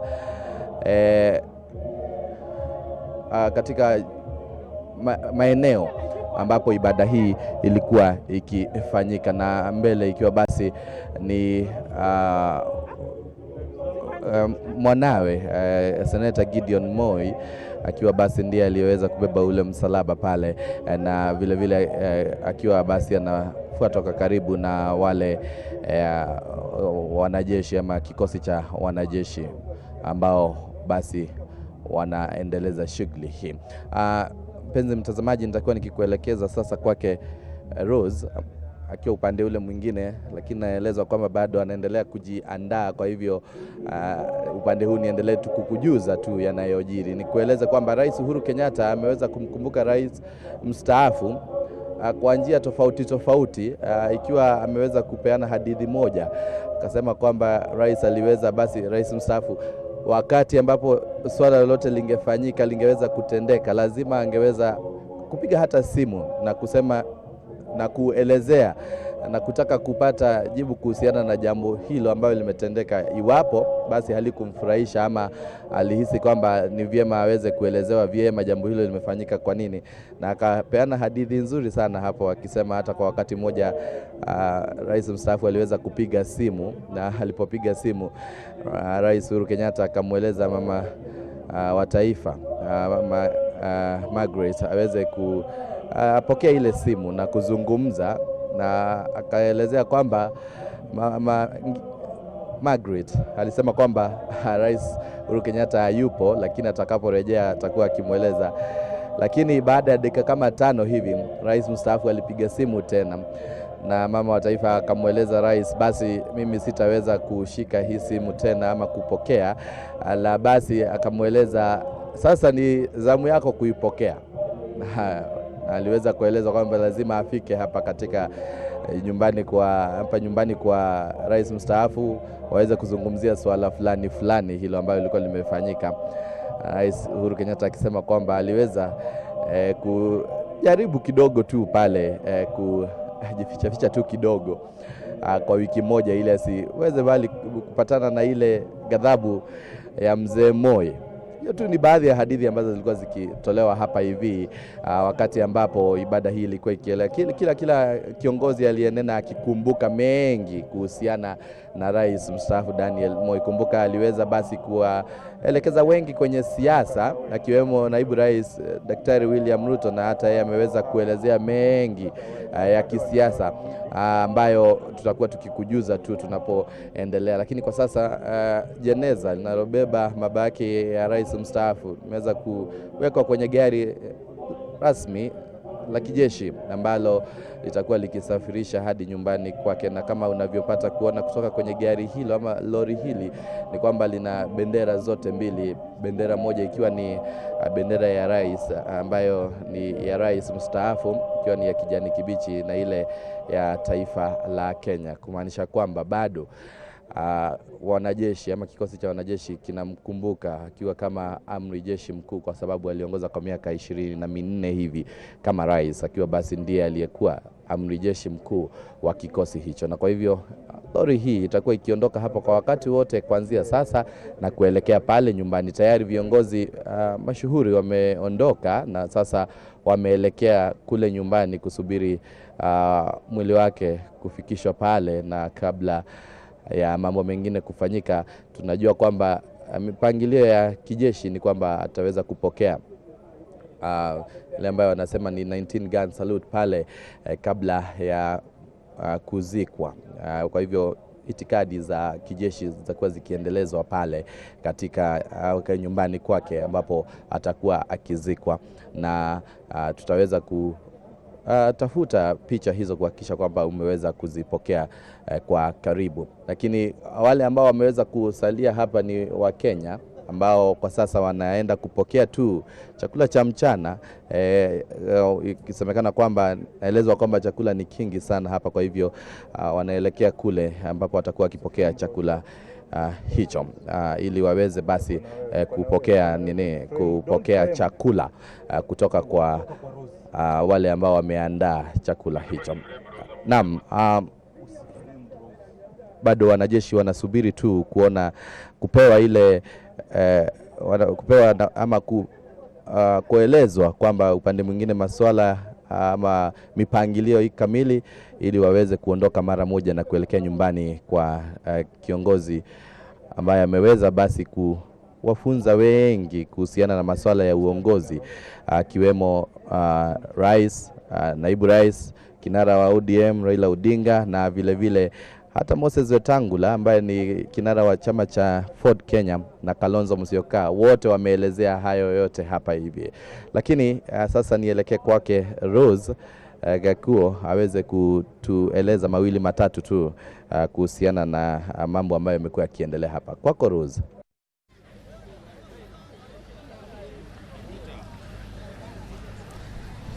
Thutha wa miaka 96 ya uturo guku bururi-ini kana guku thi mutigaire mutongoria wa kere wa bururi Daniel Toroitich arap Moi, umuthi niguo akorwo akihurukio gwake mucii guku ni mwena wa Kabaraki gicigo bunge kia Rongai kaunti ya Nakuru, thutha wa gukihuruka kana gututiga mu kiumia kihituku, na thutha wa ndwaria ihinda riraya. Ni mutongoria wa kere wa bururi akorirwo giathana bururi uyu kwa ihinda ria miaka 24 kuria akoretwo na mbere akoretwo ari munini wa mutongoria wa bururi, na akorirwo akioya wathani wa utongoria wa bururi thutha wa gigukia mutongoria wa mbere wa bururi niwe Mzee Jomo Kenyatta. Na umuthi igongona riria rigwikinyitio ni atongoria matiganite thiini wa kiharo gia Kabaraki guku ni gicigo bunge kia Rongai, na kuria megwikinyitie na njira nene matongoretio ni mutongoria wa bururi Uhuru Kenyatta orondo umwe na family ya mutigaire mutongoria wa kere Daniel Moi, na aria umuthi kuma igongona riria rianjiriirie mathaa ma rucini mathaa-ini ma thaa 4 riria korwo igithina mbere na gutuika rigitiriho ihinda-ini riri, na makorwo magibutarira na makimugwetha ta mutongoria urari na murugamo wake murumu, mutongoria urendete andu mehete gitio, no mutongoria urendete gutuma ndugu. No ho akauga makiria ni ati mwakorwo kihitania ndarakoragwo akioya ihinda ria kurekera, ni akorwo kigwetwo ni family yake ta mundu urendete family, mundu arehaga family hamwe, na ciana ciake oro ndu umwe na tuguka twake makorwo makimuririkana na makiuga ni gukorwo makiaga muthuri wa bata ni megukorwo makiaga mundu wa bata family-ini ona nginyagia ukuru-ini wake makiuga arare mundu urare wa bata kana arare gituge gia bata thiini wa family ino. Atongoria matiganite aria megwikinyicia giikaro-ini giki matongoretio ni mutongoria wa bururi Uhuru Kenyatta orondo mwe na mutongoria wa kiama kia ODM niwe Raila Odinga, atongoria ta Musalia Mudavadi, Senator Moses Wetangula orondo mwe na mundu gwitwo Kalonzo Musyoka na atongoria gikiheria aria makorwo makiaria muthenya wa umuthi ni makorwo magitariria utongoria wa Muthe Moi hingwere ari wathani-ini o mundu akiririkana uria akorirwo agikuruhana na mutongoria uyu hingwere ari wathani-ini na mamwe wa maundu maria makorirwo makimarehe hamwe hihi magikuruhana hihi makirekanira ona hihi kuria kungi magiko makirehe hamwe bururi na gutigirira ati bururi ni wakorwo ugithi na mbere ni makorwo makiuga ati mutongoria wa bururi Daniel Moi hari akorire bururi tiho autigirira akorirwo agitiga akimawathani-ini amwe akorirwo kimawathani-ini mwaka-ini wa 2002 ukuria akorirwo kineana matamu ma wathani kuri mutongoria wa gatatu wa bururi Emilio Mwai Kibaki na umuthi makimugweta ta mutongoria wa onanirie gitio gia bata gukorwo akineana wathani hatari na thigithigi na maundu maria makorwo makigwete ni ati ona maundu megamaine na maria maturigiciirie ni mundu akoretwo akienda maundu akirongoreria maundu macio na njira nene ni mutongoria akoretwo akirongoreria maundu ma githomo na njira nene na kiria giakorwo gikihutirio na njira ndaya ni mutongoria wa bururi Uhuru Kenyatta na kuria kiuga ati ona project iria akoretwo kana imwe wa tafarira cia uthii wa nambere iria arakoretwo akiambiriria guku Kabarak iri tongoretio ni uthii wa nambere ni tafarira cia mathomo kuma thukuru wa muthingi wa Kabarak, thukuru wa thekondarĩ wa Kabarak, university ya Kabarak na thibitarĩ iria akoretwo anjĩrĩirie gwaka. Mũtongoria wa bũrũri akorwo akiuga atĩ thirikari nĩ ĩgũkorwo ĩkĩnyitanĩra na ĩkorwo ĩkĩrehe hamwe kana kũrehe hamwe resources nĩguo gũtigĩrĩra atĩ thibitarĩ ĩno nĩ yakorwo ĩkĩrĩka na yakorwo ĩrĩ yo ũteithio kũrĩ thibitarĩ iria ingĩ oro ũndũ ũmwe na makĩria kũrĩ mũingĩ wa itũũra rĩrĩ ona makĩria mũingĩ wa bũrũri wĩ wothe. Akiuga ndeto ĩyo nĩ ĩgũkorwo ĩkĩrwo na thirikari nĩ ĩgũkorwo ĩkĩingĩrĩra na gũtigĩrĩra atĩ project ĩno ya mũtongoria wa kerwo wa bũrũri Moi ndĩnakorwo ĩgĩkoma nake na ndĩnakorwo ĩgĩthira nake ĩndĩ nĩ yakorwo ĩkĩrĩka oro na ihenya nĩguo gũtigĩrĩra atĩ nĩ yakorwo akĩririkanwo nĩ njiarwa na njiarwa na arĩa othe marĩ gũkorwo na kũrigitwo thibitarĩ-inĩ ĩyo nĩ magĩkoragwo makĩona ũtungata wa mũtongoria ũyũ wa kerĩ wa bũrũri. Nĩ akorwo akĩgweta atĩ gũkũ Rũngai no gũkorwo magĩkĩra nyamũ cigwĩtwo solar nĩguo gũtigĩrĩra atĩ nĩ ciakorwo ikĩnyita hinya ũũ wa riũa na gũthondeka gũtuĩka hinya wa thitima nĩguo gũkorwo ũgĩteithĩrĩria andũ arĩa marĩ itũũra-inĩ rĩrĩ. Nĩ maũndũ makorwo magĩthiĩ na mbere thĩinĩ wa kĩharo gĩkĩ gĩa Kabarak na kĩrĩa gĩgũkinyĩtio nĩ makiri na makiri ma andũ na arĩa ona hema iria cirakoretwo cikĩigwo hema icio nĩ irĩkire cia kũihũra na andũ makorwo magĩikara nja wa hema kĩhĩri na namba nene ya mũingĩ ĩrĩa gwĩkinyĩtie gũkũ kuma mathaa ma kĩroko ma thaa 10 rĩrĩa manjĩrĩirie kũingĩra andũ makorwo makĩingĩra nginya thaa 7 nĩguo raini ciakorirwo cikĩrĩka harĩa gate-inĩ kuonania atĩ nĩ mũtongoria ũrokoretwo akĩendwo nĩ andũ na arendetwo nĩ andũ na njĩra nene na arahutĩtie andũ na njĩra nene mũno. Aingĩ nĩ ũgwĩkinyĩtie kuma ituri itiganĩte gũka kumugĩra ũhoro thabarĩ ĩno ya mũthia ya mũtongoria wa kerĩ wa bũrũri. Mũthia maũndũ marĩa makorwo makĩhutia na hiyo na marĩa megũkoretwo magĩetererwo nĩ andũ aingĩ nĩ kũrora hihi thutha wa mũtongoria wa bũrũri gũkorwo agĩkoma na gũkorwo kwehera bũrũri-inĩ nĩ gũkoretwo na gũkĩũranio nũ gũkorwo kĩoya ikinya kana nũ gũkorwo kĩoya matamu make ma ũtongoria. Ririkana mũtongoria wa bũrũri akoretwo arĩ mũtongoria wa kĩama gĩa KANũ kĩrĩa gĩkoretwo gĩathanĩte kwa ihinda rĩraya na nginyagia ona atongoria arĩa marĩ wathani-inĩ ihinda-inĩ rĩrĩ no ciana cia kĩama gĩkĩ gĩa KANũ nĩ gwakoretwo gũkĩrigithia hihi nĩ gũkorwo kĩoya matamu ma mũtongoria na nũ kana hihi thĩinĩ gatagatĩ ka ariũ ake nĩ gũkorwo kĩhokerio ũtongoria. Ririkana kũrĩ na erĩ marĩ ũteti-inĩ na nĩo Gideon Moi ũrĩa nĩ senator wa Baringo, kũrĩ na mũmbunge Raymond Moi ũrĩa nĩ mũmbunge wa gĩcigo gĩkĩ kĩa Rũngai kĩrĩa tũrĩ na akiuga atĩ nĩ arakoretwo agĩkena na gũkorwo agĩkena kana kwĩrahĩra gũkorwo agĩtungata arĩ mũmbunge wa ithe thutha mũmbunge wa ithe kwa ihinda rĩa mĩaka 7 na rĩu kĩrĩa gĩakorwo gĩgĩkuo ũhoro makĩria nĩ atĩ thutha wa athuri na ũndũ wa ũndũire athuri a rũrĩrĩ rwa Gĩkalenjin magĩũka hamwe kuga gũkũ nĩ marabatara mũciĩ ũyũ mũciĩ ndũtigagwo ũtarĩ mũthuri ndũtigagwo ũtarĩ na mũrori no nginya gũkagĩa na mũndũ marĩmenyaga atĩ ona makĩhũra hodi marahũra hodi gũkora ũũ na marahũra hodi gũkora mũthuri ũrĩkũ na kuona Raymond nĩwe mũriũ ũrĩa mũkũrũ wa Moi thutha wa Jonathan gũkorwo akĩehera Jonathan gũkorwo akĩehera Raymond nĩ akorwo akĩnengerwo matamu ma gũkorwo akĩneana nũ gũkorwo gĩtongoria bamĩrĩ ĩno na kĩrĩa akorwo akiuga nĩ atĩ thengia ya gũkorwo we nĩwe mũkũrũ thengia ya gũkorwo atĩ nĩwe mũkũrũ kĩmĩaka na nĩwe mũnene kĩmĩaka kũrĩ ciana iria ingĩ undu wigemaine no teti akorwo akihokera mundu gwitwo Gideon Moi no ria ni kihinganda kiao no ni akorwo akiuga ati giuteti gita family ni marikitie kwiguithaniria uyu niwe turirumagirira uno ri tuheaga mwerekera wa kiuteti no uyu niwe twehokera kiama gia neo mehokera kiama gia KANU giakorwo agikiarahwa na gugicokia wathani-ini na gikorwo gikiiguikana na gigitamba ituri ciothe cia bururi uyu macio nimo maundu maria makorwo makiyumiria thiini wa kiharo giki kia Kabarak maundu niguo makorwo makihana mwiroreri wa Kameme TV na hindini ri kira kirathi na mbere ni ati mwiri wa mutongoria wa keri mutigaire Daniel Moi no arikia kuoyo oro undu umwe no arikia kuoyo na gutwaro gwake muci hari ikaraga kuria no ground ino ya Kabarak amguku no gwake no riu kuma ha nginya hari arathi kuhuruka kana hari gaburi gakiri kuma ha ni ta kilomita igiri nginya hau na arathi kuhurukio hakuhi kana hakuhi na mutumia wake hari akorirwo kihurukio miaka mihitukangu na hau niho arathie kuhurukio hinda-ini riri na nginyagia hau gaburi-ini ti andu ingi marakorwo magetikirio gukinya hau ni undu wa korwo gitaririo na njira ndai kiuga ati family ono ni renda undu wa hitho kidogo kana kina mugaga ni marenda undu wa hitho kidogo gutigira ati magitabania maundu ma matina ko makionanio muno kuri muingi no uguo no andu anini na aria macaguritwo oro undu umwe na mutongoria wa buri na atongoria gia mbiraru na atongoria gia nene thirikari ni aria meko magikinyia handu hau na aria meko makiona maria meko magithii na mbere na gutigirira ati mwiri wa mutigaire mutongoria wa keri wa bururi Daniel Moi no warikia kuhurukio na njira ya gitio na no warikia kuhurukio na njira ya kinduire no warikia kuhurukio na njira ya gikanitha na no warikia kuhurukio ta mutongoria wa bururi wa hau gabere ni akorwo akiamukira gitio giake kia muthia na atigira ati ni makorwo akiamukira gitio giake kia muthia ta mutongoria wa mbiraru wa hau gabere na ni gwitiki ni tukirongoreria ndeto ino tuko tugikurehera mwiroreri wa Kameme TV maundu maya uria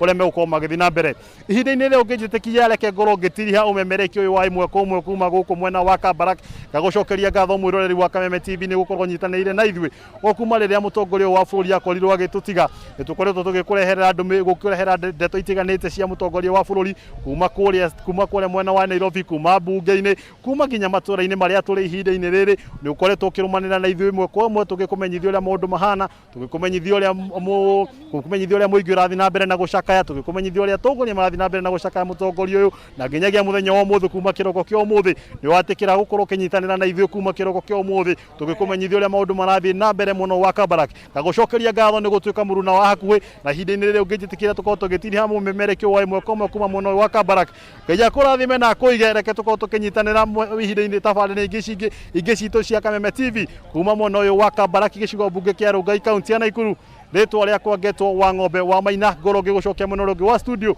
nĩ ngatho nĩ ũndũ wa kũnyitanĩra na ithuĩ mũthenya ũyũ wothe.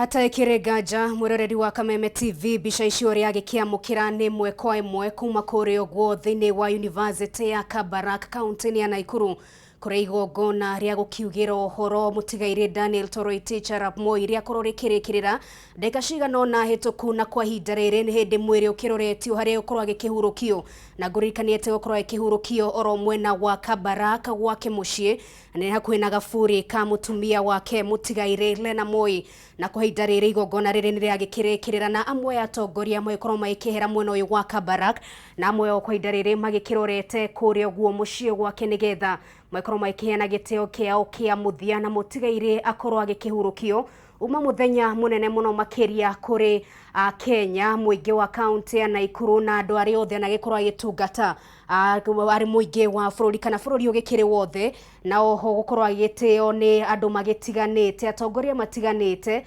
magitongoretio ni mutongoria wa bururi Uhuru Kenyatta bicicora ikiona mwena umwe ni ngari iri ikuite mwiri ikirekeire kuri ogwo mucii gwake na iyo eno ingi igikiri kuri ogwo kuri ikihurukio muthenya wa umuthi to ikiona atongoria matiganite akindini maigikinyitie na igongona ria muthenya wa umuthi gwitongoragio ni kanitha wa AIC kanitha ria mutigaire Daniel Toroitich arap Moi agikoretwo agikiri murumiriri murumu muno makiria bica icio igiri uragikiona imwe ni kuri ogwo Kabarak grounds kana kuri ogwo kana ni mwiri ugikiuma kuri ogwo university ya Kabarak wikiroretio gwake mucii mwena wa Kabarak na hautokorwo tugikiona atongoria kindi ni maigithie na mbere gwithagathaga thiini wa igongona ria rikurumirira thutha wa igongona ria mitha oronini tu ukorwo rigitafanirio kuri ogwo university ya Kabarak ni igongona riwikinyetio ni andu matiganite a Kenya kwa wingi atongoria kuma ituri ngurani cia bururi akuma guku bururi-ini na muno makiria atongoria kiuteti magitongoretio ni mutongoria wa bururi Uhuru Kenyatta munini wake William Ruto ndomwe na mutongoria wake ODM Raila Odinga maikinyitanira na family ya mutigaire Daniel Toroitich arap Moi na makimucakaya na njira nene muno makiria macokeria ngatho family yothe ya mutigaire Daniel Moi magitongoretio ni senator wa Korego county ya Baringo Gideon Moi mubunge wa Korego mwena wa Rongai county ya Naikuru Raymond Moi Philip Moi odomwe na ciana ingi ciake ni maikorwo maikimacokeria ngatho na njira nene muno makiria maikiuga ati ni magitikirire na maikiheana baba wa ikorwo agigitungatira bururi kana aikorwo magikimurekereria korwo agitungatira bururi na njira imwe kana iri ingi nekorwo icakayo na njira nene muno makiria kuma kuri atongoria magitiganite mwena ucio ndagika oronini tu tokorwo tuikiona mwiri wikinya kuri ogwo gwake mucii mwena wa Kabarak nigetha ikorwo agikihurukio na gwikinyia muthia thabari yake na Moi agitungatite bururi kwa hinda ria miaka 24 akirita president wa bururi ona gutweka agikiri muteti wa na korwo gikinyitirira ituro itiganite no akiri mubunge na ugikiringithania na ithaburia miaka iri gitungatire kiuteti ni makiria ma miaka 47 icira ikiona ni bica cimwe kwa imwe cia kuri ogwo gwake mucii kwa mutigaire Daniel Toroitich arap Moi na hau niho ukorwa gikihurukio muthenya wa umuthi na hau mwena toikorwo tuikiona atongoria kindini magithie na mbere gwithagathaga magietereire mwiri ugigikinyio ni maundu maikoretwo magithie na mbere kuma hindi ria agikihurukire wikoretwo na maundu maingi muno makiria guku bururi-ini Kenya magithie na mbere gukicakaya mutigaire Daniel Toroitich arap Moi federa ukorwo cigicurio nuthu moringoti na andu ingi magithie na mbere gwikinyia gwake mucii gwikorwo magikinyitanira na family yake hari kumumiriria no ikorwo makiririkana maundu matiganite maria mutigaire anagika maundu maikorwo magicokerwo muthenya wa umuthi na muthenya wa ira ni atongoria matiganite itemire yake hari kugitira mwana wa muiritu itemire yake hari gwitigirira ati negwa ikigia na githomo gia gikiro kia iguru na gwitigirira ati andu ingi ni maikorwo magikigwatira mweke wa githomo no mamwe mamaria maikorwo magikiririkanwo muthenya wa umuthi na toyeka ni uteti umuthi ntokorwo twikigwa atongoria magikiyumiria maikigoria Moi agikire baba wa kiuteti mundu akimanyitire guoko na njira nene muno makiria agikimonia njira agina wa ikimateithia na njere mwekanire gĩgũkorwo magĩkĩambatĩra thĩinĩ wa ngathĩ ya ũtongoria. Ũmwe wao arĩ mũtongoria wa bũrũri Uhuru Kenyatta, ririkana nĩ akĩmũnyitire guoko na njĩra nene mũno makĩria na akĩrĩkia gũkĩhotwo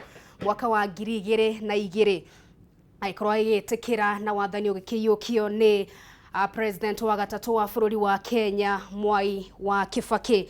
Nĩ maũndũ mamwe makorwo magĩkĩyumĩria thĩinĩ wa igongona rĩa mũthenya wa ũmũthĩ. Atongoria o ũndũ ũmwe na Kenya kuma ituri ngũrani magĩgĩkinya kũrĩa University-inĩ ya Kabarak thĩinĩ wa igongona rĩa mũthia rĩa kugĩra mũtigairĩ ũhoro, na tũkorwo twĩkũrehera mbica cia ĩmwe kwa ĩmwe ciĩgiĩ ũrĩa mũthabara wa ngari iria igĩkuĩte mwĩrĩ ũragĩthiĩ na mbere barabara-inĩ ĩgĩtiganĩte kũrĩa ũguo kaunti-inĩ ya Naikuru. Tũkorwo twĩkũrehera mbica icio na njĩra ya nyandandũku, tũkorwo twĩkũrehera mbica icio mũroreri wa Kameme TV.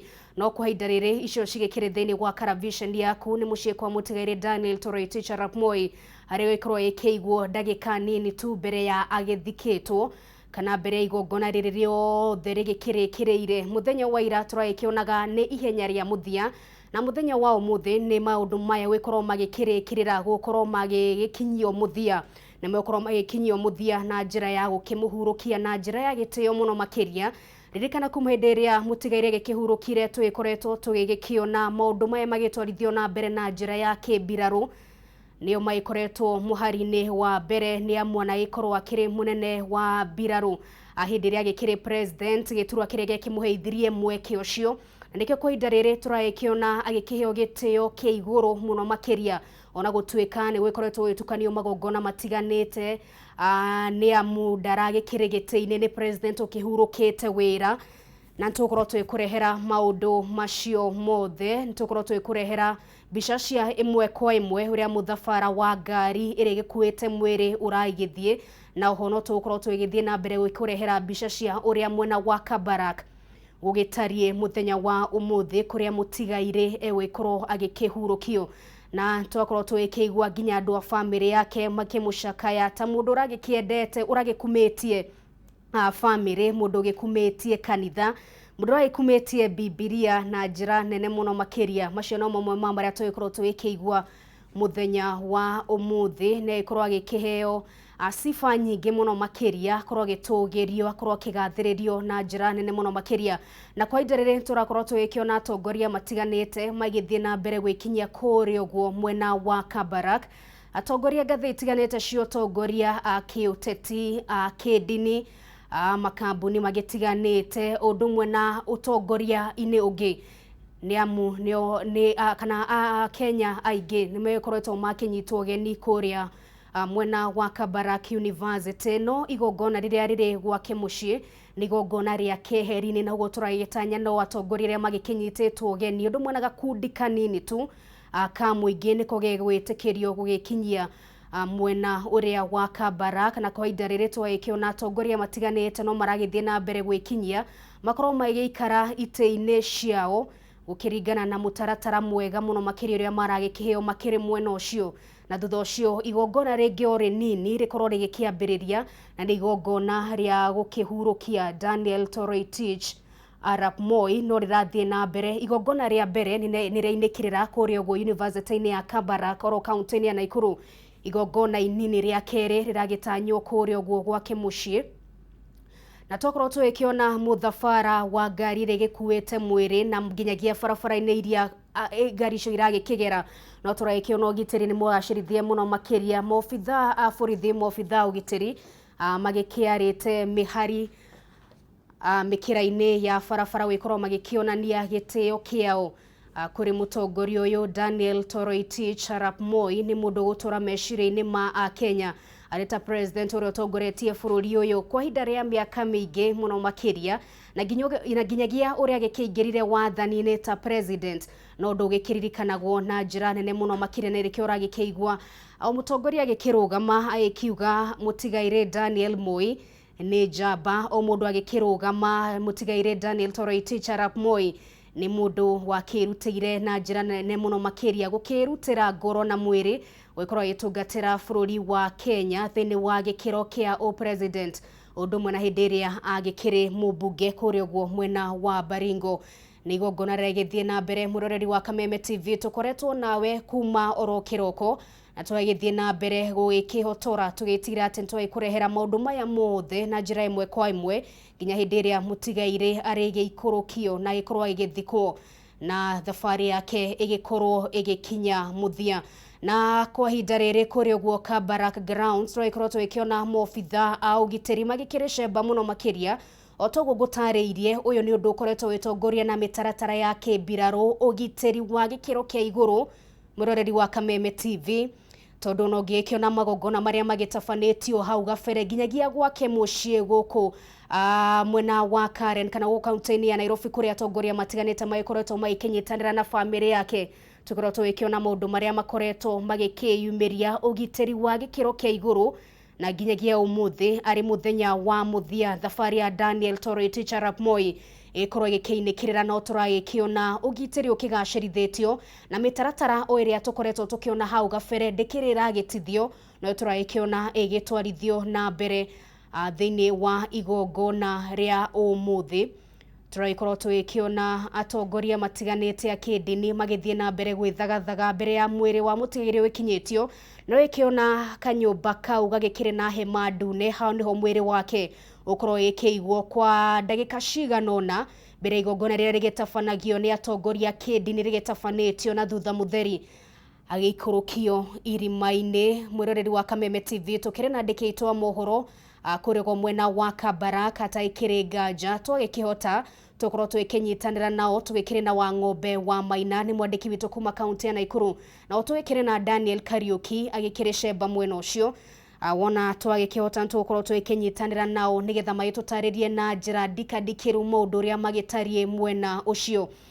Na kwa ihinda rĩrĩ twakorwo tũgĩkĩona mũtongoria wa kĩama kĩa Wiper Kalonzo Musyoka nĩ akĩrĩkia gwĩkinyia mũciĩ kwa mũtigairĩ mwena wa Kabarak. Nĩ atongoria magĩtiganĩte maragĩthiĩ na mbere gwĩkinyia mwena ũcio mbere igongona oro inini tu mũciĩ gwake gũkorwo rĩgĩtabanio rĩakorwo magĩkĩmũhurũkia. Atongoria matiganĩte nĩ marĩkĩtie gũkorwo magĩkinyia mwena ũcio. Naguo wona mwĩrĩ wakĩrĩkia gũgĩkinya igongona rĩu nĩ rĩgũkorwo rĩgĩkĩambĩrĩria no igongona oro inini tu no toguo ndagĩgũtarĩria nĩ atĩ nĩ andũ anini tu magĩtĩtwo andũ a bamĩrĩ atongoria oro anini tu a kĩũteti na a Kenya o anini tu nĩo magĩtĩtwo mwena ũcio nĩ amũkorwo agĩkĩrĩkana nĩ igongona rĩa keheri-inĩ. Reke tũkorwo tũgĩkĩamũkĩra ũrĩa maũndũ magĩtariĩ kũrĩa ũguo mwena wa Kabarak. Maobitha mbirarũ magĩthiĩ na mbere gũgĩthũitha magĩkĩonanagia gĩtĩo kĩao kũrĩ mũtigairĩ Daniel Toroitich arap Moi. Nayo mbica icio ingĩ ũragĩkĩona nĩ arĩa makĩrĩkĩtie gũkorwo magĩkinyia mũciĩ kwa mũtigairĩ gũkorwo magĩkĩnyitanĩra na bamĩrĩ yake harĩ kũmugĩra ũhoro arĩ thabarĩ yake ya mũthia. Nĩ thabarĩ yake ambĩrĩirie kiumia kĩhĩtũku thutha wake gwĩkorwo agĩkĩhurũka na tũgĩkorwo tũgĩkĩona maũndũ maingĩ gatagatĩ-inĩ kau na mũthenya wa ũmũthĩ nĩ mũthenya wa mũthia mũno makĩria. Nĩ tũgũkorwo tũgĩkũrehera maũndũ maya na njĩra ya ĩmwe kwa ĩmwe. Nĩ ngũkorwo ngĩgũtarĩria amwe ya atongoria arĩa magĩkĩrĩkĩtie gũkorwo magĩkinyia mwena wa Kabarak mũciĩ kwa mũtigairĩ ona gũtuĩka nĩ wakorwo gĩkĩonera arĩa magĩkiuma mwena ũrĩa ũngĩ wa Kabarak University na arĩa magĩkorwo magĩkĩaria mũthenya wa ũmũthĩ. Tũkorwo tũgĩkĩona magĩkĩaria na njĩra nguhĩ mũno makĩria nĩ amu ũmũthĩ magongona magĩkiuma merĩ, rĩu rĩkiuma kũrĩa ũguo Kabarak University na rĩo rĩu rĩngĩ nĩ rĩa gũkĩmũhurũkia gwake mũciĩ mwena wa Kabarak. Maya mothe makĩhanĩka thĩinĩ wa kaunti ya Naikuru. Mũroreri wa Kameme TV no ũrĩa tũngĩkwĩra nĩ atĩ amwe atongoria nĩ marĩkĩtie gwĩkinyia mwena wa Kabarak arĩ hamwe na mũtongoria wa kĩama kĩa Wiper Kalonzo Musyoka na gĩkorwo akĩrĩ mũnini wa president na nakorwo agĩtungata thĩinĩ wa ngathĩ itiganĩte cia ũtongoria nĩ akĩrĩkĩtie gwĩkinyia mwena ũcio. Na hau gabere tũkorwo tũgĩkĩona mũthabara wa ngari cia mũtongoria wa bũrũri Uhuru Kenyatta nacio cigĩkiuma mwena wa Kabarak University. Ũguo no tũragĩthiĩ na mbere gwĩkũrehera maũndũ maya na njĩra ya ĩmwe kwa ĩmwe. Tũguo ndagĩgũtarĩria andĩki a mohoro magĩkĩrĩ cemba kũrĩ mwena wa Kabarak mahinda magitwitikiria twakihota gukorwo twikimanyitia tukorwo twikimarehe nigetha maikorwo maigukwerethera na njira ndikadikiru maria makorwo magikiyumiria kundu gutiganite thiini wa ceceni tiganite kuria gwikiuma na screens kana kuria andu mewikeigeirwo handu mangikoro makirumira igongona riri ni amuti andu othe magihotire gukorwo magithie kuria uguo Kabarak University uguo ni kuma na TV cigukeigetwo kundu gutiganite imwe yayo ari kuria uguo kiharo-ini kia Fraha thiini wa kaunti ya Naikuru na kuria Kenya ingi muno makiria magikiyumiririe nigetha mwekorwo magikirumirira maundu uria megwithiaga na mbere gwikiyumiria mweno ucio. Nitukorwo twikurehera mbica ya uria maundu magitarie kuria uguo mwena wa Kabarak kana maya mothe marakihanikira kuria uguo kaunti-ini ya Naikuru. Ogukuririkania tuoro hanini muroreri wa Kameme TV hau gabere tukorwo twikiona atongoria matiganite maigikiaria mutongoria wa bururi Uhuru Kenyatta agicakaya Moi na wikiuga ati ni mutongoria njamba na uguo bururi nduragicakaya mutongoria oro uguo na nduragicakaya mutigaire Moi tondu ni agitongoririe bururi kwa ihinda ria miaka 24 no wirutiri wake uria agitongoririe bururi na mwathanire wake no ukorwo gitura mecirini ma Kenya na nimekorwo magikimuririkana na njira nene muno makiria. Nake munini wake Dagitari William Ruto agikimucakaya ta mundu utetigiraga kana mundu utari na wiru wa gukorwo agikinyita atongoria aria angi guoko.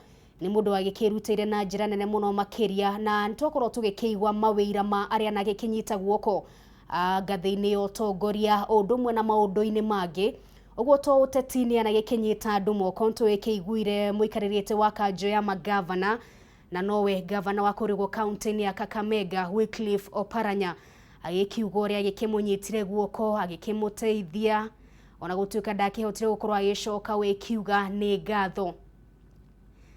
Na macio mothe ni maria magikiyumiririe muthenya wa umuthi. Kiria tugeterere kwa hinda riri ni igongona oro inini tu ria keri gwake mucii mwena wa Kabarak kuria atongoria magititwo na gikundi oro kinini kia muingi undu mwena family ya mutigaire na igongona riri rigukorwo rikiri ria muthia na curtains cia Daniel Toroitich Arap Moi ikorwo ikiharuruka na ikihingwo. Thafari ya muthia muno makiria ikorwo ikirikirira kuria uguo mwena wa Kabarak. Nitukorwo twikurehera mbica imwe cia mbica cia maria maragithie na mbere kwiyumiria na kwa ihinda riri twagikorwo twikiona atongoria matiganite magikinyitie mwena ucio no mobitha aikirwo itiganite cia mbiraru magithie na mbere gugithoitha makirekeire gwake mucii kana kuria uguo kwa mutigaire Daniel Toroitich Arap Moi. Na uyu ni wira wa giteo kiria maragikire nakio kuri mutigaire Daniel Moi. Tukorwo twikurehera mbica icio muroreri wa Kameme TV no irio ragikiona kwa ihinda riri thiini wa Karavision yaku ni mucio kwa mutigaire mwena wa Kabarak na atongoria matiganite akindini no maragithie na mbere gwithagathaga makiharagiria na wona mwiri wagikirikia gukorwo gigikinyia kana mwiri wakorwo gigikinyio kuri mwena wa Kabarak okorwo ikiigwa haria hema-ini undu ni ragikiona Karavision-ini yaku. Igongona oro inini tu rikorwo rigitafanio na thutha mutheri mutigaire agikorwo agikihurukio. Nitukorwo twigithie na mbere wikurehera maundu maya mothe muroreri wa Kameme TV no kwa ihinda riri turia turakiona thiini wa mbica citu mwiri ndugitigitie hanene korwo gigikinyio kuria uguo gwake mucii na ni igongona rigitiirwo o andu anini tu. Mwiroreri wa Kameme TV ni mbica cia imwe kwa imwe twikurehera igongona ria keri ria gwikiugira uhoro mutigaire Daniel Toroitich Arap Moi muthenya wa ira kuragikire na mitha yaku. Igongona ria riragitongoragio ni makanitha matiganite kana ni igongona ria kanitha ria gukiugira Daniel Toroitich uhoro kuria Kenya kiheri kana makiri ma Kenya maragikiyumirire thiini wa kiharo kia Nyayo gwikionania wendo wao gukionania giteo kiao na maraikorwo magikimugathiriria na njira igitiganite. Aingi marikimuririkanaga ni undu uria ikorirwo agigika thiini wa sekta ya githomo na kuri angi marikimuririkanaga ni uria agikinyitire guoko mwana wa kairitu gwikorwo agitigirira ati ni ikorwo agikirwo hinya na njira imwe kana ĩrĩa ĩngĩ kuri aria marekiririkanaga Moi ta mundu akihotorete gukorwo agikigacirithia maria maturigicĩirie na ikorwo agitigĩra ati maria maturigicĩirie kana environment ni akorwo agithĩngĩcĩrwo na njira njega muno makiria ni wekiririkana kuri hindi akĩrĩa gukorwo agicina mĩguongo ya mamirioni ma mbeca na nginyagia mabũrũri mangĩ magĩkĩgega no macio mothe agĩkaga gũkĩonania ati aikire muhari-inĩ wa mbere wetigĩra ati nyamũ cia gĩthaka nĩ ngitĩre gũkũ bũrũri-inĩ maria maturigicĩirie nĩ magitĩre na ikĩo twana ikorwo twĩkaranĩria na andũ matiganĩte aria magĩkĩrutithanagia wĩra nake na njĩra ya hakuhĩ na magĩtũtarĩria ũrĩa gĩkumĩtie ũhoro wĩgiĩ ũhandi wa mĩtĩ ni ũndũ agĩkumĩtie na njĩra nene mũno makĩria na ũndũ tũragĩkĩiguire President Uhuru Kenyatta agĩcokera mũthenya wa ira ũguo hĩndĩ ĩrĩa rĩtwa Daniel Toroitich arap Moi rĩagĩkĩgwetwo mũtigairĩ kũrĩ mbica itiganĩte rĩgĩũka thĩinĩ wa meciria ma Akenya otogo ndagĩgũtarĩria kũrĩ megũkorwo makĩmũcakaya ta professor woteti kũrĩ mekũmũcakaya ta mũndũ wakĩhotorete gwĩkorwo agĩtigĩra atĩ mwana wa mũirĩtu nĩ agĩkĩambatĩra nĩ agĩkorwo agĩkĩrwo hinya kũrĩ marĩkĩ mũririkanaga magĩkĩona mĩhang'o ya ũhandi wa mĩtĩ ĩgĩthiĩ na mbere kũndũ gũtiganĩte mbica ya Daniel Toroitich arap Moi ĩgĩũka thĩinĩ wa meciria mao na mũno makĩria arĩa magĩkĩrĩ anini tu kĩmĩaka marĩkĩ mũririkanaga na iria rĩa Nyayo rĩrĩa ikĩheanagwo thĩinĩ wa mathukuru hĩndĩ ya wathani wake antũkorwo twĩkũrehera mwĩroreri wa Kameme TV mbica cia harĩa mũthabara wa ngari rĩgĩkuĩte mwĩrĩ ũgĩkinyĩte nĩ amu tũragĩkĩona no ndagĩkorwo nini tu mwĩrĩ gũkorwo gĩkinya gwake mũciĩ mwena wa Kabarak na Kabarak nĩ thĩinĩ wa kaunti ya Naikuru na hau tũragĩkĩona mobitha a mbirarũ aikĩro itiganĩte magĩkinyia magĩthoithaga na ũyũ nĩ wĩira wa gĩtĩo kĩrĩa maragĩkĩrĩ nakĩo kũrĩ mũtongoria ũyũ ũrĩa wanagĩkorwo akĩrĩ mũnene wa mbirarũ kumana na gĩturwa kĩrĩa gĩkĩnyitĩrĩire kĩa o president nĩ tũkorwo twĩkũrehera maya mothe kũrĩ ũguo wake mũciĩ mbica ũragĩkĩona karavisheni-inĩ yaku nũragĩkĩona ti maũndũ maingĩ maragĩthiĩ na mbere kwa ihinda rĩrĩ maũndũ no mahoreire o magĩetereire mwĩrĩ ũgĩkorwo gĩkinya mwena ũcio nĩgetha igongona oro inini tu rĩgĩkorwo rĩgĩkĩambĩrĩria mwena ũcio wa Kabarak igongona rĩa mũthia mũno makĩria rĩa gũkiugĩra ũhoro Daniel Toroitich arap Moi tũkoretwo twĩkĩona Akenya ũrĩa magĩkoretwo magĩkĩnyitanĩra na famĩrĩ ya mũtigairĩ na njĩra igĩtiganĩte gwĩkorwo magĩgĩcakaya President wa kerĩ wa bũrũri wa Kenya Daniel Toroitich arap Moi agĩtongoririe bũrũri kuma mwaka wa 1978 nginyagia mwaka wa 2002 hĩndĩ ĩrĩa agĩkĩneanire matamu ma ũtongoria kũrĩ President wa gatatũ Mwai wa Kibaki na hau niho andũ aingĩ magĩkoragwo magĩkĩmũririkanĩra na mũno makĩria kĩharo-inĩ gĩa kĩũteti mũroreri wa Kameme TV arĩa magĩkoragwo makĩhũigĩrĩire maũndũ-inĩ megiĩ ũteti andũ arĩa magĩkoragwo magĩkĩmenya nĩkĩĩ kĩragĩthiĩ na mbere kĩharo-inĩ gĩa kĩũteti hĩndĩ ĩrĩa mwaka wa 2002 wagĩkĩgwetwo nĩ ũndũ magĩkoragwo magĩkumĩtie na njĩra nene mũno makĩria hĩndĩ ĩrĩa mũtigairĩ agĩkĩnyihirie na agĩkĩneana wathani matamu ma ũtongoria kũrĩ Mwai wa Kibaki na thengia wa atĩ nĩ agĩkĩnyitaga mbaru mũhũranĩri wa gĩturwa kĩa president na ti ũngĩ nĩ ũrĩa ũgĩkĩarĩire gĩturwa kwa ihinda rĩrĩ Uhuru Muigai wa Kenyatta na agĩkĩhotwo agĩkorwo agĩkĩneana wathani na njĩra njega mũno makĩria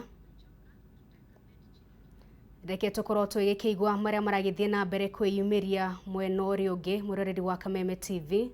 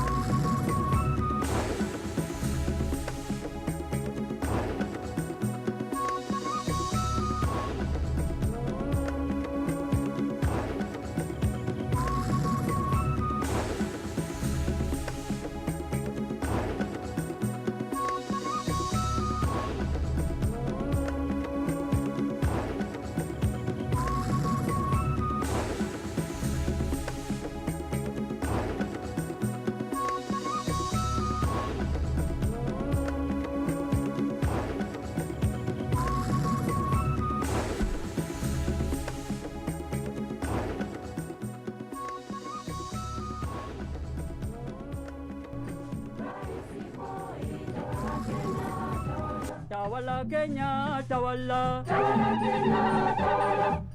Rais Moi, tawala Kenya, tawala. Unaongoza vyema. Unaongoza vyema. Rais Moi, unaongoza vyema. Peleka Kenya mbele. Peleka Kenya mbele. Rais wetu, peleka Kenya mbele. Tunamsifu Moi. Tunamsifu Moi. Rais wetu, tunamsifu sana. Rais Moi, baba taifa Kenya, ongoza Kenya nchi yetu. Baba tawala. Ongoza Kenya nchi yetu. Baba tawala.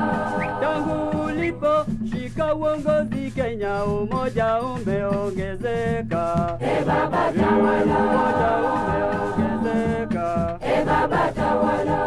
Juhudi zako za kuleta amani dunia yote yapongeza. Baba tawala. Dunia yote yapongeza. Baba tawala. Tuna imani na uongozi wako rais wetu mpendwa. Baba tawala. Mpendwa. Baba tawala. Moi, ongoza Kenya. Tawala Kenya, tawala. Rais wetu, tawala Kenya. Moi, ongoza Kenya. Tawala Kenya, tawala. Rais wetu, tawala Kenya. Baba unapenda amani. Tawala Kenya, tawala. Rais wetu, tawala Kenya. Kweli Kenya ina amani. Tawala Kenya, tawala. Rais wetu, tawala Kenya. Sote twakuunga mikono. Tawala Kenya, tawala. Rais wetu, tawala Kenya. Sisi sote tu nyuma yako. Tawala Kenya, tawala. Rais wetu, tawala Kenya. Kweli Kenya yaenda mbio. Tawala Kenya, tawala. Rais wetu, tawala Kenya. Kwa uongozi wako wema. Tawala Kenya, tawala. Rais wetu, tawala Kenya. Mungu zaidi ya rais wetu. Tawala Kenya, tawala. Rais wetu, tawala Kenya. Asije kutuongoza vema. Tawala Kenya, tawala. Rais wetu, tawala Kenya, tawala. Tawala Kenya, tawala. Tawala Kenya, tawala. Rais Moi, tawala Kenya, tawala. Unaongoza vyema. Unaongoza vyema. Rais Moi, unaongoza vyema.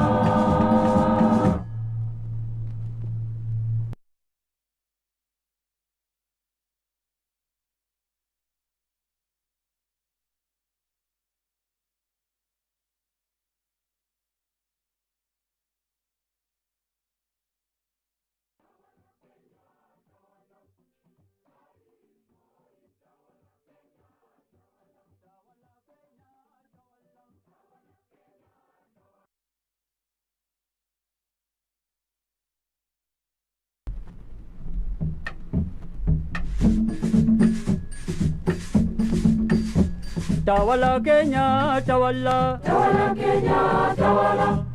Rais Moi, tawala Kenya, tawala. Tawala Kenya, tawala. Tawala Kenya, tawala.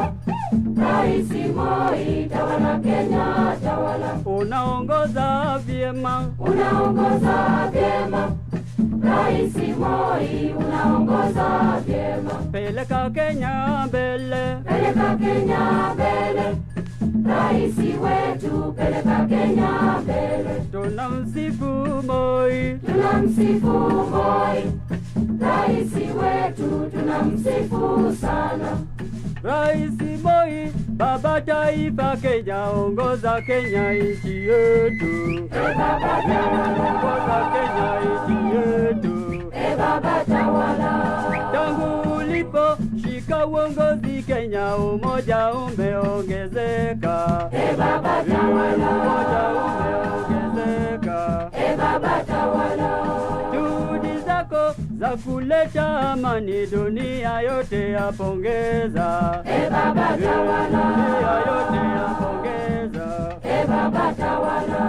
Tuna imani na uongozi wako zako rais wetu mpendwa. Baba tawala, mpendwa. Baba tawala, Moi ongoza Kenya, tawala Kenya tawala, rais wetu tawala Kenya, Moi ongoza Kenya, tawala Kenya tawala, rais wetu tawala Kenya, baba unapenda amani, tawala Kenya tawala, rais wetu tawala Kenya, kweli Kenya ina amani, tawala Kenya tawala, rais wetu tawala Kenya, sote twakuunga mikono, tawala Kenya tawala, rais wetu tawala Kenya, sisi sote tu nyuma yako, tawala Kenya tawala, rais wetu tawala Kenya, kweli Kenya yaenda mbio,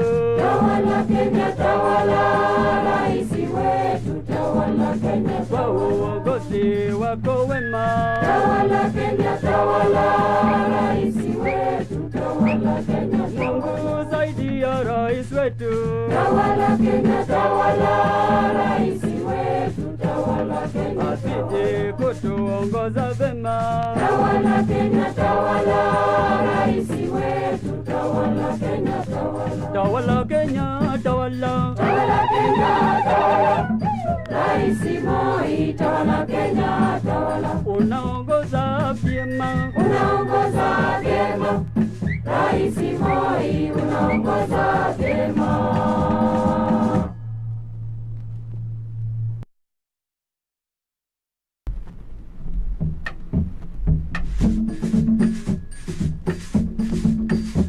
tawala Kenya tawala, tawala Kenya tawala, rais Moi tawala Kenya tawala, tawala Kenya tawala, tawala Kenya tawala, rais Moi tawala Kenya tawala, unaongoza vyema, unaongoza vyema, rais Moi unaongoza vyema, peleka Kenya mbele, peleka Kenya mbele, rais wetu peleka Kenya mbele, tunamsifu Moi, tunamsifu Moi, rais wetu tunamsifu sana, rais Moi, baba taifa Kenya, ongoza Kenya nchi yetu, baba tawala, ongoza Kenya nchi yetu, baba tawala, tangu ulipo shika uongozi Kenya, umoja umeongezeka, baba tawala, umoja umeongezeka, baba tawala, juhudi zako za kuleta amani dunia yote yapongeza. Murareri wa Kameme TV bicaicirwa ikiona ni mwekwa imwe kuma mucii kwa mutigaire Daniel Toroitich arap Moi mwena wa Kabarak kaunti ya Naikuru, na utogora ikiona ni ati mwiri ni wagikirekia gukorwo gikinyio mwena ucio na ukorwo itwaro thiini wa hemeria gwikuonetie hau gabere thutha ucio igongono inini tu na thutha mutheri mwiri wake gukorwo gikihurukio. Ngurikania ati thabari yake muthenya wa umuthi kiambiriirie kurigwo nyumba-ini ya kuiga miri ya Lee, mwiri wake wagitwarwo nginyagia kiharo-ini kia Wilson na thutha mutheri wakorwo gikiumbuka nginyagia kiharo kinini gia Kabarak kurigwo kaunti-ini ya Naikuru, na thutha ucio muthafara wagikiambiriria kuma kiharo-ini kiu kinini nginyagia university-ini ya Kabarak kurigwo ngona oro inini turi gwitafanagirio, na thutha mutheri wona hindira igongona riu riagikirikirira amwe atongoria magikioyana nginyagia mucii kwa mutigaire, na guku ni kuragikiona mbica icio kwa mutigaire mucii mwena wa Kabarak ni hindi mwiro agikirutwo kuma kuri iguru ria ngari rikoretwo ikihuthika hari mihang'o ino yothe. Nitukorwo twigikithie na mbere wikurehera maundu maya mothe no igongona oro inini tu, na maobitha matiganite ya ugitiri a mbiraru ni amu igongona riri rikoretwo muno rigitwarithio na mbere ni maobitha a mbiraru nio magikorwo kana nio magikoretwo magitwarithia na mbere mihang'o ino rikoretwo riri igongona ria kimbiraru. No tukorwo twikiona mutigaire gikirathukirio mishinga 19 ti 21 ni amu ni president wikirikitie gukihuruka wira. tukorwo twikiona macio mothe magikihanika thiini wa igongona riri ria keri muthenya wa umuthi ni mutugo ndai gutariria igongona ria mbere riuma kuri go university ya Kabarak na rio riri rigikiri mucii kwa mutigaire oro mwena wa Kabarak na guko niko ikorwo agikihurukio turagikiona atongoria kidini ni magikuhiriria ni amu mwiri ni wakirekia gugikinya na ndagiko yothe kwambiriria thaici igongona riri ni rikorwo rikiambiriria na njira njega muno makiria na ni uragikiona mitaratara iri gikoretwo kuo mifango iri gikoretwo kuo mitaratara mingi gakigathiko na muno makiria yo giteri ya witigira ati gutire kindu na kimwe gia kihingicana nigetha mutigire kiumagario na njira iri gikimufatie na gitio kinene muno makiria kuma kuri atongoria o ndumwe na Kenya aria na gitungata arita president o ndumwe agikirita mubunge ugo guko ni gwake mucii hantura ikiona atongoria kidini magikuhiriria kuringana na mitaratara iria magikihetwo ni mumuroreri wa Kameme TV kumahindiria maundu maya mothe magikianikire ni ukoretwo ikiona mifango ri gikoretwo ni ukoretwo ikiona mitaratara uri gikoretwo igitwarithio na mbere mifango mingi muno makiria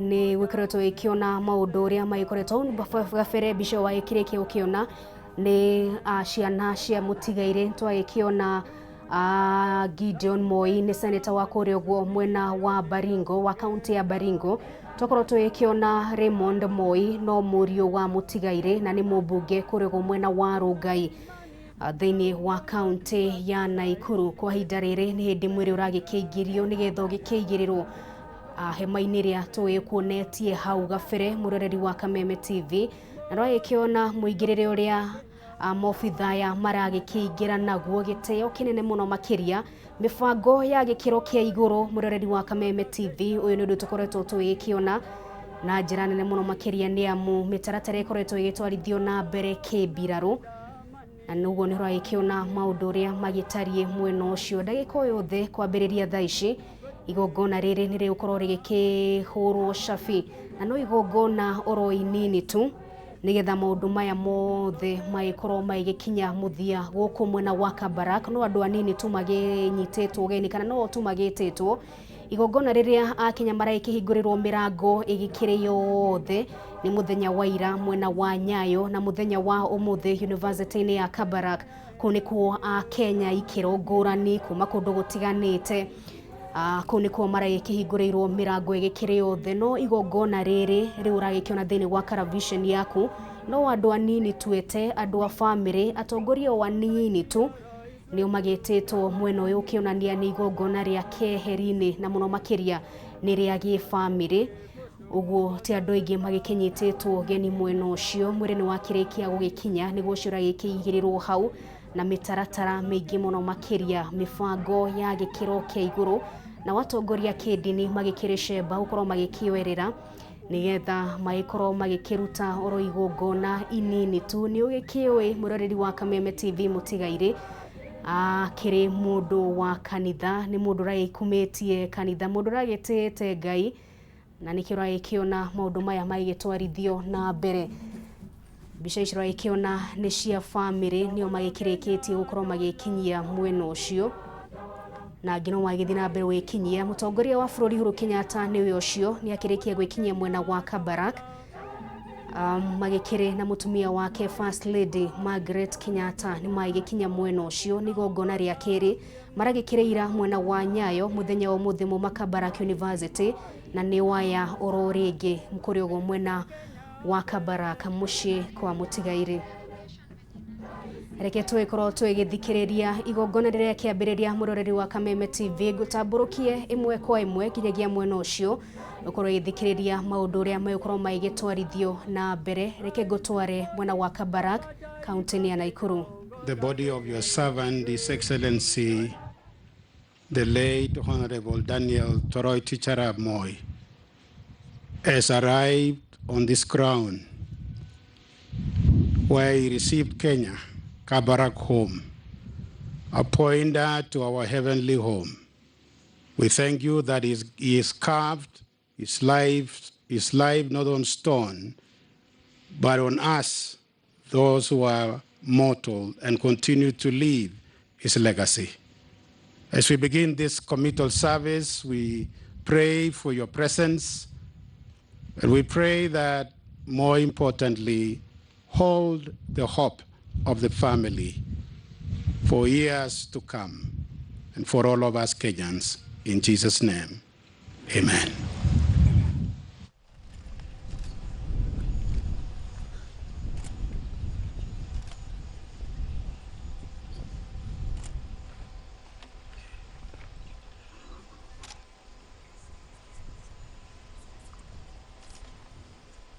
Basi ni wakati hivi sasa wa jeneza kupata kuletwa na kuwekelewa juu hapa, kuwa tayari kushushwa kwenye nyumba atakayopumzika hayati rais wetu.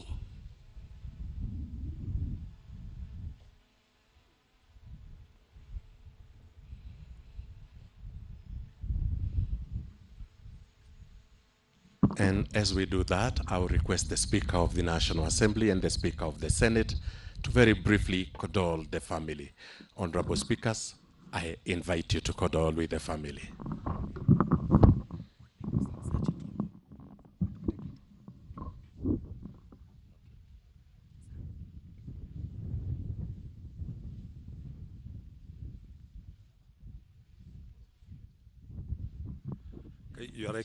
Your Excellency, sir.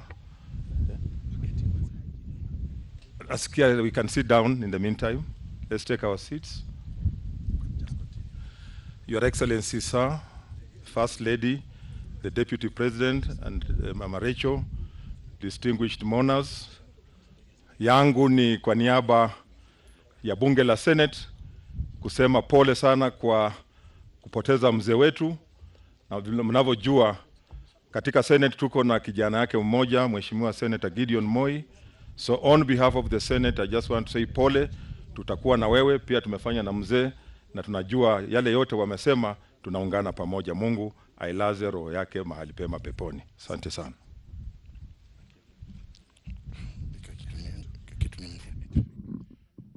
Your Excellency, President of the Republic of Kenya, Mheshimiwa Uhuru Kenyatta, First Lady, Your Excellency Deputy President, the family of the late Second President of the Republic of Kenya, I too, on behalf of the National Assembly, bring the condolences of the House, entire House, and to wish that the family gets the necessary fortitude to bear this loss which we all bear. Thank you very much. God bless.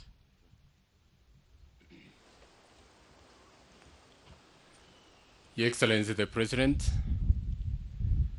Your Excellency the Deputy President, the First Lady, the family of President Moi, I learned one thing today, that President Moi knew the source of power. Whenever he was involved in something important, he sought the guidance of the Almighty God. From what we have been told, I have no doubt that Mzee slept with his name in the book of life, and as he's being laid here to sleep, he's one of those who will wait for that resurrection morning. May that be your consolation. Thank you very much.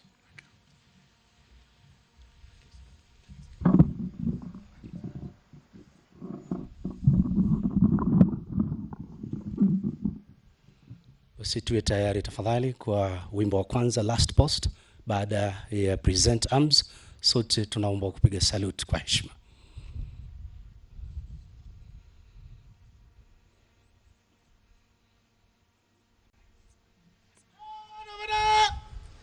Tusimame kwa heshima tafadhali.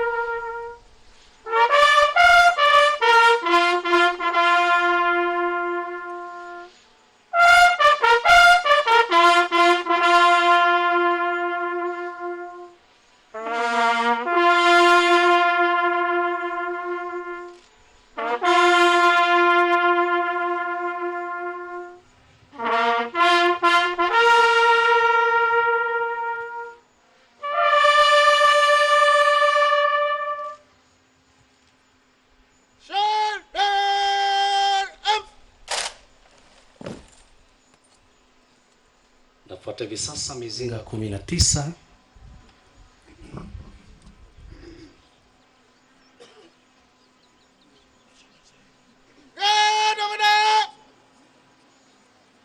National salute. Present M.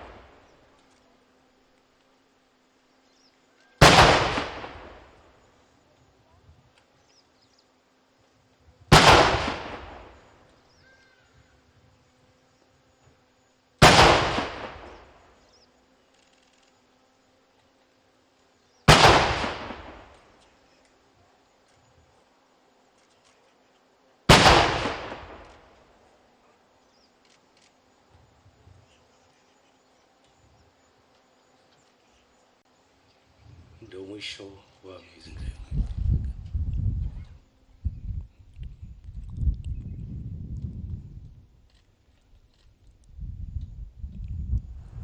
Tamasha ndege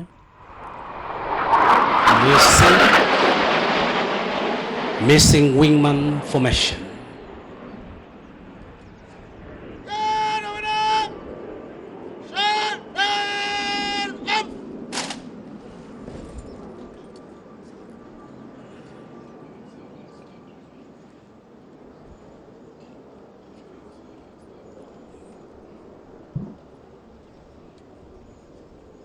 Tafuata sasa wimbo wa mwisho, The Long Reveille, ambapo kila sote tulio na sare za kijeshi tunaomba kupiga salute kwa heshima.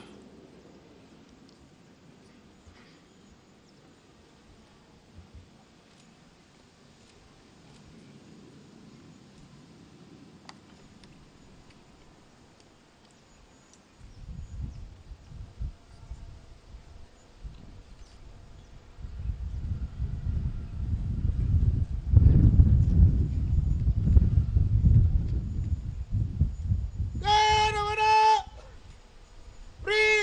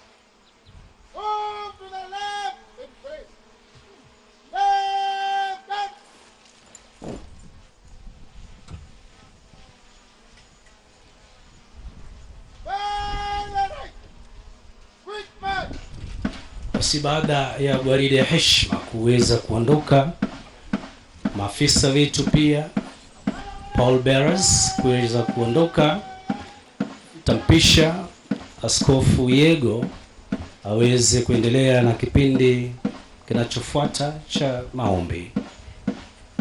Askofu Yego.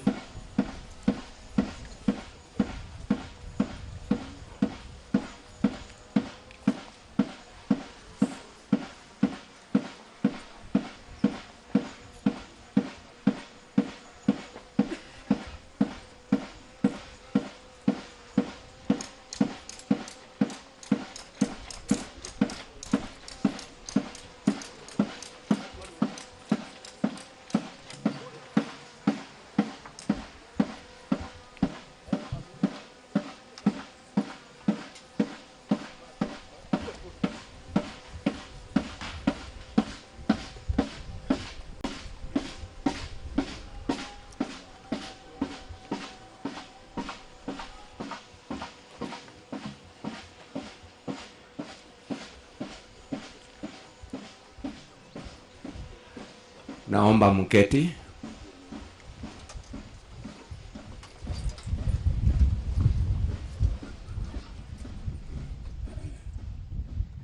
Kwa uwezo wa Mwenyezi Mungu na kwa niaba ya kanisa letu la Africa Inland Church ambaye Mzee Moi has been a member ever, I take this responsibility to fulfill his final rights.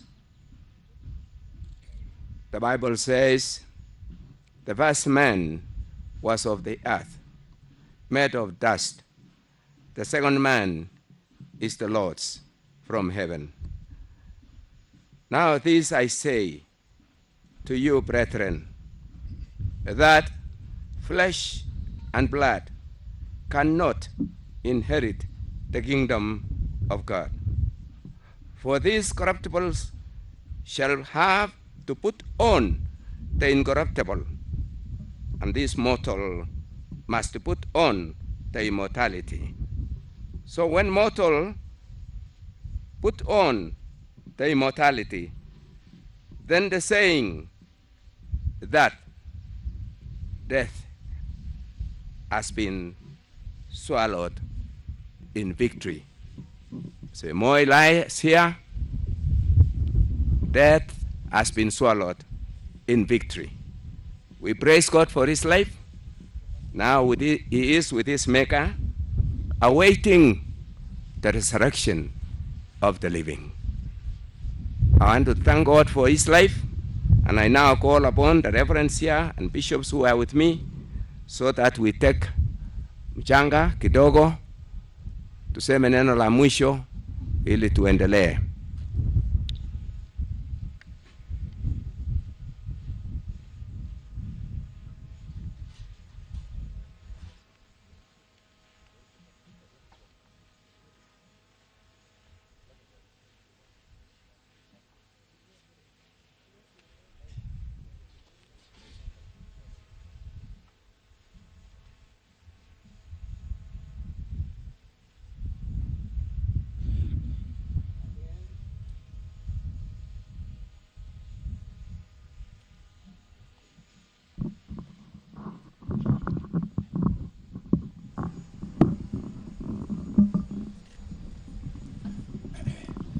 Again, kulingana na kanisa letu, tunasema ya kwamba tunamweka mwili huu wa ndugu wetu mpendwa Daniel Toroitich Arap Moi katika mahali hapa kungojea ufufuo ya watakatifu wote, katika jina la Mungu Baba, Mwana na Roho Mtakatifu.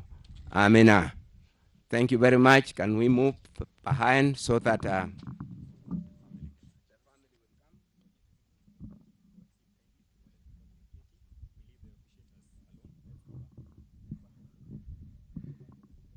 familia tunawaruhusu sasa, please come forward. Wekeni mchanga kwa kaburi la mpendwa wenu.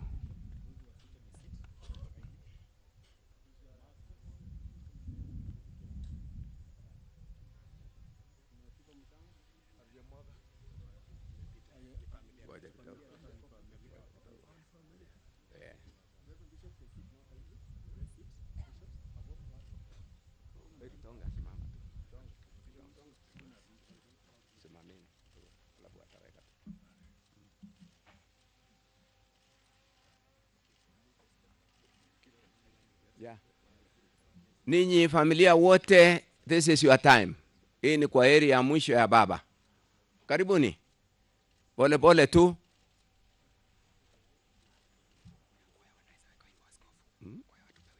Kwaya, wapi kwaya Ngala? Leo the place is so quiet. Kwa nini?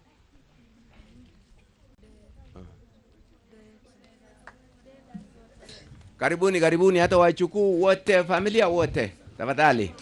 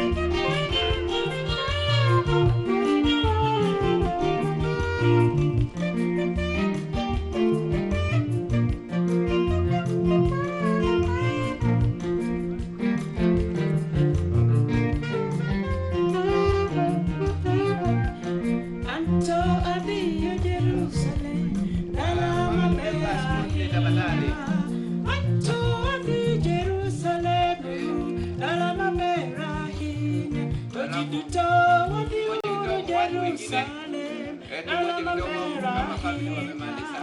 mimi naenda Jerusalem, mji mzuri sana. Mimi naenda Jerusalem, mji mzuri sana. Watu wote tuendeni Jerusalem, mji mzuri sana. Watu wote. Umesema familia kwanza, wengine mtakuja baadaye. After His Excellency mtakuja baadaye. Sisi sote tutamwambia mzee kwa heri.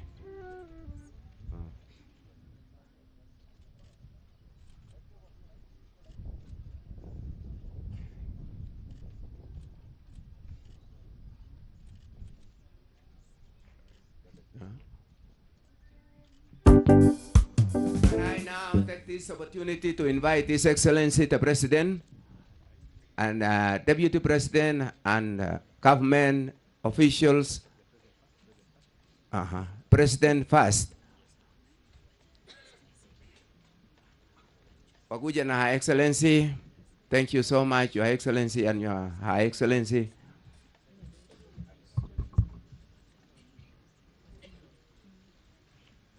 Thank you.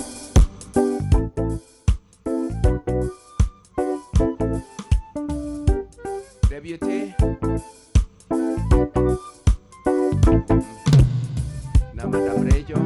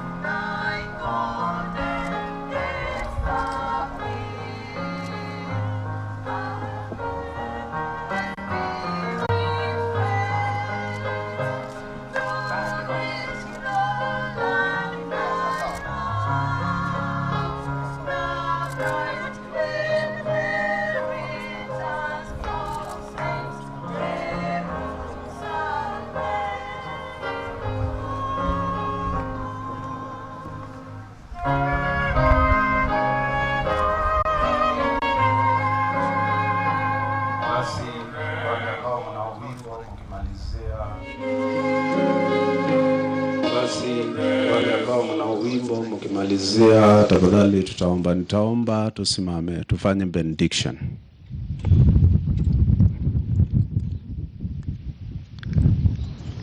And now may the God of peace, who brought up our Lord Jesus Christ from the dead, the great shepherd of the sheep, through the blood of everlasting covenant, make you complete in every good work, to do his will, working in you what is well pleasing in his sight, through Jesus, to whom we give glory forever and ever, in the name of the Father, and of the Son, and of the Holy Ghost. Amen. Thank you. Tangaza maua.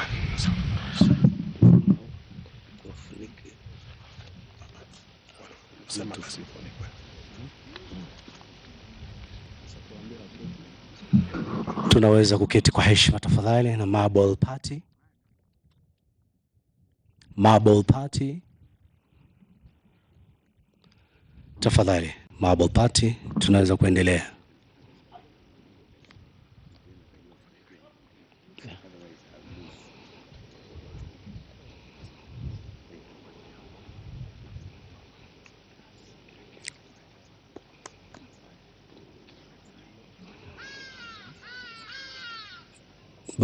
Baada ya kaburi hili kufunikwa, kutakuwa na sherehe fupi sana. Kisha tuweze kuingia kipindi cha kuweza kuweka shada la maua.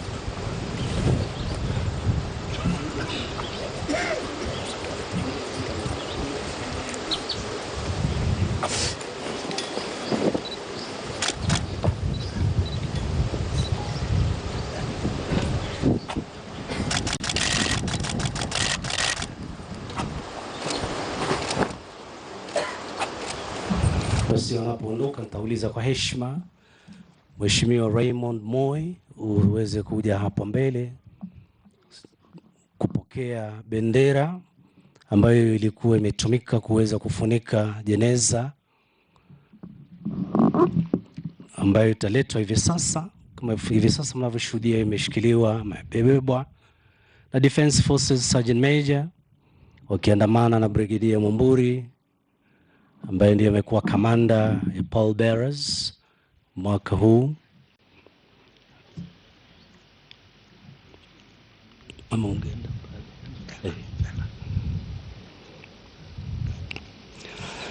Basi Mheshimiwa Raymond Moi anapokea bendera hiyo kwa niaba ya familia nzima ya hayati rais wetu mstaafu Daniel Toroitich arap Moi. Anakabidhiwa pale na Brigadier Mumburi ili kwamba waweze kuiweka bendera hii mahali pazuri kwa kumbukumbu. Asante sana Brigadier Mumburi, na hivi sasa nitampisha mwenzangu aweze kuendelea na ratiba ya kuweka shada la maua. Asante sana. Shada la kwanza ni la kanisa na nitaomba askofu kindly to lay the wreath. Bishop Yego and Bishop Mulwa kindly. Where are we led? We are led.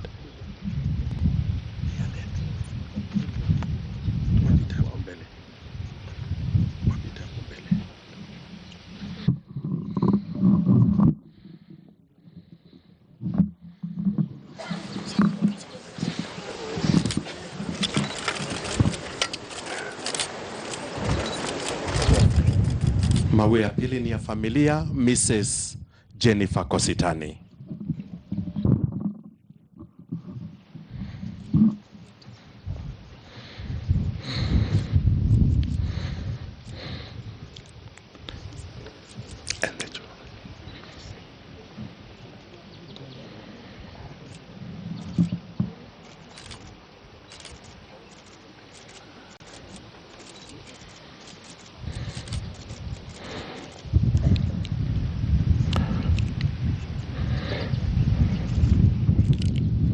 Asante, Mrs. Sylvia Toroitich and the children jointly.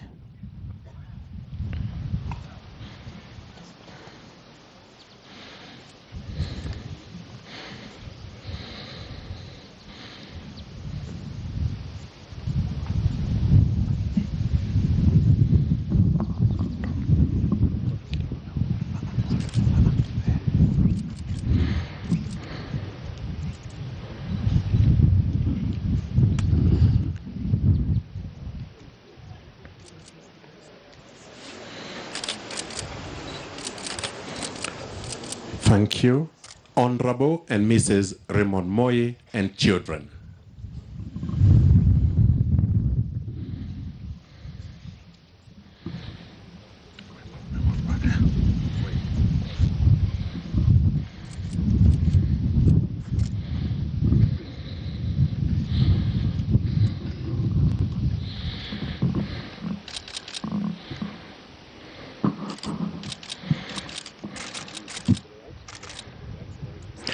Next is Mrs. John Mark Moi and children.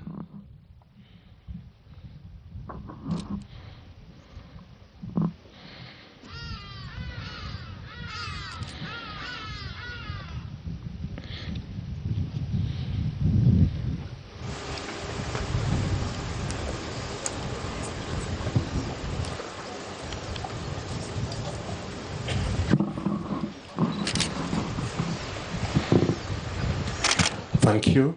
Next is retired Major Philip Moi and the children.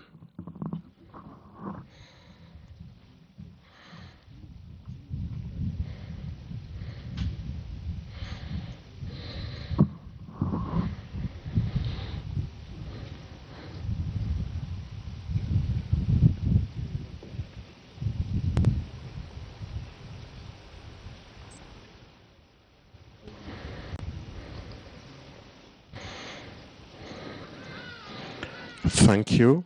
Miss Doris Moi, the children, and great-grandchild, Jasmine.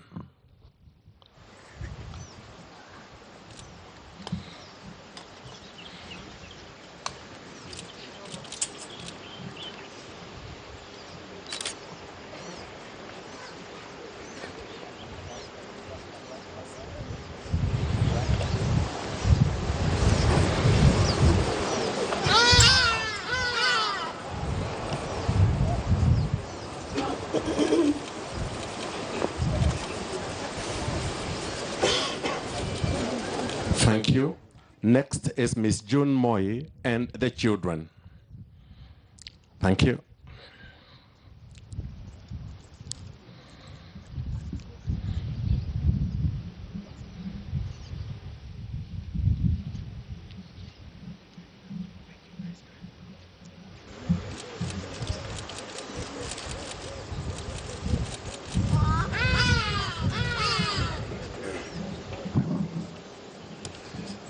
Thank you.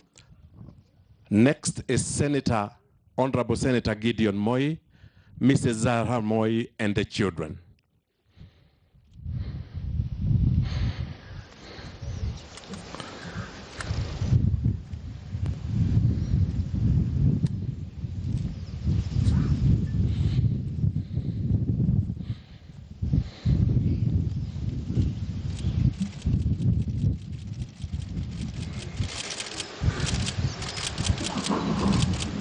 Thank you.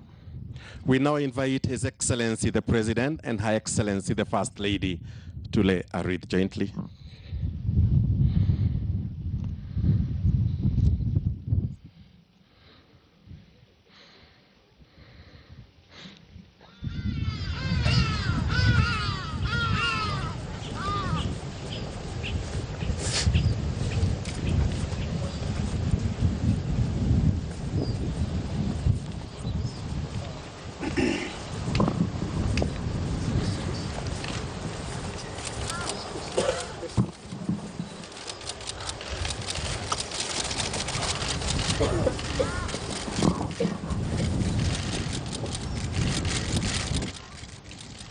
you, Your Excellency. Next is His Excellency, the Deputy President, and Mrs. Rachel Ruto. Jointly, kindly.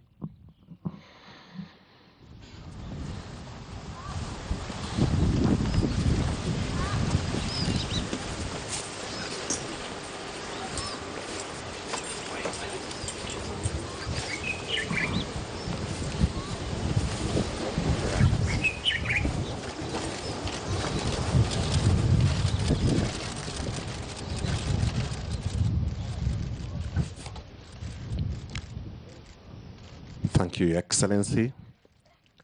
The Speaker of the National Assembly and the Speaker of the Senate jointly, kindly. To be followed by the Honorable Chief Justice.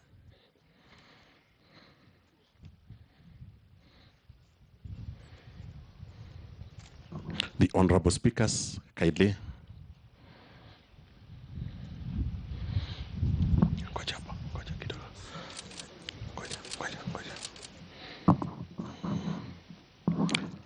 Thank you. Thank you. The Honorable Chief Justice.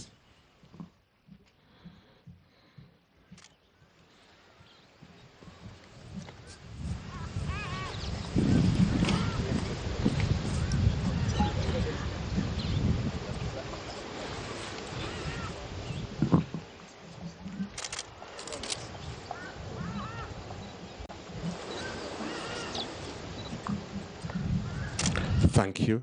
Thank you, sir. The Chief of the Defense Forces. Kindly, sir.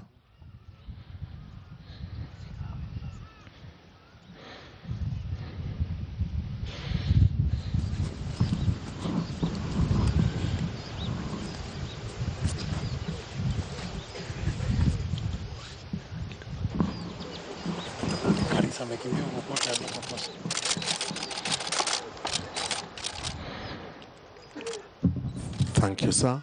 A representative of the ambassadors, the diplomatic corps, if you are here with us.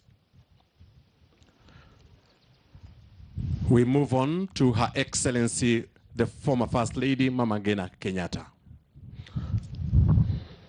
Will be escorted by Nyokabi Kenyatta to lay the wreath.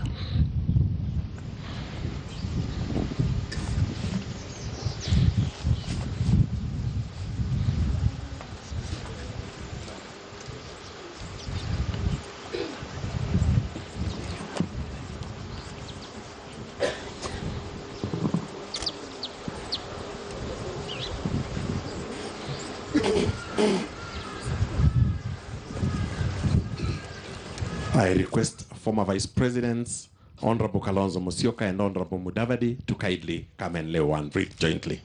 Mama Ngina Kenyatta, escorted by Nyokabi and Jomo. Thank you. Thank you, Your Excellency. Excellencies, former Vice Presidents, kindly.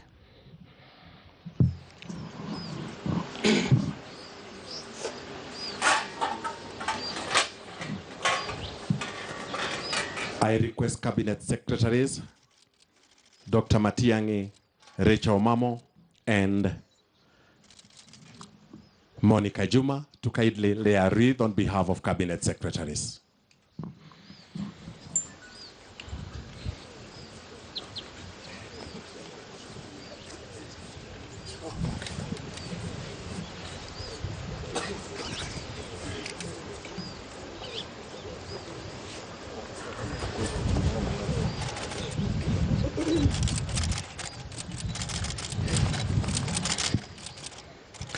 Thank you, sir. We will continue laying wreaths, but I request the family to most humbly escort His Excellency the President, and we'll continue laying the wreaths. Thank you. Choir.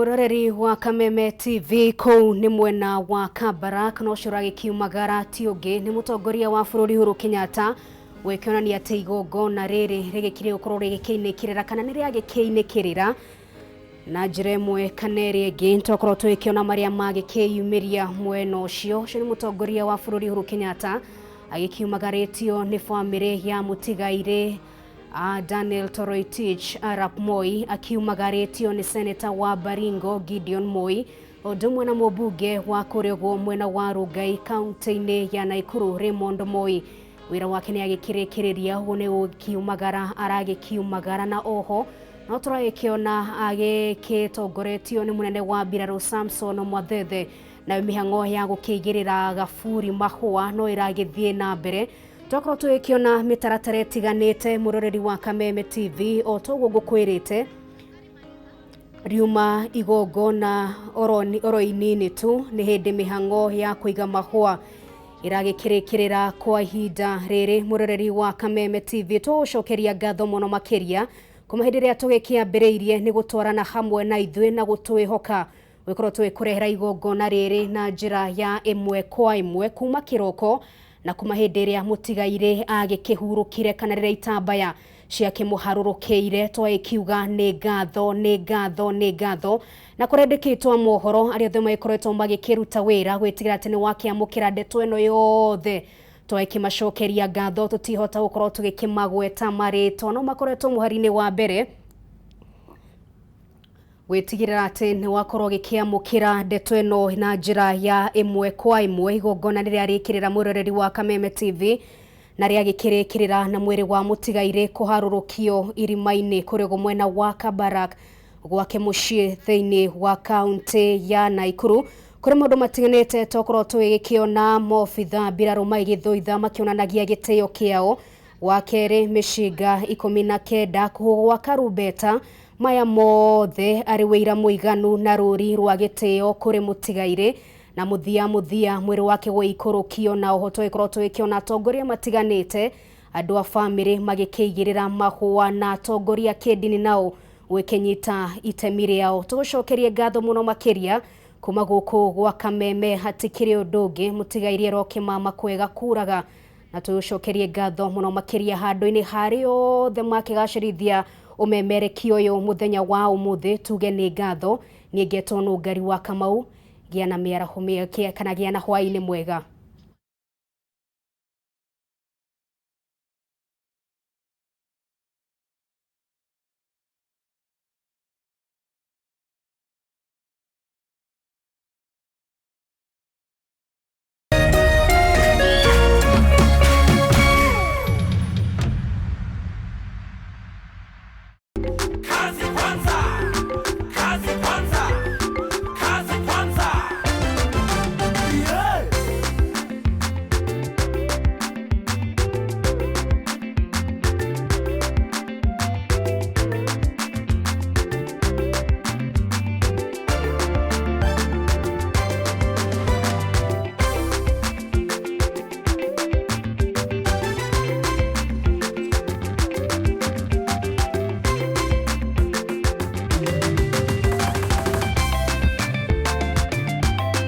Hamaritwa jitagwo Homo Mwangi muikariri gite wa Tana Water Development Agency riria area nyirugamiririe ruhonge rwa mai section ino ya Mount Kenya twina county ithano nyiri imwe yacio guku turi gwitagwo Mathira thiini wa Nyeri county muradi uyu turi witagwo Iria-ini Water Project ni muradi wina miradi ingi itano thiini rungu waguo uria unyitite itura riri riothe ria iria-ini aikari a guku a iria-ini ni kindu tukiciria ni kindu 50,000 andu aria turenda guteithia na mai maya ni micii yothe ya iria-ini tondu gutie mucii turarugirira na project ino muigana wa kimbeca wina kindu milioni 100 ria mbeca iria hetwo ni thirikari gokira Tana Water nigetha tugerie gukinyia mai maingi kundu kuingi uria gungihoteka nie ndi chairman wa Tana Water twaikara thi na aikari